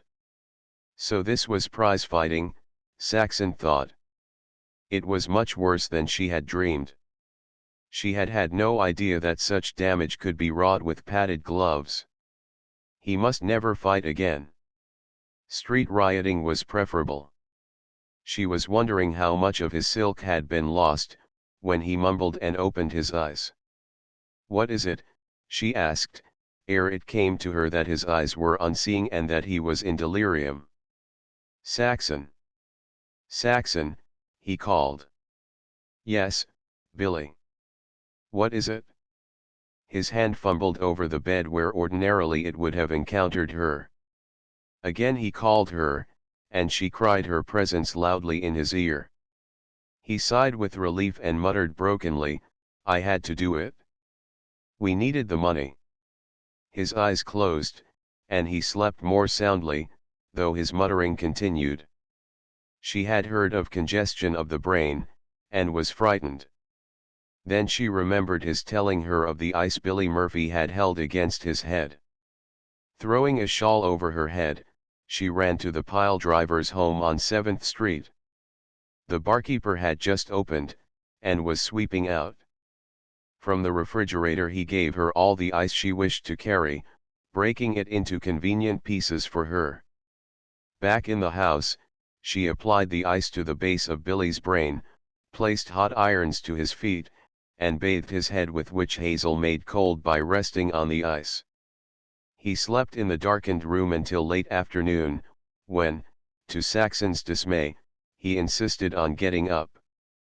"Gotta make a showin'," he explained. "They ain't goin' to have the laugh on me." In torment he was helped by her to dress, and in torment he went forth from the house so that his world should have ocular evidence that the beating he had received did not keep him in bed. It was another kind of pride, different from a woman's, and Saxon wondered if it were the less admirable for that. Chapter 14. In the days that followed, Billy's swellings went down and the bruises passed away with surprising rapidity. The quick healing of the lacerations attested the healthiness of his blood. Only remained the black eyes, unduly conspicuous on a face as blonde as his. The discoloration was stubborn, persisting half a month, in which time happened divers events of importance. Otto Frank's trial had been expeditious. Found guilty by a jury notable for the business and professional men on it, the death sentence was passed upon him and he was removed to San Quentin for execution. The case of Chester Johnson and the 14 others had taken longer, but within the same week, it, too, was finished. Chester Johnson was sentenced to be hanged. 2 got life, 3, 20 years. Only 2 were acquitted. The remaining 7 received terms of from 2 to 10 years. The effect on Saxon was to throw her into deep depression. Billy was made gloomy, but his fighting spirit was not subdued. "Always some men killed in battle," he said.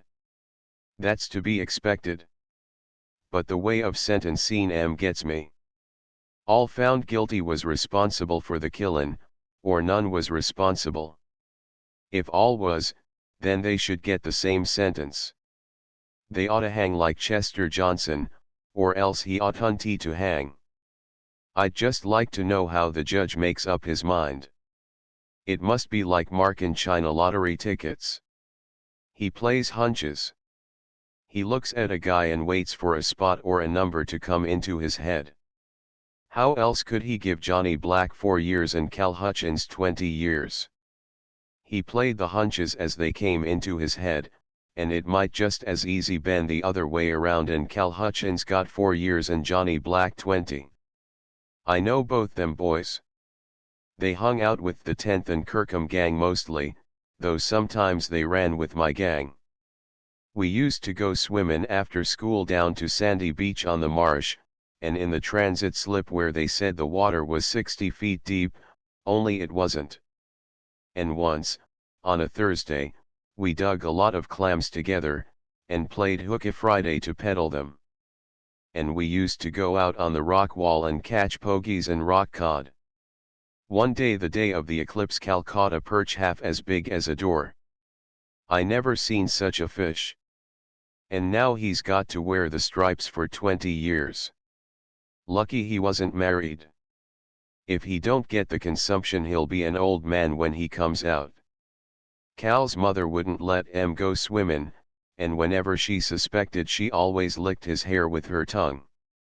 If it tasted salty, he got a beltin'. But he was onto himself.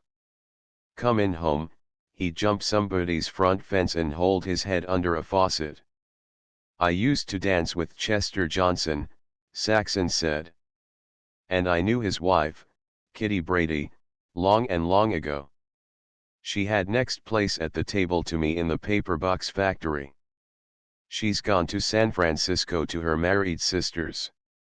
She's going to have a baby, too. She was awfully pretty, and there was always a string of fellows after her. The effect of the conviction and severe sentences was a bad one on the Union men. Instead of being disheartening, it intensified the bitterness. Billy's repentance for having fought and the sweetness and affection which had flashed up in the days of Saxon's nursing of him were blotted out. At home, he scowled and brooded, while his talk took on the tone of Bert's in the last days ere that Mohegan died. Also, Billy stayed away from home longer hours, and was again steadily drinking. Saxon well nigh abandoned hope. Almost was she steeled to the inevitable tragedy which her morbid fancy painted in 1,000 guises. Oftenest, it was of Billy being brought home on a stretcher. Sometimes it was a call to the telephone in the corner grocery and the curt information by a strange voice that her husband was lying in the receiving hospital or the morgue. And when the mysterious horse poisoning cases occurred, and when the residence of one of the teeming magnates was half destroyed by dynamite, she saw Billy in prison, or wearing stripes, or mounting to the scaffold at San Quentin, while at the same time she could see the little cottage on Pine Street besieged by newspaper reporters and photographers. Yet her lively imagination failed altogether to anticipate the real catastrophe. Harmon, the fireman lodger, passing through the kitchen on his way out to work, had paused to tell Saxon about the previous day's train wreck in the Alviso marshes, and of how the engineer, imprisoned under the overturned engine and unhurt, being drowned by the rising tide, had begged to be shot. Billy came in at the end of the narrative, and from the somber light in his heavy-lidded eyes Saxon knew he had been drinking. He glowered at Harmon, and, without greeting to him or Saxon, leaned his shoulder against the wall. Harmon felt the awkwardness of the situation, and did his best to appear oblivious. "I was just telling your wife," he began, but was savagely interrupted. "I don't care what you was tellin' her. But I got something to tell you, Mr. Man. My wife's made up your bed too many times to suit me." "Billy!" Saxon cried, her face scarlet with resentment, and hurt, and shame. Billy ignored her. Harmon was saying, "I don't understand." "Well, I don't like your mug," Billy informed him. "You're standin' on your foot. Get off of it. Get out. Beat it. D'ya understand that?" "I don't know what's got into him," Saxon gasped hurriedly to the fireman. "He's not himself. Oh, I am so ashamed, so ashamed." Billy turned on her. "You shut your mouth and keep out of this." "But, Billy," she remonstrated. "And get outta here. You go into the other room." "Here, now," Harmon broke in. "This is a fine way to treat a fellow." "I've given you too much rope as it is," was Billy's answer. "I've paid my rent regularly, haven't I? And I ought knock your block off for you. Don't see any reason I shouldn't, for that matter." "If you do anything like that," Billy Saxon began. "You here still? Well, if you won't go into the other room, I'll see that you do." His hand clutched her arm. For one instant she resisted his strength, and in that instant, the flesh crushed under his fingers, she realized the fullness of his strength. In the front room she could only lie back in the Morris chair sobbing, and listen to what occurred in the kitchen. "I'll stay to the end of the week," the fireman was saying. "I've paid in advance." "Don't make no mistake," came Billy's voice, so slow that it was almost a drawl, yet quivering with rage. "You can't get out too quick if you want to stay healthy, you and your traps with you. I'm likely to start something any moment." "Oh, I know you're a slugger," the fireman's voice began. Then came the unmistakable impact of a blow, the crash of glass, a scuffle on the back porch, and, finally, the heavy bumps of a body down the steps. She heard Billy re-enter the kitchen, move about, and knew he was sweeping up the broken glass of the kitchen door. Then he washed himself at the sink, whistling while he dried his face and hands, and walked into the front room. She did not look at him. She was too sick and sad. He paused irresolutely, seeming to make up his mind.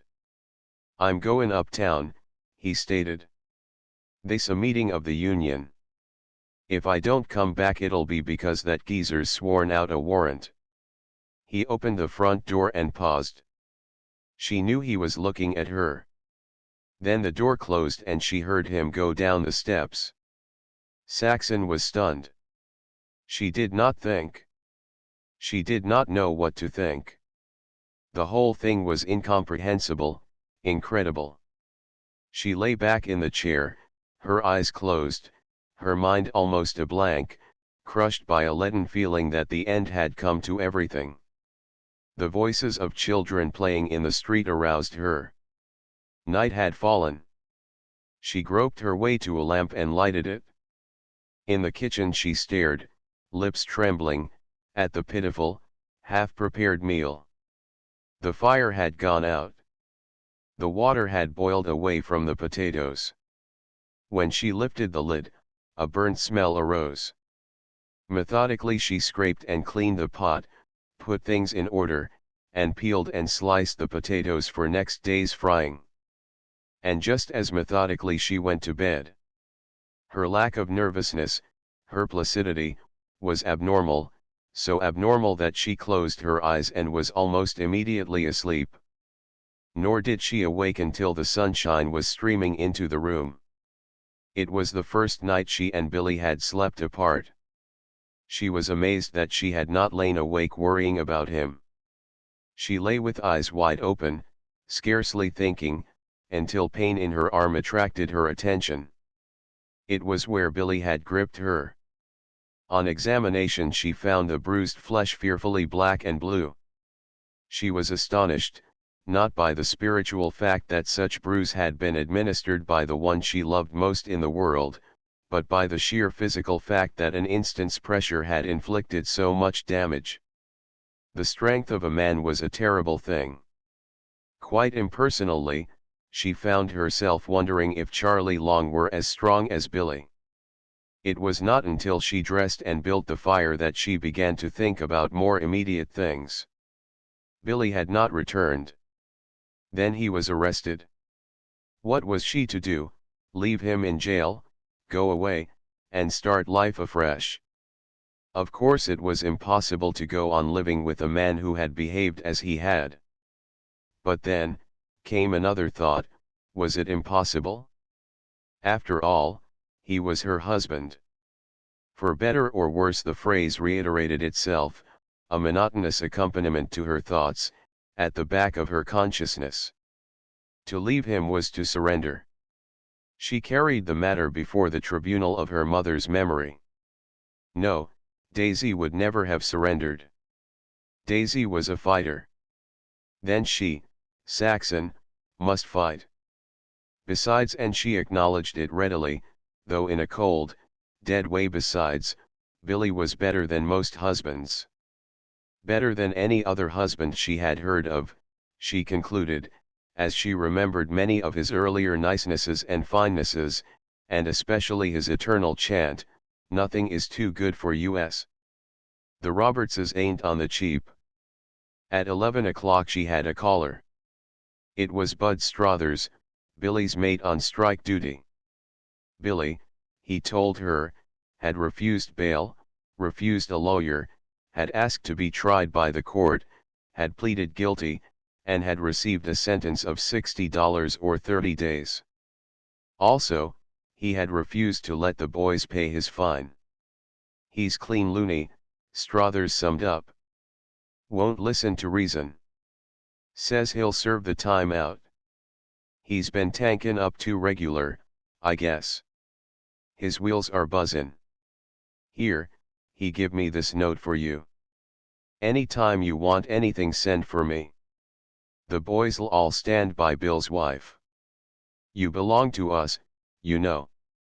How are you off for money?"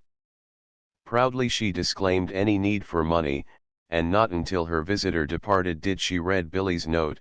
"Dear Saxon, Bud Strothers is going to give you this. Don't worry about me. I am going to take my medicine. I deserve it, you know that. I guess I am gone bug house. Just the same, I am sorry for what I done. Don't come to see me. I don't want you to. If you need money, the union will give you some. The business agent is all right. I will be out in a month. Now, Saxon, you know I love you, and just say to yourself that you forgive me this time, and you won't never have to do it again. Billy. Bud Strothers was followed by Maggie Donahue, and Mrs. Olson, who paid neighborly calls of cheer and were tactful in their offers of help and in studiously avoiding more reference than was necessary to Billy's predicament. In the afternoon James Harmon arrived. He limped slightly, and Saxon divined that he was doing his best to minimize that evidence of hurt. She tried to apologize to him, but he would not listen. "I don't blame you, Mrs. Roberts," he said. "I know it wasn't your doing. But your husband wasn't just himself, I guess. He was fightin' mad on general principles, and it was just my luck to get in the way, that was all." But just the same the fireman shook his head. "I know all about it. I used to punish the drink myself, and I done some funny things in them days. And I'm sorry I swore that warrant out and testified. But I was hot in the collar. I'm cooled down now, and I'm sorry I done it." "You're awfully good and kind," she said, and then began hesitantly on what was bothering her. You can't stay now, with him, away, you know." "Yes, that wouldn't do, would it? I'll tell you, I'll pack up right now, and skin out, and then, before 6 o'clock, I'll send a wagon for my things. Here's the key to the kitchen door." Much as he demurred, she compelled him to receive back the unexpired portion of his rent. He shook her hand heartily at leaving, and tried to get her to promise to call upon him for a loan any time she might be in need. "It's all right," he assured her. "I'm married, and got 2 boys. One of them's got his lungs touched, and she's with them down in Arizona campin' out. The railroad helped with passes." And as he went down the steps she wondered that so kind a man should be in so madly cruel a world. The Donahue boy threw in a spare evening paper, and Saxon found half a column devoted to Billy. It was not nice. The fact that he had stood up in the police court with his eyes blacked from some other fray was noted. He was described as a bully, a hoodlum, a roughneck, a professional slugger whose presence in the ranks was a disgrace to organized labor. The assault he had pleaded guilty of was atrocious and unprovoked, and if he were a fair sample of a striking teamster, the only wise thing for Oakland to do was to break up the union and drive every member from the city. And, finally, the paper complained at the mildness of the sentence. It should have been 6 months at least. The judge was quoted as expressing regret that he had been unable to impose a 6-month sentence, this inability being due to the condition of the jails, already crowded beyond capacity by the many cases of assault committed in the course of the various strikes. That night, in bed, Saxon experienced her first loneliness. Her brain seemed in a whirl, and her sleep was broken by vain gropings for the form of Billy she imagined at her side. At last, she lighted the lamp and lay staring at the ceiling, wide-eyed, conning over and over the details of the disaster that had overwhelmed her. She could forgive, and she could not forgive. The blow to her love life had been too savage, too brutal. Her pride was too lacerated to permit her wholly to return in memory to the other Billy whom she loved. "Wine in, wit out," she repeated to herself, but the phrase could not absolve the man who had slept by her side, and to whom she had consecrated herself. She wept in the loneliness of the all too spacious bed, strove to forget Billy's incomprehensible cruelty, even pillowed her cheek with numb fondness against the bruise of her arm, but still resentment burned within her, a steady flame of protest against Billy and all that Billy had done. Her throat was parched, a dull ache never ceased in her breast, and she was oppressed by a feeling of goneness. Why, and from the puzzle of the world came no solution. In the morning she received a visit from Sarah II in all the period of her marriage, and she could easily guess her sister-in-law's ghoulish errand. No exertion was required for the assertion of all of Saxon's pride. She refused to be in the slightest on the defensive. There was nothing to defend, nothing to explain. Everything was all right, and it was nobody's business anyway. This attitude but served to vex Sarah. "I warned you, and you can't say I didn't," her diatribe ran. "I always knew he was no good, a jailbird, a hoodlum, a slugger. My heart sunk into my boots when I heard you was runnin' with a prizefighter. I told you so at the time. But no, you wouldn't listen, you with your highfalutin notions and more pairs of shoes than any decent woman should have. You knew better 'n me. And I said then, to Tom, I said, it's all up with Saxon now. Them was my very words. Them that touches pitch is defiled. If you'd only a married Charlie Long, then the family wouldn't a been disgraced. And this is only the beginnin', mark me, only the beginnin'. Where it'll end, God knows. He'll kill somebody yet, that plug ugly of yourn, and be hanged for it.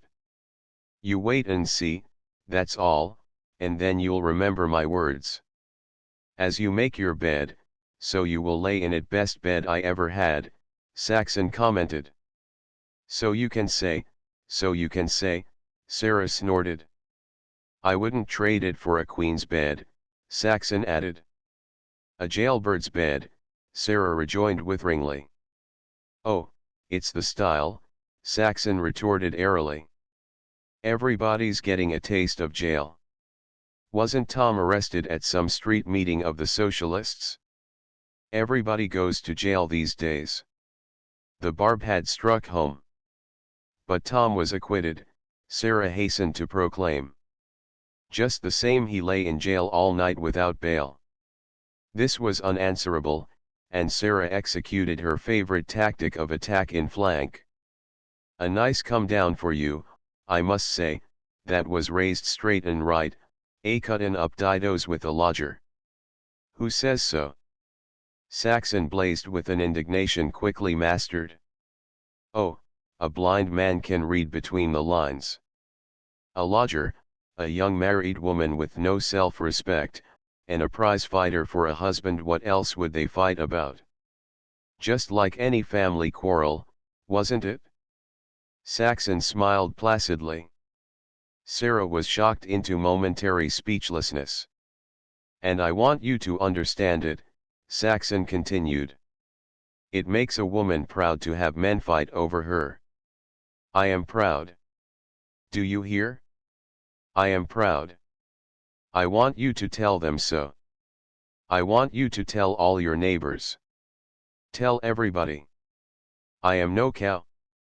Men like me. Men fight for me. Men go to jail for me. What is a woman in the world for, if it isn't to have men like her? Now, go, Sarah, go at once, and tell everybody what you've read between the lines. Tell them Billy is a jailbird and that I am a bad woman whom all men desire. Shout it out, and good luck to you. And get out of my house. And never put your feet in it again. You are too decent a woman to come here. You might lose your reputation. And think of your children. Now get out. Go." Not until Sarah had taken an amazed and horrified departure did Saxon fling herself on the bed in a convulsion of tears. She had been ashamed, before, merely of Billy's inhospitality and surliness and unfairness. But she could see, now, the light in which others looked on the affair. It had not entered Saxon's head. She was confident that it had not entered Billy's. She knew his attitude from the first. Always he had opposed taking a lodger because of his proud faith that his wife should not work.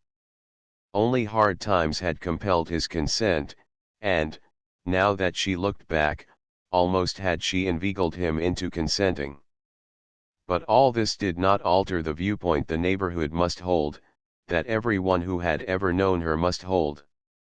And for this, too, Billy was responsible. It was more terrible than all the other things he had been guilty of put together. She could never look anyone in the face again. Maggie Donahue and Mrs. Olson had been very kind, but of what must they have been thinking all the time they talked with her? And what must they have said to each other? What was everybody saying, over front gates and back fences, the men standing on the corners or talking in saloons? Later, exhausted by her grief, when the tears no longer fell, she grew more impersonal, and dwelt on the disasters that had befallen so many women since the strike troubles began. Otto Frank's wife, Henderson's widow, pretty Kitty Brady, Mary, all the womenfolk of the other workmen who were now wearing the stripes in San Quintin. Her world was crashing about her ears. No one was exempt. Not only had she not escaped, but hers was the worst disgrace of all. Desperately she tried to hug the delusion that she was asleep, that it was all a nightmare, and that soon the alarm would go off and she would get up and cook Billy's breakfast so that he could go to work. She did not leave the bed that day. Nor did she sleep. Her brain whirled on and on, now dwelling at insistent length upon her misfortunes, now pursuing the most fantastic ramifications of what she considered her disgrace, and, again, going back to her childhood and wandering through endless trivial detail. She worked at all the tasks she had ever done, performing, in fancy, the myriads of mechanical movements peculiar to each occupation, shaping and pasting in the paper box factory, ironing in the laundry, weaving in the jute mill, peeling fruit in the cannery, and countless boxes of scalded tomatoes. She attended all her dances and all her picnics over again, went through her school days, recalling the face and name and seat of every schoolmate, endured the gray bleakness of the years in the orphan asylum, revisioned every memory of her mother, every tale, and relived all her life with Billy. But ever and here the torment lay. She was drawn back from these far wanderings to her present trouble, with its parch in the throat, its ache in the breast, and its gnawing, vacant goneness. Chapter 15. All that night Saxon lay, unsleeping, without taking off her clothes, and when she arose in the morning and washed her face and dressed her hair, she was aware of a strange numbness, of a feeling of constriction about her head, as if it were bound by a heavy band of iron. It seemed like a dull pressure upon her brain. It was the beginning of an illness that she did not know as illness. All she knew was that she felt queer. It was not fever. It was not cold. Her bodily health was as it should be, and, when she thought about it, she put her condition down to nerves, according to her ideas and the ideas of her class, being unconnected with disease. She had a strange feeling of loss of self, of being a stranger to herself, and the world in which she moved seemed a vague and shrouded world. It lacked sharpness of definition. Its customary vividness was gone. She had lapses of memory, and was continually finding herself doing unplanned things. Thus, to her astonishment, she came to in the backyard hanging up the week's wash. She had no recollection of having done it, yet it had been done precisely as it should have been done. She had boiled the sheets and pillow slips and the table linen. Billy's woolens had been washed in warm water only, with the homemade soap, the recipe of which Mercedes had given her. On investigation, she found she had eaten a mutton chop for breakfast. This meant that she had been to the butcher shop, yet she had no memory of having gone. Curiously, she went into the bedroom. The bed was made up and everything in order. At twilight she came upon herself in the front room, seated by the window, crying in an ecstasy of joy. At first she did not know what this joy was, then it came to her that it was because she had lost her baby. A blessing, she was chanting aloud, wringing her hands, but with joy, she knew it was with joy that she wrung her hands. The days came and went. She had little notion of time. Sometimes, centuries agone, it seemed to her it was since Billy had gone to jail. At other times it was no more than the night before. But through it all two ideas persisted: she must not go to see Billy in jail, it was a blessing she had lost her baby. Once, Bud Strothers came to see her. She sat in the front room and talked with him, noting with fascination that there were fringes to the heels of his trousers. Another day, the business agent of the union called. She told him, as she had told Bud Strothers, that everything was all right, that she needed nothing, that she could get along comfortably until Billy came out. A fear began to haunt her. When he came out? No, it must not be. There must not be another baby. It might live. No, no, 1,000 times no. It must not be. She would run away first. She would never see Billy again. Anything but that. Anything but that. This fear persisted. In her nightmare-ridden sleep it became an accomplished fact, so that she would awake, trembling, in a cold sweat, crying out. Her sleep had become wretched. Sometimes she was convinced that she did not sleep at all, and she knew that she had insomnia, and remembered that it was of insomnia her mother had died. She came to herself one day, sitting in Dr. Hentley's office. He was looking at her in a puzzled way. "Got plenty to eat?" he was asking. She nodded. "Any serious trouble?" She shook her head. "Everything's all right, doctor, except, yes, he encouraged. And then she knew why she had come. Simply, explicitly, she told him. He shook his head slowly. "It can't be done, little woman," he said. "Oh, but it can," she cried. "I know it can." "I don't mean that," he answered. "I mean I can't tell you. I dare not. It is against the law. There is a doctor in Leavenworth prison right now for that." In vain she pleaded with him. He instanced his own wife and children whose existence forbade his imperiling. "Besides, there is no likelihood now," he told her. "But there will be, there is sure to be," she urged. But he could only shake his head sadly. "Why do you want to know?" he questioned finally. Saxon poured her heart out to him. She told of her first year of happiness with Billy, of the hard times caused by the labor troubles, of the change in Billy so that there was no love life left, of her own deep horror. Not if it died, she concluded. She could go through that again. But if it should live, Billy would soon be out of jail, and then the danger would begin. It was only a few words. She would never tell anyone. Wild horses could not drag it out of her. But Dr. Hentley continued to shake his head. "I can't tell you, little woman. It's a shame, but I can't take the risk. My hands are tied. Our laws are all wrong. I have to consider those who are dear to me." It was when she got up to go that he faltered. "Come here," he said. "Sit closer." He prepared to whisper in her ear, then, with a sudden excess of caution, crossed the room swiftly, opened the door, and looked out. When he sat down again he drew his chair so close to hers that the arms touched, and when he whispered his beard tickled her ear.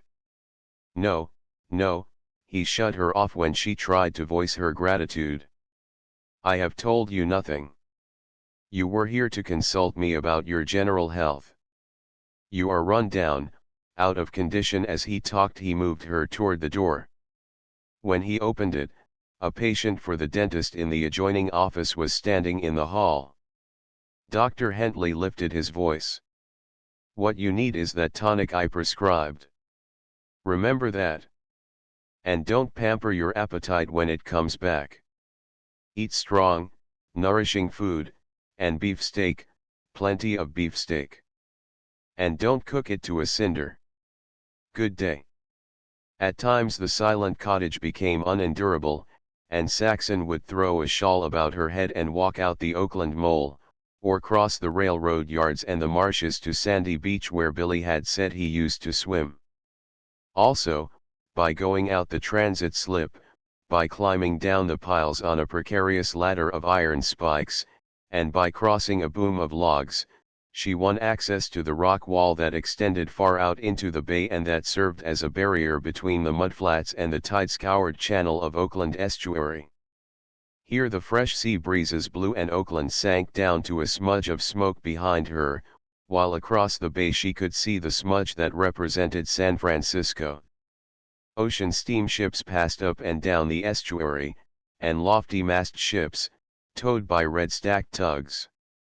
She gazed at the sailors on the ships, wondered on what far voyages and to what far lands they went, wondered what freedoms were theirs. Or were they girt in by as remorseless and cruel a world as the dwellers in Oakland were? Were they as unfair, as unjust, as brutal, in their dealings with their fellows as were the city dwellers? It did not seem so, and sometimes she wished herself on board, outbound, going anywhere, she cared not where, so long as it was away from the world to which she had given her best and which had trampled her in return. She did not know always when she left the house, nor where her feet took her. Once, she came to herself in a strange part of Oakland. The street was wide and lined with rows of shade trees. Velvet lawns, broken only by cement sidewalks, ran down to the gutters. The houses stood apart and were large. In her vocabulary they were mansions. What had shocked her to consciousness of herself was a young man in the driver's seat of a touring car standing at the curb. He was looking at her curiously and she recognized him as Roy Blanchard, whom, in front of the Forum, Billy had threatened to whip. Beside the car, bareheaded, stood another young man. He, too, she remembered. He it was, at the Sunday picnic where she first met Billy, who had thrust his cane between the legs of the flying foot racer and precipitated the free-for-all fight. Like Blanchard, he was looking at her curiously, and she became aware that she had been talking to herself. The babble of her lips still beat in her ears. She blushed, a rising tide of shame heating her face, and quickened her pace. Blanchard sprang out of the car and came to her with lifted hat. "Is anything the matter?" he asked. She shook her head, and, though she had stopped, she evinced her desire to go on. "I know you," he said, studying her face. "You were with the striker who promised me a licking." "He is my husband," she said. "Oh. Good for him." He regarded her pleasantly and frankly. "But about yourself? Isn't there anything I can do for you? Something is the matter?" "No, I'm all right," she answered. "I have been sick," she lied, for she never dreamed of connecting her queerness with sickness. "You look tired," he pressed her. "I can take you in the machine and run you anywhere you want. It won't be any trouble. I've plenty of time." Saxon shook her head. If you would tell me where I can catch the 8th Street cars. I don't often come to this part of town." He told her where to find an electric car and what transfers to make, and she was surprised at the distance she had wandered. "Thank you," she said. "And goodbye." Sure, I can't do anything now. Sure. Well, goodbye, he smiled good-humoredly. And tell that husband of yours to keep in good condition. I'm likely to make him need it all when he tangles up with me. Oh, but you can't fight with him, she warned. You mustn't. You haven't got a show. Good for you, he admired. That's the way for a woman to stand up for her man. Now the average woman would be so afraid he was going to get licked, but I'm not afraid, for him. It's for you. He's a terrible fighter. You wouldn't have any chance. It would be like taking candy from a baby. Blanchard finished for her. Yes, she nodded. That's just what he would call it.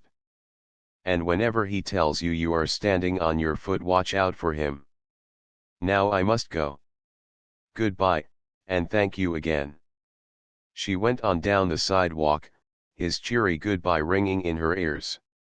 He was kind, she admitted it honestly, yet he was one of the clever ones, one of the masters, who, according to Billy, were responsible for all the cruelty to labor, for the hardships of the women, for the punishment of the labor men who were wearing stripes in San Quentin or were in the death cells awaiting the scaffold.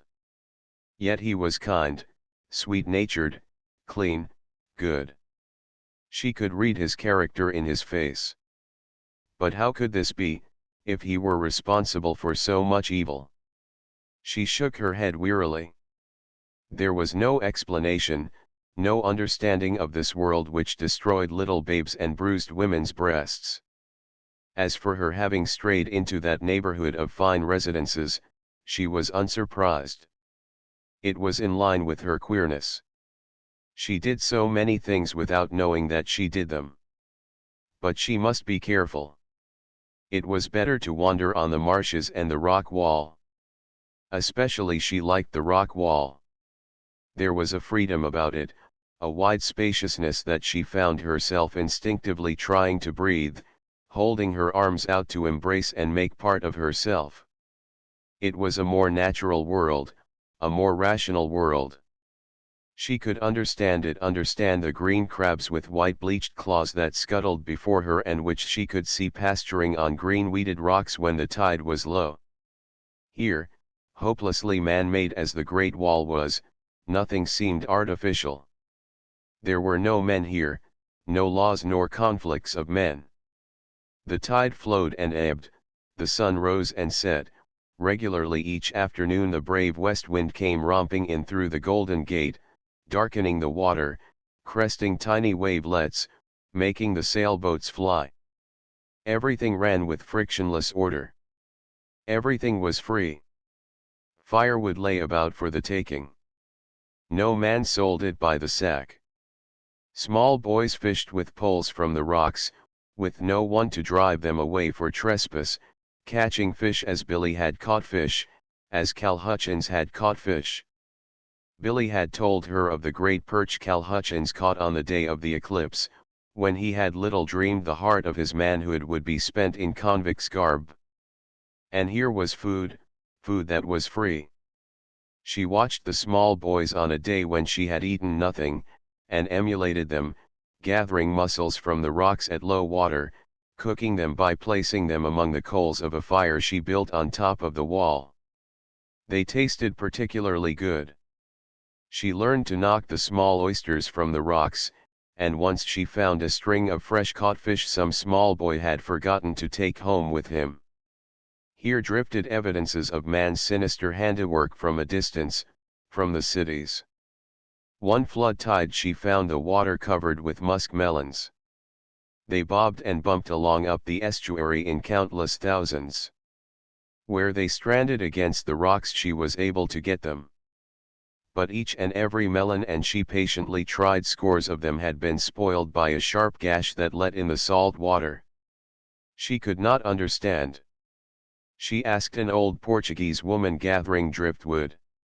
They do it, the people who have too much, the old woman explained, straightening her labor-stiffened back with such an effort that almost Saxon could hear it creak. The old woman's black eyes flashed angrily, and her wrinkled lips, drawn tightly across toothless gums, wry with bitterness. The people that have too much. It is to keep up the price. They throw them overboard in San Francisco. But why don't they give them away to the poor people? Saxon asked. They must keep up the price. But the poor people cannot buy them anyway, Saxon objected. It would not hurt the price. The old woman shrugged her shoulders. I do not know. It is their way. They chop each melon so that the poor people cannot fish them out and eat anyway. They do the same with the oranges, with the apples. Ah, the fishermen. There is a trust. When the boats catch too much fish, the trust throws them overboard from Fisherman Wharf, boatloads, and boatloads, and boatloads of the beautiful fish. And the beautiful good fish sink and are gone. And no one gets them. Yet they are dead and only good to eat. Fish are very good to eat. And Saxon could not understand a world that did such things, a world in which some men possessed so much food that they threw it away, paying men for their labor of spoiling it before they threw it away, and in the same world so many people who did not have enough food, whose babies died because their mother's milk was not nourishing, whose young men fought and killed one another for the chance to work, whose old men and women went to the poorhouse because there was no food for them in the little shacks they wept at leaving. She wondered if all the world were that way, and remembered Mercedes' tales. Yes, all the world was that way. Had not Mercedes seen 10,000 families starve to death in that far-away India, when, as she had said, her own jewels that she wore would have fed and saved them all? It was the poorhouse and the salt vats for the stupid, jewels and automobiles for the clever ones. She was one of the stupid. She must be. The evidence all pointed that way. Yet Saxon refused to accept it. She was not stupid. Her mother had not been stupid, nor had the pioneer stock before her. Still it must be so. Here she sat, nothing to eat at home, her love husband changed to a brute beast and lying in jail, her arms and heart empty of the babe that would have been there if only the stupid ones had not made a shambles of her front yard in their wrangling over jobs. She sat there, racking her brain, the smudge of Oakland at her back, staring across the bay at the smudge of San Francisco. Yet the sun was good, the wind was good, as was the keen salt air in her nostrils, the blue sky, flecked with clouds, was good. All the natural world was right, and sensible, and beneficent. It was the man world that was wrong, and mad, and horrible. Why were the stupid stupid? Was it a law of God? No, it could not be. God had made the wind, and air, and sun. The man world was made by man, and a rotten job it was. Yet, and she remembered it well, the teaching in the orphan asylum, God had made everything. Her mother, too, had believed this, had believed in this God. Things could not be different. It was ordained. For a time Saxon sat crushed, helpless. Then smoldered protest, revolt. Vainly she asked why God had it in for her. What had she done to deserve such fate? She briefly reviewed her life in quest of deadly sins committed, and found them not. She had obeyed her mother, obeyed Katty, the saloon keeper, and Katie's wife, obeyed the matron and the other women in the orphan asylum, obeyed Tom when she came to live in his house, and never run in the streets because he didn't wish her to. At school she had always been honorably promoted, and never had her deportment report varied from 100%. She had worked from the day she left school to the day of her marriage. She had been a good worker, too. The little Jew who ran the paper box factory had almost wept when she quit. It was the same at the cannery. She was among the high-line weavers when the jute mills closed down. and she had kept straight. It was not as if she had been ugly or unattractive. She had known her temptations and encountered her dangers. The fellows had been crazy about her.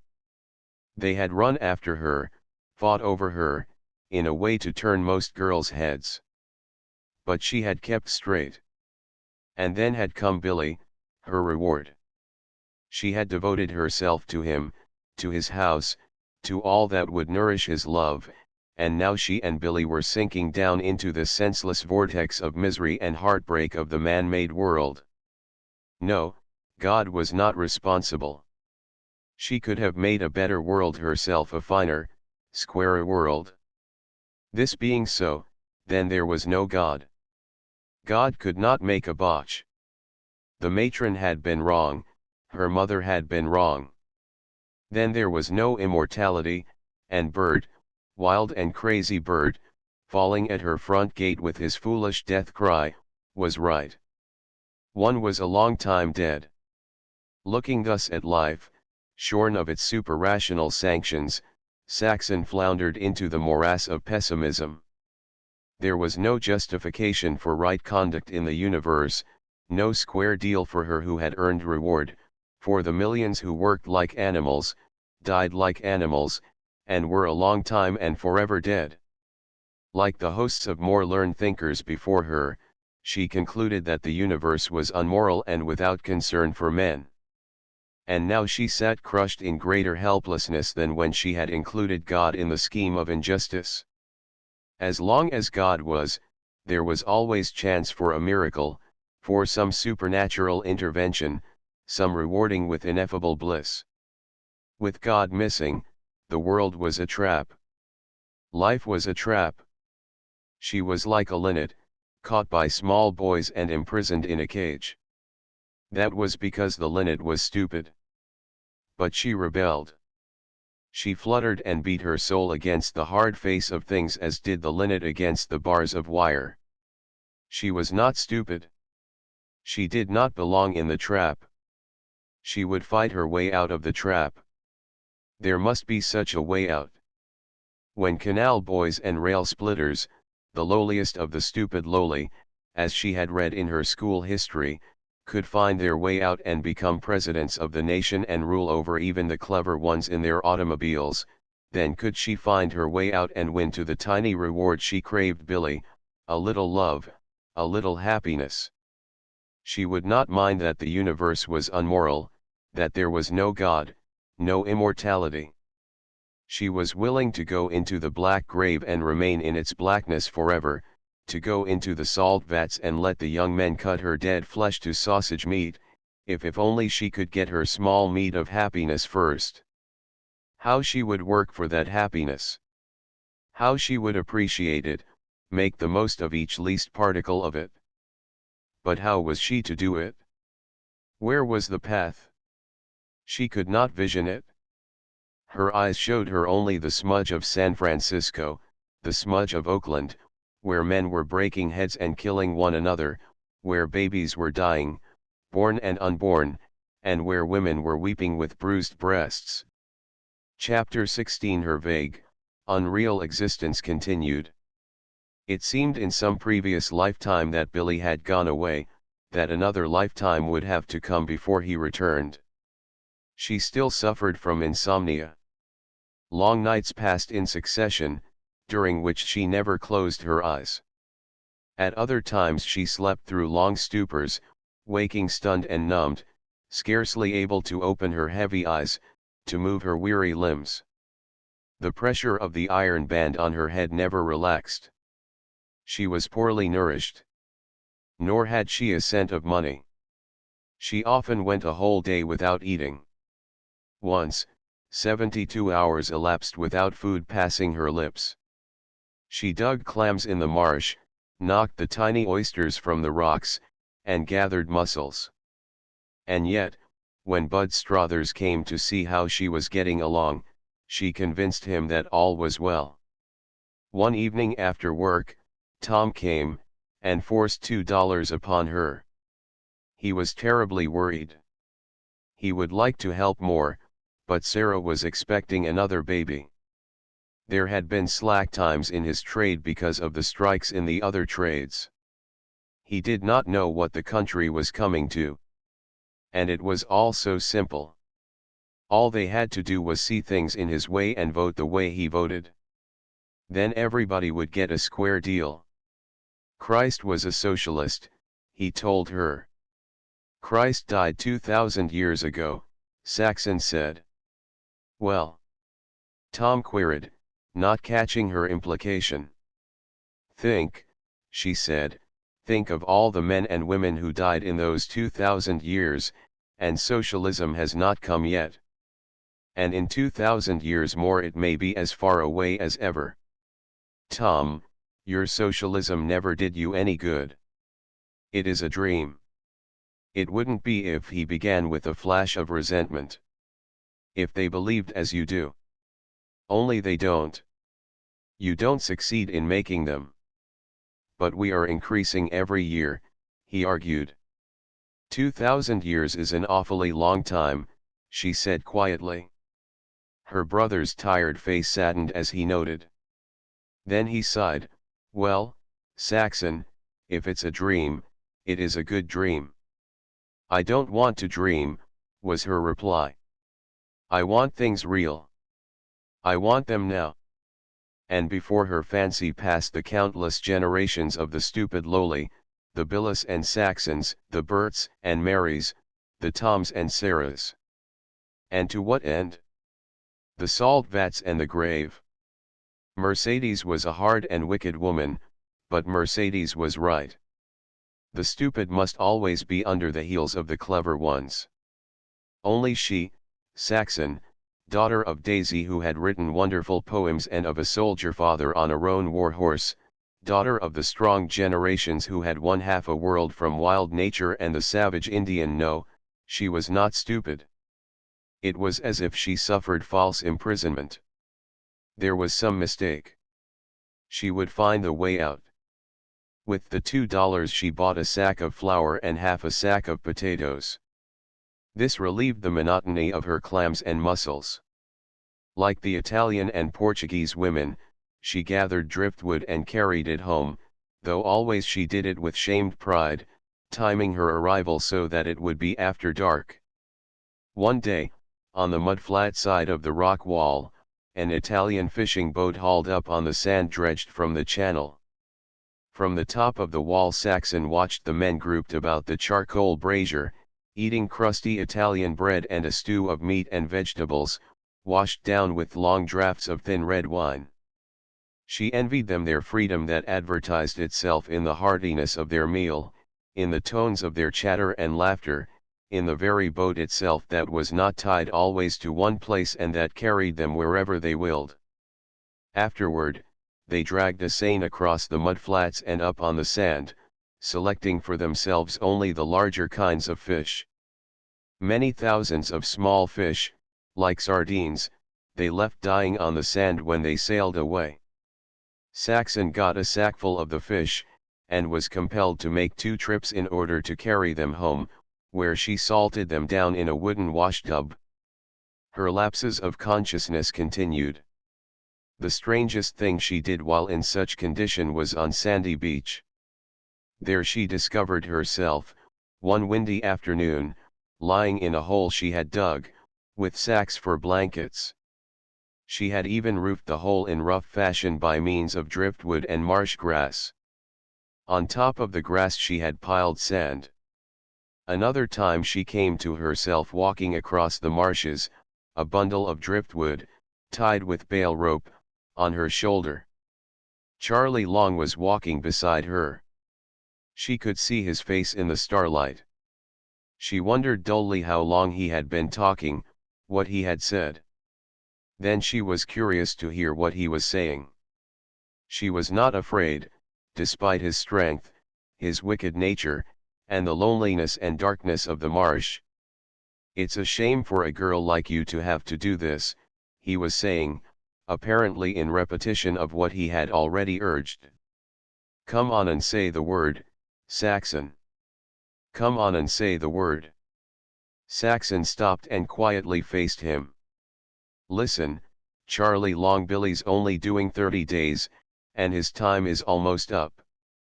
When he gets out, your life won't be worth a pinch of salt if I tell him you've been bothering me. Now listen. If you go right now away from here, and stay away, I won't tell him.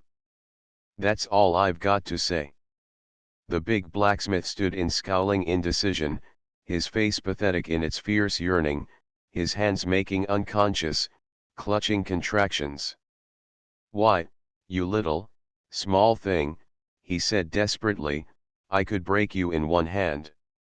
I could do anything I wanted. I don't want to hurt you, Saxon. You know that. Just say the word I've said, the only word I'm going to say." "God," he muttered in involuntary admiration. "You ain't afraid. You ain't afraid." They faced each other for long silent minutes. "Why ain't you afraid?" he demanded at last, after peering into the surrounding darkness as if searching for her hidden allies. "Because I married a man," Saxon said briefly. "And now you'd better go." When he had gone, she shifted the load of wood to her other shoulder and started on, in her breast a quiet thrill of pride in Billy. Though behind prison bars, still she leaned against his strength. The mere naming of him was sufficient to drive away a brute like Charlie Long. On the day that Otto Frank was hanged, she remained indoors. The evening papers published the account. There had been no reprieve. In Sacramento was a railroad governor who might reprieve or even pardon bank wreckers and grafters, but who dared not lift his finger for a working man. All this was the talk of the neighborhood. It had been Billy's talk. It had been Bert's talk. The next day Saxon started out the rock wall, and the specter of Otto Frank walked by her side. And with him was a dimmer, mistier specter that she recognized as Billy. Was he, too, destined to tread his way to Otto Frank's dark end? Surely so, if the blood and strike continued. He was a fighter. He felt he was right in fighting. It was easy to kill a man. Even if he did not intend it, sometime, when he was slugging a scab, the scab would fracture his skull on a stone curbing or a cement sidewalk. And then Billy would hang. That was why Otto Frank hanged. He had not intended to kill Henderson. It was only by accident that Henderson's skull was fractured. Yet Otto Frank had been hanged for it just the same. She wrung her hands and wept loudly as she stumbled among the windy rocks. The hours passed, and she was lost to herself and her grief. When she came to, she found herself on the far end of the wall where it jutted into the bay between the Oakland and Alameda moles. But she could see no wall. It was the time of the full moon, and the unusual high tide covered the rocks. She was knee-deep in the water, and about her knees swam scores of big rock rats, squeaking and fighting, scrambling to climb upon her out of the flood. She screamed with fright and horror, and kicked at them. Some dived and swam away underwater, others circled about her warily at a distance, and one big fellow laid his teeth into her shoe. Him she stepped on and crushed with her free foot. By this time, though still trembling, she was able coolly to consider the situation. She waded to a stout stick of driftwood a few feet away, and with this quickly cleared a space about herself. A grinning small boy, in a small, bright-painted and half-decked skiff, sailed close into the wall and let go his sheet to spill the wind. "Want to get aboard?" he called. "Yes," she answered. "There are thousands of big rats here. I'm afraid of them." He nodded, ran close in, spilled the wind from his sail, the boat's way carrying it gently to her. "Shove out its bow," he commanded. "That's right. I don't want to break my centerboard. And then jump aboard in the stern quick, alongside of me." She obeyed, stepping in lightly beside him. He held the tiller up with his elbow, pulled in on the sheet, and as the sail filled the boat sprang away over the rippling water. "You know boats," the boy said approvingly. He was a slender, almost frail lad, of 12 or 13 years, though healthy enough, with sunburned freckled face and large gray eyes that were clear and wistful. Despite his possession of the pretty boat, Saxon was quick to sense that he was one of them, a child of the people. "First boat I was ever in, except ferry boats," Saxon laughed. He looked at her keenly.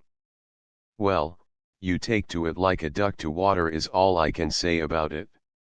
Where do ye want me to land you?" "Anywhere." He opened his mouth to speak, gave her another long look, considered for a space, then asked suddenly, "Got plenty of time?"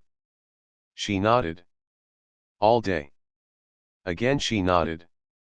"Say, I'll tell you, I'm goin' out on this ebb to Goat Island for rock cod, and I'll come in on the flood this evening. I got plenty of lines and bait. Want to come along? We can both fish. And what you catch you can have." Saxon hesitated. The freedom and motion of the small boat appealed to her.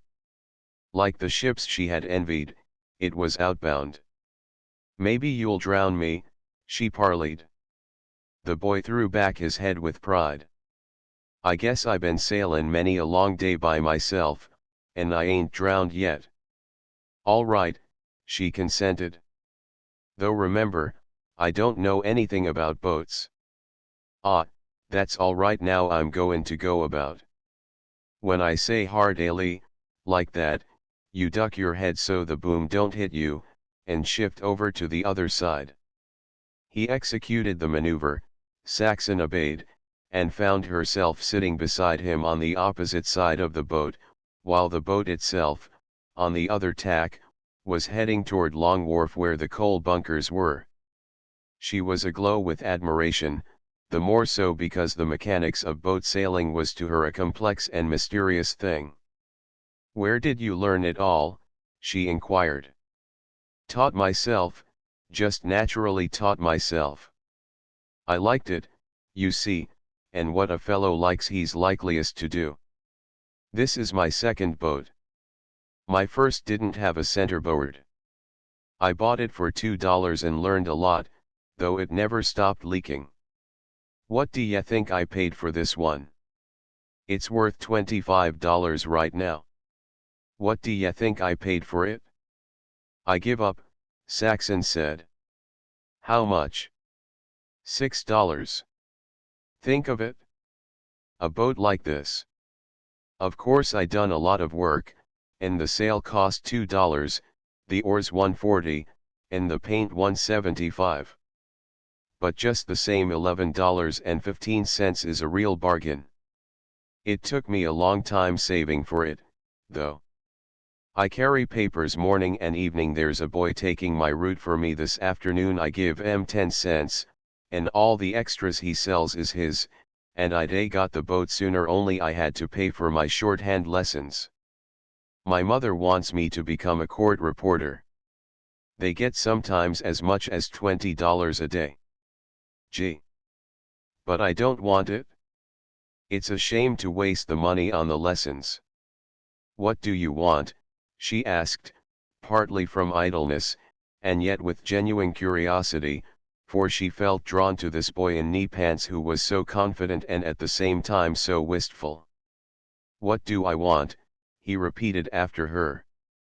Turning his head slowly, he followed the skyline, pausing especially when his eyes rested landward on the brown Contra Costa Hills, and seaward, past Alcatraz, on the Golden Gate. The wistfulness in his eyes was overwhelming and went to her heart. "That," he said, sweeping the circle of the world with a wave of his arm. "That," she queried. He looked at her, perplexed in that he had not made his meaning clear. "Don't you ever feel that way?" he asked, bidding for sympathy with his dream. "Don't you sometimes feel you'd die if you didn't know what's beyond them hills and what's beyond the other hills behind them hills? And the Golden Gate? There's the Pacific Ocean beyond, and China, and Japan, and India, and all the Coral Islands. You can go anywhere out through the Golden Gate to Australia, to Africa, to the Seal Islands, to the North Pole, to Cape Horn. Why, all them places are just waitin' for me to come and see 'em. I've lived in Oakland all my life, but I'm not going to live in Oakland the rest of my life, not by a long shot. I'm goin' to get away, again. As words failed to express the vastness of his desire, the wave of his arm swept the circle of the world. Saxon thrilled with him. She too, save for her earlier childhood, had lived in Oakland all her life. And it had been a good place in which to live, until now. And now, in all its nightmare horror, it was a place to get away from, as with her people the East had been a place to get away from. And why not? The world tugged at her, and she felt in touch with the lad's desire. Now that she thought of it, her race had never been given to staying long in one place. Always it had been on the move. She remembered back to her mother's tales, and to the wood engraving in her scrapbook where her half-clad forebears, sword in hand, leaped from their lean-beaked boats to do battle on the blood-drenched sands of England. "Did you ever hear about the Anglo-Saxons?" she asked the boy. "You bet." His eyes glistened, and he looked at her with new interest. "I'm an Anglo-Saxon, every inch of me. Look at the color of my eyes, my skin. I'm awful white where I ain't sunburned. And my hair was yellow when I was a baby. My mother says it'll be dark brown by the time I'm grown up, worse luck. Just the same, I'm Anglo-Saxon. I am of a fighting race. We ain't afraid of nothin'. This bay think I'm afraid of it?" He looked out over the water with flashing eye of scorn. "Why, I've crossed it when it was howlin' and when the scow schooner sailors said I lied and that I didn't. Huh. They were only square heads. Why, we licked their kind thousands of years ago. We lick everything we go up against. We've wandered all over the world, licking the world. On the sea, on the land, it's all the same. Look at Ivory Nelson, look at Davy Crockett, look at Paul Jones, look at Clive, and Kitchener, and Fremont, and Kit Carson, and all of 'em." Saxon nodded, while he continued, her own eyes shining, and it came to her what a glory it would be to be the mother of a man-child like this. Her body ached with the fancied quickening of unborn life. A good stock, she thought to herself. Then she thought of herself and Billy, healthy shoots of that same stock, yet condemned to childlessness because of the trap of the man-made world and the curse of being herded with the stupid ones. She came back to the boy. "My father was a soldier in the Civil War," he was telling her, "a scout and a spy. The rebels were going to hang him twice for a spy. At the Battle of Wilson's Creek he ran half a mile with his captain wounded on his back. He's got a bullet in his leg right now, just above the knee. It's been there all these years. He let me feel it once. He was a buffalo hunter and a trapper before the war. He was sheriff of his county when he was 20 years old. And after the war, when he was marshal of Silver City, he cleaned out the bad men and gunfighters. He's been in almost every state in the Union. He could wrestle any man at the railings in his day, and he was bully of the raftsmen of the Susquehanna when he was only a youngster.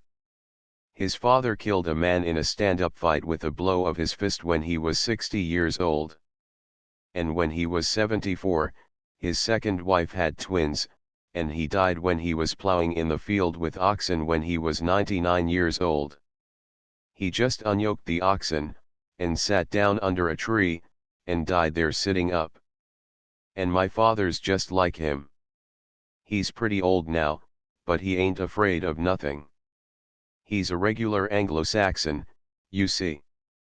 He's a special policeman, and he didn't do a thing to the strikers in some of the fightin'. He had his face all cut up with a rock, but he broke his club short off over some hoodlum's head. He paused breathlessly and looked at her. Gee, he said.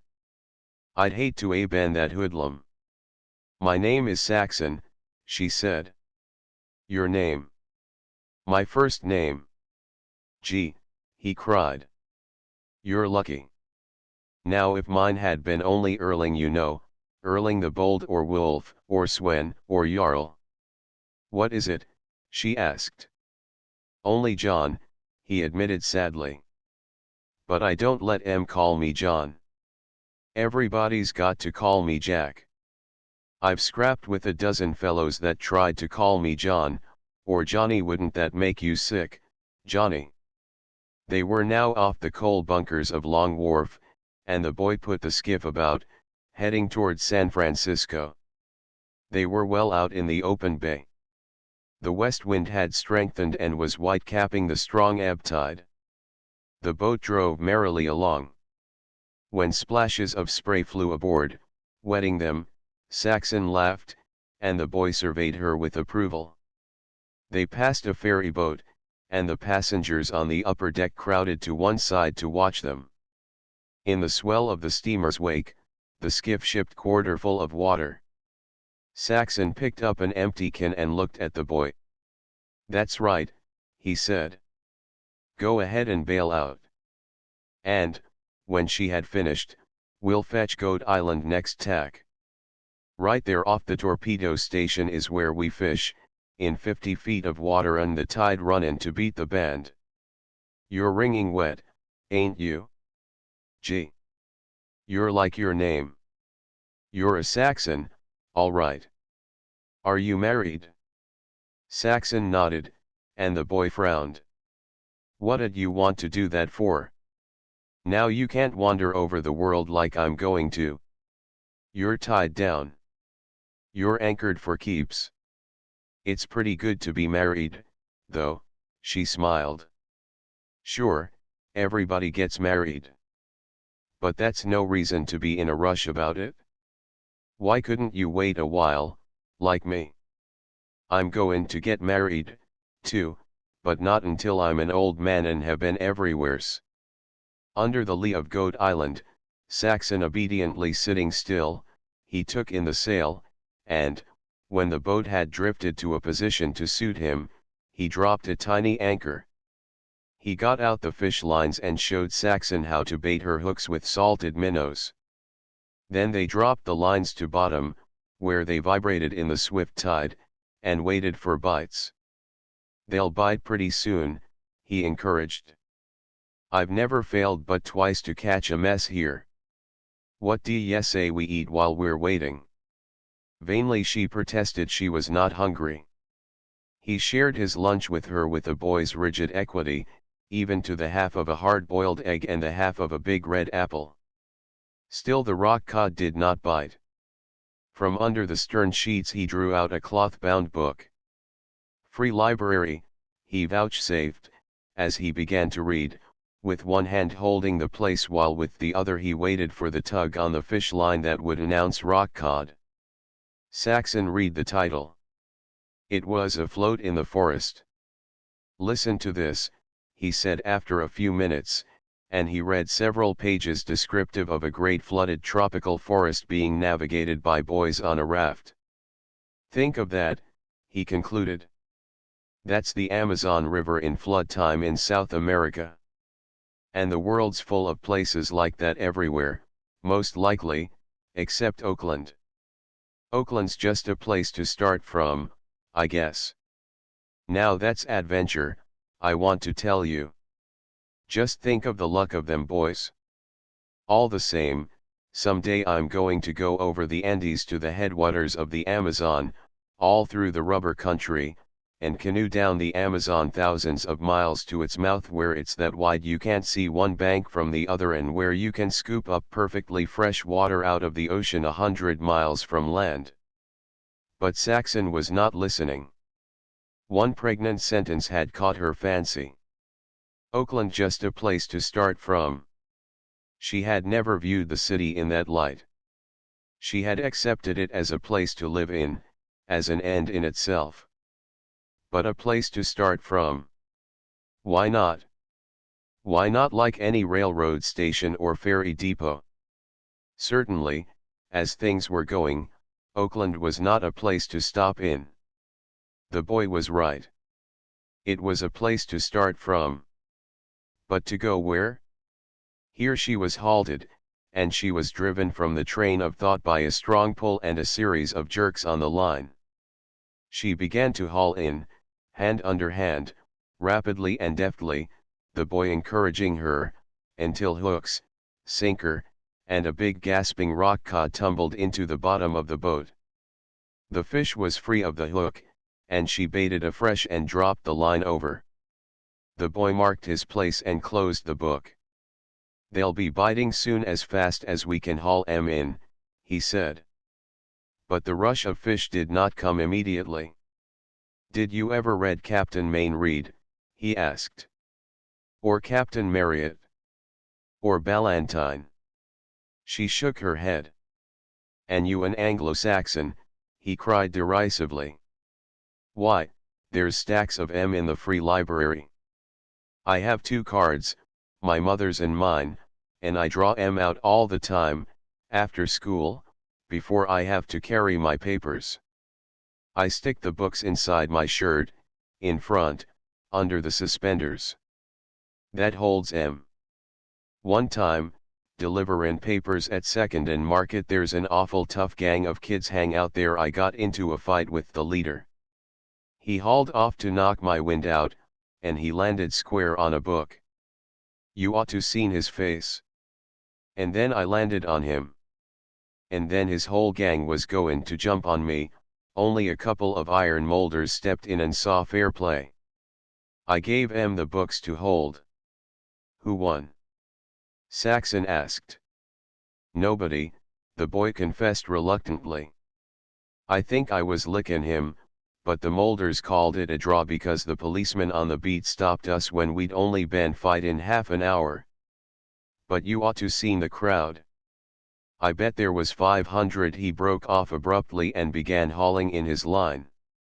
Saxon, too, was hauling in. And in the next couple of hours they caught 20 pounds of fish between them. That night, long after dark, the little, half-deck skiff sailed up the Oakland estuary. The wind was fair but light, and the boat moved slowly, towing a long pile which the boy had picked up adrift and announced as worth $3 anywhere for the wood that was in it. The tide flooded smoothly under the full moon, and Saxon recognized the points they passed: the transit slip, Sandy Beach, the shipyards, the nail works, Market Street Wharf. The boy took the skiff into a dilapidated boat wharf at the foot of Castro Street, where the scow schooners, laden with sand and gravel, lay hauled to the shore in a long row. He insisted upon an equal division of the fish, because Saxon had helped catch them, though he explained at length the ethics of flotsam to show her that the pile was wholly his. At 7th and Poplar they separated, Saxon walking on alone to Pine Street with her load of fish. Tired though she was from the long day, she had a strange feeling of well-being, and, after cleaning the fish, she fell asleep wondering, when good times came again, if she could persuade Billy to get a boat and go out with her on Sundays as she had gone out that day. Chapter 17. She slept all night, without stirring, without dreaming, and awoke naturally and, for the first time in weeks, refreshed. She felt her old self, as if some depressing weight had been lifted, or a shadow had been swept away from between her and the sun. Her head was clear. The seeming iron band that had pressed it so hard was gone. She was cheerful. She even caught herself humming aloud as she divided the fish into messes for Mrs. Olson, Maggie Donahue, and herself. She enjoyed her gossip with each of them, and, returning home, plunged joyfully into the task of putting the neglected house in order. She sang as she worked, And ever as she sang the magic words of the boy danced and sparkled among the notes, Oakland is just a place to start from. Everything was clear as print. Her and Billy's problem was as simple as an arithmetic problem at school: to carpet a room so many feet long, so many feet wide, to paper a room so many feet high, so many feet around. She had been sick in her head, she had had strange lapses, she had been irresponsible. Very well. All this had been because of her troubles in which she had had no hand in the making. Billy's case was hers precisely. He had behaved strangely because he had been irresponsible. And all their troubles were the troubles of the trap. Oakland was the trap. Oakland was a good place to start from. She reviewed the events of her married life. The strikes and the hard times had caused everything. If it had not been for the strike of the shopman and the fight in her front yard, she would not have lost her baby. If Billy had not been made desperate by the idleness and the hopeless fight of the teamsters, he would not have taken to drinking. If they had not been hard up, they would not have taken a lodger, and Billy would not be in jail. Her mind was made up. The city was no place for her and Billy, no place for love nor for babies. The way out was simple. They would leave Oakland. It was the stupid that remained and bowed their heads to fate. But she and Billy were not stupid. They would not bow their heads. They would go forth and face fate where, she did not know. But that would come. The world was large. Beyond the encircling hills, out through the Golden Gate, somewhere they would find what they desired. The boy had been wrong in one thing. She was not tied to Oakland, even if she was married. The world was free to her and Billy as it had been free to the wandering generations before them. It was only the stupid who had been left behind everywhere in the race's wandering. The strong had gone on. Well, she and Billy were strong. They would go on, over the brown Contra Costa Hills or out through the Golden Gate. The day before Billy's release, Saxon completed her meager preparations to receive him. She was without money, and, except for her resolve not to offend Billy in that way again, she would have borrowed ferry fare from Maggie Donahue and journeyed to San Francisco to sell some of her personal pretties. As it was, with bread and potatoes and salted sardines in the house, she went out at the afternoon low tide and dug clams for a chowder. Also, she gathered a load of driftwood, and it was 9 in the evening when she emerged from the marsh, on her shoulder a bundle of wood and a short-handled spade, in her free hand the pail of clams. She sought the darker side of the street at the corner and hurried across the zone of electric light to avoid detection by the neighbors. But a woman came toward her, looked sharply and stopped in front of her. It was Mary. "My God, Saxon," she exclaimed. "Is it as bad as this?" Saxon looked at her old friend curiously, with a swift glance that sketched all the tragedy. Mary was thinner, though there was more color in her cheeks, color of which Saxon had her doubts. Mary's bright eyes were handsomer, larger, too large, too feverish bright, too restless. She was well dressed, too well dressed, and she was suffering from nerves. She turned her head apprehensively to glance into the darkness behind her. "My God!" Saxon breathed. "And you," she shut her lips, then began anew. "Come along to the house," she said.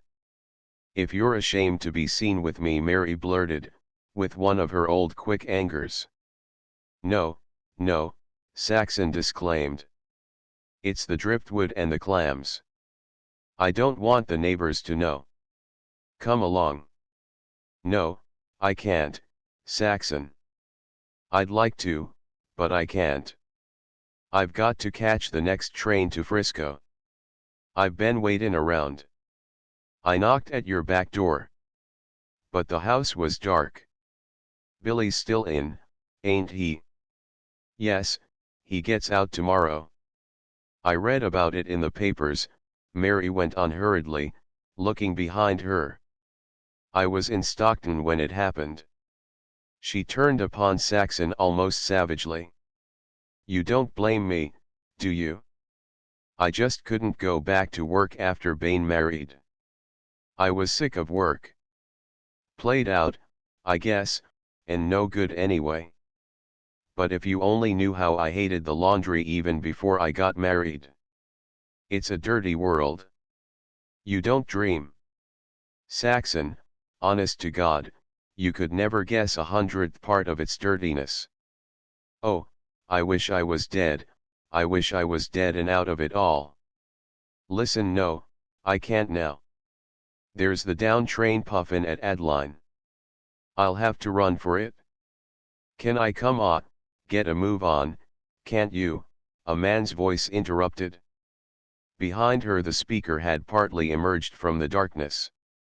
No working man, Saxon could see that lower in the world scale, despite his good clothes, than any working man. I'm comin', if you'll only wait a second, Mary placated. And by her answer and its accents Saxon knew that Mary was afraid of this man who prowled on the rim of light. Mary turned to her. I got to beat it, goodbye, she said, fumbling in the palm of her glove. She caught Saxon's free hand, and Saxon felt a small hot coin pressed into it. She tried to resist, to force it back. No, no, Mary pleaded. For old times. You can do as much for me someday. I'll see you again. Goodbye. Suddenly, sobbing, she threw her arms around Saxon's waist, crushing the feathers of her hat against the load of wood as she pressed her face against Saxon's breast. Then she tore herself away to arm's length, passionate, quivering, and stood gazing at Saxon. Ah, get a hustle, came from the darkness the peremptory voice of the man. Oh, Saxon. Mary sobbed, and was gone. In the house, the lamp lighted, Saxon looked at the coin. It was a $5 piece to her, a fortune. Then she thought of Mary, and of the man of whom she was afraid. Saxon registered another black mark against Oakland. Mary was one more destroyed. They lived only 5 years, on the average, Saxon had heard somewhere. She looked at the coin and tossed it into the kitchen sink. When she cleaned the clams, she heard the coin tinkle down the vent pipe. It was the thought of Billy, next morning, that led Saxon to go under the sink, unscrew the cap to the catch trap, and rescue the $5 piece. Prisoners were not well fed, she had been told, and the thought of placing clams and dry bread before Billy, after 30 days of prison fare, was too appalling for her to contemplate. She knew how he liked to spread his butter on thick, how he liked thick, rare steak fried on a dry hot pan, and how he liked coffee that was coffee and plenty of it. Not until after 9 o'clock did Billy arrive, and she was dressed in her prettiest house gingham to meet him. She peeped on him as he came slowly up the front steps, and she would have run out to him except for a group of neighborhood children who were staring from across the street. The door opened before him as his hand reached for the knob, and, inside, he closed it by backing against it, for his arms were filled with Saxon. No, he had not had breakfast, nor did he want any now that he had her. He had only stopped for a shave. He had stood the barber off, and he had walked all the way from the city hall because of lack of the nickel car fare. But he'd like a bath most mighty well, and a change of clothes. She mustn't come near him until he was clean. When all this was accomplished, he sat in the kitchen and watched her cook, noting the driftwood she put in the stove and asking about it.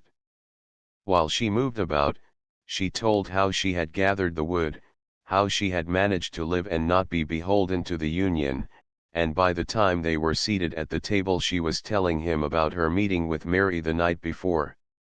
She did not mention the $5. Billy stopped chewing the first mouthful of steak. His expression frightened her. He spat the meat out on his plate. You got the money to buy the meat from her, he accused slowly. You had no money, no more tick with the butcher, yet here's meat. Am I right? Saxon could only bend her head. The terrifying, ageless look had come into his face, the bleak and passionless glaze into his eyes, which she had first seen on the day at Weasel Park when he had fought with the three Irishmen. What else did you buy? He demanded, not roughly, not angrily, but with the fearful coldness of a rage that words could not express. To her surprise, she had grown calm. What did it matter? It was merely what one must expect, living in Oakland, something to be left behind when Oakland was a thing behind, a place started from. The coffee, she answered. And the butter. He emptied his plate of meat and her plate into the frying pan, likewise the roll of butter and the slice on the table, and on top he poured the contents of the coffee canister. All this he carried into the backyard and dumped in the garbage can. The coffee pot he emptied into the sink. How much of the money you got left, he next wanted to know. Saxon had already gone to her purse and taken it out. $3.80, she counted, handing it to him. I paid 45 cents for the steak. He ran his eye over the money, counted it, and went to the front door. She heard the door open and close, and knew that the silver had been flung into the street. When he came back to the kitchen, Saxon was already serving him fried potatoes on a clean plate. Nothing's too good for the Robertses, he said, but, by God, that sort of truck is too high for my stomach. It's so high it stinks. He glanced at the fried potatoes, the fresh slice of dry bread, and the glass of water she was placing by his plate. It's all right, she smiled, as he hesitated. There's nothing left that's tainted. He shot a swift glance at her face, as if for sarcasm, then sighed and sat down. Almost immediately he was up again and holding out his arms to her. I'm going to eat in a minute, but I want to talk to you first, he said, sitting down and holding her closely. Besides, that water ain't like coffee. Gettin' cold won't spoil it none. Now, listen. You're the only one I got in this world. You wasn't afraid of me and what I just done, and I'm glad of that. Now we'll forget all about Mary. I got charity enough. I'm just as sorry for her as you. I'd do anything for her. I'd wash her feet for her like Christ did. I'd let her eat at my table, and sleep under my roof. But all that ain't no reason I should touch anything she's earned. Now forget her. It's you and me, Saxon, only you and me, and to hell with the rest of the world. Nothing else counts.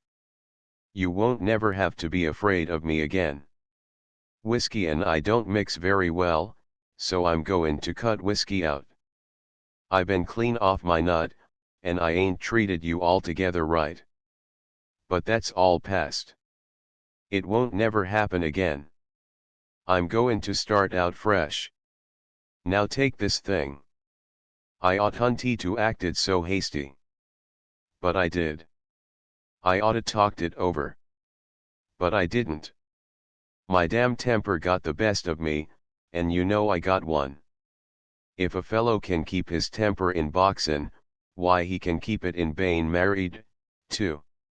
Only this got me too sudden like. It's something I can't stomach, that I never could stomach. And you wouldn't want me to any more, and I'd want you to stomach something you just couldn't. She sat up straight on his knees and looked at him, afire with an idea. You mean that, Billy? Sure I do. Then I'll tell you something I can't stomach any more. I'll die if I have to. Well, he questioned, after a searching pause. It's up to you, she said. Then fire away. You don't know what you're letting yourself in for, she warned. Maybe you'd better back out before it's too late. He shook his head stubbornly. What you don't want to stomach you ain't going to stomach. Let her go. First, she commenced, no more slugging of scabs. His mouth opened, but he checked the involuntary protest. And, second, no more Oakland. I don't get that last. No more Oakland. No more living in Oakland. I'll die if I have to. It's pull up stakes and get out. He digested this slowly. Where? He asked finally. Anywhere. Everywhere. Smoke a cigarette and think it over. He shook his head and studied her. You mean that? He asked at length. I do. I want to chuck Oakland just as hard as you wanted to chuck the beefsteak, the coffee, and the butter. She could see him brace himself. She could feel him brace his very body ere he answered. All right then, if that's what you want. We'll quit Oakland. We'll quit it cold. God damn it, anyway, it never done nothin' for me, and I guess I'm husky enough to scratch for us both anywheres. And now that's settled, just tell me what you got it in for Oakland for. And she told him all she had thought out, marshaled all the facts in her indictment of Oakland, omitting nothing, not even her last visit to Dr. Hentley's office nor Billy's drinking. He but drew her closer and proclaimed his resolves anew. The time passed. The fried potatoes grew cold, and the stove went out. When a pause came, Billy stood up, still holding her. He glanced at the fried potatoes. Stone cold, he said, then turned to her. Come on. Put on your prettiest. We're goin' uptown for something to eat and to celebrate. I guess we got a celebration comin', seein' as we're going to pull up stakes and pull our freight from the old burg. And we won't have to walk. I can borrow a dime from the barber, and I got enough junk to hock for a blowout. His junk proved to be several gold medals won in his amateur days at boxing tournaments. Once uptown and in the pawn shop, Uncle Sam seemed thoroughly versed in the value of the medals, and Billy jingled a handful of silver in his pocket as they walked out. He was as hilarious as a boy, and she joined in his good spirits. When he stopped at a corner cigar store to buy a sack of Bull Durham, he changed his mind and bought Imperials. Oh, I'm a regular devil, he laughed. Nothing's too good today, not even tailor-made smokes. And no chop houses nor Jap joints for you and me. It's Barnum's. They strolled to the restaurant at 7th and Broadway where they had had their wedding supper. Let's make believe we're not married, Saxon suggested. Sure, he agreed, and take a private room so as the waiter'll have to knock on the door each time he comes in. Saxon demurred at that. It will be too expensive, Billy. You'll have to tip him for the knocking. We'll take the regular dining room. Order anything you want, Billy said largely, when they were seated. Here's family porterhouse, $1.50.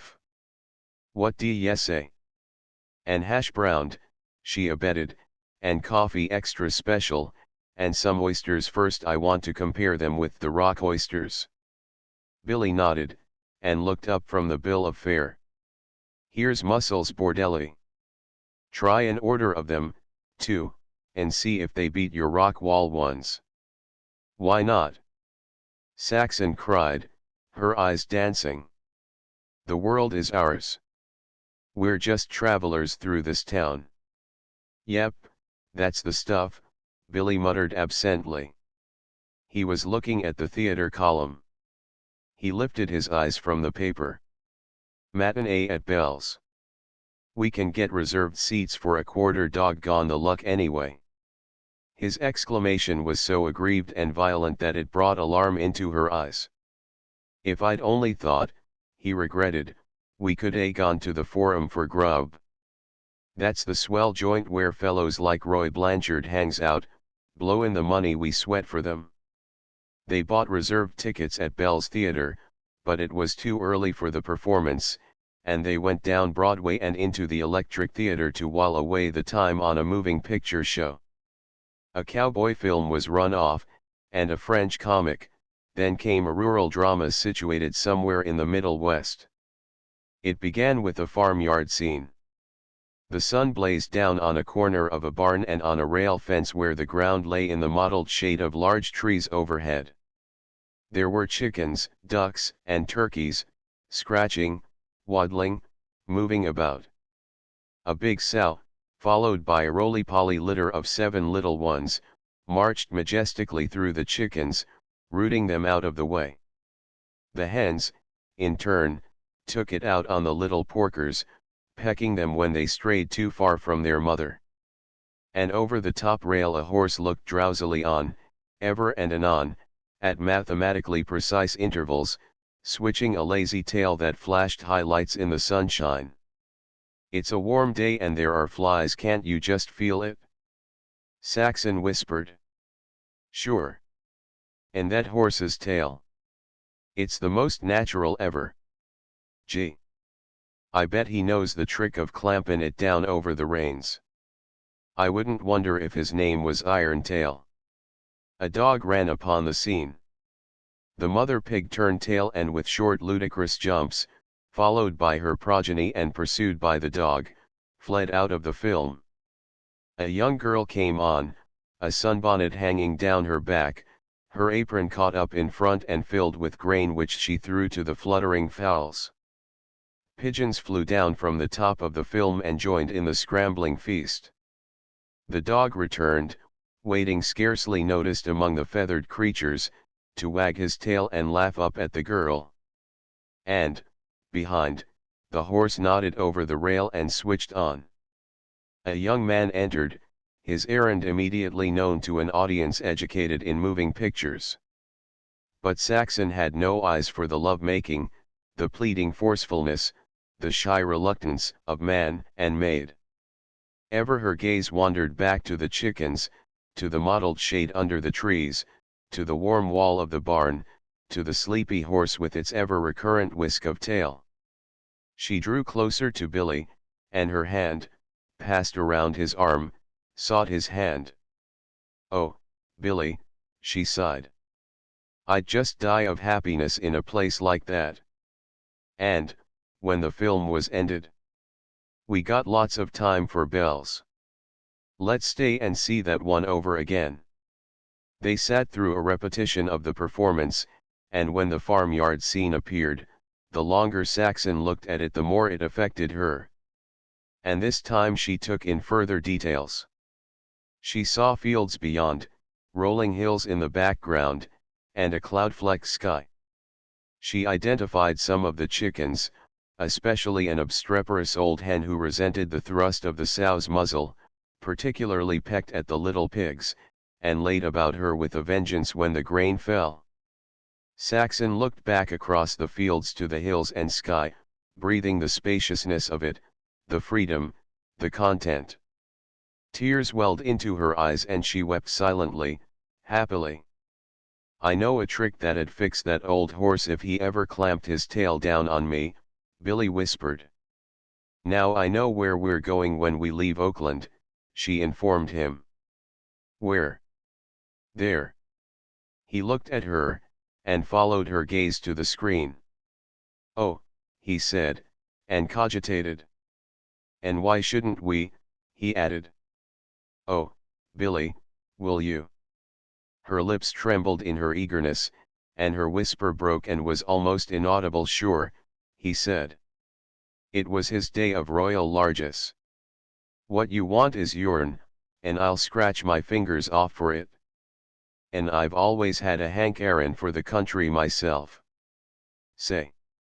I've known horses like that to sell for half the price, and I can sure cure 'em of the habit. Chapter 18. It was early evening when they got off the car at 7th and Pine on their way home from Bell's Theatre. Billy and Saxon did their little marketing together, then separated at the corner, Saxon to go on to the house and prepare supper, Billy to go and see the boys, the Teamsters who had fought on in the strike during his month of retirement. "Take care of yourself, Billy," she called, as he started off.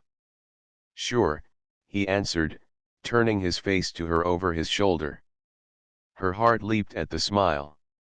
It was his old, unsullied love smile which she wanted always to see on his face, for which, armed with her own wisdom and the wisdom of Mercedes, she would wage the utmost woman's war to possess. A thought of this flashed brightly through her brain, and it was with a proud little smile that she remembered all her pretty equipment stored at home in the bureau and the chest of drawers.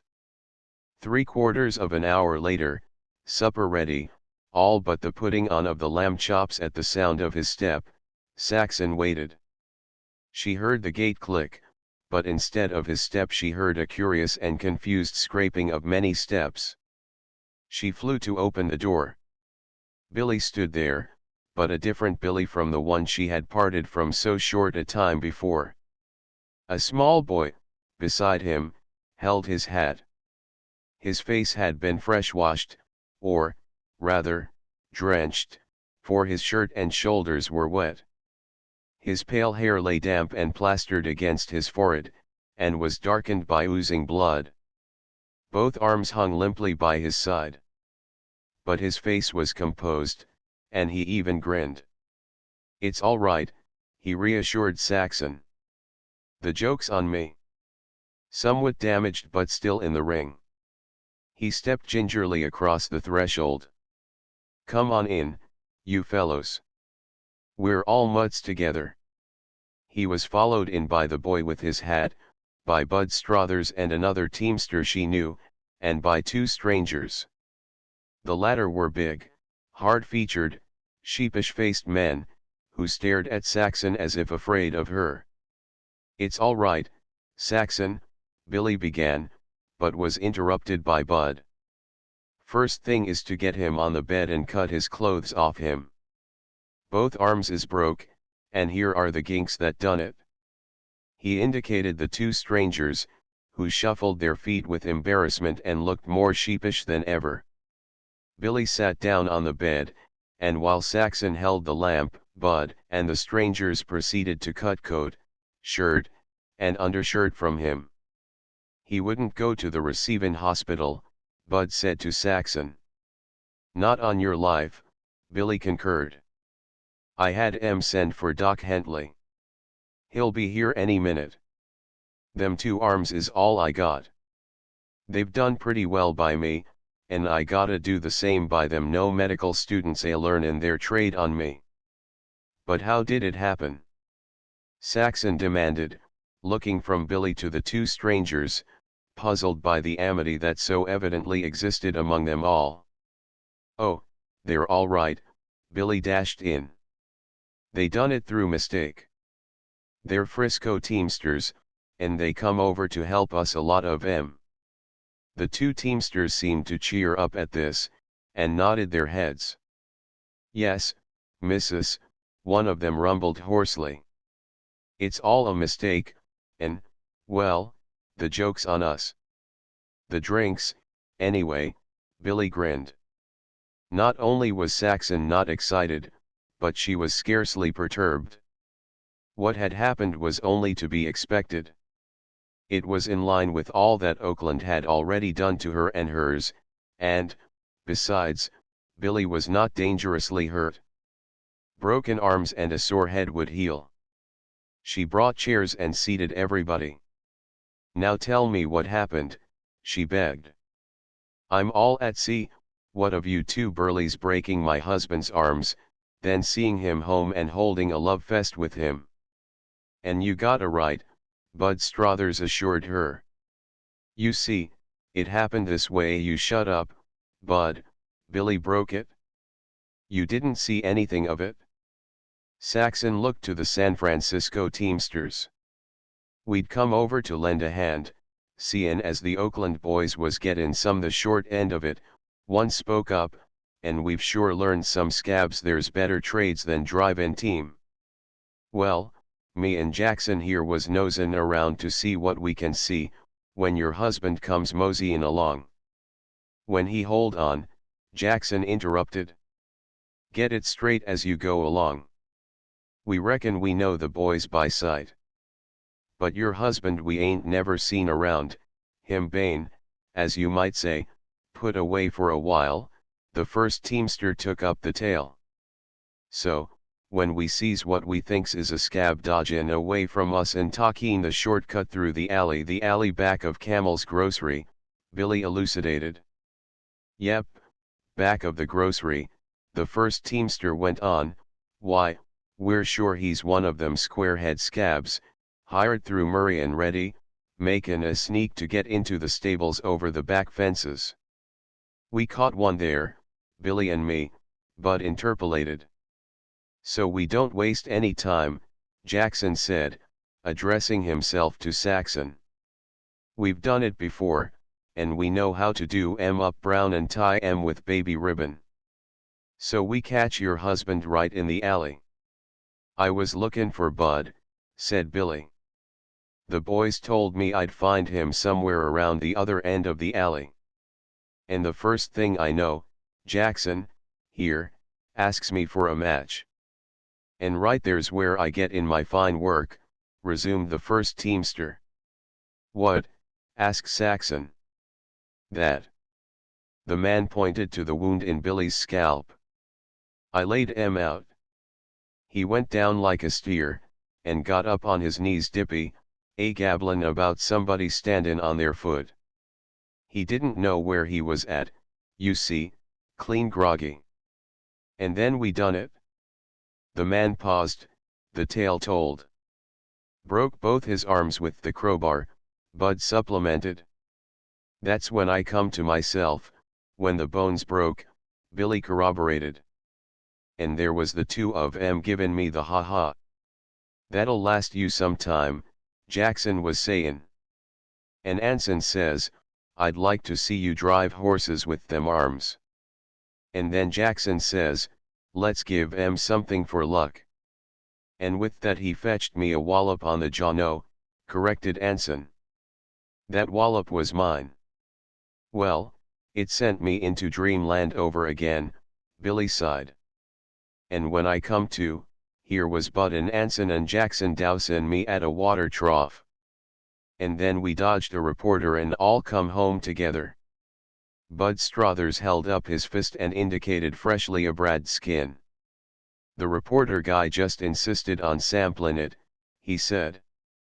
Then, to Billy, that's why I cut around 9th and caught up with you down on 6th. A few minutes later Dr. Hentley arrived, and drove the men from the rooms. They waited till he had finished, to assure themselves of Billy's well-being, and then departed. In the kitchen Dr. Hentley washed his hands and gave Saxon final instructions. As he dried himself he sniffed the air and looked toward the stove where a pot was simmering. Clams, he said. Where did you buy them? I didn't buy them, replied Saxon. I dug them myself. Not in the marsh, he asked with quickened interest. Yes. Throw them away. Throw them out. They're death and corruption. Typhoid. I've got 3 cases now, all traced to the clams and the marsh. When he had gone, Saxon obeyed. Still another mark against Oakland, she reflected. Oakland, the man trap, that poisoned those it could not starve. If it wouldn't drive a man to drink, Billy groaned, when Saxon returned to him. Did you ever dream such luck? Look at all my fights in the ring, and never a broken bone, and here, snap, snap, just like that, 2 arms smashed. Oh, it might be worse, Saxon smiled cheerfully. I'd like to know how. It might have been your neck. And a good job. I tell you, Saxon, you gotta show me anything worse. I can, she said confidently. Well, Wouldn't it be worse if you intended staying on in Oakland where it might happen again? I can see myself becomin' a farmer and plowin' with a pair of pipe stems like these, he persisted. Dr. Hentley says they'll be stronger at the break than ever before. And you know yourself that's true of clean broken bones. Now you close your eyes and go to sleep. You're all done up, and you need to keep your brain quiet and stop thinking. He closed his eyes obediently. She slipped a cool hand under the nape of his neck and let it rest. That feels good, he murmured. You're so cool, Saxon. Your hand, and you, all of you. Bein' with you is like comin' out into the cool night after dancin' in a hot room. After several minutes of quiet, he began to giggle. What is it? She asked. Oh, nothin'. I was just thinking of them mutts doin' me up me, that's done up more scabs than I can remember. Next morning Billy awoke with his blues dissipated. From the kitchen Saxon heard him painfully wrestling strange vocal acrobatics. I got a new song you never heard, he told her when she came in with a cup of coffee. I only remember the chorus though. It's the old man talkin' to some hobo of a hired man that wants to marry his daughter. Mamie, that Billy Murphy used to run with before he got married, used to sing it. It's a kind of a sobby song. It used to always give Mamie the weeps. Here's the way the chorus goes, and remember, it's the old man spielin'. And with great solemnity and excruciating flatting, Billy sang, Oh treat my daughter kindly, and say you'll do no harm, and when I die I'll will to you my little house and farm, my horse, my plow, my sheep, my cow, and all them little chickens in the garden. It's them little chickens in the garden that gets me, he explained. That's how I remembered it from the chickens in the movin' pictures yesterday.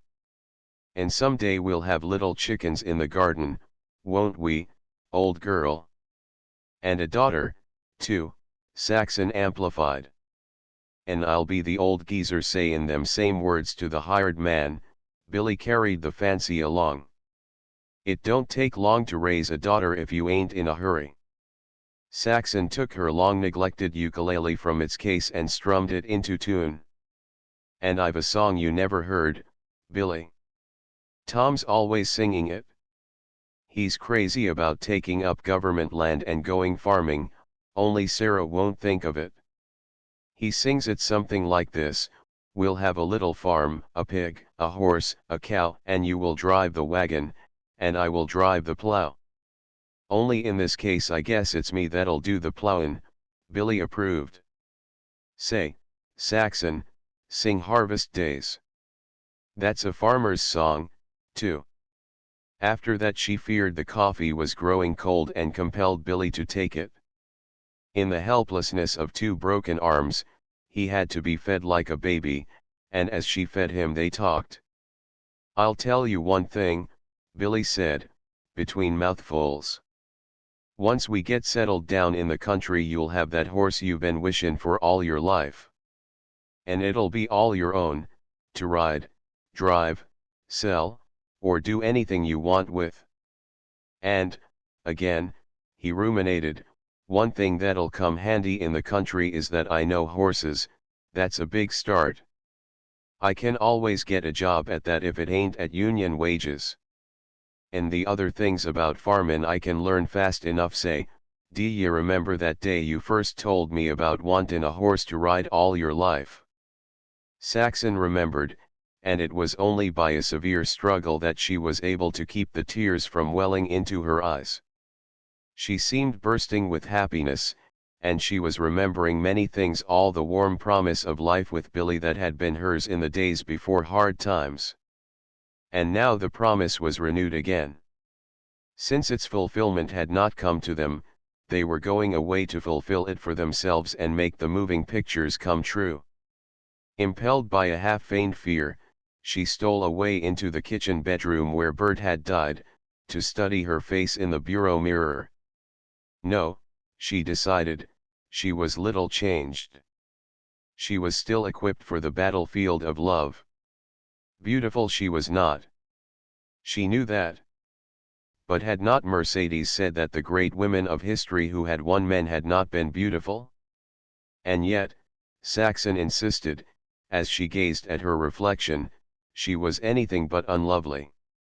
She studied her wide grey eyes that were so very grey, that were always alive with light and vivacities, where, in the surface and depths, always swam thoughts unuttered, thoughts that sank down and dissolved to give place to other thoughts. The brows were excellent, she realized that. Slenderly penciled, a little darker than her light brown hair, they just fitted her irregular nose that was feminine but not weak, that if anything was piquant and that picturesquely might be declared impudent. She could see that her face was slightly thin, that the red of her lips was not quite so red, and that she had lost some of her quick coloring. But all that would come back again. Her mouth was not of the rosebud type she saw in the magazines. She paid particular attention to it. A pleasant mouth it was, a mouth to be joyous with, a mouth for laughter and to make laughter in others. She deliberately experimented with it, smiled till the corners dented deeper. And she knew that when she smiled her smile was provocative of smiles. She laughed with her eyes alone, a trick of hers. She threw back her head and laughed with eyes and mouth together, between her spread lips showing the even rows of strong white teeth. And she remembered Billy's praise of her teeth, the night at Germanic Hall after he had told Charlie Long he was standing on his foot. Not big, and not little dinky baby's teeth either, Billy had said, just right, and they fit you. Also, he had said that to look at them made him hungry, and that they were good enough to eat. She recollected all the compliments he had ever paid her. Beyond all treasures, these were treasures to her, the love phrases, praises, and admirations. He had said her skin was cool, soft as velvet, too, and smooth as silk. She rolled up her sleeve to the shoulder, brushed her cheek with the white skin for a test, with deep scrutiny examined the fineness of its texture. And he had told her that she was sweet, that he hadn't known what it meant when they said a girl was sweet, not until he had known her. And he had told her that her voice was cool, that it gave him the feeling her hand did when it rested on his forehead. Her voice went all through him, he had said, cool and fine, like a wind of coolness. And he had likened it to the first of the sea breeze setting in the afternoon after a scorching hot morning. And, also, when she talked low, that it was round and sweet, like the cello in the McDonough Theatre Orchestra. He had called her his tonic kid. He had called her a thoroughbred, clean-cut and spirited, all fine nerves and delicate and sensitive. He had liked the way she carried her clothes. She carried them like a dream, had been his way of putting it. They were part of her, just as much as the cool of her voice and skin and the scent of her hair. And her figure. She got upon a chair and tilted the mirror so that she could see herself from hips to feet. She drew her skirt back and up. The slender ankle was just as slender. The calf had lost none of its delicately mature swell. She studied her hips, her waist, her bosom, her neck, the poise of her head, and sighed contentedly. Billy must be right, and he had said that she was built like a French woman, and that in the matter of lines and form she could give Annette Kellerman cards and spades. He had said so many things, now that she recalled them all at one time. Her lips. The Sunday he proposed he had said, I like to watch your lips talking. It's funny, but every move they make looks like a tickly kiss. And afterward, that same day, you looked good to me from the first moment I spotted you. He had praised her housekeeping. He had said he fed better, lived more comfortably, held up his end with the fellows, and saved money. And she remembered that day when he had crushed her in his arms and declared she was the greatest little bit of a woman that had ever come down the pike.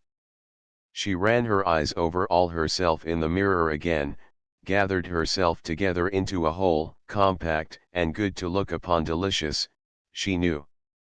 Yes, she would do.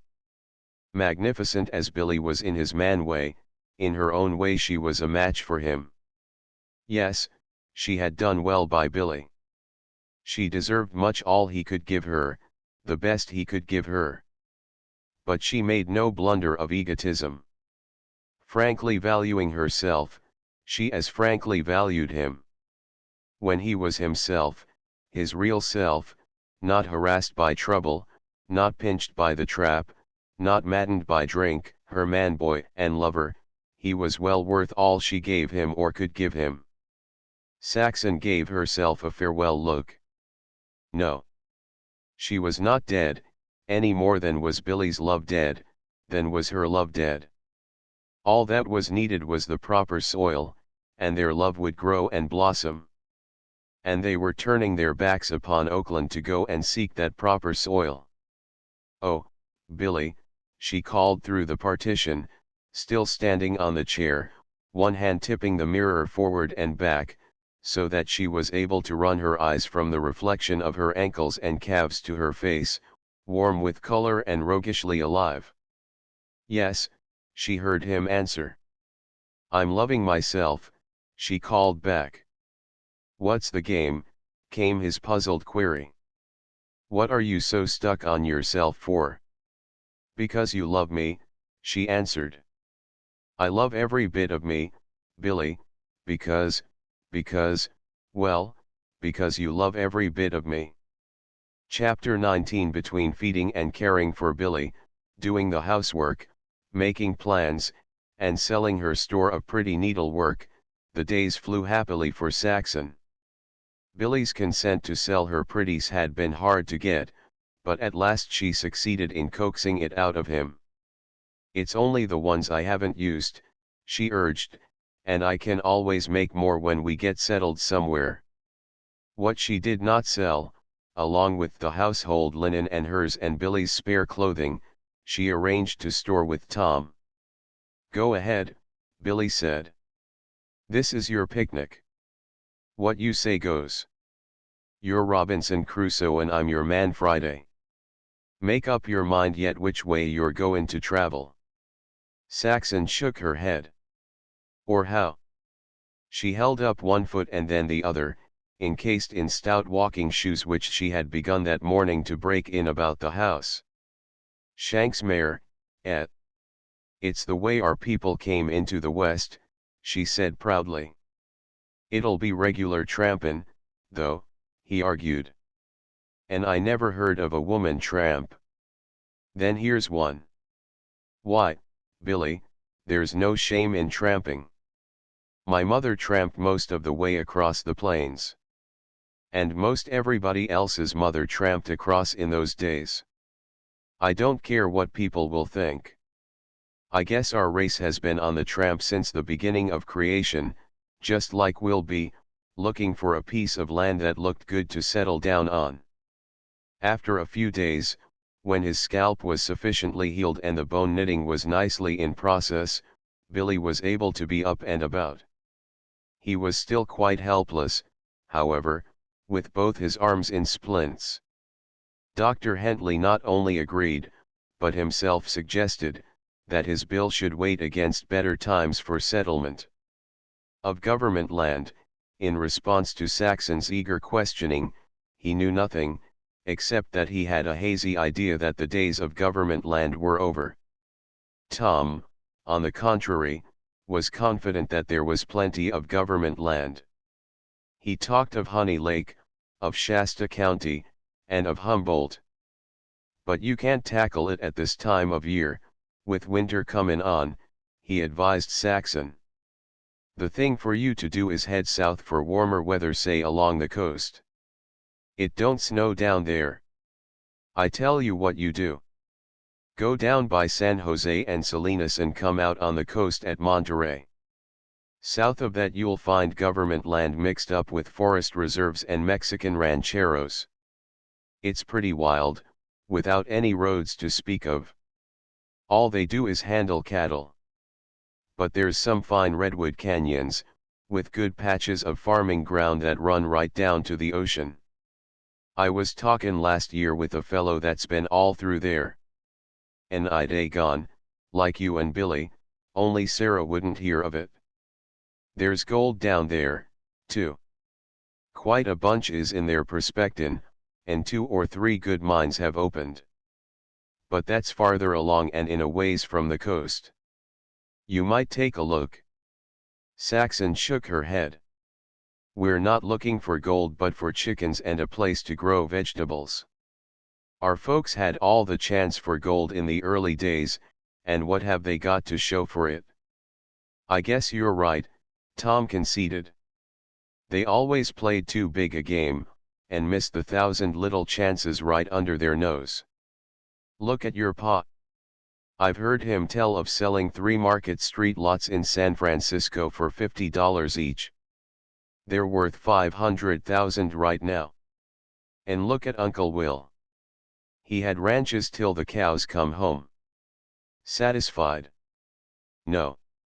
He wanted to be a cattle king, a regular Miller and Lux. And when he died he was a night watchman in Los Angeles at $40 a month. There's a spirit of the times, and the spirit of the times has changed. It's all big business now, and we're the small potatoes. Why, I've heard our folks talk of livin' in the Western Reserve. That was all around what's Ohio now. Anybody could get a farm them days. All they had to do was yoke their oxen and go after it, and the Pacific Ocean thousands of miles to the west, and all them thousands of miles and millions of farms just waitin' to be took up. 160 acres? Shucks. In the early days in Oregon they talked 640 acres. That was the spirit of them times, free land, and plenty of it. But when we reached the Pacific Ocean them times was ended. Big business begun, and big business means big businessmen, and every big businessman means thousands of little men without any business at all except to work for the big ones. They're the losers, don't you see? And if they don't like it they can lump it, but it won't do them no good. They can't yoke up their oxen and pull on. There's no place to pull on. China's over there, and in between's a mighty lot of salt water that's no good for farmin' purposes. That's all clear enough, Saxon commented. Yes, her brother went on. We can all see it after it's happened, when it's too late. But the big men were smarter, Saxon remarked. They were luckier, Tom contended. Some won, but most lost, and just as good men lost. It was almost like a lot of boys scramblin' on the sidewalk for a handful of small change. Not that some didn't have far seein'. But just take your pa, for example. He come of good down east stock that's got business instinct and can add to what it's got. Now suppose your pa had developed a weak heart, or got kidney disease, or caught rheumatism, so he couldn't go gallivantin' and rainbow chasin', and fightin' and explorin' all over the West. Why, most likely he'd a settled down in San Francisco. He'd a had to and held onto them 3 Market Street lots, and bought more lots, of course, and gone into steamboat companies, and stock gamblin', and railroad buildin', and comstock tunnelin'. Why, he'd a become big business himself. I know him. He was the most energetic man I ever saw, think quick as a wink, as cool as an icicle and as wild as a Comanche. Why, he'd a cut a swath through the free and easy big business gamblers and pirates of them days, just as he cut a swath through the hearts of the ladies when he went gallopin' past on that big horse of his, sword clatterin', spurs jinglin', his long hair flyin', straight as an Indian, clean built and graceful as a blue-eyed prince out of a fairy book, and a Mexican caballero all rolled into one, just as he cut a swath through the Johnny Rebs in Civil War days, chargin' with his men all the way through and back again, and yellin' like a wild Indian for more. Caddy, that helped raise you, told me about that.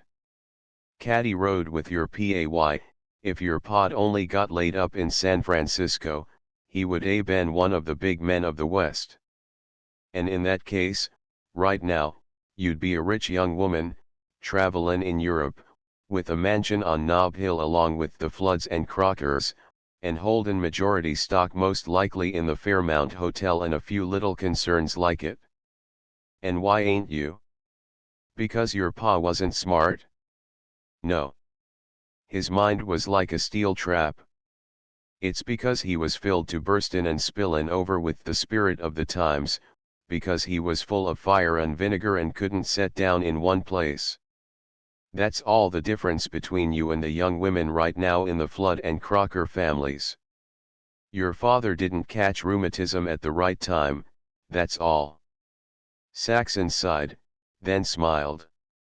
Just the same, I've got them beaten, she said.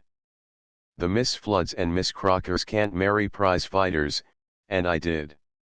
Tom looked at her, taken aback for the moment, with admiration, slowly at first, growing in his face. Well, all I got to say, he enunciated solemnly, is that Billy's so lucky he don't know how lucky he is. Not until Dr. Hentley gave the word did the splints come off Billy's arms, and Saxon insisted upon an additional 2 weeks delay so that no risk would be run. These 2 weeks would complete another month's rent, and the landlord had agreed to wait payment for the last 2 months until Billy was on his feet again. Salinger awaited the day set by Saxon for taking back their furniture. Also, they had returned to Billy $75. The rest you've paid will be rent, the collector told Saxon. And the furniture's second hand now, too. The deal will be a loss to Salinger and they didn't have to do it, either, you know that. So just remember they've been pretty square with you, and if you start over again don't forget them. Out of this sum, and out of what was realized from Saxon's pretties, they were able to pay all their small bills and yet have a few dollars remaining in pocket. I hate owin' things worse en poison, Billy said to Saxon. And now we don't owe a soul in this world except the landlord and Doc Hentley. And neither of them can afford to wait longer than they have to, she said. And they won't, Billy answered quietly.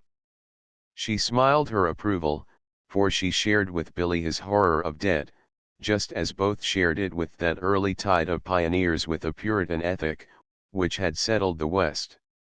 Saxon timed her opportunity when Billy was out of the house to pack the chest of drawers which had crossed the Atlantic by sailing ship and the plains by ox team. She kissed the bullet hole in it, made in the fight at Little Meadow, as she kissed her father's sword, the while she visioned him, as she always did, astride his roan warhorse. With the old religious awe, she pored over her mother's poems in the scrapbook, and clasped her mother's red satin Spanish girdle about her in a farewell embrace. She unpacked the scrapbook in order to gaze a last time at the wood engraving of the Vikings, sword in hand, leaping upon the English sands.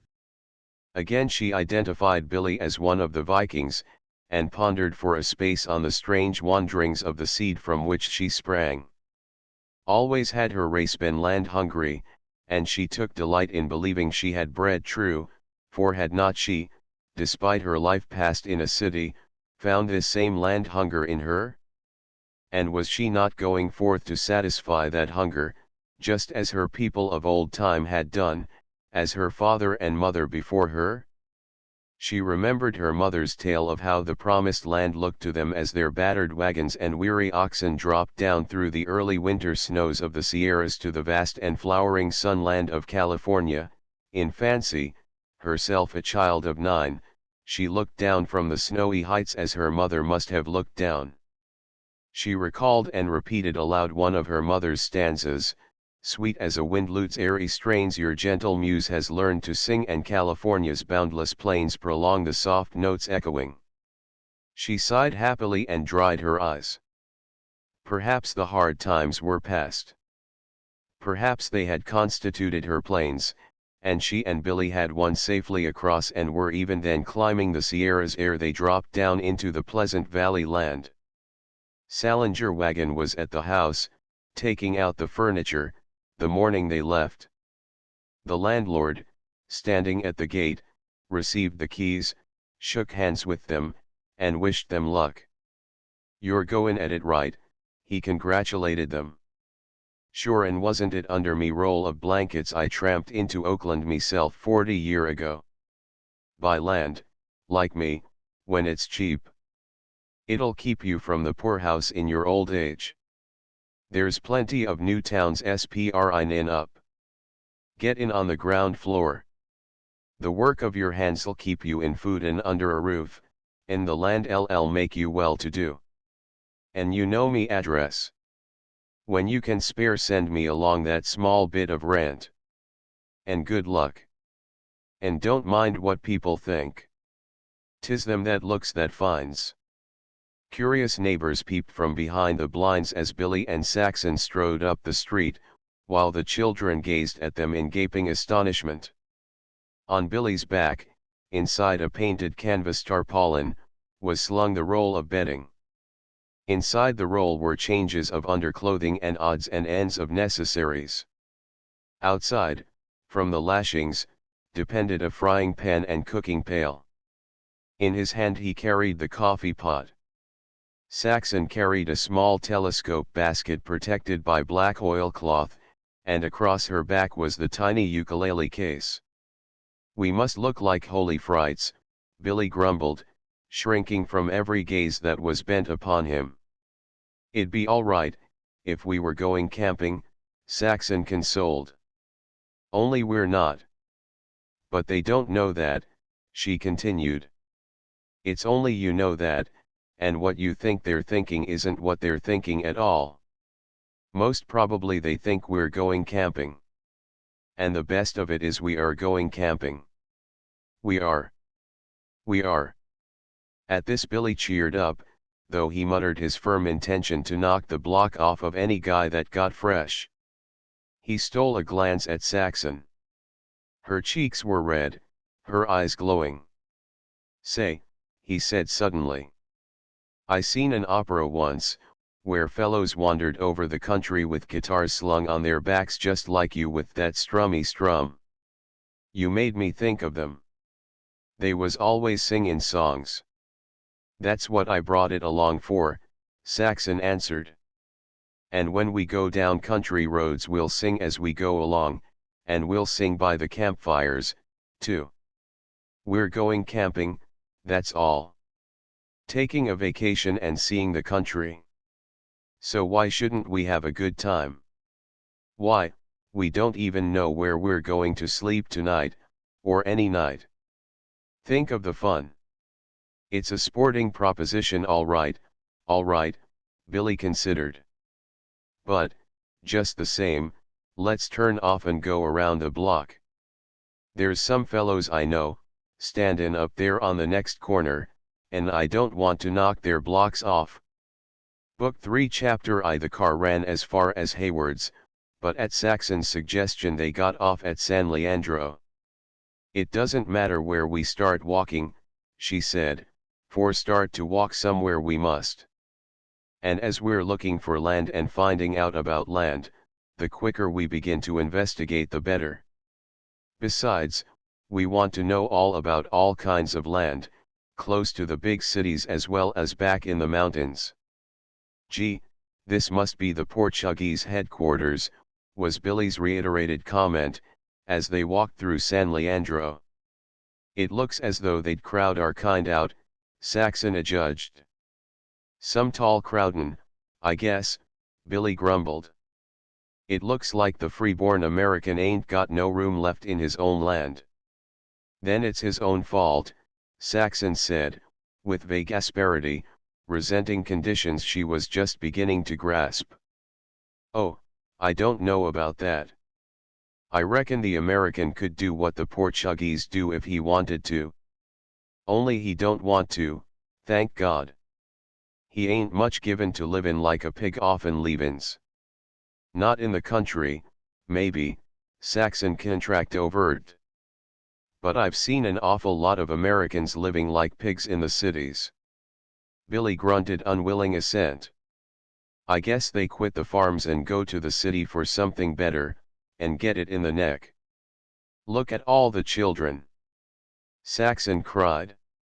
School's letting out. And nearly all are Portuguese, Billy, not Portuguese. Mercedes taught me the right way. They never wore glad rags like them in the old country, Billy sneered. They had to come over here to get decent clothes and decent grub. They're as fat as butterballs. Saxon nodded affirmation, and a great light seemed suddenly to kindle in her understanding. That's the very point, Billy. They're doing it farming, too. Strikes don't bother them. You don't call that dinky gardening farming, he objected, pointing to a piece of land barely the size of an acre, which they were passing. Oh, your ideas are still big, she laughed. You're like Uncle Will, who owned thousands of acres and wanted to own 1,000,000, and who wound up as night watchman. That's what was the trouble with all us Americans. Everything large scale. Anything less than 160 acres was small scale. Just the same, Billy held stubbornly, large scale's a whole lot better and small scale like all these dinky gardens. Saxon sighed. I don't know which is the dinkier, she observed finally, owning a few little acres and the team you're driving, or not owning any acres and driving a team somebody else owns for wages. Billy winced. Go on, Robinson Crusoe, he growled good-naturedly. Rub it in good and plenty. And the worst of it is it's correct. A hell of a free-born American I been, a drive-in other folks' teams for a livin', a strikin' and a sluggin' scabs, and not been able to keep up with the installments for a few sticks of furniture. Just the same I was sorry for one thing. I hated worse and Sam Hill to see that Morris chair go back. You liked it so. We did a lot of honeymoonin' in that chair. They were well out of San Leandro, walking through a region of tiny holdings farmlets, Billy called them, and Saxon got out her ukulele to cheer him with a song. First, it was Treat My Daughter Kindly, and then she swung into old-fashioned dark camp meeting hymns, beginning with, Oh, de Judgment Day am rollin', yes, a rollin', I hear the trumpets awful soon, rollin', yes, a rollin'. A big touring car, dashing past, threw a dusty pause in her singing, and Saxon delivered herself of her latest wisdom. Now, Billy, remember we're not going to take up with the first piece of land we see. We've got to go into this with our eyes open, and they ain't open yet, he agreed. And we've got to get them open. 'Tis them that looks that finds. There's lots of time to learn things. We don't care if it takes months and months. We're footloose. A good start is better than a dozen bad ones. We've got to talk and find out. We'll talk with everybody we meet. Ask questions. Ask everybody. It's the only way to find out. I ain't much of a hand at asking questions, Billy demurred. Then I'll ask, she cried. We've got to win out at this game, and the way is to know. Look at all these Portuguese. Where are all the Americans? They owned the land first, after the Mexicans. What made the Americans clear out? How do the Portuguese make it go? Don't you see? We've got to ask millions of questions. She strummed a few chords, and then her clear sweet voice rang out gaily, Eyes G wine back to Dixie, Eyes G wine back to Dixie, Eyes G wine where de orange blossoms grow, for I hear de chillin' callin', I see de sad tears fallin', my heart's turned back to Dixie, and I muse go. She broke off to exclaim, oh! What a lovely place! See that arbor just covered with grapes. Again and again she was attracted by the small places they passed. Now it was, look at the flowers, or, my, those vegetables, or, see, they've got a cow. Men Americans driving along in buggies or runabouts looked at Saxon and Billy curiously. This Saxon could brook far easier than could Billy, who would mutter and grumble deep in his throat. Beside the road they came upon a lineman eating his lunch. "Stop and talk," Saxon whispered. "Ah, what's the good? He's a lineman. What'd he know about farmin'? You never can tell. He's our kind. Go ahead, Billy. You just speak to him. He isn't working now anyway, and he'll be more likely to talk. See that tree in there, just inside the gate, and the way the branches are grown together. It's a curiosity. Ask him about it. That's a good way to get started." Billy stopped, when they were alongside. "How do you do?" he said gruffly. The lineman, a young fellow, paused in the cracking of a hard-boiled egg to stare up at the couple. "How do you do?" he said. Billy swung his pack from his shoulders to the ground, and Saxon rested her telescope basket. "Peddlin'?" the young man asked, too discreet to put his question directly to Saxon, yet dividing it between her and Billy, and cocking his eye at the covered basket. "No," she spoke up quickly. "We're looking for land. Do you know of any around here?" Again he desisted from the egg, studying them with sharp eyes as if to fathom their financial status. "Do you know what land sells for around here?" he asked. "No," Saxon answered. "Do you?" "I guess I ought to. I was born here. And land like this all around you runs at from $200 to $300 to $400 and $500 an acre." "Whew." Billy whistled. "I guess we don't want none of it." "But what makes it that high?" "Town lots?" Saxon wanted to know. "Nope. The Portuguese make it that high, I guess. I thought it was pretty good land that fetched $100 an acre," Billy said. "Oh, them times is past. They used to give away land once, and if you was good, throw in all the cattle runnin' on it." "How about government land around here?" was Billy's next query. "Ain't none, and never was. This was old Mexican grants. My grandfather bought 1,600 of the best acres around here for $1,500, 500 down and the balance in 5 years without interest. But that was in the early days. He come west in '48, tryin' to find a country without chills and fever. He found it all right," said Billy. "You bet he did. And if him and Father D held onto the land it'd been better than a gold mine, and I wouldn't be workin' for a livin'. What's your business?" "Teamster. Been in the strike in Oakland." "Sure thing. I've teamed there most of my life." Here the two men wandered off into a discussion of union affairs and the strike situation, but Saxon refused to be balked, and brought back the talk to the land. "How was it the Portuguese ran up the price of land?" she asked. The young fellow broke away from union matters with an effort, and for a moment regarded her with lackluster eyes, until the question sank into his consciousness. "Because they worked the land overtime.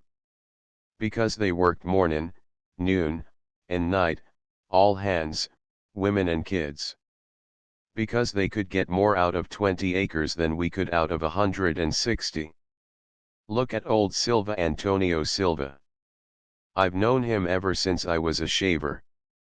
He didn't have the price of a square meal when he hit the section and begun leasin' land from my folks. Look at him now, worth 250,000 cold, and I bet he's got credit for $1 million, and there's no tellin' what the rest of his family owns. And he made all that out of your folks' land?" Saxon demanded. The young man nodded his head with evident reluctance. Then why didn't your folks do it? She pursued. The lineman shrugged his shoulders. Search me, he said. But the money was in the land, she persisted. Blamed if it was, came the retort, tinged slightly with color. We never saw it stickin' out so as you could notice it. The money was in the hands of the Portuguese, I guess. They knew a few more and we did, that's all. Saxon showed such dissatisfaction with his explanation that he was stung to action. He got up wrathfully. Come on, and I'll show you, he said.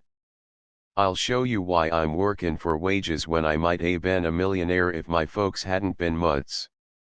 That's what we old Americans are, mutts, with a capital M. He led them inside the gate, to the fruit tree that had first attracted Saxon's attention. From the main crotch diverged the four main branches of the tree. 2 feet above the crotch the branches were connected, each to the ones on both sides, by braces of living wood. You think it growed that way, eh? Well, it did. But it was old Silva that made it just the same caught 2 sprouts, when the tree was young, and twisted 'em together. Pretty slick, eh? You bet. That tree'll never blow down. It's a natural, springy brace, and beats iron braces stiff. Look along all the rows. Every tree's that way. See? And that's just one trick of the Portuguese. They got a million like it? Figure it out for yourself. They don't need props when the crop's heavy. Why, when we had a heavy crop, we used to use 5 props to a tree. Now take 10 acres of trees. That'd be some several thousand props. Which cost money, and labor to put in and take out every year. These here natural braces don't have to have a thing done. They're Johnny on the spot all the time. Why, the Portuguese has got us skinned a mile. Come on, I'll show you. Billy, with city notions of trespass, betrayed perturbation at the freedom they were making of the little farm. Oh, it's all right, as long as you don't step on nothin', the lineman reassured him. Besides, my grandfather used to own this. They know me. 40 years ago old Silva come from the Azores. Went sheep herdin' in the mountains for a couple of years, then blew into San Leandro. These 5 acres was the first land he leased. That was the beginnin'. Then he began leasin' by the hundreds of acres, and by the 160s. And his sisters and his uncles and his aunts begun pourin' in from the Azores. They're all related there, you know, and pretty soon San Leandro was a regular Portuguese settlement. And old Silva wound up by buyin' these 5 acres from grandfather. Pretty soon and father by that time was in the hole to the neck. He was buyin' father's land by the 160s. And all the rest of his relations was doin' the same thing. Father was always gettin' rich quick, and he wound up by dyin' in debt. But old Silva never overlooked a bet, no matter how dinky. And all the rest are just like him. You see outside the fence there, clear to the wheel tracks in the road horse beans. We'd scorn to do a picayune thing like that. Not Silva.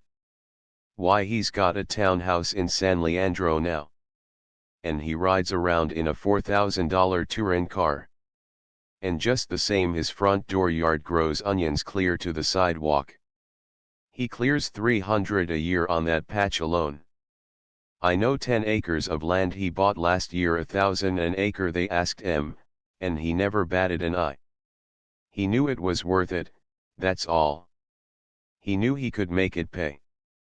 Back in the hills, there, he's got a ranch of 580 acres, bought it dirt cheap, too, and I want to tell you I could travel around in a different touring car every day in the week just out of the profits he makes on that ranch from the horses all the way from heavy drafts to fancy steppers. But how, How did he get it all? Saxon clamored.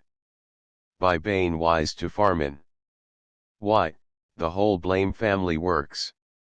They ain't ashamed to roll up their sleeves and dig sons and daughter-in-laws, old man, old woman, and the babies.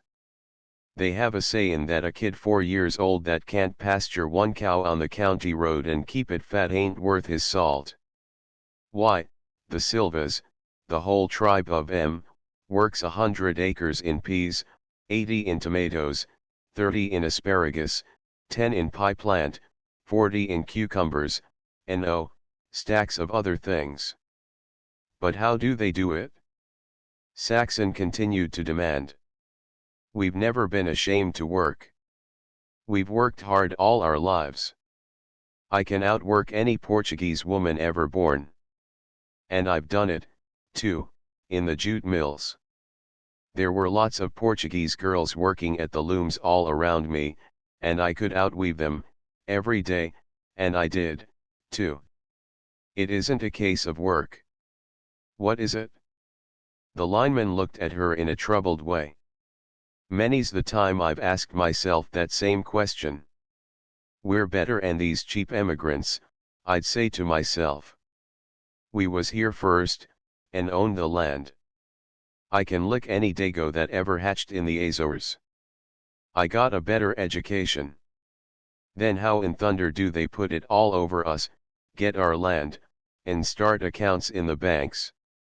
And the only answer I know is that we ain't got the sabe. We don't use our headpieces right.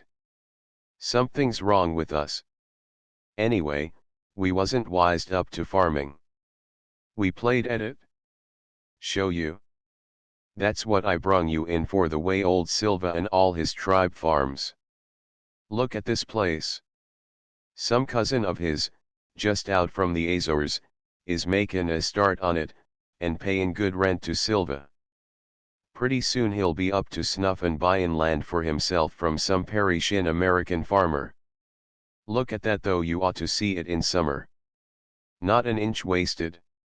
Where we got one thing crop, they get 4 fat crops.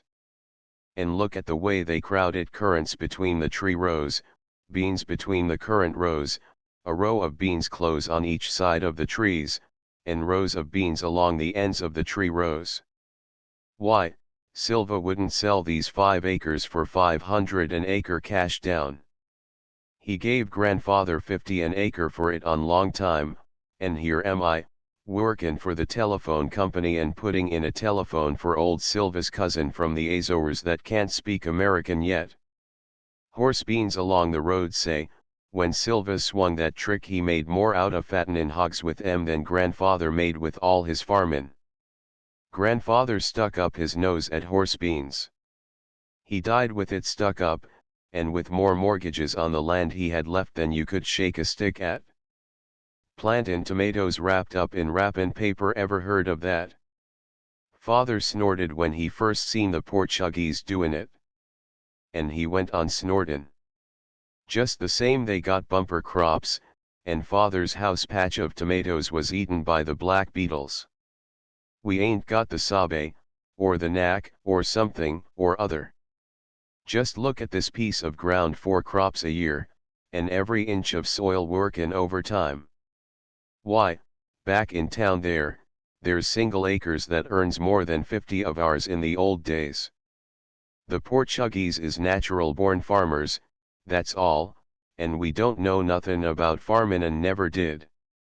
Saxon talked with the lineman, following him about, till 1 o'clock, when he looked at his watch, said goodbye, and returned to his task of putting in a telephone for the latest immigrant from the Azores. When in town, Saxon carried her oilcloth-wrapped telescope in her hand, but it was so arranged with loops, that, once on the road, she could thrust her arms through the loops and carry it on her back. When she did this, the tiny ukulele case was shifted so that it hung under her left arm. A mile on from the lineman, they stopped where a small creek, fringed with brush, crossed the county road. Billy was for the cold lunch, which was the last meal Saxon had prepared in the Pine Street cottage, but she was determined upon building a fire and boiling coffee. Not that she desired it for herself, but that she was impressed with the idea that everything at the starting of their strange wandering must be as comfortable as possible for Billy's sake. Bent on inspiring him with enthusiasm equal to her own, she declined to dampen what sparks he had caught by anything so uncheerful as a cold meal. "Now one thing we want to get out of our heads right at the start, Billy, is that we're in a hurry. We're not in a hurry, and we don't care whether school keeps or not. We're out to have a good time, a regular adventure like you read about in books. I wish that boy that took me fishing to Goat Island could see me now. Oakland was just a place to start from," he said. "And, well, we've started, haven't we? And right here's where we stop and boil coffee. You get the fire going, Billy, and I'll get the water and the things ready to spread out." "Say," Billy remarked, while they waited for the water to boil, "d'ye know what this reminds me of?" Saxon was certain she did know, but she shook her head. She wanted to hear him say it. "Why, the second Sunday I knew you, when we drove out to Moraga Valley behind Prince and King. You spread the lunch that day. Only it was a more scrumptious lunch," she added, with a happy smile. "But I wonder why we didn't have coffee that day," he went on. "Perhaps it would have been too much like housekeeping," she laughed, "kind of what Mary would call indelicate or raw," Billy interpolated. "She was always spring in that word. And yet look what became of her." "That's the way with all of them," Billy growled somberly. "I've always noticed it's the fastidious, laudado ones that turn out the rottenest. They're like some horses I know, shyin' at the things they're the least afraid of."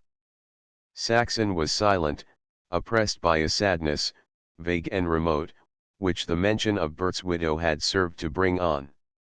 "I know something else that happened that day which you'd never guess," Billy reminisced. "I bet you couldn't." "I wonder," Saxon murmured, and guessed it with her eyes. Billy's eyes answered, and quite spontaneously he reached over, caught her hand, and pressed it caressingly to his cheek. "It's little, but oh my," he said, addressing the imprisoned hand. Then he gazed at Saxon, and she warmed with his words. "We're beginnin' courtin' all over again, ain't we?" Both ate heartily, and Billy was guilty of 3 cups of coffee. "Say, this country air gives some appetite," he mumbled, as he sank his teeth into his 5th bread and meat sandwich. "I could eat a horse, and drown his head off in coffee afterward." Saxon's mind had reverted to all the young lineman had told her, and she completed a sort of general resume of the information. "My," she exclaimed, "but we've learned a lot." "And we've sure learned one thing," Billy said. "And that is that this is no place for us, with land 1,000 an acre and only $20 in our pockets." "Oh, we're not going to stop here," she hastened to say. "But just the same it's the Portuguese that gave it its price, and they make things go on it, send their children to school, and have them, and, as you said yourself, they're as fat as butterballs." "And I take my hat off to them," Billy responded. "But all the same, I'd sooner have 40 acres at 100 an acre than 4 at 1,000 an acre. Somehow, you know, I'd be scared stiff on 4 acres, scared of fallin' off, you know." She was in full sympathy with him. In her heart of hearts the 40 acres tugged much the harder. In her way, allowing for the difference of a generation, her desire for spaciousness was as strong as her Uncle Will's. "Well, we're not going to stop here," she assured Billy. "We're going in, not for 40 acres, but for 160 acres free from the government. And I guess the government owes it to us for what our fathers and mothers done. I tell you, Saxon, when a woman walks across the plains like your mother done, and a man and wife gets massacred by the Indians like my grandfather and mother done, the government does owe them something. Well, it's up to us to collect. And we'll collect all right, somewhere down in them Redwood Mountains south of Monterey. Chapter 2. It was a good afternoon's tramp to Niles, passing through the town of Haywoods, yet Saxon and Billy found time to diverge from the main county road and take the parallel roads through acres of intense cultivation where the land was farmed to the wheel tracks. Saxon looked with amazement at these small, brown-skinned immigrants who came to the soil with nothing and yet made the soil pay for itself to the tune of $200, of $500, and of $1,000 an acre. On every hand was activity. Women and children were in the fields as well as men. The land was turned endlessly over and over. They seemed never to let it rest. And it rewarded them. It must reward them, or their children would not be able to go to school, nor would so many of them be able to drive by in rattletrap, second-hand buggies, or in stout light wagons. Look at their faces, Saxon said. They are happy and contented. They haven't faces like the people in our neighborhood after the strikes began. Oh, sure, they got a good thing, Billy agreed. You can see it sticking out all over them. But they needn't get chesty with me, I can tell you that much, just because they've jigger-ooed us out of our land and everything. But they're not showing any signs of chestiness, Saxon demurred. No, they're not, come to think of it. All the same, they ain't so wise. I bet I could tell 'em a few about horses. It was sunset when they entered the little town of Niles. Billy, who had been silent for the last half-mile, hesitantly ventured a suggestion. Say, I could put up for a room in the hotel just as well as not. What do ye think? But Saxon shook her head emphatically. How long do you think our $20 will last at that rate? Besides, the only way to begin is to begin at the beginning. We didn't plan sleeping in hotels. All right, he gave in. I'm game. I was just thinkin' about you. Then you'd better think I'm game, too, she flashed forgivingly. And now we'll have to see about getting things for supper. They bought a round steak, potatoes, onions, and a dozen eating apples, then went out from the town to the fringe of trees and brush that advertised a creek. Beside the trees, on a sandbank, they pitched camp. Plenty of dry wood lay about, and Billy whistled genially while he gathered and chopped. Saxon, keen to follow his every mood, was cheered by the atrocious discord on his lips. She smiled to herself as she spread the blankets, with the tarpaulin underneath, for a table, having first removed all twigs from the sand. She had much to learn in the matter of cooking over a campfire, and made fair progress, discovering, first of all, that control of the fire meant far more than the size of it. When the coffee was boiled, she settled the grounds with a part cup of cold water and placed the pot on the edge of the coals where it would keep hot and yet not boil. She fried potato dollars and onions in the same pan, but separately, and set them on top of the coffee pot in the tin plate she was to eat from, covering it with Billy's inverted plate. On the dry hot pan, in the way that delighted Billy, she fried the steak. This completed, and while Billy poured the coffee, she served the steak, putting the dollars and onions back into the frying pan for a moment to make them piping hot again. What more do ye want than this? Billy challenged with deep-toned satisfaction, in the pause after his final cup of coffee, while he rolled a cigarette. He lay on his side, full length, resting on his elbow. The fire was burning brightly, and Saxon's color was heightened by the flickering flames. Now our folks, when they was on the move, had to be afraid for Indians, and wild animals and all sorts of things, and here we are, as safe as bugs in a rug. Take this sand. What better bed could you ask? Soft as feathers. Say you look good to me, heap little squaw. I bet you don't look an inch over 16 right now, Mrs. Babe in the Woods. Don't I? She glowed, with a flirt of the head sideward and a white flash of teeth. If you weren't smoking a cigarette I'd ask you if your mother knew you're out, Mr. Babe in the Sandbank.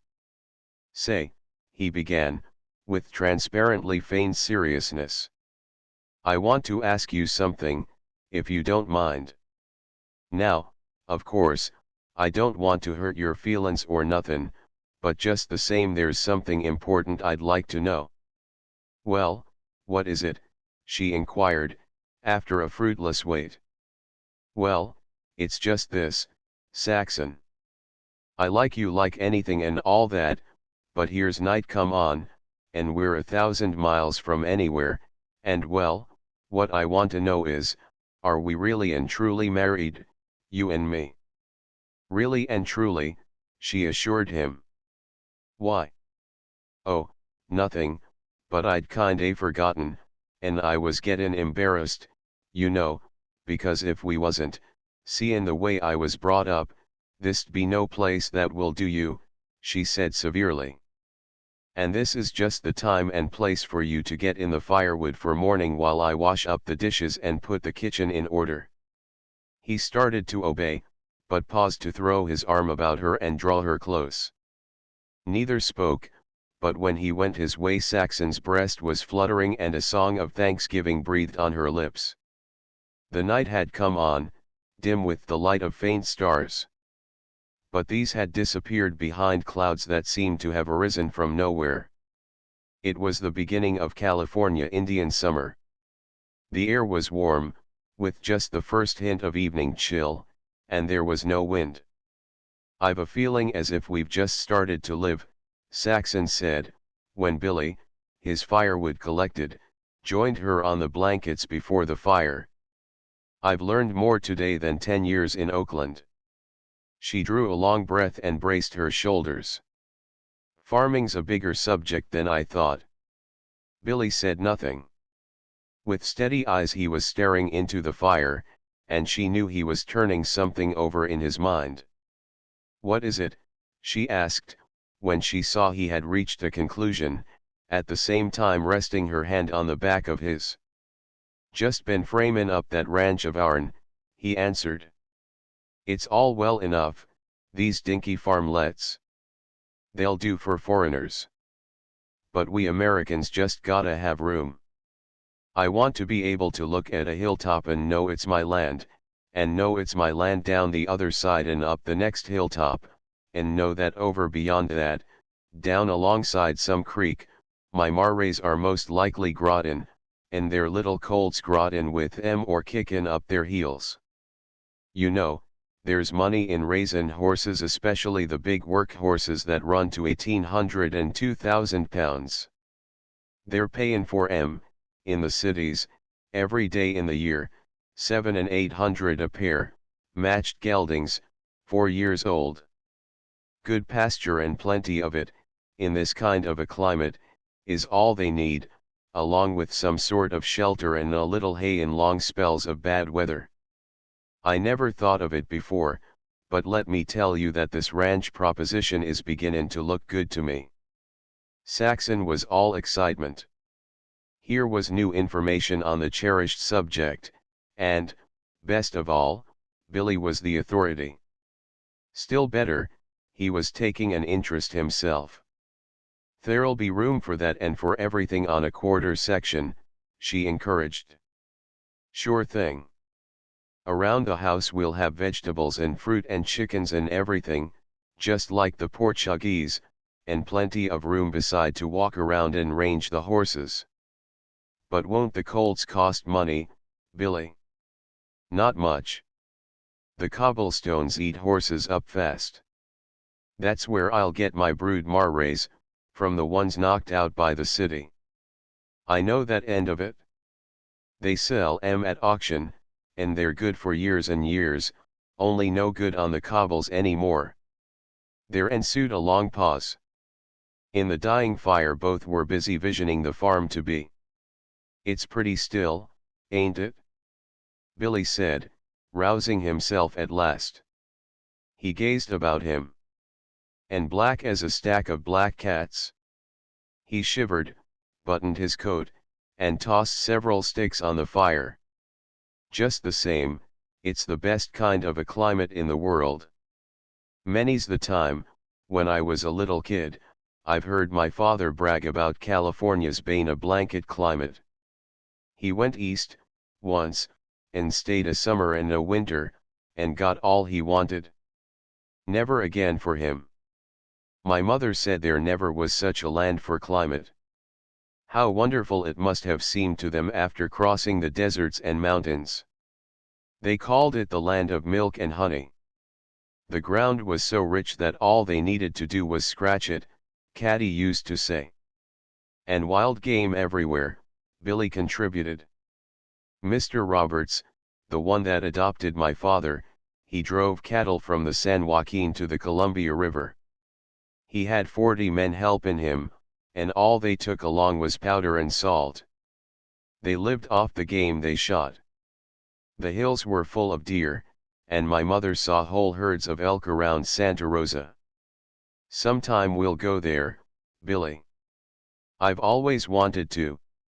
And when my father was a young man, somewhere up north of Sacramento, in a creek called Cache Slough, the Tules was full of grizzlies.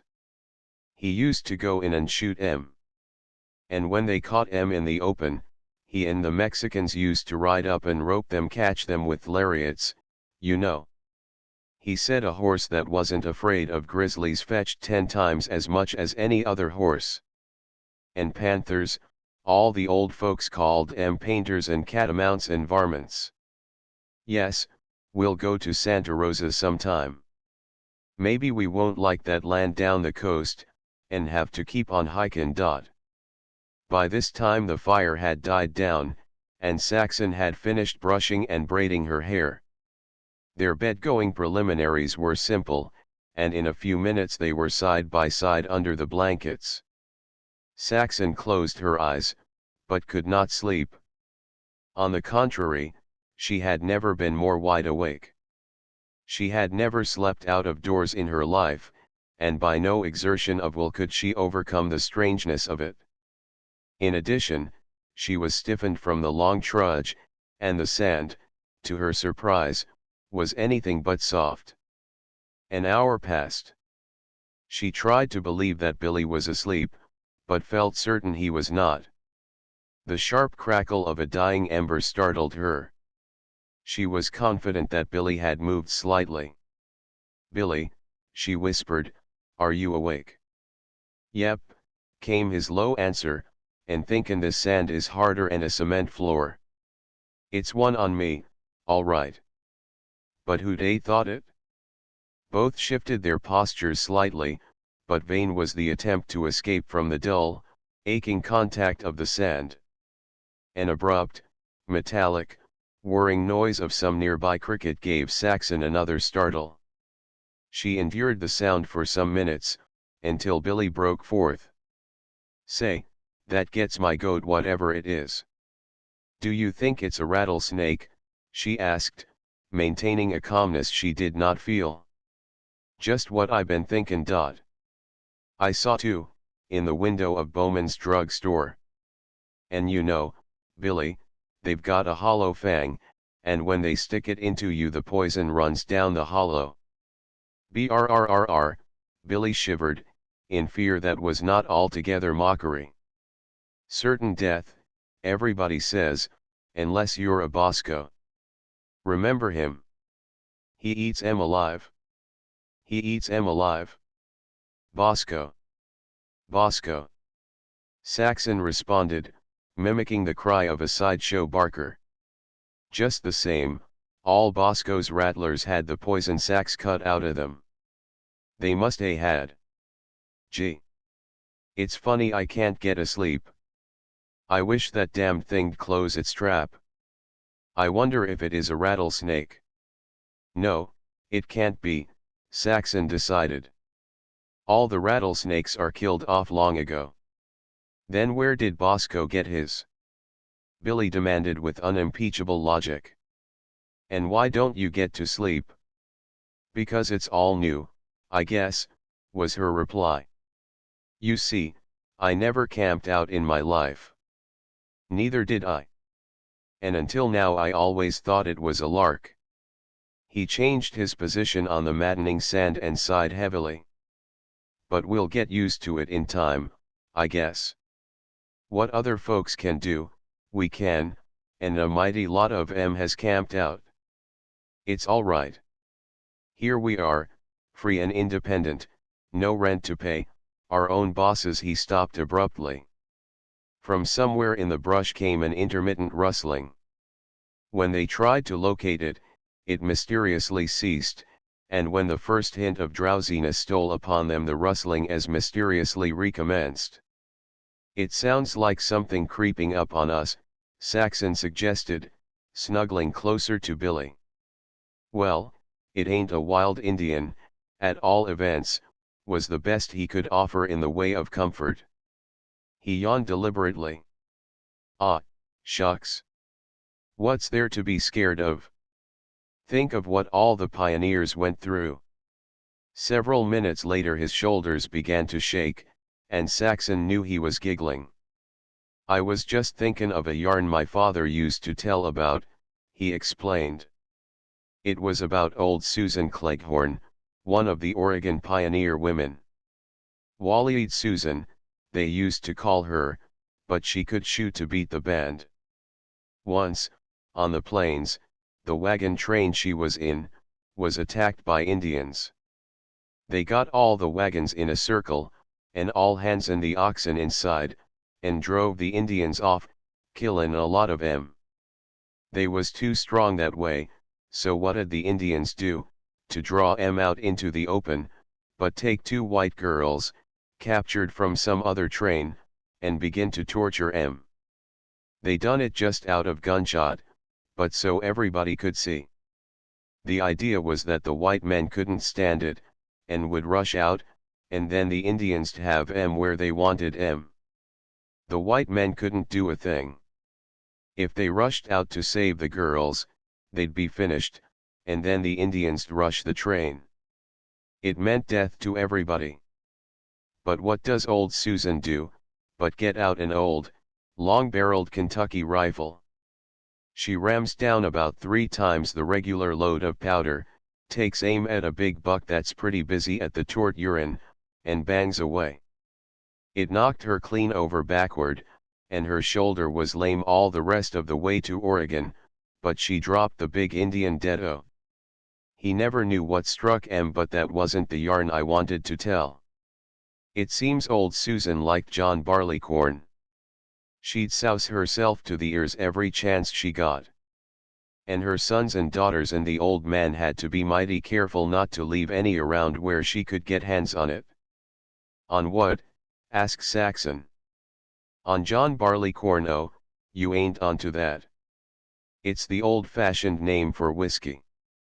Well, one day all the folks was goin' away that was over somewhere at a place called Bodega, where they'd settled after comin' down from Oregon. And old Susan claimed her rheumatics was hut in her and so she couldn't go. But the family was on. There was a 2-gallon demijohn of whiskey in the house. They said all right, but before they left they sent one of the grandsons to climb a big tree in the barnyard, where he tied the demijohn 60 feet from the ground. Just the same, when they come home that night they found Susan on the kitchen floor dead to the world. And she'd climbed the tree after all, Saxon hazarded, when Billy had shown no inclination of going on. Not on your life, he laughed jubilantly. All she'd done was to put a washtub on the ground square under the demijohn. Then she got out her old rifle and shot the demijohn to smithereens, and all she had to do was lap the whiskey out of the tub. Again Saxon was drowsing, when the rustling sound was heard, this time closer.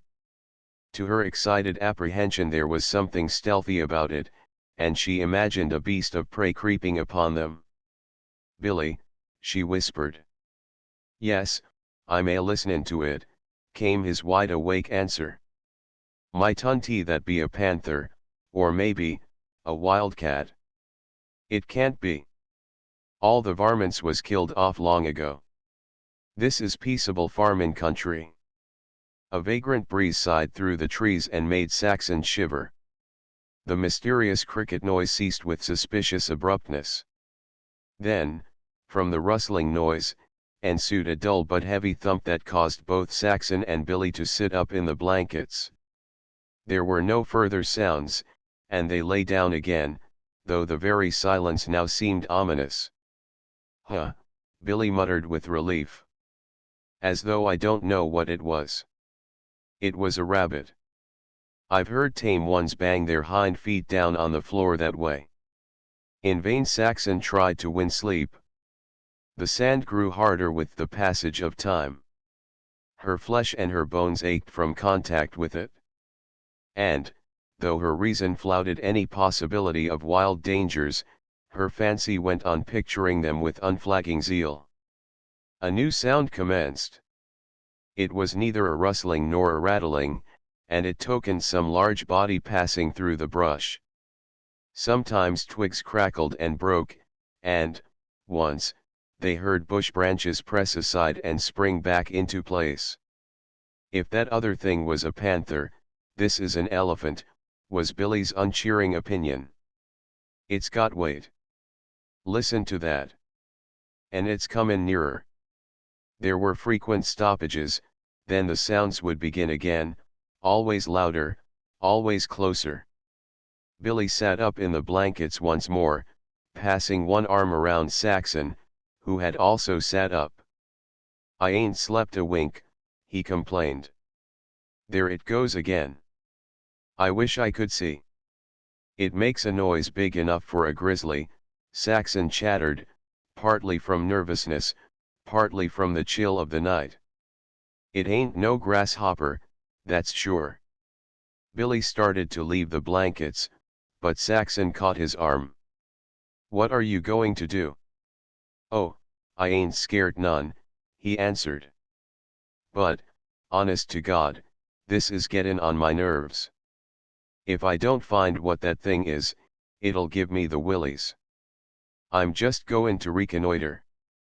I won't go close." So intensely dark was the night, that the moment Billy crawled beyond the reach of her hand he was lost to sight. She sat and waited. The sound had ceased, though she could follow Billy's progress by the cracking of dry twigs and limbs. After a few moments he returned and crawled under the blankets. "I scared it away, I guess. It's got better ears, and when it heard me comin' it skinned out most likely. I did my dangdest, too, not to make a sound. Oh Lord, there it goes again." They sat up. Saxon nudged Billy. "There," she warned, in the faintest of whispers. "I can hear it breathing." It almost made a snort.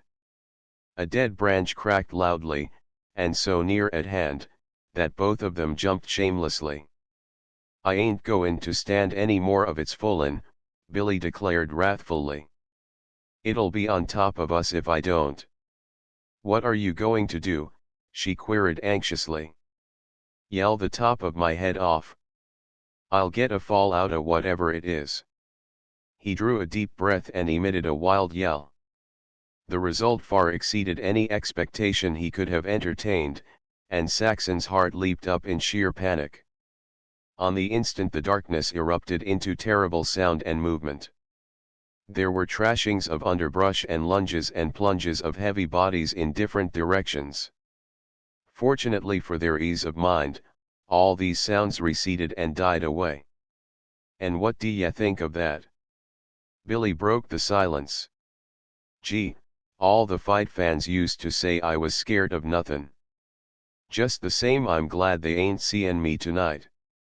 He groaned. "I've got all I want of that blamed sand. I'm goin' to get up and start the fire." This was easy. Under the ashes were live embers which quickly ignited the wood he threw on. A few stars were peeping out in the misty zenith. He looked up at them, deliberated, and started to move away. "Where are you going now?" Saxon called. "Oh, I've got an idea," he replied noncommittally, and walked boldly away beyond the circle of the firelight. Saxon sat with the blankets drawn closely under her chin, and admired his courage. He had not even taken the hatchet, and he was going in the direction in which the disturbance had died away. 10 minutes later he came back chuckling. "The sons of guns, they got my goat all right. I'll be scared of my own shadow next. What was they? Huh. You couldn't guess in 1,000 years. A bunch of half-grown calves, and they was worse scared than us." He smoked a cigarette by the fire, then rejoined Saxon under the blankets. "A hell of a farmer I'll make," he chafed, "when a lot of little calves can scare the stuffin' out of me. I bet your father or mine wouldn't a batted an eye. The stock has gone to seed, that's what it has." "No, it hasn't," Saxon defended. "The stock is all right. We're just as able as our folks ever were, and we're healthier on top of it. We been brought up different, that's all. We've lived in cities all our lives. We know the city sounds and thugs, but we don't know the country ones. Our training has been unnatural, that's the whole thing in a nutshell. Now we're going in for natural training. Give us a little time, and we'll sleep as sound out of doors as ever your father or mine did." "But not on sand," Billy groaned. "We won't try. That's one thing, for good and all, we've learned the very first time. And now hush up and go to sleep." Their fears had vanished, but the sand, receiving now their undivided attention, multiplied its unyieldingness. Billy dozed off first, and roosters were crowing somewhere in the distance when Saxon's eyes closed. But they could not escape the sand, and their sleep was fitful. At the first gray of dawn, Billy crawled out and built a roaring fire. Saxon drew up to it shiveringly. They were hollow-eyed and weary.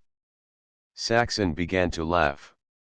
Billy joined sulkily, then brightened up as his eyes chanced upon the coffee pot, which he immediately put on to boil. Chapter 3 It is 40 miles from Oakland to San Jose, and Saxon and Billy accomplished it in 3 easy days. No more obliging and angrily garrulous linemen were encountered, and few were the opportunities for conversation with chance wayfarers. Numbers of tramps, carrying rolls of blankets, were met, traveling both north and south on the county road, and from talks with them Saxon quickly learned that they knew little or nothing about farming. They were mostly old men, feeble or besotted, and all they knew was work where jobs might be good, where jobs had been good, but the places they mentioned were always a long way off. One thing she did glean from them, and that was that the district she and Billy were passing through was small farmer country in which labor was rarely hired, and that when it was it generally was Portuguese. The farmers themselves were unfriendly. They drove by Billy and Saxon, often with empty wagons, but never invited them to ride. When chance offered and Saxon did ask questions, they looked her over curiously or suspiciously and gave ambiguous and facetious answers. "They ain't Americans, damn them," Billy fretted. "Why, in the old days everybody was friendly to everybody." But Saxon remembered her last talk with her brother. "It's the spirit of the times, Billy. The spirit has changed. Besides, these people are too near. Wait till we get farther away from the cities, then we'll find them more friendly. A measly lot these ones are," he sneered. "Maybe they've a right to be," she laughed.